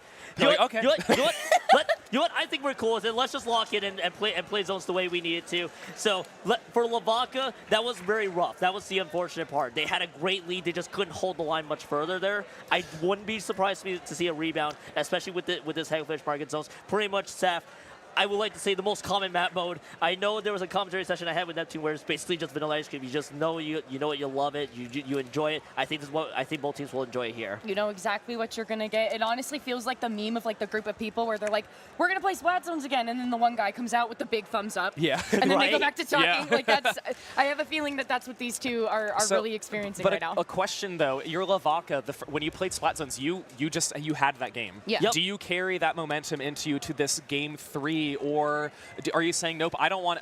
I know we won that, and we don't. But does that make you more confident for this game 3? I don't know the answer to that. Mm-hmm. That's kind of it leads to an interesting wrinkle because you had a great game 1, but game 1. Now you got to go to this game 3. But again, it's a mode that I'm sure a lot of players out there will enjoy, especially with this Hagglefish market zones. Don't be surprised to just see a fiery start really from LeviaKittens and just say, all right, we did lose game 2. Sure, it was a Scorch Clan Blitz loss. Now we just got to see how we can rebound here into game number 3. And I'm sure both teams are going to be ready to lock in here. It's already starting. Hold on, can you all just hear this for a second? A moment of silence for us for this. We'll take it all in here. Going on to game 3, Splat Zones, Hagglefish. Here we go. Looking at the comps. Moonlight LAN ASMR for all of you at home. Yep.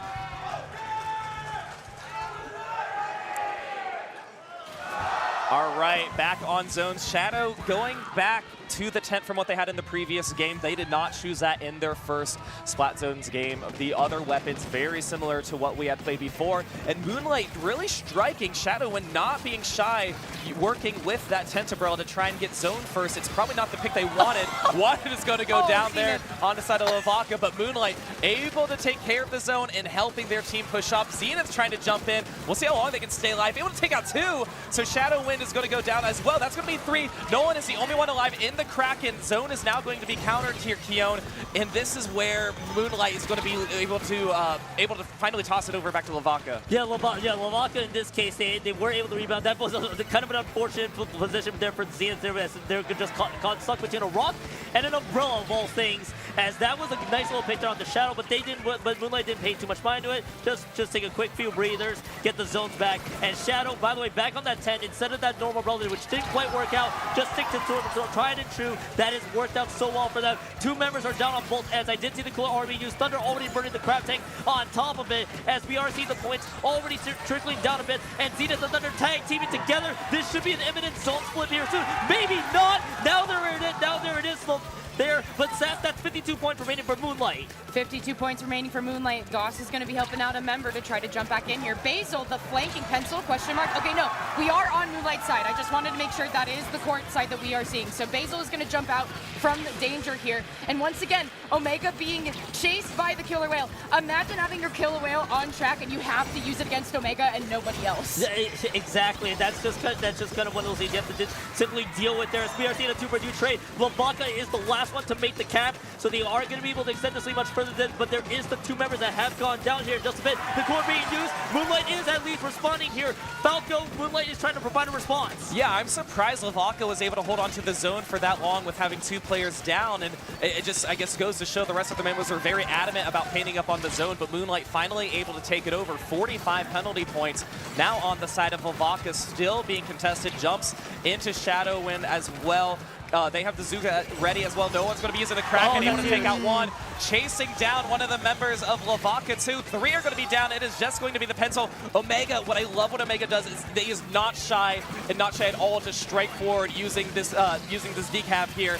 And I think this will be a position where they want to try and get rid of their penalty point, Saf. Yeah, talk about being stuck in a really interesting position. Omega able to jump out from danger. Now down to the 47 mark. I think we're about to see a lead flip here, boys. And that's exactly what's going to happen. And, I mean, Keon, Moonlight is not moving away from this court whatsoever. Moonlight is not leaving that court whatsoever. That's a huge pick. But with 20 points remaining, what else does LeVaca have in the tank? Zenith has other ideas. That's huge. That's just no! Beazle got it to toss onto that Ultra Slam, and that was huge there from Zenith. Zenith chucking that Ultra Slam just bought LeVaca the room that they needed there, Sam. And we are stuck in the base if we are Moonlight. Refreshing, says the group of LeVaca, as Juice has now been popped. The penalty is now going to be moving away from us. Nolan is going to try to open the way, though, with the Kraken. They're not going to find much success, but you know what? It's just a scare tactic, a fear-mongering, and Nolan is the best at it. But what are you to do, Falco, when everyone's gone? Yeah, this is definitely going to be the lead change right here for LeVaca, unless Moonlight just does something absolutely incredible. You know, I don't blame Nolan for ending the Kraken. I need to go in the bubble. However, it can't be popped. I wasn't able to jump out in time. That is going to be the lead flop. LeVaca able to hold on to it. Moonlight still struggling to get it. There's going to be the hammer that comes out. 3 are going to go down. LeVaca is going to be getting this win on game 3. They are up 2-1 against Moonlight, Keon. How about Zenith in that game 3 there? That Ultra Slam sending Shadow shipped away. She did like a subtle ear tuck after that stamp pop. And then the Ultra Slam and immediately just finds Basil and just eyes on the prize, eliminating Basil out of the picture. And that forced Moonlight to reset the entire way through. And then Zenith capping it off with an amazing, I believe that was a double at the very end with that Ultra Slam. That was nuts from Zenith. That was a generational game from Zenith there for in game 3 to put LeVaca up 2-1 and at match point Falco for advancing. Yeah, we talked about the lockout during that stage. Obviously, the one in game 1 too. LeVaca's lockouts on zones are just so different than what we typically see. Because normally these lockouts are much more difficult, right, for a lot of these top level players because they know how to counter them. But LeVaca's lockouts are just so good. There were definitely moments where Moonlight, we were like, oh, they're looking really good. They have a lot of momentum going in their favor. But LeVaca, at that wipeout, we knew the lead was going to flip because there were about 10 seconds left, and I just had a feeling that was what's going to end it, Keon. I feel like that was exactly going to end it here. Both teams are about to ready up here. I believe the next map, if I'm not mistaken here, is going to be Humpback, Pump Track, Rainmaker. Yep, that is confirmed. Saf, this is close quarters combat, I like to call it here, because it is so small and so condensed, and the checkpoints are basically close to each other. One false move, Saf, and that could be big leads for either team. It's once again a battle of open air versus tight quarters. It's the same kind of battle because that one elbow spot is always the place where the craziest plays happen. And most of the distance on this map, for those of you watching at home and for us, most of the distance is literally from around that corner to the final checkpoint. That's where most of the distance in this map is. Right. So that's where all of the major plays are made. That's where, again, who can fight in closer combat and utilize that space well. Yeah, and I'm sure I'm gonna let the crowd read here because I'm sure that they're rooting for Moonlight. So let's take it all in. Another moment of silence. Yep.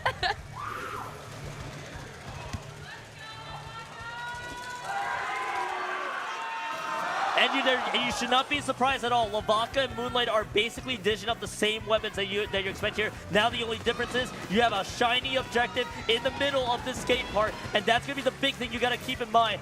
Well, who is going to be the one to attack first, and who will get the advantage right out of the gate? Suction balls are being thrown in their way with a few tap shots, not able to find a pick so far, as it looks like both teams still kind of just feeling each other out here, Saf. Yeah, and that's kind of the name of the game in these opening statements. It's just kind of feeling each other out. Maybe we can get advantage, maybe we don't. We lose 2 on the side of LeVaca, but then Moonlight is here losing 1, and that's going to be a trade, actually, a huge trade with Nolan and Zenith. A big takeout for taking out Zenith, because I'm telling you guys right now, to me, the Zenith is the one to be looking out for. However, Moonlight being staggered, coming back into the zone. No one's grabbing Rainmaker yet. There we go. Okay, I was going to say, it's not safe until it's safe. Yeah, there were definitely moments where Moonlight was so close to be in control of picking up the Rainmaker, but they just wanted to get one more player of LeVaca out, and unfortunately it's too late because LeVaca was able to take it over. Thunder now behind the first checkpoint, trying to take out this bubble, takes out Omega at it. Checkpoint path is now clear for LeVaca. They get the dunk. 2 are still down, and Goss is pushed up all the way with the Whale. A great position to be the Whale, and LeVaca here, Keon, looking pretty good, but going to have to avoid some of these shots coming from Basil on the teams. Could this be the dunk? No! Sogas, but 1 is down, and it's just going to be Shadows alive. This is where LeVaca is going to try and get the pop, but it is contested. This might be it, Keon. This might be it because Moonlight on that 3 down. This is going to be a very dangerous place for Moonlight right now and LeVaca, but LeVaca may not be able to contest much further. The question is you got to look for every corner and every angle right away. Down to the 8 points remaining. Down there, they just got to see if they can get the reset and get the picks. Goss is trying to sneak around. Goss is making it, but they have it! They're down to 1 point remaining. Seth, Moonlight holds barely. The key to this, if you look at the top right corner of your screen right now, that is where Thunder was with the crab tank. Thunder was camped out right there. Nobody noticed until the end. Moonlight is able to drop it down. Thank goodness for them. First checkpoint, Falco, is taken. Yeah, that is what they absolutely needed. It wasn't necessarily about taking the lead right now, but it's great that you can take care of this first checkpoint. Set up your phase 2 of what you need to happen. Now, a lot of these players are bunched up. That's kind of what you have to do. Whale's going to come out. Bubble's going to come out from the other team.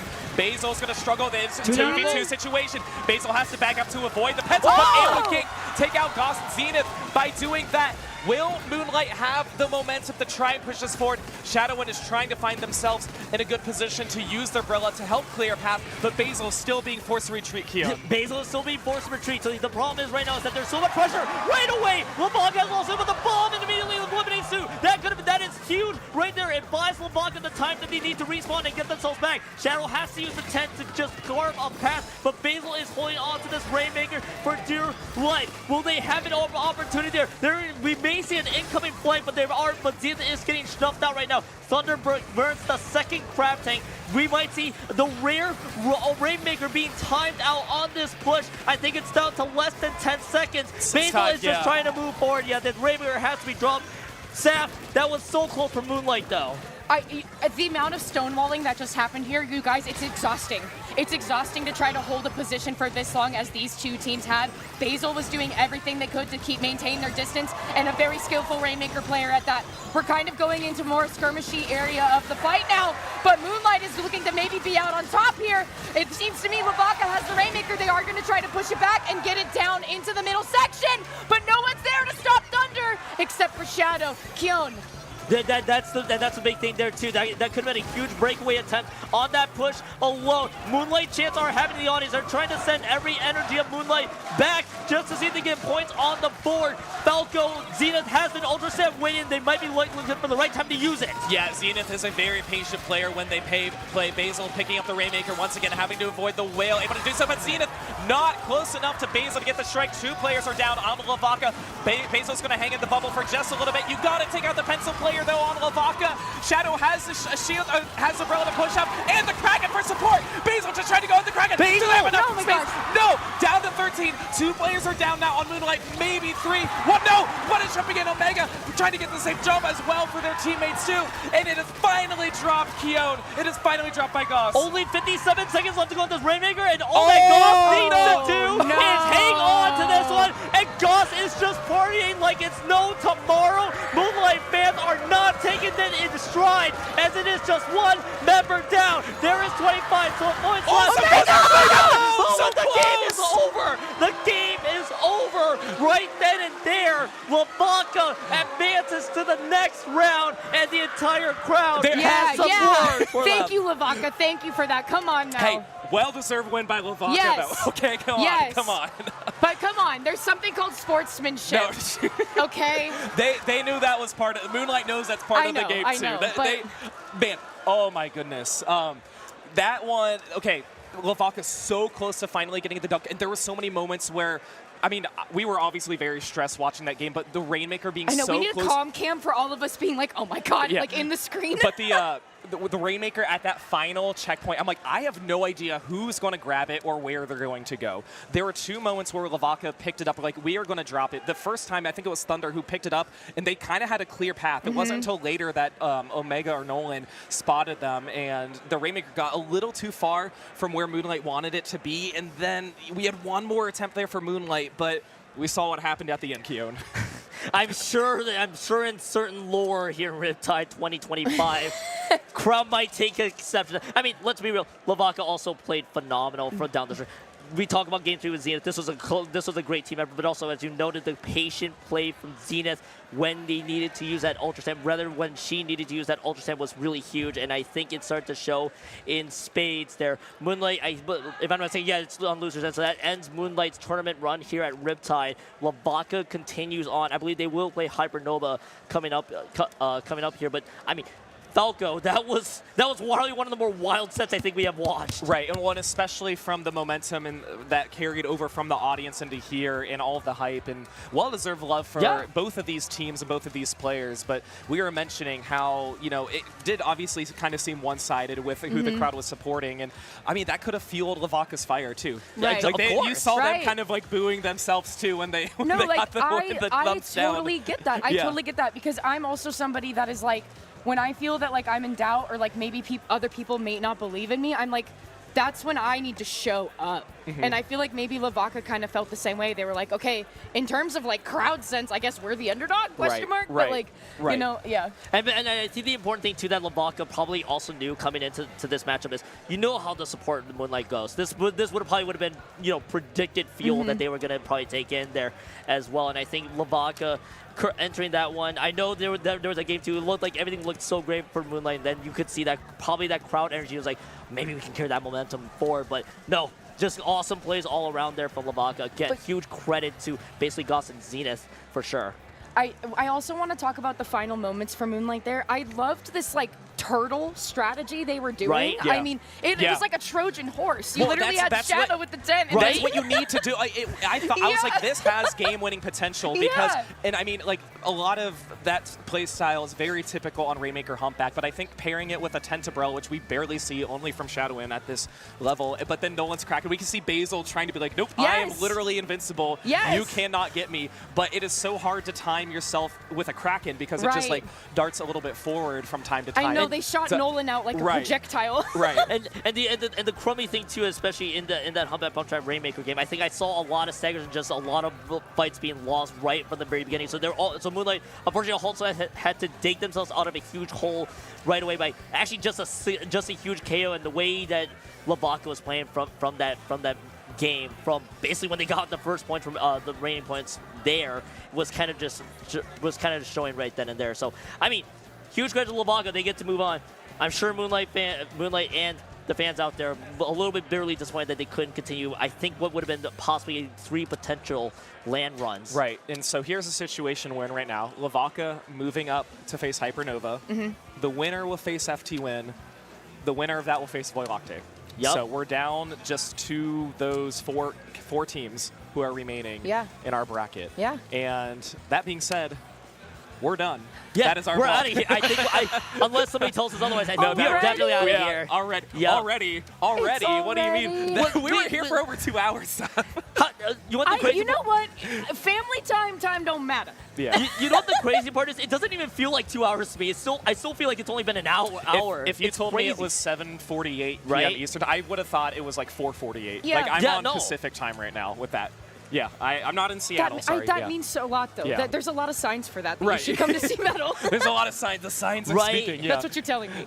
Exactly. But no, this has been a pleasure. Obviously, Saf, Keon, good to be with you guys in person. Obviously, this is my first TriCast at a LAN. I know, Keon, you were on Grands last year. Second one for me. For Riptide, but Saf, this was a lot of fun. Thank you for being here. Happy to be here with you. I love both of you guys' energy so much, and it feels me because I thought I would lose my voice by the end of it, just like I did last year. No, I could have still kept going. Get this. I just love you. This is the right. camaraderie. This is the camaraderie from all three of us. Sorry. All right. We'll stop with the friendship slop up here, okay? Yeah, everyone's leaving chat for Falco, that. sign us off. All right. Where are you? Let's get us out of We'll here. get going, Hey, yes. well, first of all, thank you to all of you guys watching today and who watched on Splatoon Tourney earlier. You can find me, Falco, on, here at Riptide watching Grands out in the audience. You can find me, Falco Flyer, on Blue Sky. And I'm going to enjoy my time out here. Saf, where can we find you? You know the drill. Don't find me.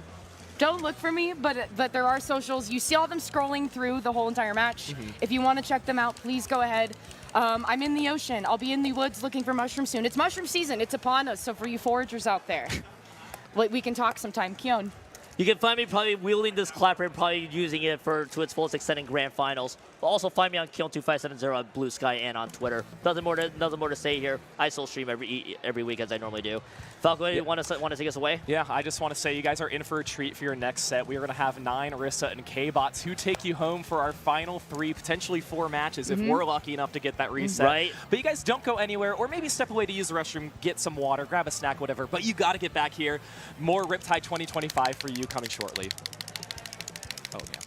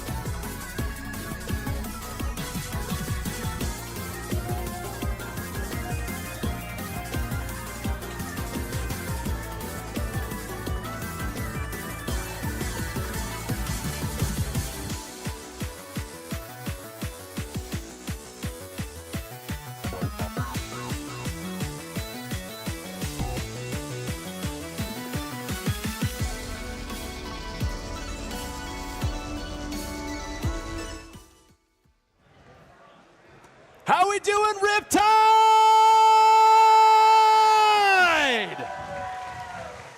My name is Nine-Hole Grange, and we have assembled 4 of the best remaining teams and 3 of the finest commentators that you will find. Folks out there, who is hyped to hear K-Bot talk? Oh, I don't know if they're actually excited to hear me, Nine. But I will say it's been real fun to be back. This is my first Riptide back since Splatoon 3's launch. The atmosphere here is absolutely incredible. I'm sure everyone out there is really enjoying themselves and is really excited to watch Top 4. Everyone is excited out there. It's standing room only and has been for some time. But folks, who out there wants to listen to Rissa? Oh my gosh. I am, like K-Bot, so excited to be here. There's been so much action already, even all the way down into the silver and bronze brackets. So we are in for a treat as we head into these top teams that we're about to watch. There's been a lot of clappers. There's been a lot of booing. There's been a lot of cheering. We've got a little bit of everything at this tournament. Folks, I know a lot of you have been screaming for the past hour. We have seen some incredible matches, but I'm going to need you all to bring it just a little bit longer because the best is still yet to come. We've got rematches from great sets earlier in the day. We've got some teams that you maybe haven't seen on stream making a big run, and of course, we'll talk to them. But we are just being told now that we aren't going to have to wait any longer. Hyper on stage to bring us the teams that we'll be watching.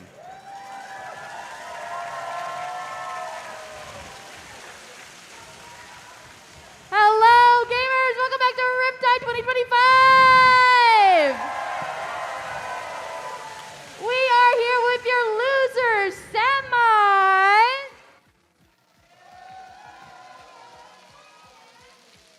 All right, let's get into it. New to the stage, we have on your right, Hypernova.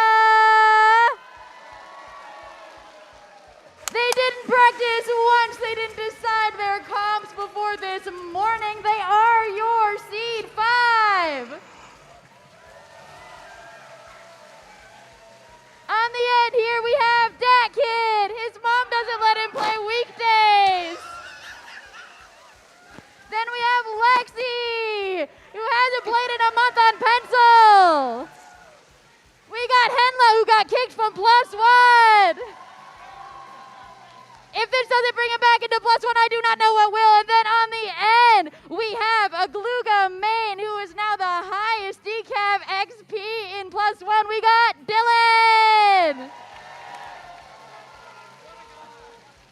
All right, you know them, you love them, you know what they can do. I don't gotta do this all over again. On the left, we have Vaca. On the end here, we got Ghost. We got Thunder. We got Zenith. And Wave. All right, let's go, gamers. Let's get these losers semifinals going. I want to see some good games.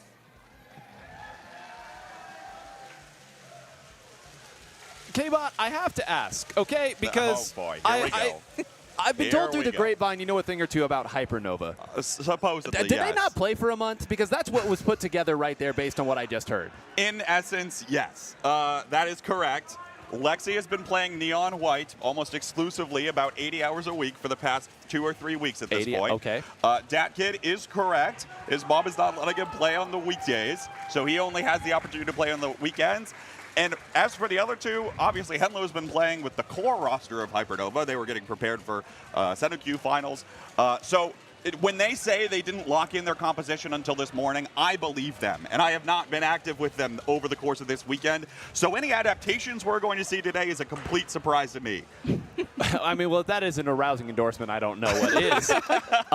Rissa, Vaca, you and I watched them in an earlier set against FTWin with eyes wide open. Yes. In terms of mechanics, is there a better team here? I'm not sure. I'm not sure either. I consistently watching Goss and Thunder, I mean, Zenith, every single player, Wave, all of them, they were just consistently able to rush forward, get picks when needed, play super well mechanically, and just do just crazy things really fast. It was so fast-paced and so high level to watch. And if you are just now joining us and have somehow managed to miss all the action up to this point, first of all, I pity you, but I also welcome you with open arms into this. This is going to be an unbelievably quick-paced set, Hypernova is not simply the name that everybody would name their super fast superhero as a kid.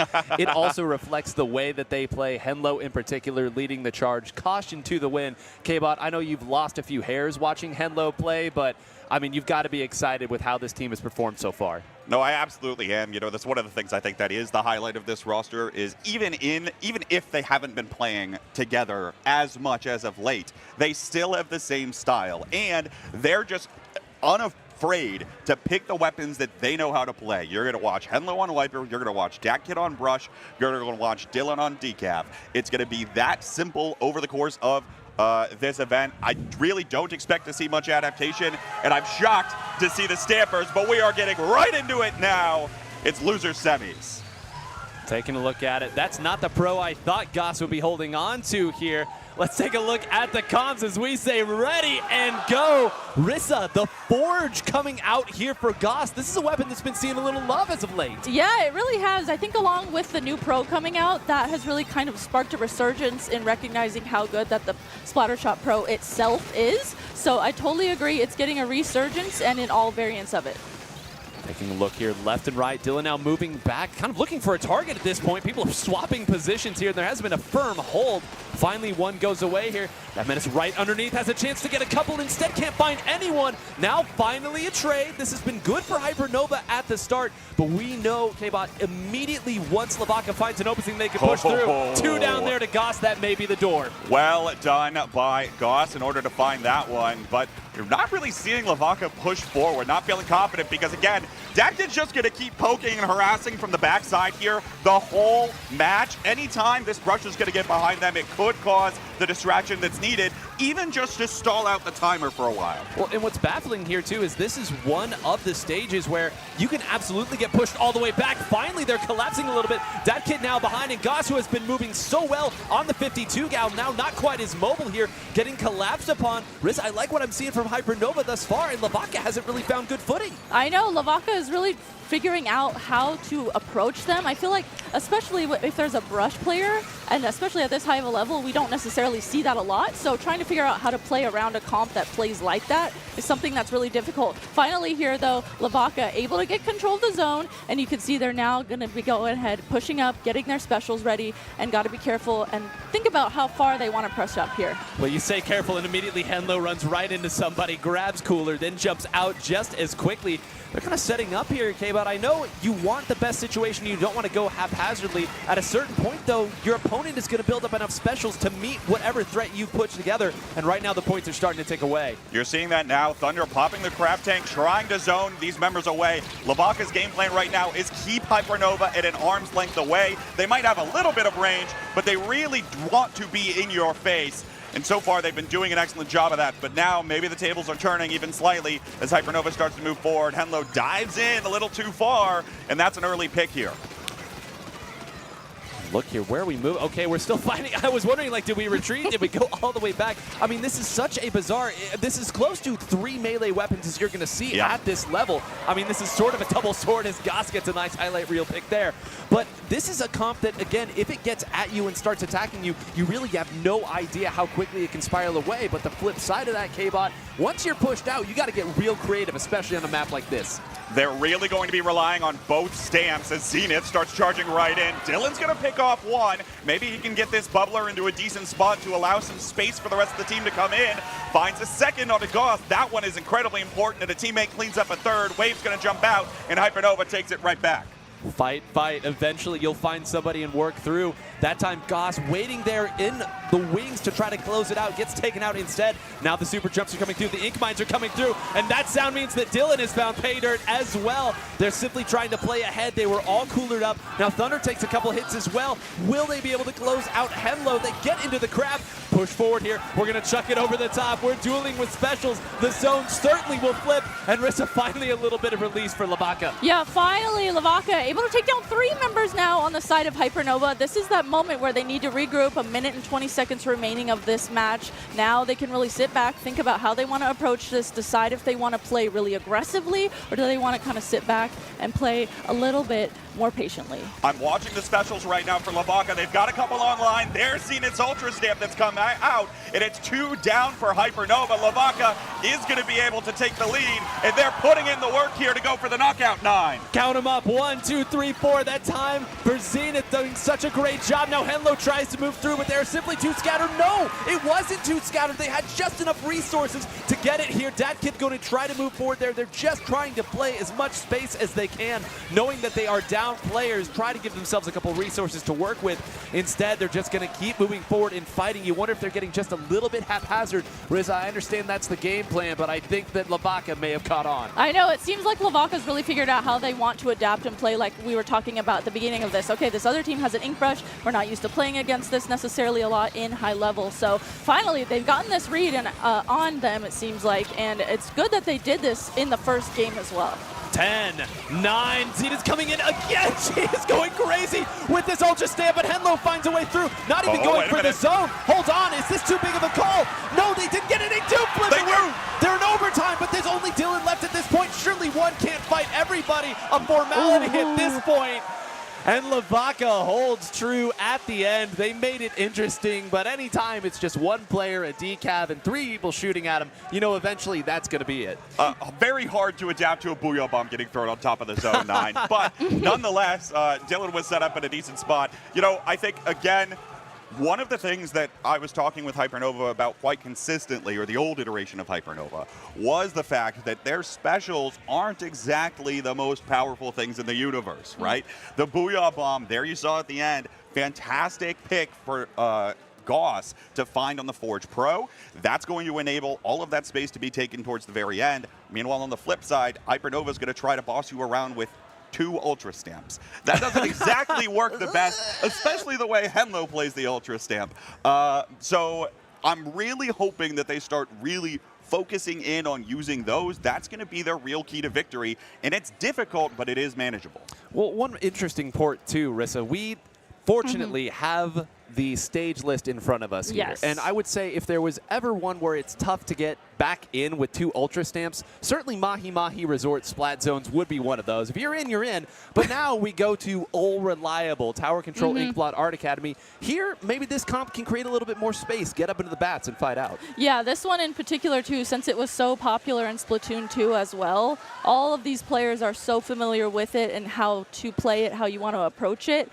But like you said, if the other team gets into the bats, that's that point where you really have to be super, super careful in figuring out how to play. Here's the thing with that, though, is that with the way LeVaca has been playing, their extra range is going to be really helpful in getting that snowball rolling, especially if they can start controlling bats, and that's what I'm looking for. The crowd is cheering. Goss staying on the Forge instead of the 52, and of course no changes here. Of course they made this comp this morning. Ready, go. Let's see how the loadouts look. Still about the same. Let's see how the rollouts look. Where are the wipers going? Well, of course, Henlo's immediately going to the tower. What a silly question by me. Clearly, I have not been watching enough of this. And right now, immediately, it's Zenith and Henlo fighting it out here. These 2 wipers fighting it out. Henlo will get the better. Hold on. Like, everybody's gone right now. Great opening there. Absolute pandemonium and chaos everywhere else. But great opening here for Hypernova. They won the individual fights up first. That's going to give them a push here. But again, how much further can they take it? There's an Ultra Stamp going down. Not going to have that resource, but even still, 2-down situation. Hypernova might be able to sustain this with the bubble going on top of the tower. Well, that opening white is so important because that means that you're way behind on the special cycling, which is so big here. We're going to see stamp on stamp. Oh my God. You will not see that too many places. Hypernova continuing to roll forward. Rissa, are they going to knock this out already? I think they might. What an opening from Henlo, just immediately getting on the tower, baiting it, and then that gave Hypernova the immediate momentum to start pushing the tower. We see some picks going off on both sides, but look at DatKid here, sharking in the bats, trying to maybe get an opening for their teammates, paired with Hello, trying to wrap around. They might have been able to make something happen, but it seems like LeVaca finally is figuring out how they want to stop the tower. Yeah, maybe overstaying the welcome here, but what else is an Ink Brush going to do? It's finally getting taken down, and no, we're still continuing the fight. Why not? They just want to fight with the main weapons, and if nothing else, now everybody should be able to get back to the center of the map if they opt to. Instead, of course, we're going to fight again. We'll jump out. But what an explosive opening off of that first fight for Hypernova. K-Bot, they've got to be feeling good, but this is where that double Ultra Stamp can start to hurt a little bit. You don't have a lot of range for your defensive specials. Exactly. The defensive resources are really going to rely around Dylan's big bubbler. If they can set that up on bats here, that could be helpful, especially because the Booyah Bomb was just used as one of the main tools that might cancel out that Booyah Bomb. Really have to see where this goes down, but Dylan's not prioritizing that special at all. Instead, Hypernova's going to funnel down after some of the specials were attempted to be committed, and it looks like the push will stall. Well, you see them pre-firing there, knowing that eventually one of those short-range weapons is going to die, Brissa, but if you're pre-firing there and you guess wrong, that means that you've wasted a lot of time and a lot of your ink tank to not get a whole lot as we move back into neutral. Yes, I have definitely been in that position before where you think maybe someone is around the corner, you're pre-firing it, and then in turn doing that, you're just wasting a lot of time there when you could be pushing forward, creating space for your team. Absolutely. Oh, goodness, dualies. Whoa! Sharpshooter Thunder there, rolling wide away. Every single one of those needed to hit to keep that one from getting a little ugly. But again, Zenith goes down. Thunder's really the only thing holding any sort of stability. This jump is certainly going to get camped, and they're waiting here. Actually takes it out. Now Goss going to try to move over, but I'm a little surprised they overstayed their welcome there, K-Bot. That started to get out of hand. They just didn't want to let go of Stack, I guess, and now they're paying the price. Once again, it feels like rapid-fire punches. Boom, here's Henlo. Boom, here's DatKid. You can't deal with every threat, especially when Cooler is out. And that's really where Hypernova is going to thrive. If they can keep up the pressure for so long, eventually the armor will crack. Well, speaking of armor here, it's not in this game, but Tacticooler certainly is, and it feels like Hypernova has been Tacticooler this entire game, certainly with the way they fight, but also, Lexi, a name that we really haven't called out, dutifully playing that pencil, making sure that everyone has what they need. They've never really even lost control of the center of the map. That's why they've been rewarded once again with another opportunity to milk some time and get some more points. Yeah, I really like that you mentioned Lexi, because Lexi has been able to sit on the tower, not only get those coolers consistently really fast, but also get consistent jump-ins for their teammates as well. And absolutely vital in a comp like this, K-Bot. Absolutely. That is one of the key components, right? If Lexi can sit back, be safe all of the time, and provide those extra jumps, that's really going to be the name of the game here. But now, Vaca looking to make a push. Here's Zenith and Thunder getting set up, committing the specials very early. Goss is in the Booyah Bomb as they take control of bats. How much further will they be able to go here as they approach this first checkpoint? Keep an eye out. One already went down, and it was the forefront member here. DatKid all the way behind with Brush isn't going to be able to do a whole lot just by themselves. They need some support up on the front. But wait, if they can camp a jump, maybe it'll be fine, and that's a big pick onto Goss. Two more go down. Henlo's already in the center of the map. That means everyone else is gone, and it's just Wave all the way back. We didn't get to see what happened there. I'm impressed, Rissa. They were able to take that out, and once those specials came out early, as K-Bot noted, it's all been gravy with 20 seconds. It really has. This has just been non-stop pressure coming out from DatKid and Henlo to create so much space, and really, Vaca can't figure out how they want to approach it. Not at all, and that's, again, part of this. But now, 10 seconds left to go. Will Vaca be able to make a move to the tower? Dylan's already sitting here with that big bubbler on top. It's been shredded, and they're attempting to make a push for it, but it looks like time will expire. Hypernova steals one away. Great work. We speculated at the start of that game that this stage might give this comp a real opportunity to show its teeth. When you can attack from all these angles, it doesn't matter if you only have, what, 2.5 specials at your disposal, because if you're attacking from all sides in a slow-moving objective, you can collapse on it. That's exactly what they did. You had a big grin on your face that whole time, K-Bot. Well, the other thing I will say is for that push at the very end, sure. I think you called it out beautifully there with all of those specials being committed by Vaca in a very short time frame to get the second checkpoint. They didn't have anything to continue the push much for longer past that. And the second that you can realize that you do have that special advantage is the second that you realize that you can just run at them if you are Hypernova here. So really good work by them on kind of punishing that slight little mistake. We talk about coordinating specials, and it's important to use them all together, but you also need to displace them in time to have enough sustain to get through a longer push.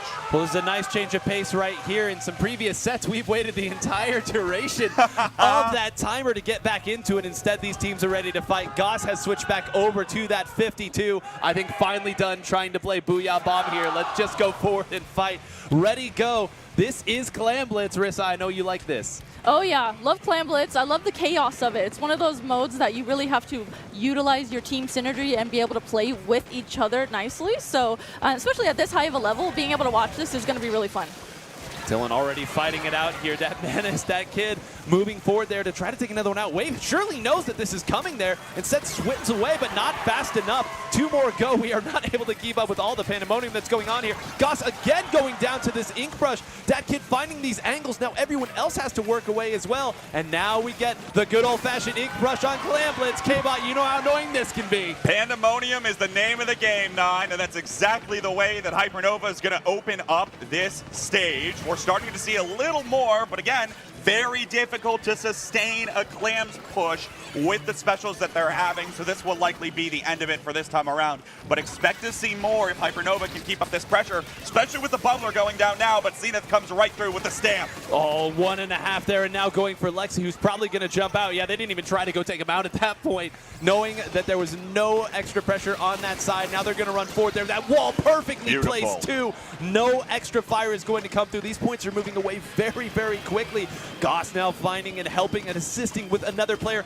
Now going after Lexi. Zenith does go down. Still more work to be done. They continue to cycle and throw another Glam in, just peppering this lead, putting it even further away. Henlo not able to shut the door either. They continue to sneak more players in. They still got another Clam that they might be able to put through, but finally everyone is gone. Thunder is swimming away. The threat is gone, but Rissa, that is how you cycle, how you keep the door open and you keep the points flowing. Yeah, absolutely. That's one of the things I always say when I'm commentating is you want to make sure, watching these teams, that if you want a really big push, you have to make sure that you have Clams to follow up, and that's exactly what we're seeing here from Hypernova as they are recognizing that's what you need to do as well, able to score in 2 Clams and a few more Clams that actually get the lead. They gave up a lot for that lead, though. Lexi going down there may come back to bite them. That means that that door is going to immediately open up here. There's a couple ink mines, but not a whole lot else. And with Dylan going down so quickly as well, can this ink brush really hold on? Already the ink mines away at this point.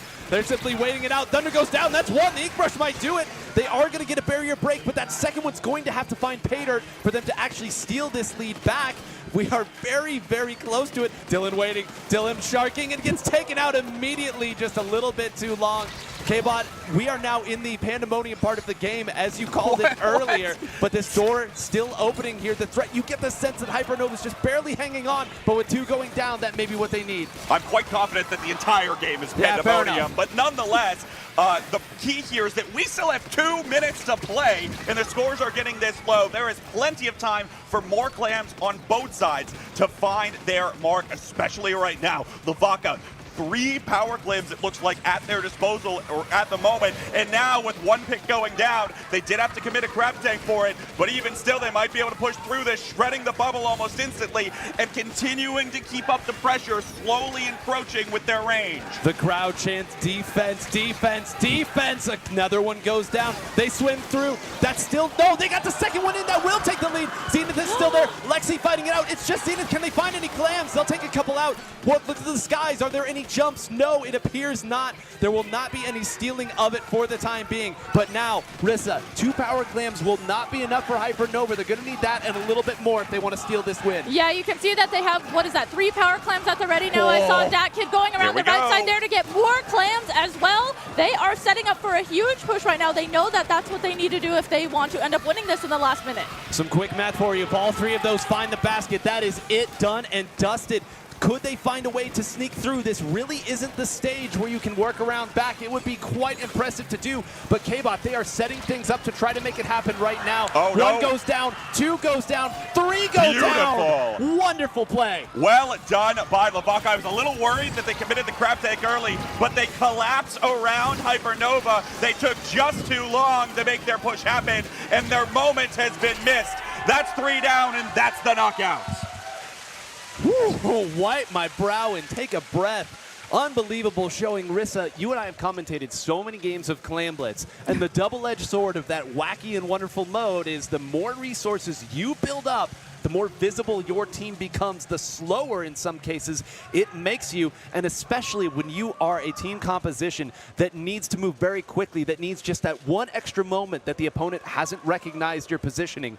When 3 of you are holding on to power clams, that makes it tough. But again, what else can you do in that situation? You need those resources to win. Yeah, absolutely. When you are in that position, you have to just try and make it work no matter what, especially like there in the last, few 50 seconds of that, they had to start really thinking about how they wanted to approach that. And as a player, I mean, even me, I don't even like holding that power clam, even just like if not pressured in the last seconds of that. So I totally get it. They had 3 power clams at the ready, but they had no specials when they grabbed those 3 power clams. They weren't focused on charging up for those specials. And like we've said, the stamps are going to be what leads them in. If they can't find those quick enough, it's not going to go well. They don't have enough to sustain a presence at all, and that's really the thing they needed in order to actually make a move. Well, and when you're against a team with the mechanical skill of Vaca, they can corral an Ultra Stamp like nobody else can. I mean, I know Thunder has been the one that we have seen, but plenty others have done it too. Yeah, I also wanted to mention too, Goss switching back over to the 52 that he's been playing earlier today throughout the tournament, and the rest of the tournament as well. That 52 is like just absolutely insane in the hands of Goss. And I think those walls too on that map in particular really helped create space for them to play aggressive around that. I think the key is the splash walls, Rissa. The fact that you're able to lay that down and prevent the melee weapons from actually coming in, that's the critical part. Well, if the subs of the day is wall, this is certainly a stage where you'd love it. Ready, go, folks. This could be it for Hypernova. They've got to dig deep and find something out immediately. Of course, Dylan running forward and trying to fight everybody, certainly getting jumped on, jump out here. They do get the early pop of the Rainmaker. They actually take one out. Goss was the first one to go down. That means that Henlo probably traded out as well. A nice little, I guess, exchange at this point, but Thunder getting around it again. Thunder being the MVP of this set and maybe even of this tournament, depending on how far Vaca goes, but those dualies so difficult to corral, K-Bot. The trades have been going for Vaca at the moment. They've been able to build up at least enough of a mid-presence, but how much further are they actually going to be able to take this one? It looks like they're slowly continuing to build their presence. Again, the longer range composition, the composition with the 52, attempting to play the longer game here, continue to just buy space for their teammates, and that's exactly what's happening here as now Wave is going to start taking the right side. Still attempts to dive and will be able to take out the Rainmaker, but even still, Zenith is still in the area. It's, you know, in retrospect, it's a little baffling to say that a team with a 52 gal is winning the range war, but it is so true, at least in terms of mobility. All 3 of the melee weapons down now for Hypernova. Look at the head of steam that Vaca has moving forward. Moving up to the side. That's going to be a stomp there. Henlo moving forward just in time to take it out. That means they got behind. Would love to close out Goss. Gets a little assistance, so that Ultra Stamp is useless. Toss it away. But look at that. Thunder still up on the side, not rolling away until necessary. If they get a jump up there, Rissa, this could get ugly in a hurry. We're going to watch Henlo take a couple out here, but the threat not yet gone. Thunder does go down, and now Henlo has a real chance to open this game up. Man, when Henlo acts aggressive like that and it works, it could really work. And that was like a good start to that happening. But what was happening behind Henlo didn't quite work out particularly well. But Henlo still here holding space, not letting go, uses that hammer, throws it, gets a pick with that. Henlo kind of being the MVP right now. Yeah, MVP indeed. The only real stability they have. And again, it seemed like they finally had a real opportunity to push, but just one member of Vaca who was waiting for it goes here. Goss gets the trade in the corner. You're going to get tired of us hearing, or you're going to get tired of hearing us say that the Ultra Stamps are going down midway through. That's just what that special does. They are not able to break the pedestal at that point. Now Goss moving forward here. Go ahead and get a camp. No, not able to take out Henlo. Is able to take out Henlo. My. Just one shot here. Give it another back as well. Goss not trying to win any fans, K-Bot, but is trying to win a game or two. Oh, I think he's probably winning a couple fans with plays like that. Throw down the splash wall. You buy the space you need for the 52 gal and prevent that from actually playing a role here. Hypernova, though, still keeps coming with the punches. That's 2 going down now, 3 going down, and they've got another opportunity to make a push. Rest of my head's starting to hurt with all of these Ultra Stamps. Both of these teams throwing. It's like giant burst bombs. Oh my goodness. I know, it really is. It's consistently just happening back and forth and back and forth. I like too that you mentioned too, even though you use the hammer to try and make space, maybe get a pick with it, these players, they know to sit back and poke at that hammer to just shut it down. KBot 3 down. This is suddenly starting to go through that splash wall once again, keeping Henlo at bay, but I think Henlo's probably okay with that. If they get a little more assistance, they're going to get the lead and maybe even more. Got a little bit more here. I don't know. Are they going to be able to stick around? It looks like they might. Protected by the Rainmaker shield. Dylan dives forward, down to 28. Keeps going. Dakit's painting for him right now. Here's the stamp. It can't protect it for longer. But down to 20 here is massive. They have 90 seconds to defend. Vaca thanking their lucky stars that Spawn Arbor exists, because let me tell you, they almost all went down to that Ultra Stamp. Rissa, you've got just over a minute. You've got Goss on your doorstep here. If you're Hypernova, how do you hold through?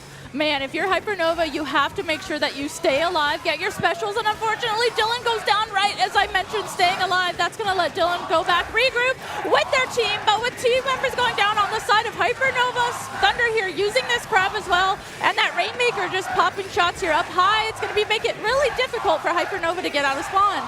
Difficult to get out, but Dylan doesn't care, diving forward and was even coolered up. Thunder has to fight out as well, but that Rainmaker's pretty far back there, which means they're going to have to relent a little bit of space. That means that Lexi can move back up, and Thunder will be the recipient of a couple of those shots from Lexi. Now Goss in position, but two have gone down here, trying to take out that kid, and does it. Here they come. It's still Goss. These jumps are going to get camped there by Dylan, who moves forward. They take it out. They're still trading. The Rainmaker's still up here. Goss can break this game open. Takes one out. It's just one left. Goss trying to go down and get another one, and it's going to be enough to take the lead!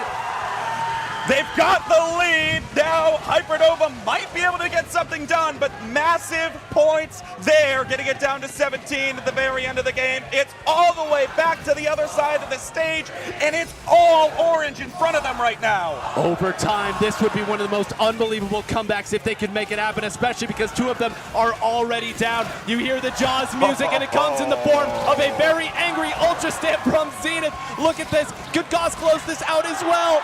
Who else? Who else? Wow.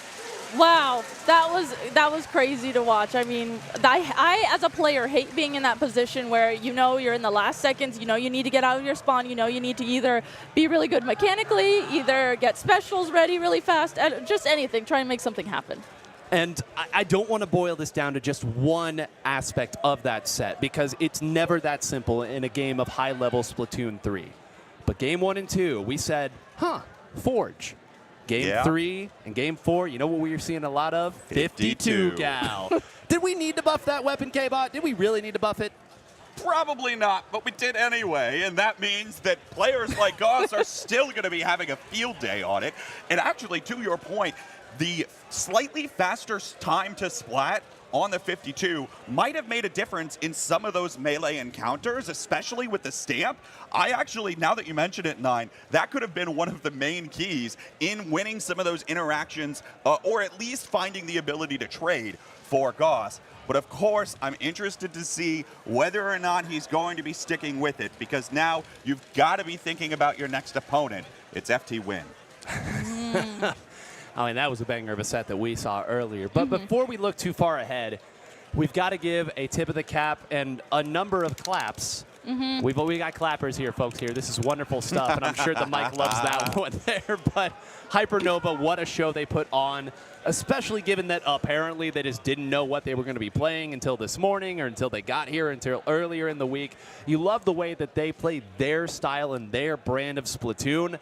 How far they take it, I mean, top 4 at this event, pretty great given the talent that was here. It is one of the things, Nine, that I have preached for a very, very, very long time. Find your identity and stick with it. There's no need to be trying to go all out on finding counter compositions and counter answers. There might be slight tweaks you can make, but you never want to give away your identity. And I think that's one of the main reasons why Hypernova is able to make it consistently to this point, to the precipice of cracking into a top 3 that is as stacked as this one, because they unapologetically will find their style and play it. It doesn't matter what the last patch said. It doesn't matter what anything else says. It doesn't matter whether or not double stamp is questionable. They're going to take that fight. Oh my God. Well, you say that, and I'm reminded, just as you were talking through it, of a quote that I heard years ago from an old Splatoon coach that was, don't look for what's best, look for what works.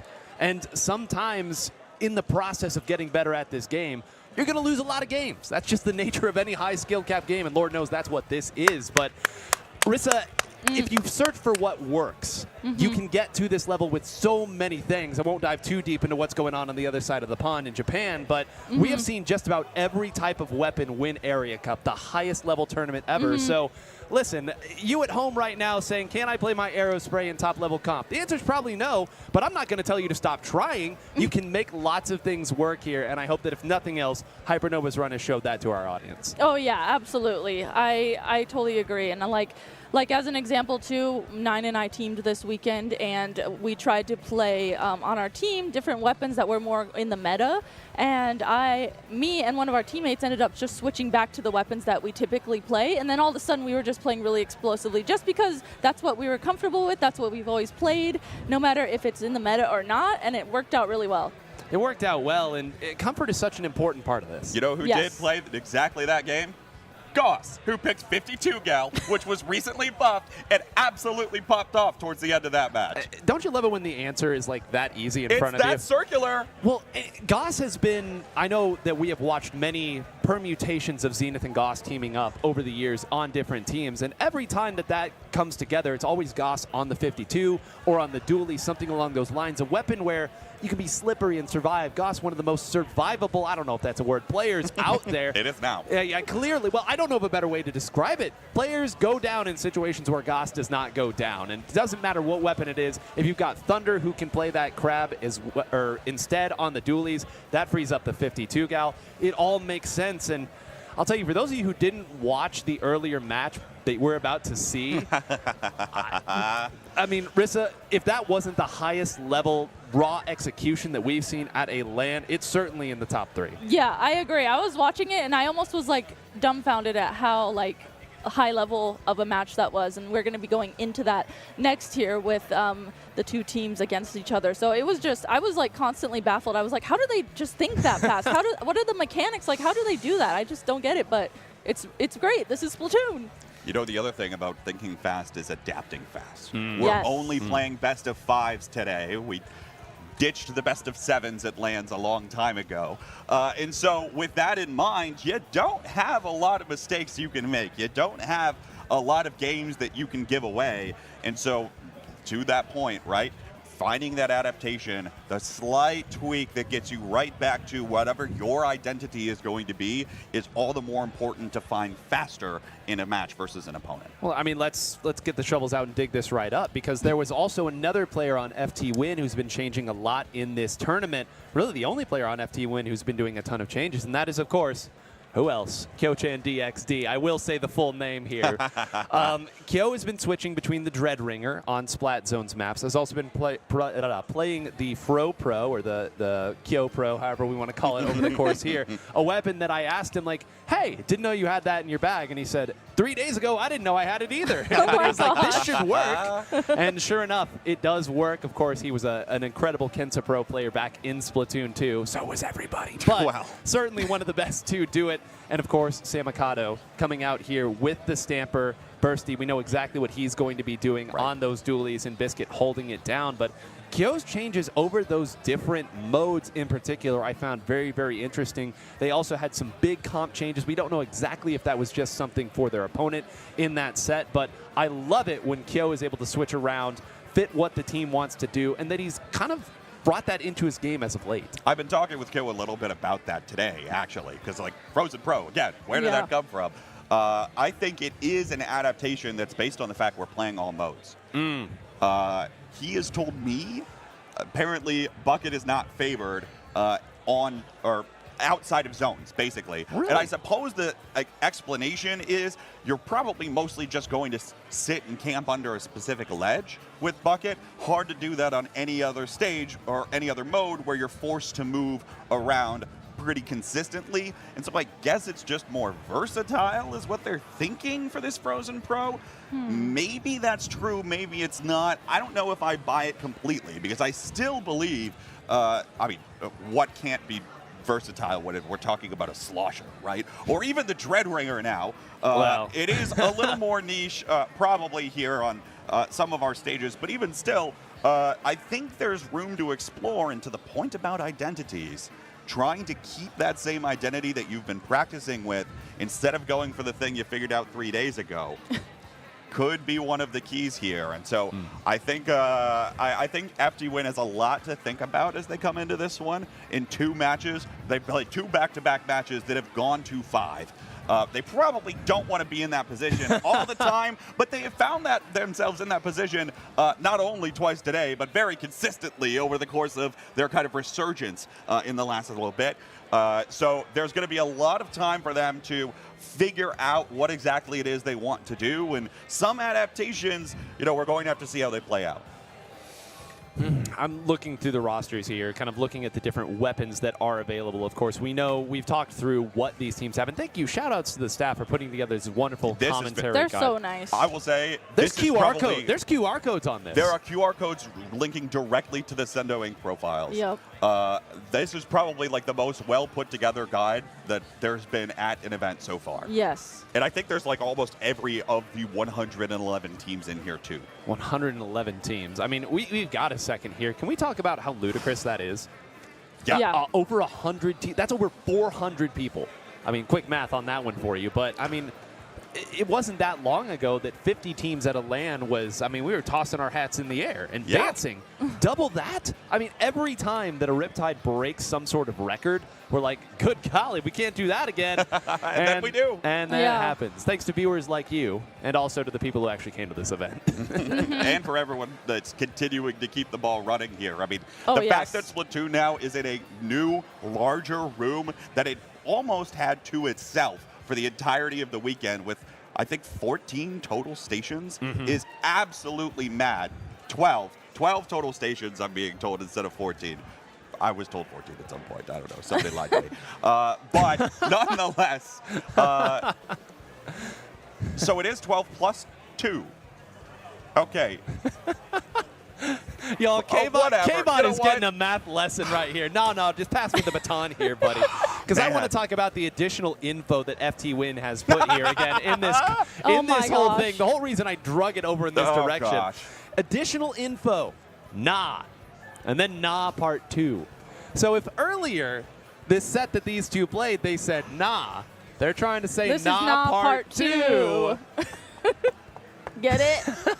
K-Bot, Get it, K-Bot? You got owned, boy. You got owned. I got owned. What? Yes, I can in fact count to 2, Nine.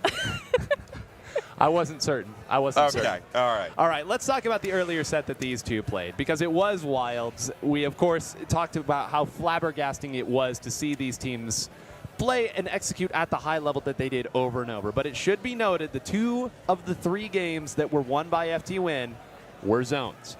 Now, one of the nice things about this format and this map list is we see a lot of zones. The players like it that way, but that means that Kyo's going to be on the Dread Ringer a lot. And he called it on his stream a win button, an easy win button, I believe is what he called with that Reef Slider.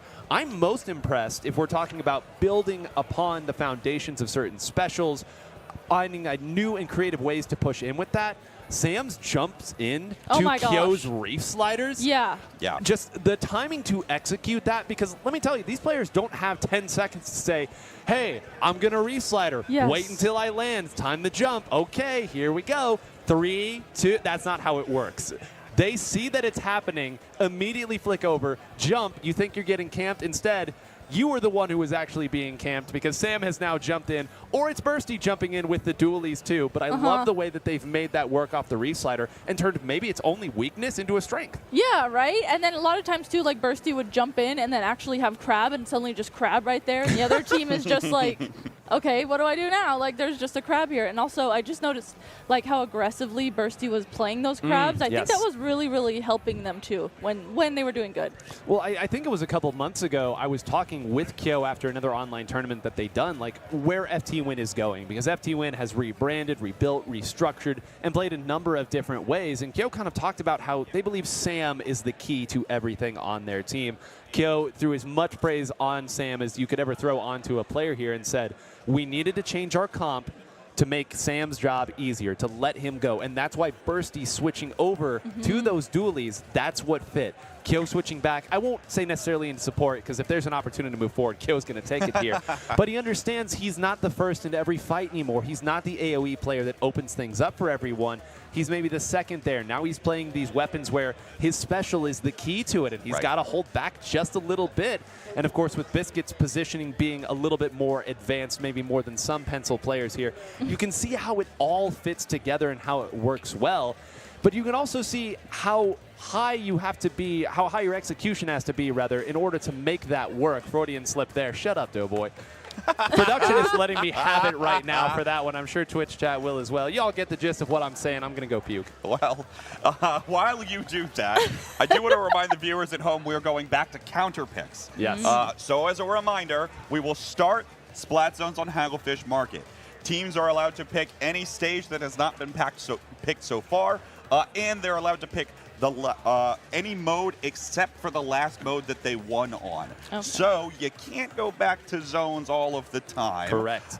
We will be seeing something else, but if the other team really wants to pick zones, they're welcome to. Yeah, I believe tower control, I believe that was the other mode that was won by FTWin. I guess I may be getting the sets mixed up with I should have brought them Lactee notes as well. But it's a great note, though, because that means that you will have to win something before you can go back to old reliable, too. Right.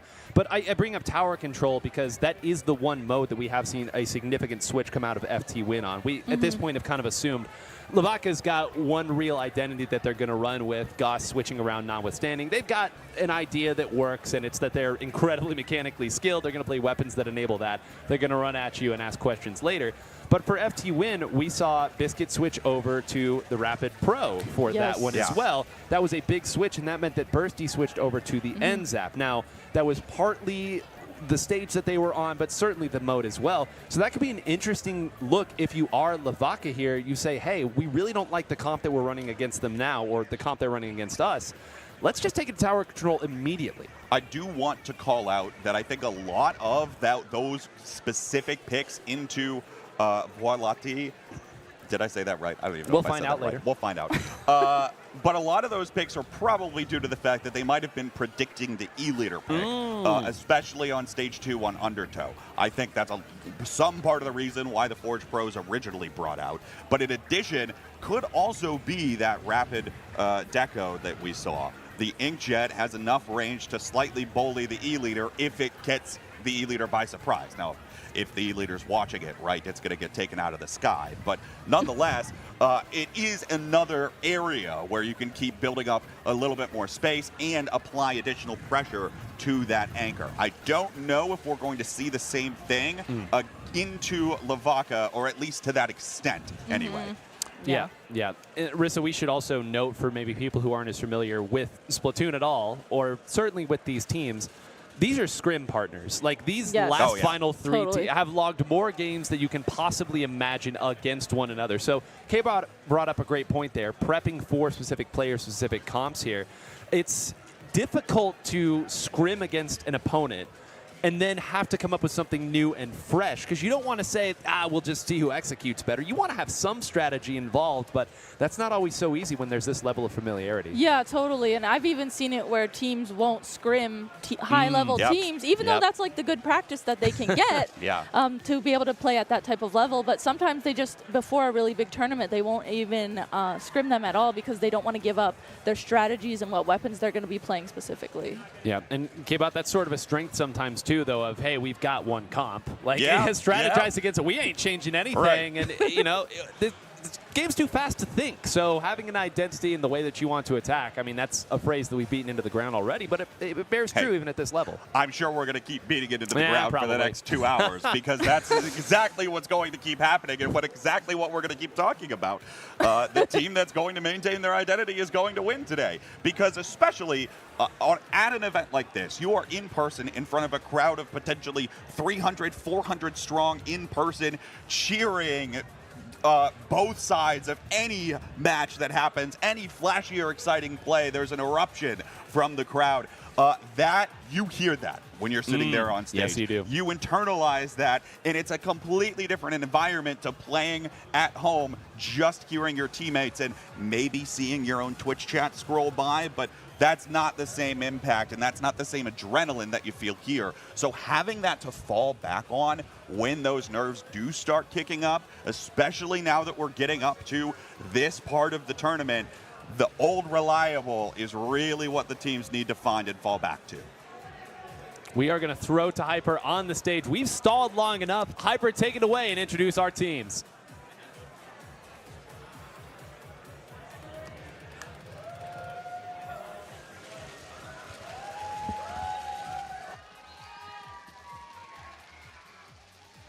Hello, gamers! Welcome back to Riptide 2025! We are coming at you live with Losers Finals! Alright, you've seen these teams before, so let's make it brief with our introductions. On the right we have, or your left we have Vaca! We have Goss! Stand up again, stand up again! Thunder! Zenith! And Wave! And on your right, we got FTWin! We got Sam! We got Biscuit! We got Kyo! And we got Bursty! All right, let's give it up for Losers Finals! All right, clean games, gamers. Clean games indeed. 8 of the most muted reactions that you'll see on the wave. I can guarantee you that that is not what is going to be on in those VCs right now. After that last set, Kyo gave him a little wave, kind of waved him off the stage after they had won that. You know would like to do it as well. Kyo, a consummate showman as well, and I know for Vaca, this would be a huge win for them, getting another chance to fight and win what I would consider to be one of the most difficult lands ever to win with the breadth of talent. The teams right now laser focused, stone-faced as they go through. But K-Bot, this calm before the storm, I know it's loud out there, but in their hearts, they could hear a pin drop. This top 3 is probably the most competitive there has ever been at an event. I might call it now. I think these are, if not some of the literal top 3 teams in the Western scene overall that have come in to Sandusky, Ohio, and are here to play. And some of them are relatively new. You saw that shrug that Sam gave. This is a kid we're talking about. He's like Lobster's age. You realize that? Hey, viewers, we're talking about Japanese players now. But no, it's so true, though. Sam earlier said in that first game against Vaca, it was hard to hold the controller at first, shaking. But after that first game got through, they're playing and they are competitors. Their talent overrides their fear. That's what it means to have a heart of a champion. We're going to be starting off, Rissa, Hagglefish, surprise, surprise, and it's Splat Zones, and we have seen incredible duels on this stage mode combination. Oh yeah, absolutely, and this one in particular, I love this map and mode together just because I feel like it's a great neutral map and mode. It's a great starting one and one that will really let these two teams be able to figure out how to play against each other. Losers Finals, here we are. There's a medal given out for this one, but neither team wants the bronze. Take a look, everybody. Ready? Go! The Dread Ringer is back for Kyo on Splat Zones. Watch how the team can try to play around this Reef Slider. We talked about it a little bit ago. Watch how Sam jumps in and how Bursty's able to follow up with a Crab Tank. If they find those set plays, they're going to be able to play well here. When you talk about set play here, everybody playing for the cooler at the start, slowly pushing their way forward. FTWin has traded who is flanking, and it has been snuffed out in a hurry. Kyo moves forward but gets taken out. There was not that follow-up that we talked about. It's just Biscuit running away. This jump, no, it's not. Sam lands with the swing. Now going for Goss, staying on that 52. No surprise there. Folks, get ready for this. Watch how fast these players go down, how quick they fight. It's real tough to follow, Rissa. I know, this is exactly, I'm feeling the same type of vibes from the set of against these two that we were watching earlier, and just constant, you know, you think one thing is going to happen and then something else happens, and I would not be able to think that fast on my feet. So speaking of something that didn't happen, they actually didn't take zone in that Reef Slider there. That could be big K-Bot because now the points are coming away. Yes, the players are somewhat even now. I know they've traded position, but Kyo maybe went a little bit far with that when thinking there was follow-up. That was huge to be able to call out there from Vaca here, and now they're already down to the 40-point mark. Sam's got to dive in on this Zipcast and try to get something done. Meanwhile, Bursty's turned completely around, answering Thunder on the flank. So spread out across the whole map are FTWin right now, and it's real difficult for them to get their footing, but they will at least get enough to apply that penalty and extend our game, Rissa. Man, and Zenith too was kind of pushing forward there, acting aggressively and acting as a nuisance there. FTWin was able to ignore that, push past that, and then at least push forward and get the zone and give those penalty points over to Vaca. But my goodness. Reef Slider to the rescue is about the only reason this game is still going on now, and you can see that Dreadringer went down and is respawning slowly. That means they're going to have to build it back up. That was not coolered. So they're going to lose quite a few more points here. I think the whole penalty might end up going away. They lose control as Bursty goes down again. No, they did find a way through. Wait, how did they even get back to the zone? They were pushed so far back. I guess somebody had moved forward and attacked. Sam, how did Sam get up there? Where are you coming from? Where are you spawning in? Kyo will go down again as the coolers come back out again, not giving us a moment to breathe. Biscuit hits the highlight shot. K-Bot, this is exactly what we thought this set would be. We haven't seen a lot of Sam on the vanilla stamper as of late, and you see the reason why he's going for it here. I think when they're so far spread, you can get in, find a couple of picks, and if the crab tank can get into position from Bursty and help out that support, it's going to be good. Here comes Kyo again, diving in. Meanwhile, Zenith is diving Biscuit. It's 2 down for FTWin, and Vaca's got the zone right back. And there you see the weakness of the Reef Slider there. If you're not able to immediately take somebody out, not only are you a sitting duck, but you are way away from your team there as Sam goes right into the splash wall. Now diving forward again, trying to find one player. Wave definitely ducking and dodging. A very adroit play there to get back out. It has created enough space, but hold on, Zenith has moved forward. That's another 2 down, and one of those was Biscuit. Means they've got to jump all the way out here. Rissa, this is getting very dangerous. They do have the Reef Slider. They need Bursty to go big on this side to build up some space, and here it comes. Can the Reef Slider take it? Yes! Oh my goodness, yeah, Bursty had to go ahead and act as a little bit of a distraction there on the side. Jumps back because they know that Kyo has that Reef Slider at the ready, and then that Reef Slider is able to clutch in and get the zone while that distraction was happening. So FTWin here able to push forward here, now get the zone once again, and they're actually doing a lot better. They're slowly but surely getting in better positions as this match goes on. Now, K-Bot, I have been amazed watching this, and again, I'm seeing it at the top. No matter how nasty some of these fights have got, the feet have never really fallen out from under Vaca, and that is because Wave has just not gone down. Maybe once or twice this game, but it feels like not at all. And that anchor at the back line, like we talked about with Lexi in the last one, is incredibly important for the team that is trying to absolutely run all over the stage. Here's Sam going up the Zipcast. Can't get it off and can't dive Wave. Now looking again, but Wave's going to shut it down. That's 2 down for Vaca here, and FTWin all of a sudden might have some momentum. And again, I just want to point out that because you need momentum and you need to take multiple players out here to get these big pushes, that little extra survivability from Wave could be the difference. Now it's Biscuit saying that I am the charger in the room with a little assistance from Kyo. They got to hold on at this point. They cannot feed to Wave here. Wave not able to close that one out. That's stalling just a little bit longer for a few more points. People trading left and right here. Bursty has a chance to win the 1v1 and does.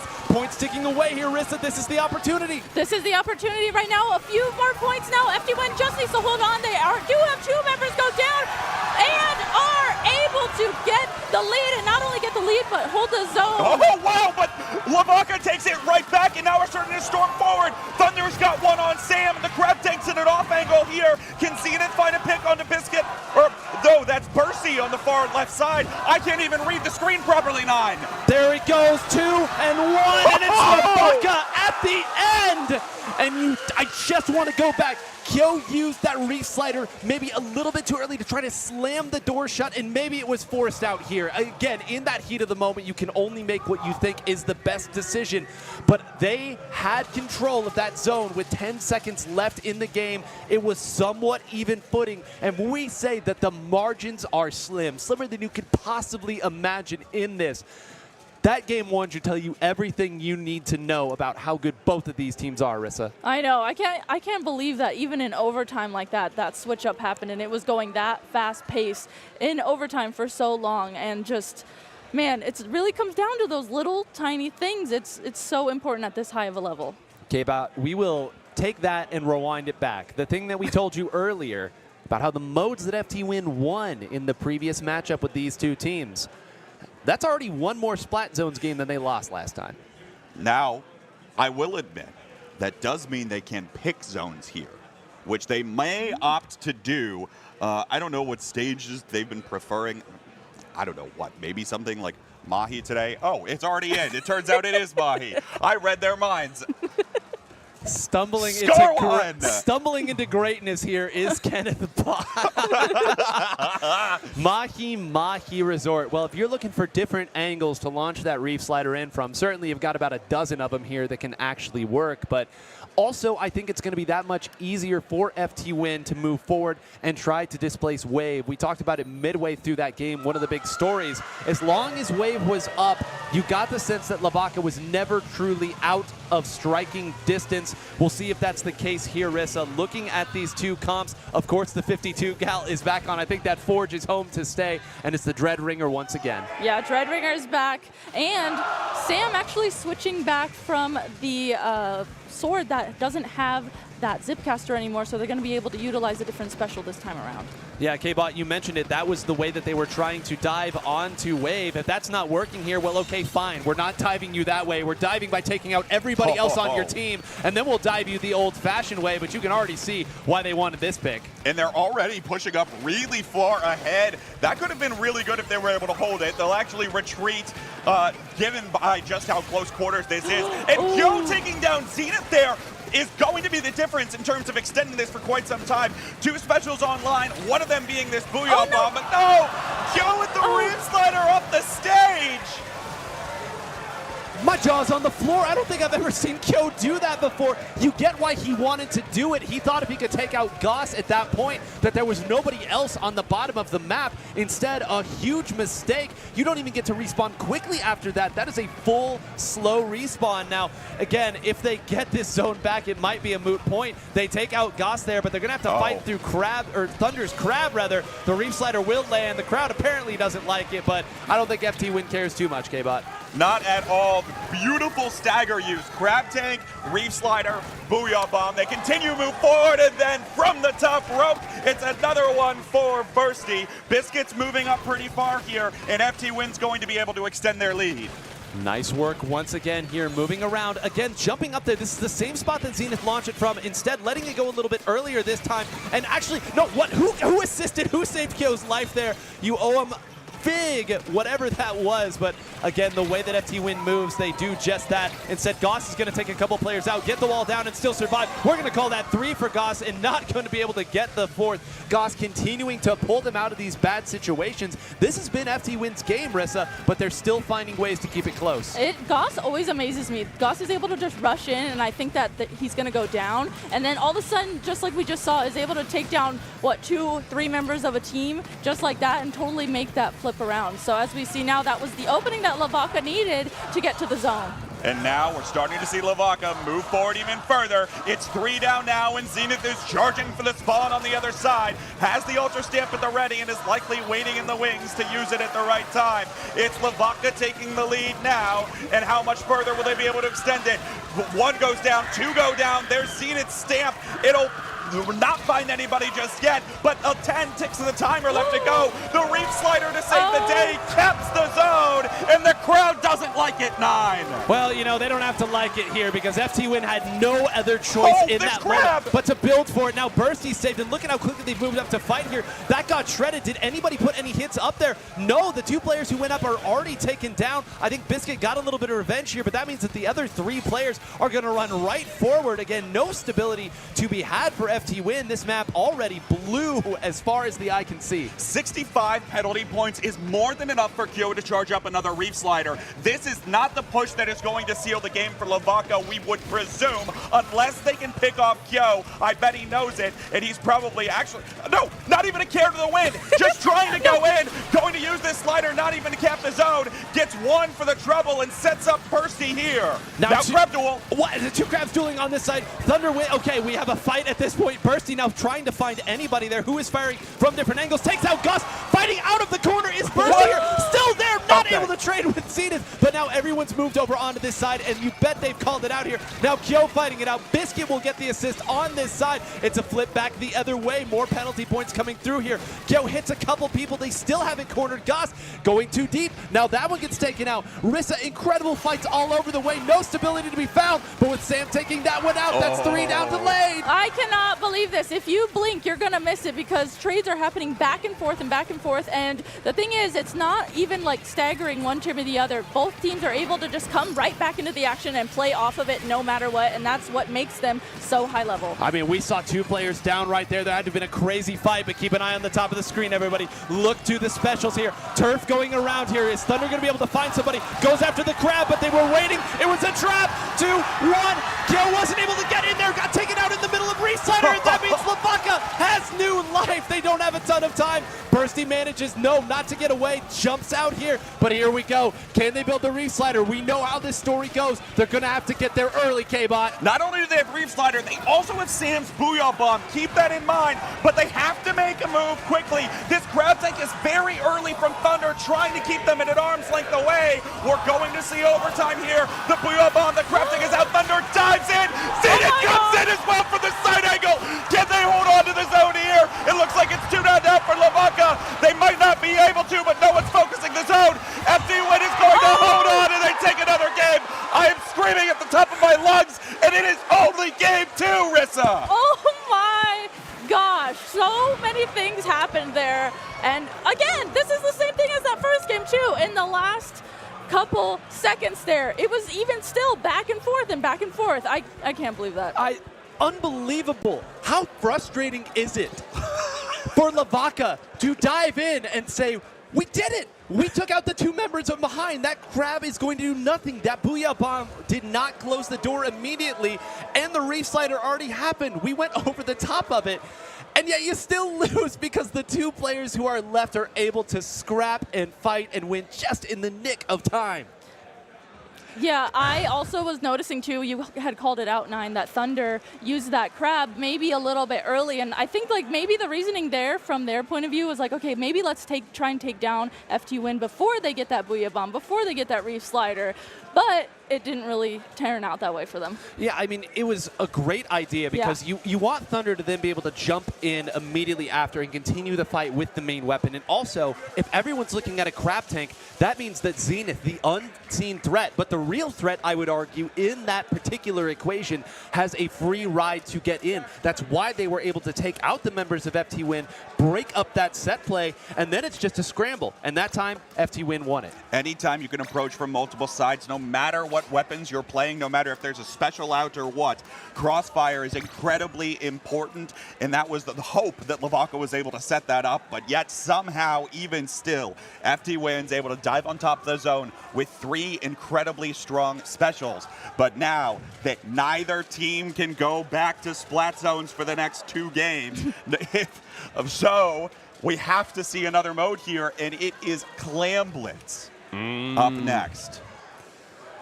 Well, all right. I mean, if you feel like you've only lost because Reef Slider exists, let's go to the mode where we don't have to worry about Reef Slider. Let's force him back over to the Splattershot Pro, which is what we saw the last time that this particular stage and mode combination came out. Will it be that again? Sure enough, the Kyo Pro is out. Everything else much the same. Ready, go, because we have 3 more games potentially of this, Rissa. Man, I am so glad that I had a Red Bull before this because this is just really helping give me the energy that I needed. And now I don't know what's going on over there, but nonetheless, we already start, and they're continuing to do the same old, same old. Kyo actually diving in, gets taken down here. Thunder, strong position on top of the mid spinner, and it opens up the mid here for LeVaca. Great work already here, Sam. Always coming down. That's such a horrifying jump scare moment when that drops down on top of you there. You know it's already swung back, and at the time you see it, it is simply too late for you.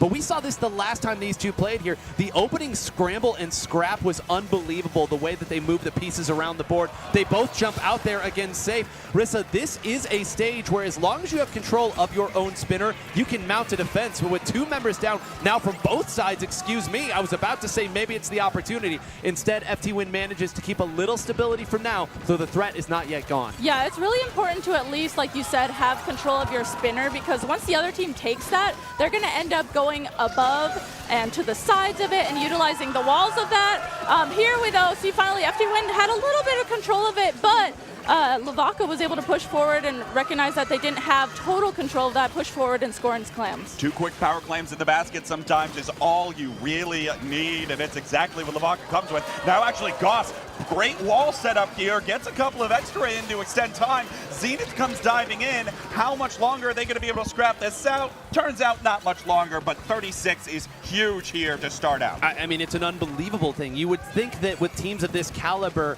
getting more than that in one push is going to be asking an awful lot. You would really need for the opponent to not be cooler, to have no real defensive resources, and win some incredible fights. So that's all you can ask for from LeVaca, and you understand why they make this pick as Kyo goes down. The way that they're able to move and attack, this wiper has been the difference thus far. Absolutely, and starting to see whether or not we can start continuing to keep up that pressure, whether Sam is going to be able to come and play the spoiler on the other side. Will he be able to find the play with the stickers here? Will he be set up by the members of FTWin alongside this pro with the 10 missiles? It doesn't feel like FTWin is as explosive as they have been previously. Here comes the Booyah Bomb, but with Kyo going down, it may not be able to be sustained here, and we're already halfway through the game. FTWin doesn't have anything on the board. No, and I want to point out here, yes, these are flashy plays. The crowd loves it here, but you need like 3 of those to make any actual progress here. So all these incredible fights are just barely opening the door ever so slightly. They can't even walk through yet. Another crab here at the doorstep, trying to force something here. A nice placement of the tactical. That means they'll continue the threat. Kyo's going to jump out to get some of that drink, but again, Rissa, you can see how very difficult it is to get even one of these power claims through. There's just nothing doing thus far. Yeah, LeVaca, like we were talking about at the beginning of this, has control of their spinner, and I like too that they're not necessarily pushing forward past it. They're really just holding their ground, and we saw too Thunder use that crab on top of their own spinner. That just really set up a big wall. That way it completely shut down what FTWin was trying to do for their push. 90 seconds left in the game. Earlier we said it feels like it was forever ago that it was not going to be just one push for FTWin, that they were probably going to need a couple of cracks at it. They're starting to run out of time for it. Things move very quick here, but there is no footing to be had here. Every time one of them takes an opponent out, it's always a trade. There's nothing sustained. That's still only one down. Kyo is stuck over here. There's all sorts of fighting going on the other side of the map. Kyo will go to try to assist. Knows Goss is over here, but now is right into the trap as well. Fighting everybody, but there's no assistance. They're down on the other side. There's no sustained power in this push for FTWin. I'm amazed at how LeVaca is moving thus far. Sam attempts to dive in, but he's just a moment too late. And again, that's the difference in how this can actually happen for FTWin. They have to find a way to keep the ball rolling, and they just haven't, because they keep getting traded out. Someone finds a pick in order to make sure that the team cannot have this stable footing, and they're going to need everything they've got here. 10 power claims to their name. It's LeVaca that has 2 to theirs, and 30 seconds left to play. Here we go. Absolutely no room for error at this point. That is Zenith down, and everybody else is forced back here. This is the first real opportunity that FTWin has had to take their opponent's spinner, but it's got to be done cleanly. 2 down. That's about as far away from it as you can get. Bercy's going to jump back here out of necessity. They have the full length of the field to go, Rissa. It's going to take a miracle for FTWin to take this one back. It really is, and as we saw, Sam now just went down as we are headed into overtime. They have 11 clams at the ready. They have that 1 power clam that they need, but Bursty gets hammered there by Zenith on the left side of the stage. There goes Kyo. There goes The other, oh my gosh, just left and right, members of FTWin, they're trying to jump in, do anything they possibly can to make something happen, but immediately called out there at the end. And that's one of those games where, we'll say 90 seconds into the game, we said, all right, it's going to need a lot for FTWin, and then we just spent the whole rest of the game watching them trade out in the middle. There are not a whole lot of squads in the world who can keep FTWin off the board in a game of Clam Blitz. I think they would probably admit it's not their strongest mode, but let me tell you, that wasn't Clam Blitz that was keeping them out there. That was not a mode-specific thing. Vaca picks the widest, most spread-out objective on the one of, if not the most spread-out stages that we have, K-Bot, and said, hey, beat us in a wide-open plane. We bet you can't, and they bet right in that one. Beat us in a wide-open play where we can continue trading out.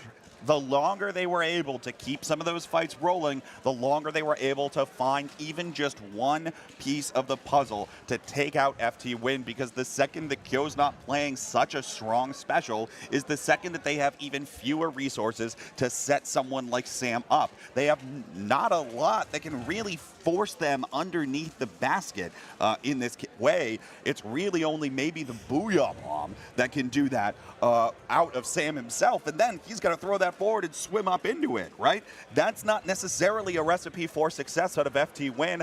I want to know if they feel like they're going to somewhere else. Tower Control, Hagglefish, Market 9, you're nodding. Yeah, I'm nodding because, kind of like you stumbled into brilliance earlier, this was actually, I took a glance down, I was like, okay, it's Tower Control for sure. Where are they going to go? And then Hagglefish came into my mind. The way that they cycle out their attackers here, and in particular, the advantage that their Splatoon Stamper gives them from the ranges that it can play just over that lip, how it can threaten from relative safety, that buys you space, you force them back, and as we saw in the Splat Zones game, Rissa, it means that you can choose which of the two Splatoon Stampers you want to play with as well, based on how you want to attack. Yeah, absolutely. I like we were talking about before, you can either use that Zipcaster to push forward and try and act as a nuisance to the anchor player on the other team, or you can use that Booyah Bomb, which you might want to use here for Tower Control. It looks like, yep, Sam is going to go ahead and have that one here, going to be able to have those GG Booyah Bombs if needed. Well, we said earlier, when the going gets tough, is Kyo going to stick with the Splattershot Pro? The answer is yes. This is the last life that FTWin has in this tournament. They've got to come up with some brilliance. Can they find it,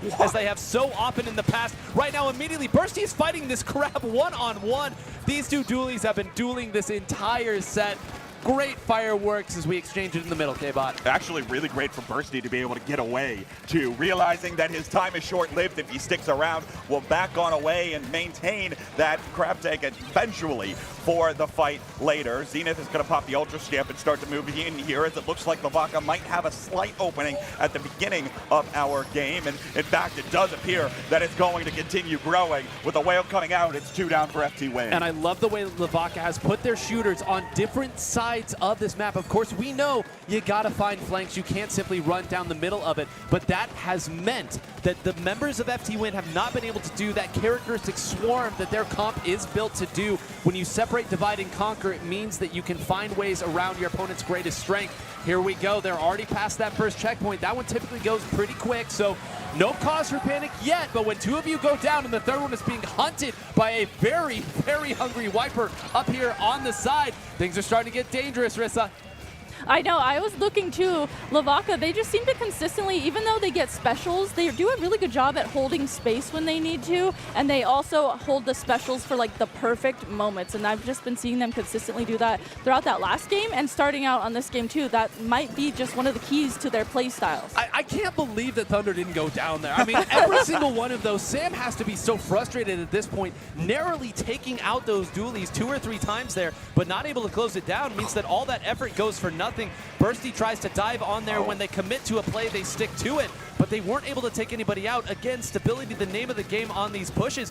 Biscuit doing a great job getting some of these revenge pokes to at least give them something to work with, K-Bot, but they found no pay dirt really for the last 2 games. FTWin feels like they actually are playing the slower game right now. With the Frozen Pro, they're trying to back away. They're trying to say, no, we've got a little bit of extra range on this, and I don't think they're taking as much of an advantage of some of the windows of opportunity that they've been presented. We'll see whether or not they can make the most of it now. The missiles and the crab tank are both already out here, and there goes Sam, already at the Booyah Bomb, but Kyo goes down early. Zenith comes in on the stamp, and this push might be dead before it starts. Yeah, I think they actually let that one go willingly there. You saw that Bursty didn't even try to swing over there to make that happen. Instead, tries to go over to the side. I think it was the right idea. If you know that people are going to be jumping in, you want to collapse with your jumps, but wasn't able to close it out. And now look at what you've got to show for it. They are already up and attacking you on this side. Goss has the wall out, does manage to get away, so at least they have their doorstep back. But once again, they are attacking. They have their crab in the right position. They've got Zenith with the Stamper. Rissa, FTWin giving up more points and more ground. They have that Booyah Bomb at least to try and use that as a GG Booyah Bomb. Sam there tries to push through. That Booyah Bomb is what at least gets the tower. They got to make sure that they clear all these corners, though, with the way that Zenith and Goss in particular have been playing super aggressively and not giving up any space that they get. You can see here, they're just poking around, trying to make sure that they're clearing all these corners. I just, K-Bot, I am flabbergasted at how these players manage to stay in these positions, knowing exactly how far they need to go under these lips, under these edges, where they can move, where they can duck and dodge, and where the assistance comes from. It's amazing. They are so gosh darn hard to kill. It's amazing how they can react when they're on zero latency here on land. They are playing excellently so far and being so creative at how they dive around everything.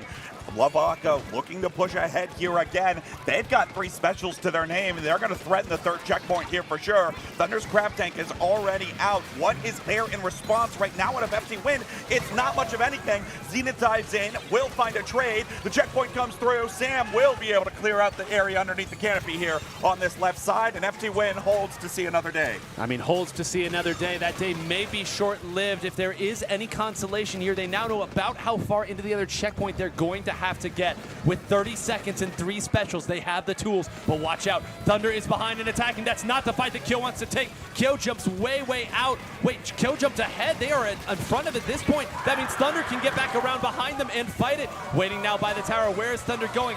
All the way back. That means there's probably going to be a crab tank firing at this, and they might not even need it. Wave frees himself to take one out. They're moving back here. There could be some GG specials. We're going to start it off with the crab. Just a few more seconds. Rissa, take us through overtime. Okay, so, oh my gosh. What? What? They weren't even on the tower. Bursty on the tower and then jumped off and thought that they maybe got a jump in or someone else was going to take it? Oh my gosh. We're flabbergasted here. I thought that was a perfect pass, and I'm not sure I that did too. FTWin had any, if there was someone there who was sneaking and sharking under the tower, and that one brief transition where Bursty goes up and then tries to set up crab, that's the right play there. You want your crab up there to fire forward and make sure nobody can rush the tower. Boy, would I love to see a replay code for that. That's all I'll say there, K-Bot. Well, unfortunately, we'll only have the Twitch clip to look back at later. But nonetheless, interesting to say the least, I suppose, in terms of what actually happened at the end of that game. But again, right, like we've been talking about this, so I'm going to bring it back. One more time for the fans. Identity. LeVaca was unapologetic in the weapons they played and in the way they played them, spreading out across the map, setting up crossfires, and continuing to keep up the pressure. FTWin tried to slow the pace of play down with Kyo picking the Forge Pro, but it felt like it didn't work. They struggled even more with that there because they just were continually overwhelmed in terms of what was going on, and you can tell in the body language of those players on your right side of the screen, they are very disappointed in their result. I mean, there is never a tournament that Kyo didn't want to win. And FTWin, with that brand, there are always high expectations. It's tough, and it's even tougher when you know that you are waiting in losers finals, that the other team that's been running up has the momentum. They've been playing hot. You've got to find a warm-up very, very quickly. And not to take this down to simple bracketology, but that game 1, losing that game 1 really changed what this set looked like, because instead you're now going to your first counter pick on tournament point, essentially, because you know you're going back to a fairly neutral splat zones for your first counter pick because you got to get that first win. It then means that you've got, what, 1 chance to find a tower control map that works for you, and that time fell a little short.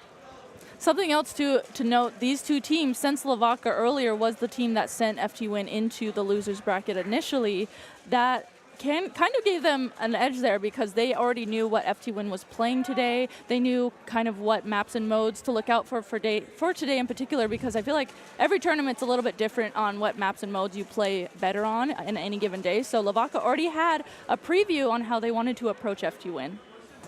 Well, feed to win, tip of the cap to you. You will take home a bronze medal for your performance here today. And that is consolation that you don't want to hear. Wow. And if you watch this later, just know that I suffer with you because I know it hurts to get that close and to have it slip away, coming oh so close to beating the team that we're now going to start talking about in winners finals. Falling just short there means you got to go against a hungry team later. And who knows how this all goes and what bizarro universe we're in if that changes. But now I've got news for LeVaca. Great win. And your reward now happens to be a very skilled blaster player hailing all the way from France by the name of Gray. And boy, did he put on a show in some of those earlier sets. He absolutely has so far today. But I think the key here is that this team has been playing together for some time, right? They came on top in Sendo finals just a week or two ago. I don't know. My sense of time is dilated at this point. But nonetheless, right, like, this team knows that they can play at the top. The one thing, to your point, we're talking about bracketology, we're talking about momentum. I think if there is any team that can feed off of the energy in this room, it is LeVaca right now. The way that they've been able to trade out, the way that each of those players is just so incredibly mechanically skilled, they don't even have to think about the way that they're doing what they're doing. And that is some of the difference right now, I think. Yeah, I mean, it's thinking's too slow for the game of Splatoon 3. Literally. It's unbelievable. I sit here and I go, how are we even casting this? I know, my brain is still processing what I'm seeing. How do we do, like, after casting for 7 years, how are we doing this right now? Especially Splatoon 3, I feel like is so much more fast-paced than Splatoon 2.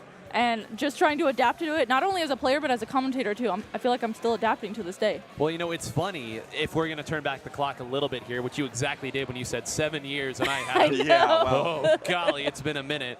But, I mean, let's talk about Riptide 2022, because that was the event where week 1, we got to play Splatoon 3, and there was a side bracket. And immediately, as soon as that bracket finished, and we got to commentate a few of those games, this was like day 2. We had no idea what we were watching. I remember looking over to some other players after the fact and some of my co-commentators, and I was like, this feels really fast. Like, we're respawning awfully quickly. This is difficult. And that was before Tacticooler was Tacticooler, let me be clear. And yeah, no, it's only gone further and further. The skill cap for this game has been pushed to beyond belief, frankly. And we know that there's even higher heights to be reached. But now to bring this back a little bit more, I want to talk about Lactee and the way that they won that first set. There was, I don't want to say that this player is ever an unsung hero, but when that game 5 ended, there was one player that all of the members jumped up and hugged, and that was Bran.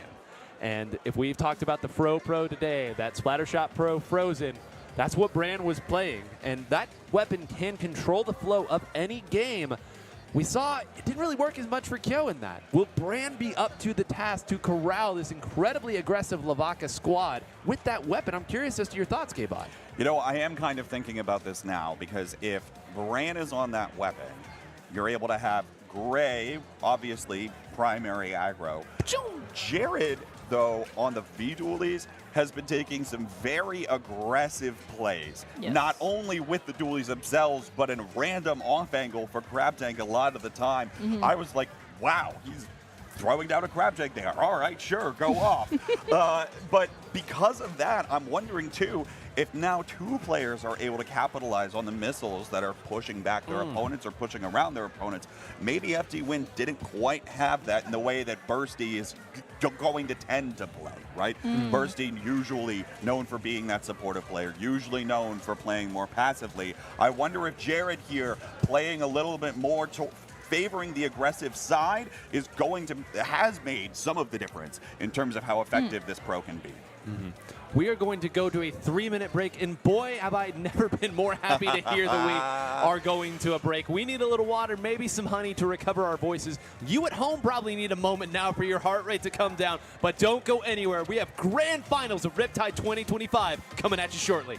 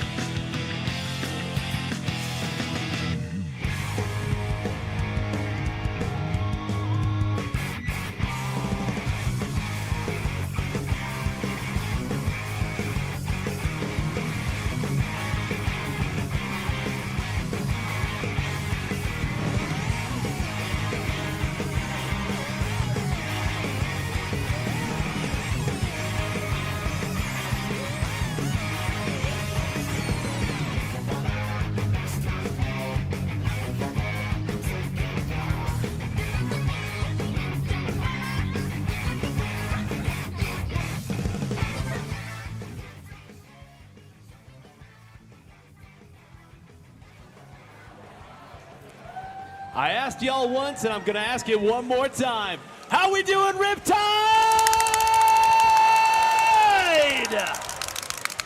9-hole grains here alongside K-Bot and Rissa, but we are going to pass it over to the 4th member of our commentary team, Hyper, on the stage with your 2 grand finals teams.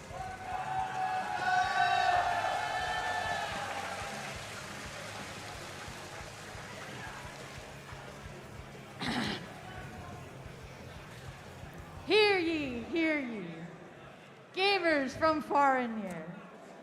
I bring thee a story of Riptide, so lend me your ear. With 483 gamers, it's the greatest land to take place. Across 3 days, many vicious opponents were faced. But it all ends here, in finals so grand. 475 gamers eliminated, now but 8 stand. From winner's side, Lactee we get. In a formidable showing, they've not lost a set.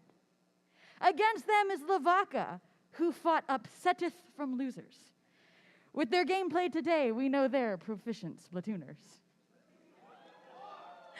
Sad may it be, an end is in sight.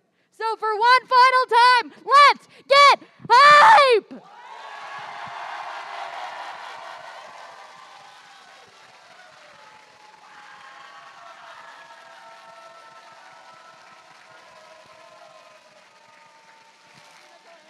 Let's take it away! Let's play some good games!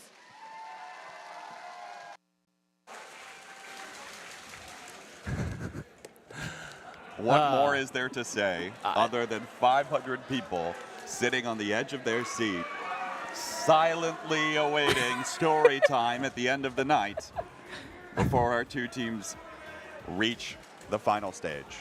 You know, if you'd said reach the final fight there, that would have been... Yeah. Yeah. Everybody, we have been jaws agape at some of the games that we have seen thus far. We don't even know how we are keeping pace, how these players are possibly keeping pace. But the game is not yet done. This tournament is not yet done. 2 teams that have not played each other. On one side, you've got LV. On one side, you've got VL. Mirrors of each other, sometimes on the compositional side as well. Plenty to talk about, and we are going to get some incredible games from these 2 teams. Again, for those of you just joining us, Lactee, they are the team that is on the winner's side of grand finals. They vanquished FTWin earlier and have earned the right to have what we would call a safety set. Vaca will need to win 2 sets off of this squad if they want to take it all home, and what a story that would be, what a run it would be for this squad. Yeah, absolutely. I mean, if we end up seeing a bracket reset here against these 2 teams, I would honestly not be surprised with the way both of these teams have been playing. And we've consistently talked about this today as we've been on commentary, just how high level these teams here in the finals are that we've been watching. Absolutely high level. Nothing else can be said. And it all comes back to whatever they're going to be able to fall back on, while all eyes are on them now. We're about to get into it as I see the timer's about to expire. It's Vaca versus Lactee in grand finals of Splatoon and Riptide in 2025. Wave that flag, Pepe. No matter which of these teams win, we all win, because Splatoon 3 is one heck of a game. Here we go, everybody. Take a look at the comps. We said it'd be somewhat mirrored. Ready, go! Okay, so looking at these comps, we have just watched Vaca play on stream. So they are playing the weapons that we are familiar with. We've seen them. There's that 52 gal, there's the dualies, that wiper, and that pencil. Now that we're going to go ahead and take a look at Lactee, we're really getting to figure out what weapons they're playing, and they are playing a lot of the weapons we talked about earlier, that dualies, the S-Blast, the Splattershot Pro, and a pencil as well. It's the subtleties in the way that these players play the weapons slightly different. K-Bot, we talked about it earlier, and there's one right there. Brand fighting out a little differently maybe than Kyo had, and on the other side, Jared playing it maybe a little different than Bursty would, but I'm seeing a lot of the same results thus far. It looks like Vaca, fresh off of their previous win, is coming in at the same pace that they were earlier. And it's going to take everything from Lactee to be able to push them back. It's still going to be difficult because the missiles are more of a nuisance than a real threat. Well, I'll tell you, that's one threat taken out immediately by the main weapon of Goss, who's just firing over, waiting, knowing that the teammate was coming to assist, pinning one player down so the follow-up could come through. I'll say as far as team play goes here, there's no contest. Goss is still there, moving forward, firing up, more assistance coming through. Gray on this weapon might not even be able to escape right now, pushed all the way back. I don't think I've ever seen a team like this be struggling so hard to get out of their own spawn, Rissa. I know. Watching these teams, I mean, Vaca is really running off of that adrenaline and positioning, the aggression that they had from that set that they just played on. So right now we're watching to see if Lactee is able to get out of their spawn, and it's 15. not looking possible. Ticks the timer left here. There's not much time for Lactee to be able to push back in. Gray's up in the Booyah Bomb, but Zenith is right on top of it with that Ultra Stamp. They do find the cap with Jared on the backside being able to clean up. And I mean, Jared, I think may have saved that game out right here. Let's call it what it was. Got behind there and made sure that even though Zenith won that fight, there was just enough time. They still don't have a ton of stability right now. Gray's going to have to back up, pick a different angle of attack. Is getting some assistance here from Jared. Bound through there. Some quick punishment from Gray to at least keep the zones in their control right now. A nice placement of that tac cooler means that as soon as they all jump in, they're going to get it here. And now Thunder has to back up. Some great shooting from Q. Finally, we have an opportunity for Lactee, but Jared going down so quickly. This door is closing quickly, Rissa. Yeah, it really is. We can see Vaca here. They slowly are able to utilize playing off of the crab that Thunder had. And actually now we're seeing chaining with the whale as well and utilizing that, and then along with the hammer too. They are chaining their specials very nicely, but they do have members going down. Those specials did not work for them here. Gray able to turn the tides of battle. You know, I was just thinking, I haven't seen Gray pop off yet. It's no wonder that we're seeing a little bit more struggle here.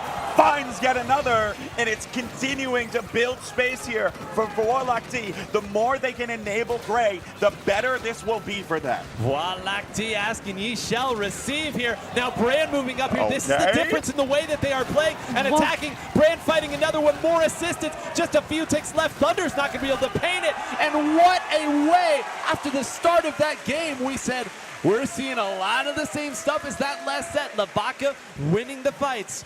But Lactee, the moment that they got control and K-Bot asked from the heavens, Gray, please pop off. A couple immediately going down. And something else that you talked about earlier, wonderfully said, the subtle differences in the way that Bran is playing that pro as opposed to how Kill played it, the roles that it plays there, and the way that Jared opens up space may be different from Bursty. You're seeing a lot of the same weapons in that last set, but the execution is much different in practice. I know it was a shorter game because there was a pretty quick knockout, but how many times did you watch Bran be the first one forward? Exactly 0, I'm pretty sure, in that last game. Joe is just, his mental is driven to do that, right?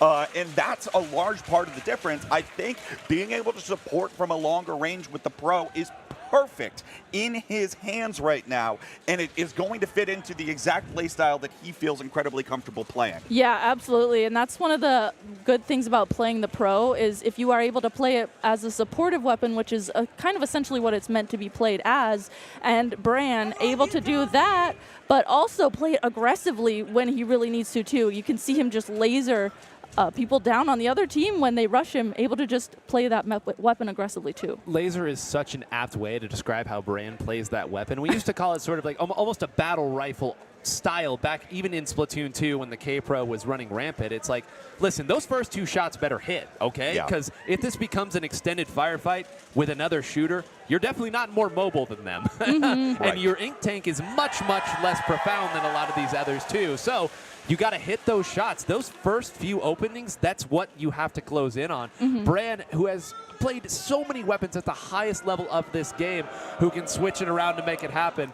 Now Umami Ruins again, this time on Clamblitz. Now, I know how strong Vaca looked on this earlier, but this is, I don't know that I see too many times where we see a counter pick to the same stage. I know it's a different mode, but you both are shaking your heads. It's not common, K-Bot. It is not common at all. I think you could hear it in the reaction of the crowd, who was maybe perhaps displeased to go back to the same stage twice in a row.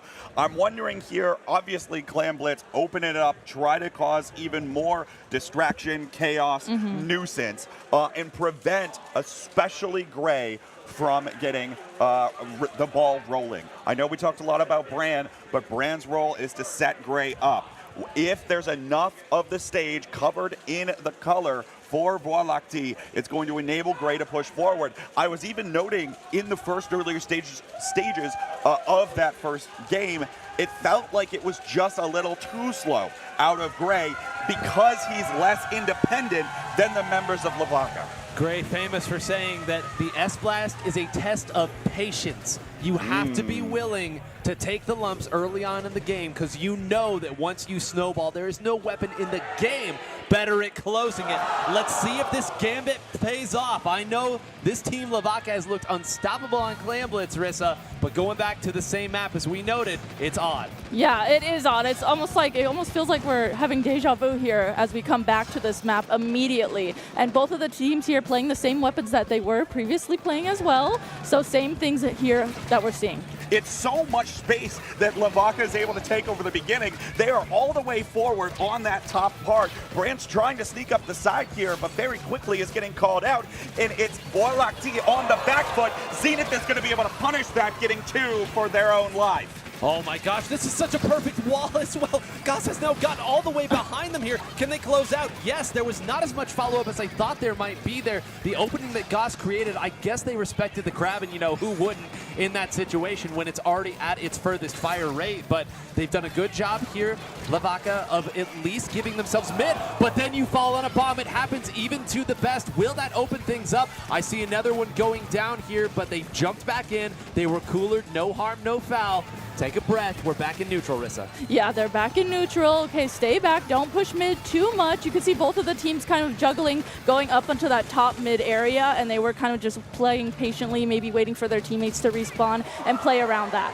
Now, you don't see that too often. Typically, that gets called out, and someone at least puts a bomb or somebody on someone who's moving. Instead, there was so much fighting going on elsewhere, and I see now we know why they had done that. It's because everybody else had other things going, so Goss sneaking through wasn't a huge priority. Now with the crab tank up here from Jared, at this point, the only thing they don't seem to have is a power claim to push through. Now they finally got it built up, and they took one out. Have they waited too long? They still have plenty of people. Now the missiles come through, K-Bot. You have to think the time is now. It's the Booyah Bomb as well, but it feels like it's just not enough to get them fully through.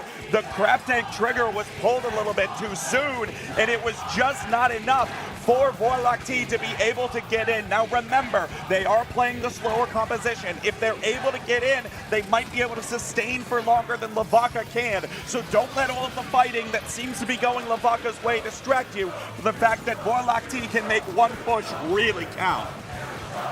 Oh my gosh, here we go. The crowd is deafening at this point. I can't even hear what they're saying, and I can't hear what I'm thinking still. The fights continue to go on, trades of offense and defense.